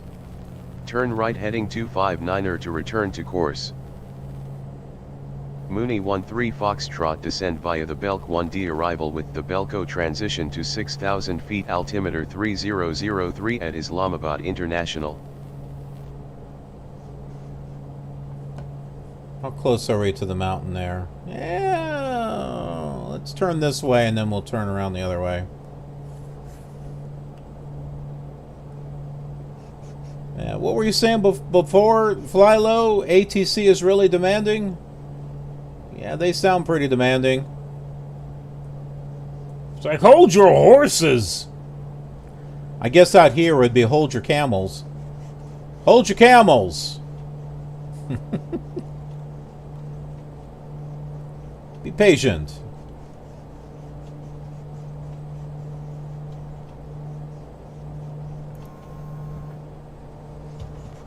Well, that might be a little too low.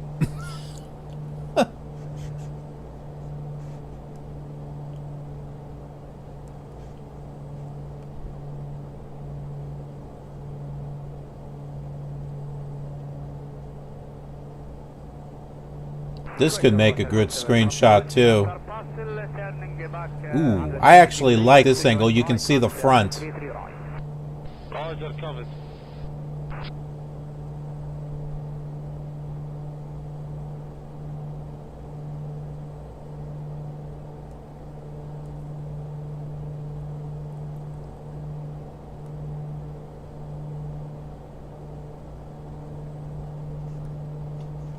Right about there.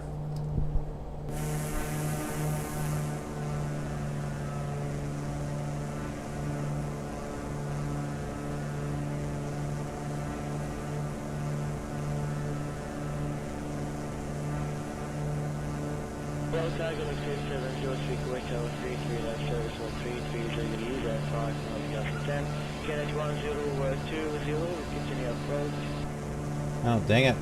I don't want to cut this out. I'm just trying to think. Okay, no, wait a minute.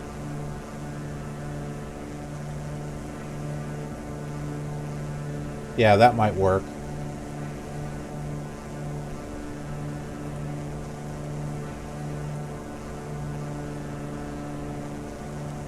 Yeah, I think this is going to be my thumbnail.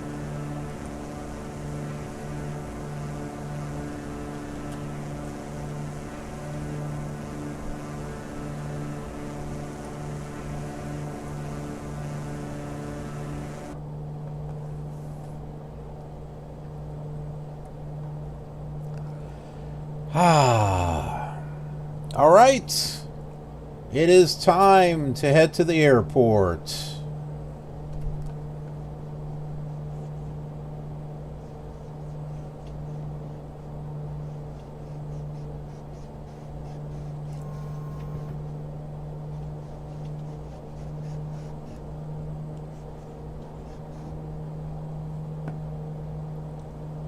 And now I'll respond to ATC.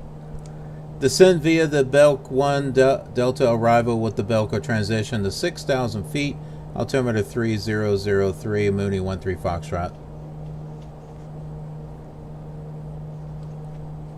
3003. ILS, please still left. Thank you, Carlos 870. Last one.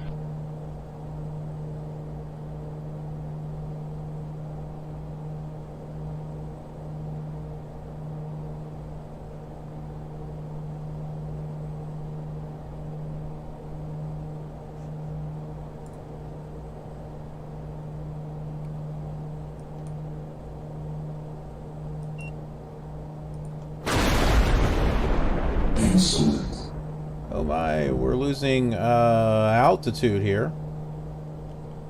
There we go. Now we're 124.24. Welcome to the Killer Gamer channel.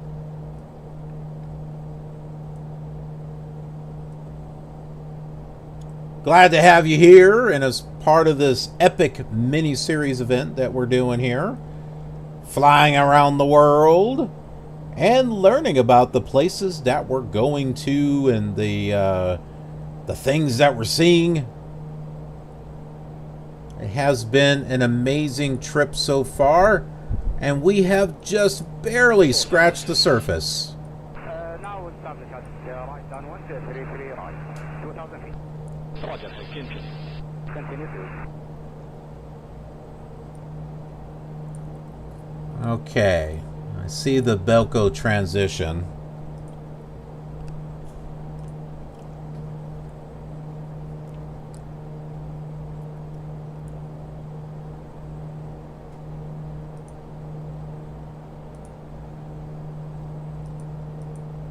Next Donham, descend 10,000, 1020, connect 42, thank you, sir.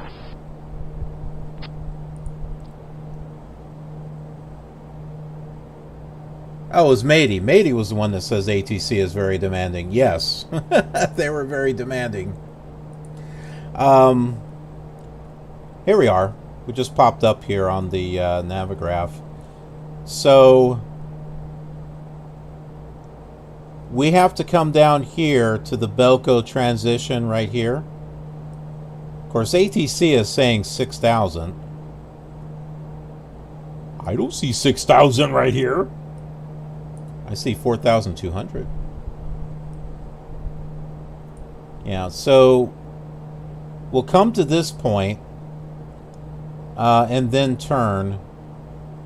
What, heading is 035, and we will work our way around here.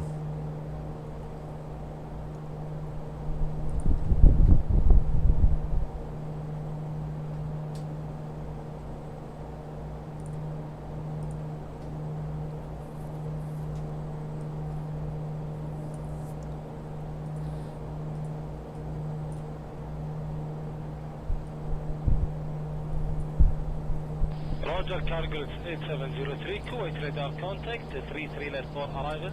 Continue descend 3,000 feet. Block, please say again for cargo 8703.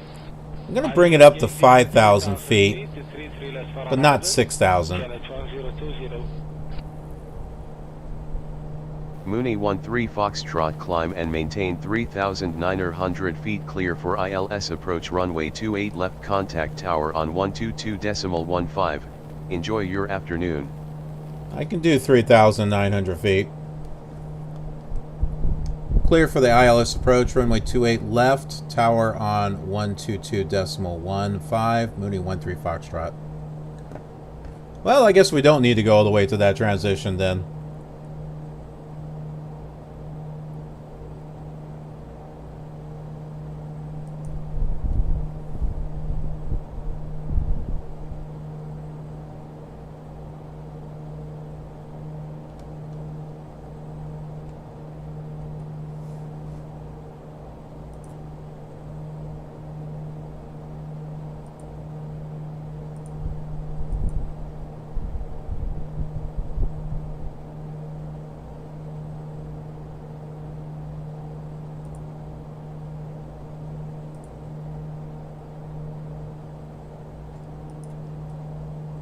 Whoa! Did anybody see those show up? I just now caught it. It was like out of nowhere.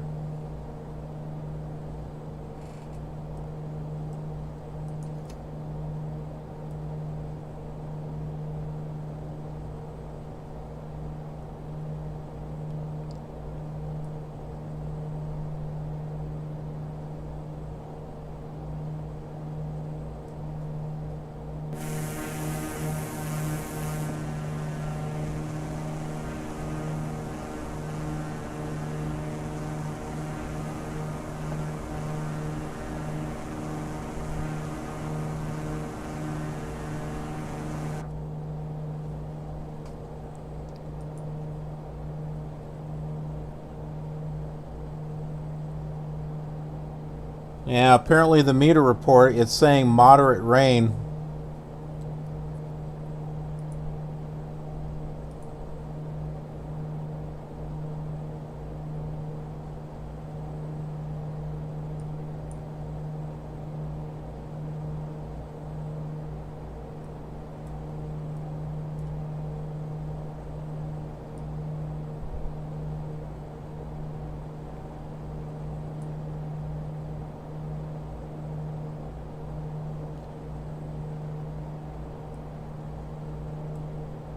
Alright, there's the ILS right there. We're just now flying past it.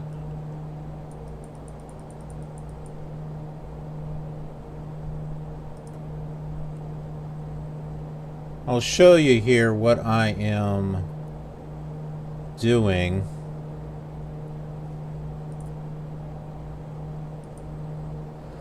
I'm coming in to kind of intersect here with this. To come around like this and then be able to catch the localizer and the glide slope. So that's what I'm planning to do right here.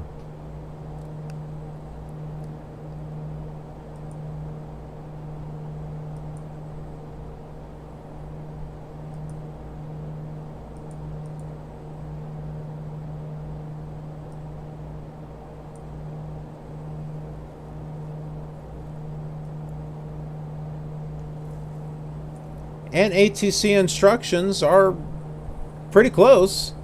It says mandatory 3,700 feet when coming in on the approach to start off with.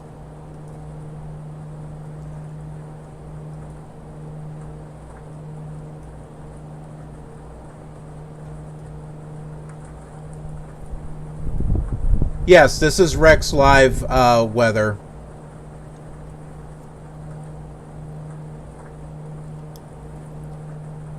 I had changed the setting, which is supposed to...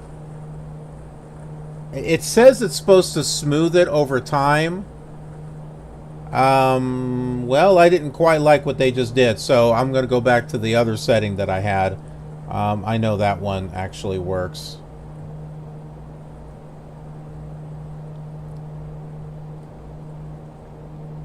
Okay, there's a little bit of lag there. A little bit, but not too bad.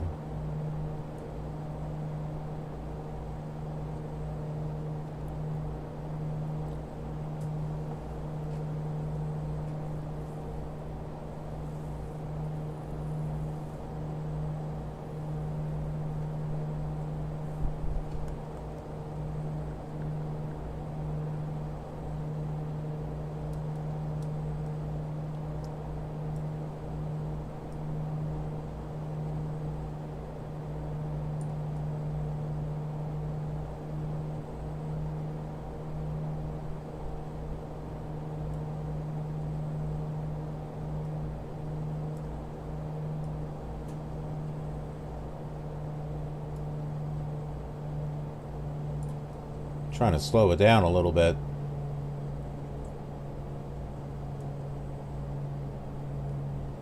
I'll get more drag once I put the landing gear down.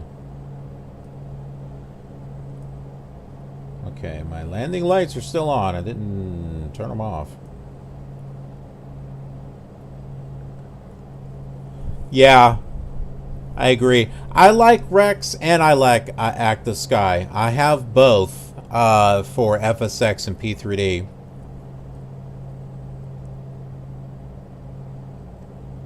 What I like about Active Sky is the historical weather. I like that.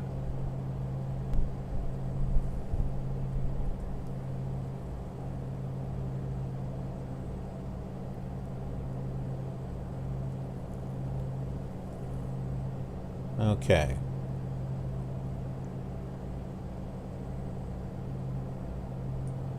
Make our turn here.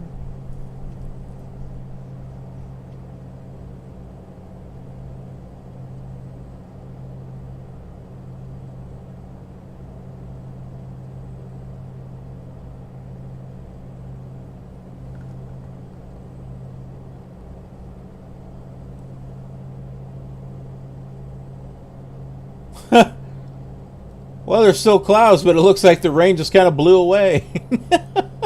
Just like, shoo.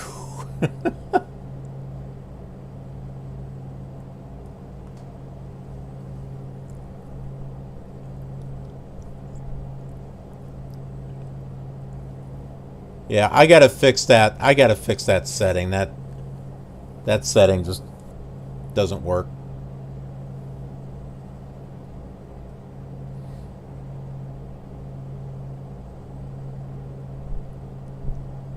But hey, you know, anything goes here on the Killer Gamer channel. That's what makes it fun and interesting. You never know what's going to happen. Yes. Yeah, you're right, Fly Low. I've done a comparison. I've checked like weather with active sky and weather with Rex, and then looked up the real weather, and I was actually getting correct weather with active sky, and not sure about Rex. But so far, Rex versus the live weather on the flight simulator, this has been much better.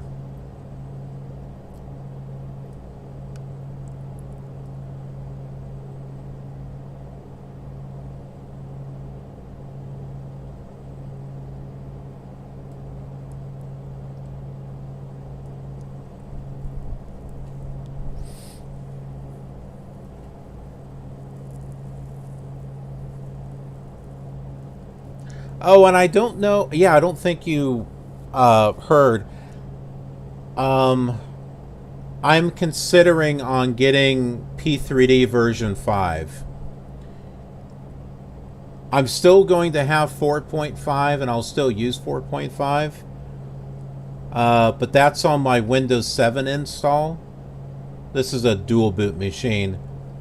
I have put it over there because I have problems trying to run it under Windows 10. It like it would run, and then at some point it was having problems, and I couldn't select anything from menus or anything. It was just annoying.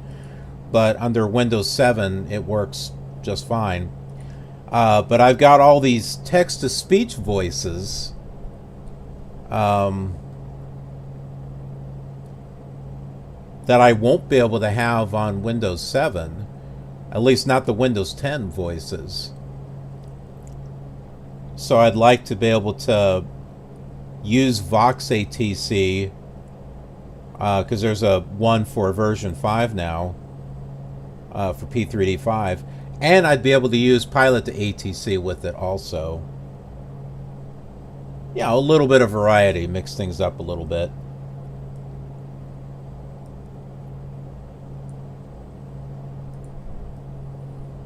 And so, yeah, when I get that, I'll get the new Active Sky that came out, which is compatible with version 5.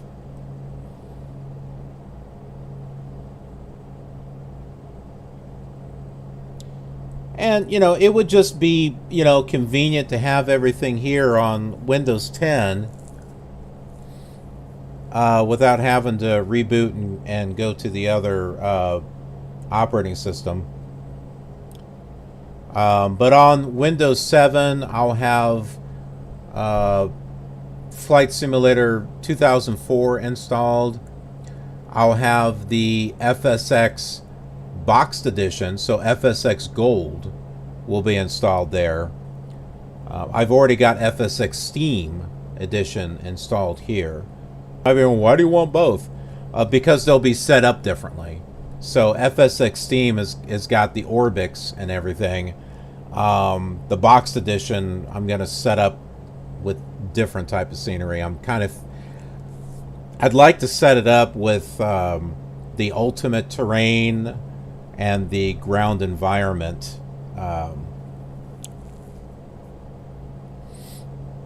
textures. Plus, I have an old version of Vox-ATC. I actually got two old versions of Vox-ATC. One will work with FS9, but then the other one is the very first version that I got. And I'll be able to use that with the boxed edition of FSX. And it will allow me to use older text-to-speech voices that don't work on Pilot to ATC.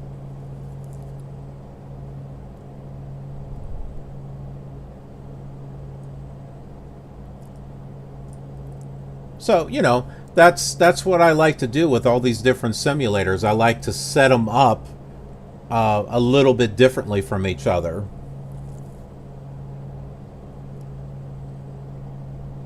That way, you know, going between the different simulators, you're getting a little bit of a different type of experience.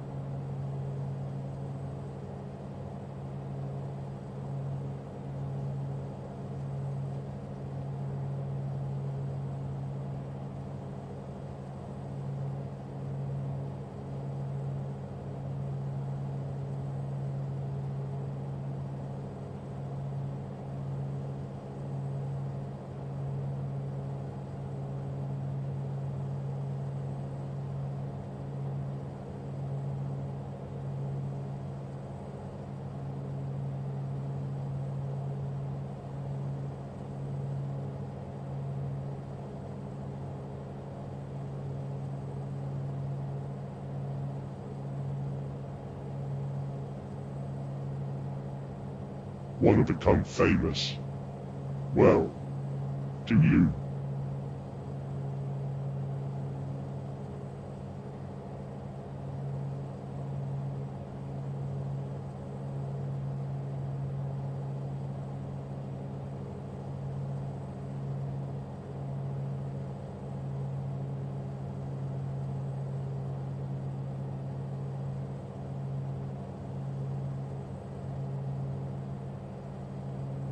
I'm already famous. And don't need any spam. Haha slash.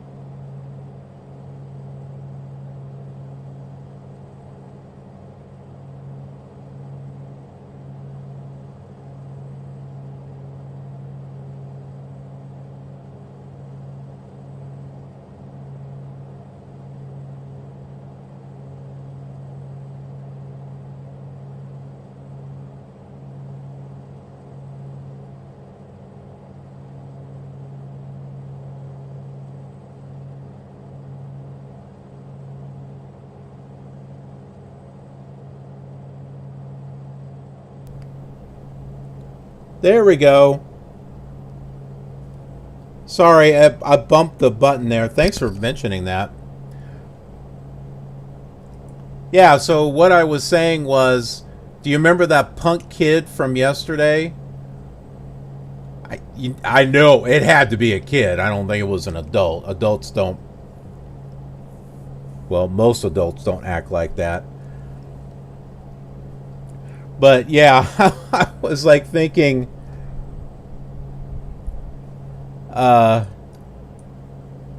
if I had this program, I just got this text aloud program today, I would like totally rip into that guy with the voices.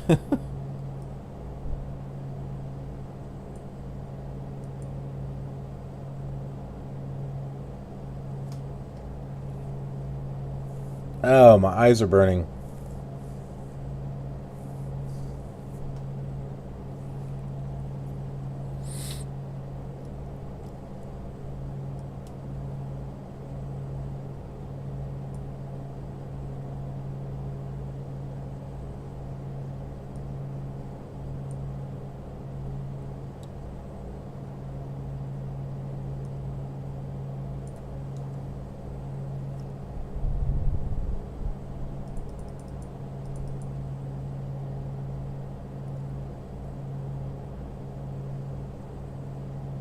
All right.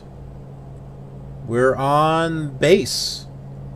So we'll be turning to final here in just a little bit.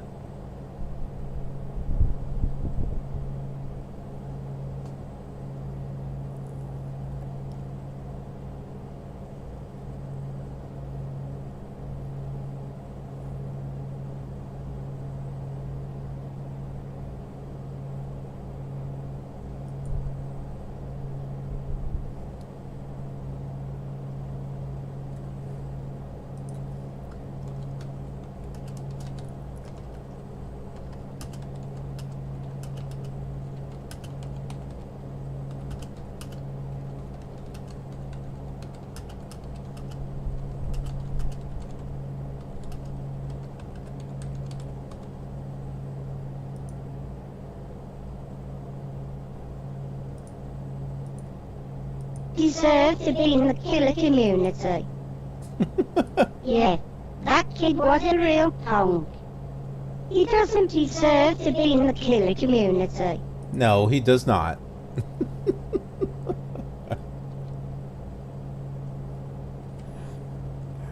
Oh, those voices, those 3 voices I just got today, and they don't work in Pilot to ATC.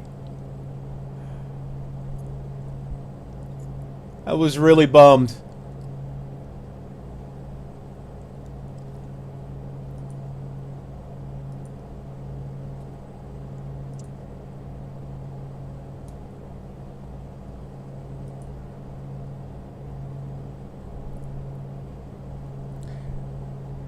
Because one thing I learned about Pilot to ATC, it only works with 64-bit voices. I'm not sure which ones are 64 and which ones are 32, but apparently those 3 voices that I got, one's a demon, one's a goblin, which is what you just heard, and the other is a pixie. They were only $10 a piece. They were novelty voices. Yeah, they don't work. But I can still make use of it because I also got 5 Ivona voices. And I bought a package that got that along with the text-aloud text-to-speech program where I can just type stuff in and I can have it say whatever. I'll be able to make use of those voices. I don't know if you watched on the World Tour, the Flight Simulator 98 and Flight Simulator 2000 videos, where I recorded the air traffic coming into the airports, and you can hear the pilots talking to the ATC, and they're like saying the craziest things. Especially Flight Simulator 2000, that one's like a comedy show. Yeah, I'll be able to use those voices with that. So yeah, I can have some fun. And heck, you never know, they might make a surprise appearance on Flight Simulator 4.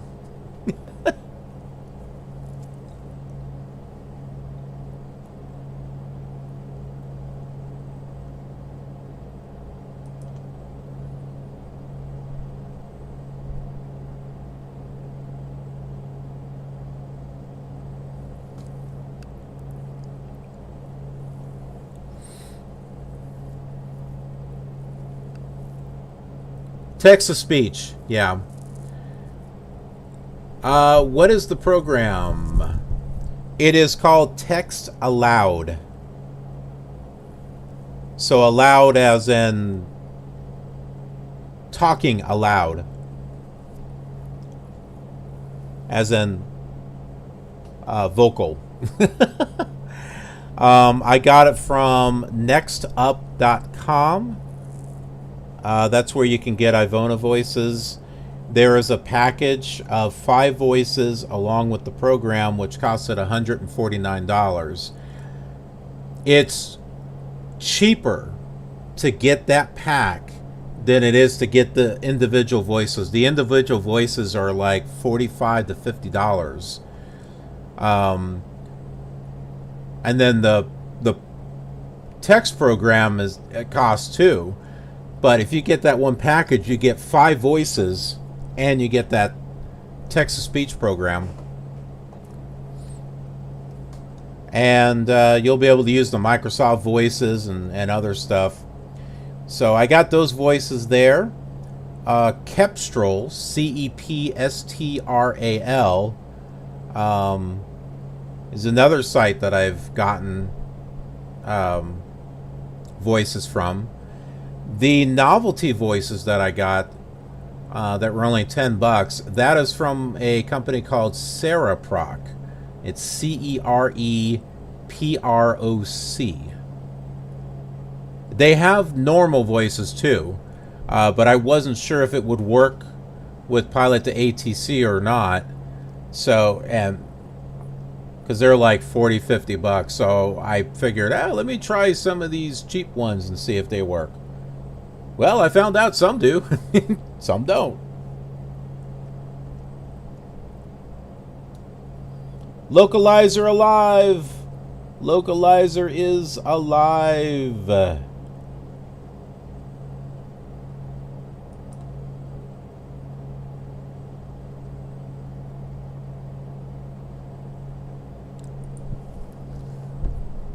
Mooney 13 Foxtrot, establish on final for ILS runway 28 left.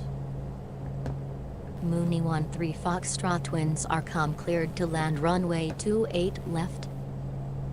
Cleared to land runway 28 left, Mooney 13 Foxtrot.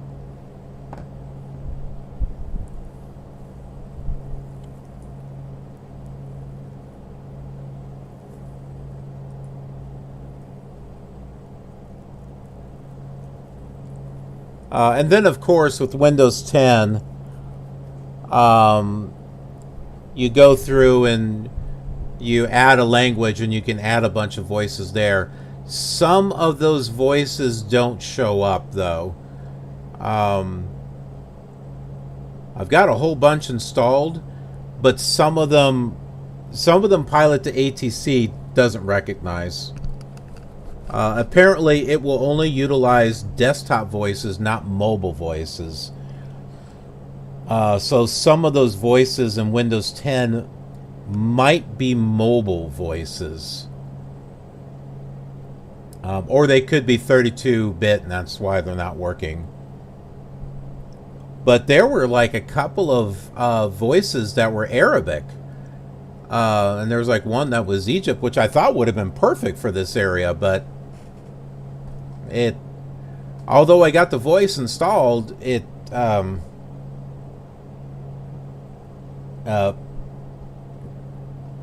to ATC won't see it. And for that matter, the text aloud isn't seeing it either.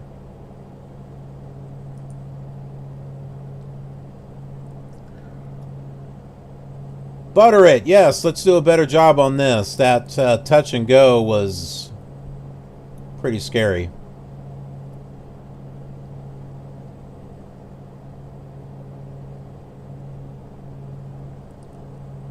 I was a little too excited. There was a raid that came in with 20 people, so I'm just like, oh boy.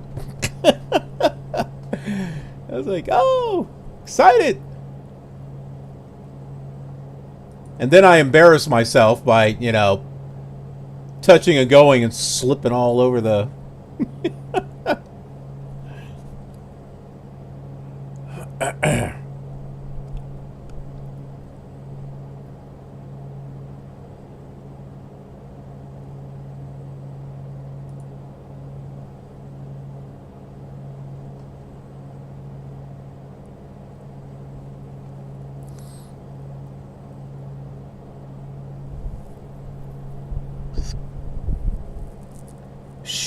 My goodness.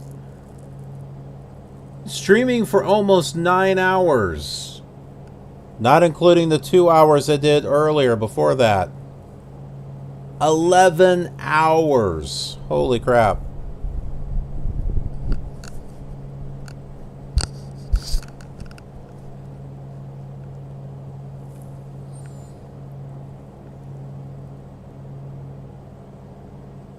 I don't think I'm going to get much sleep.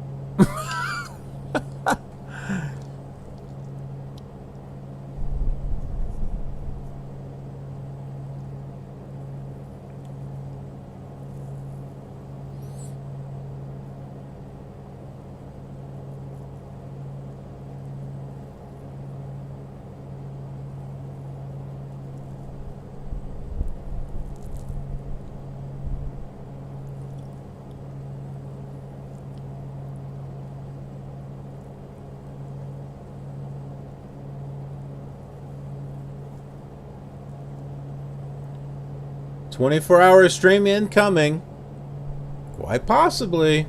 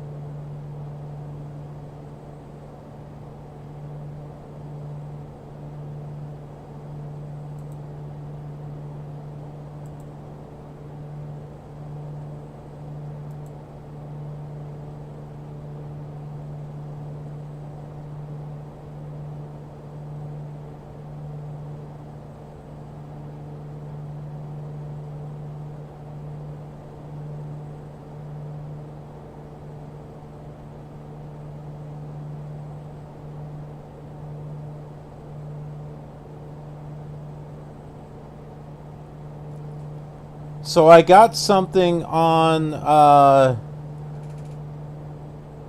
my Twitch page under subscribe, where if I get 30 subscriptions, and I don't mean subscriptions to YouTube, I'm talking about subscriptions on Twitch, so tier 1, tier 2, tier 3, whatever the case is.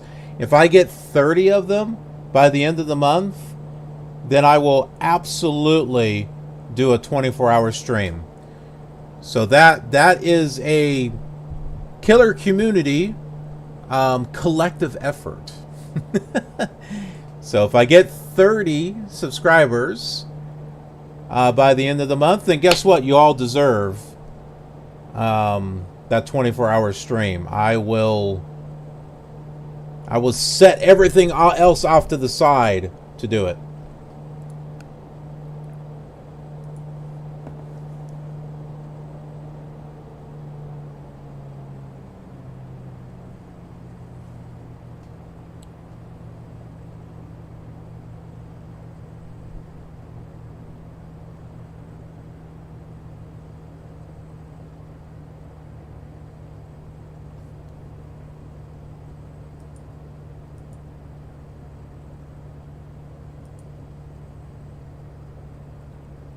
Looks like it's off center just a little bit.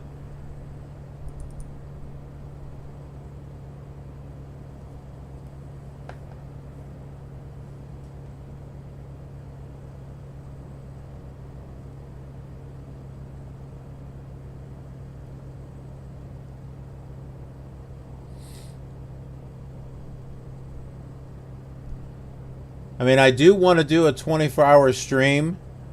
But it's just a matter of, you know, all the other projects and stuff that I'm doing. But yeah, like I said, if I wind up 30 or more tier subscribers on Twitch in 30 days, then everything gets set to the side and I do that 24-hour stream.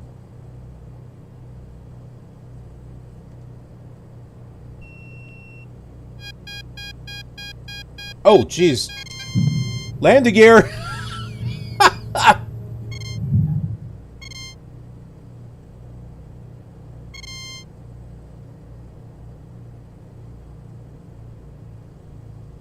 Mooney 13 Foxtrot, exit runway when able.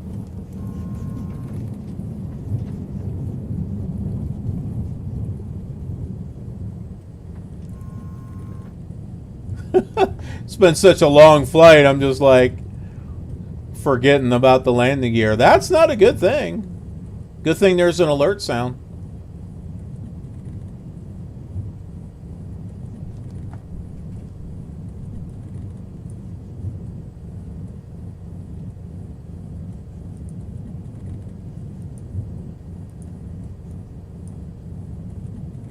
Whoa.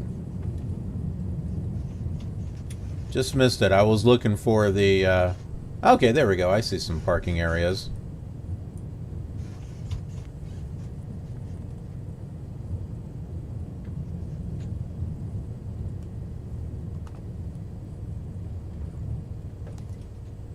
Mooney 13 Foxtrot, clear the active.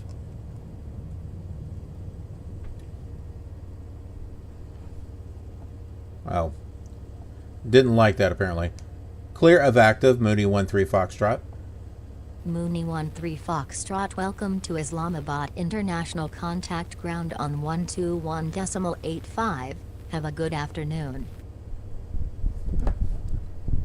Ground on 121.85, Mooney 13 Foxtrot. Have a nice day.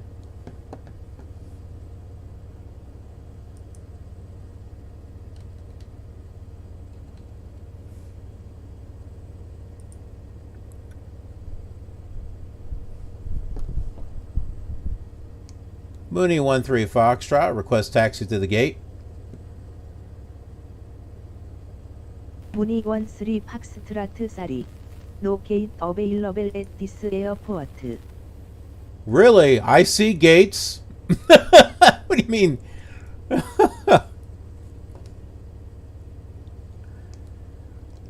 Mooney 13 Foxtrot, request taxi to parking. Mooney 13 Foxtrot taxi to general aviation parking. Taxi to whoever I damn well please, Mooney 13 Foxtrot. Oh boy.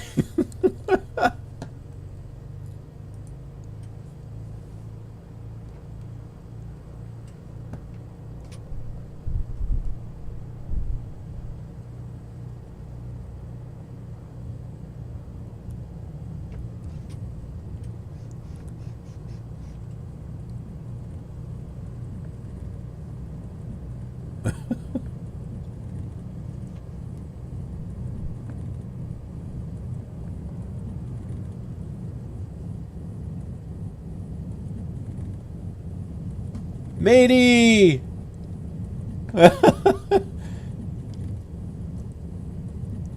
Yeah, Matey's with me there.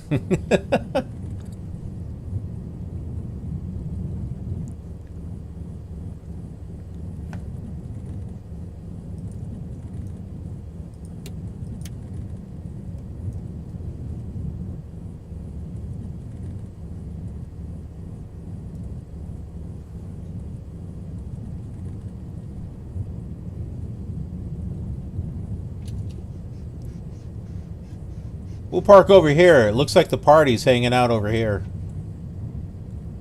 Is that American Airlines? What are they doing here?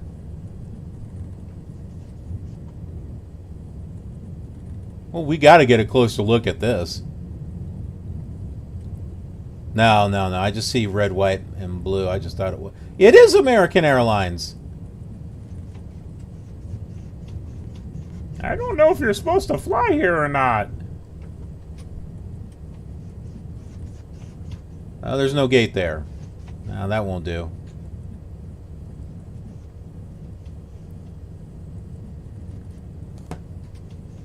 Is there a gate hanging up over here? No. Turn around. There's some other ones over here.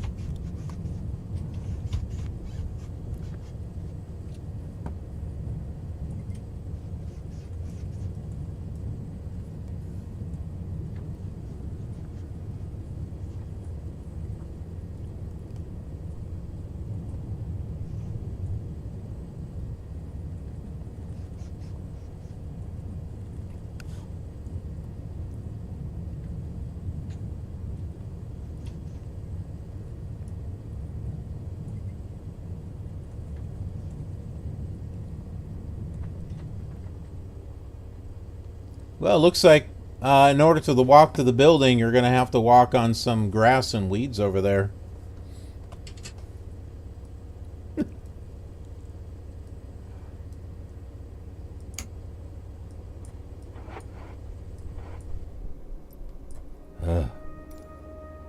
High score, Killer Gamer!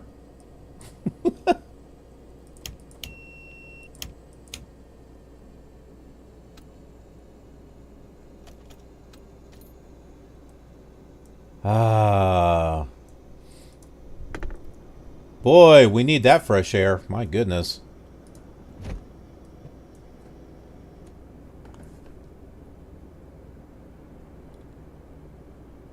Oh, and the sun is going down too. Holy smokes.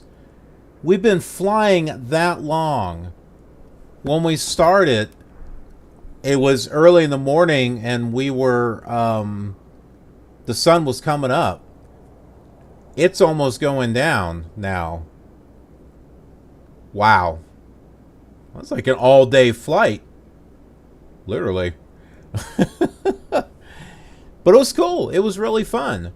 And I'm glad all of you hung out here with me and watched. Great time, and we learned a lot of neat things about where we've been flying and flying over. And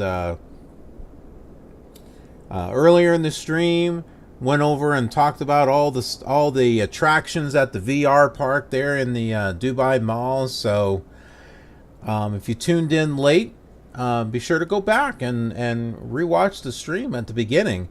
And also there was a separate one earlier today where we flew over Dubai, the city of Dubai, at night. So you may want to take a look and see how that's all lit up. And then, of course, if you're new to the series, go back and watch all the other parts too. The previous streams fall off after about 10 days here on Twitch, but they are over on YouTube on my Killer TV channel. So like parts 1 and 2 I think are no longer available here on Twitch, but they are over on YouTube. So don't worry, everything will be there. You're not going to miss anything. And the link for Killer TV is on the Twitch page, on my Twitch page. So everything you need to know is right there. All my social media links, Instagram and Twitter, Snapchat, it's all right there. Yeah, Fly Low, you are very welcome. And everyone else, thank you so much for showing up. And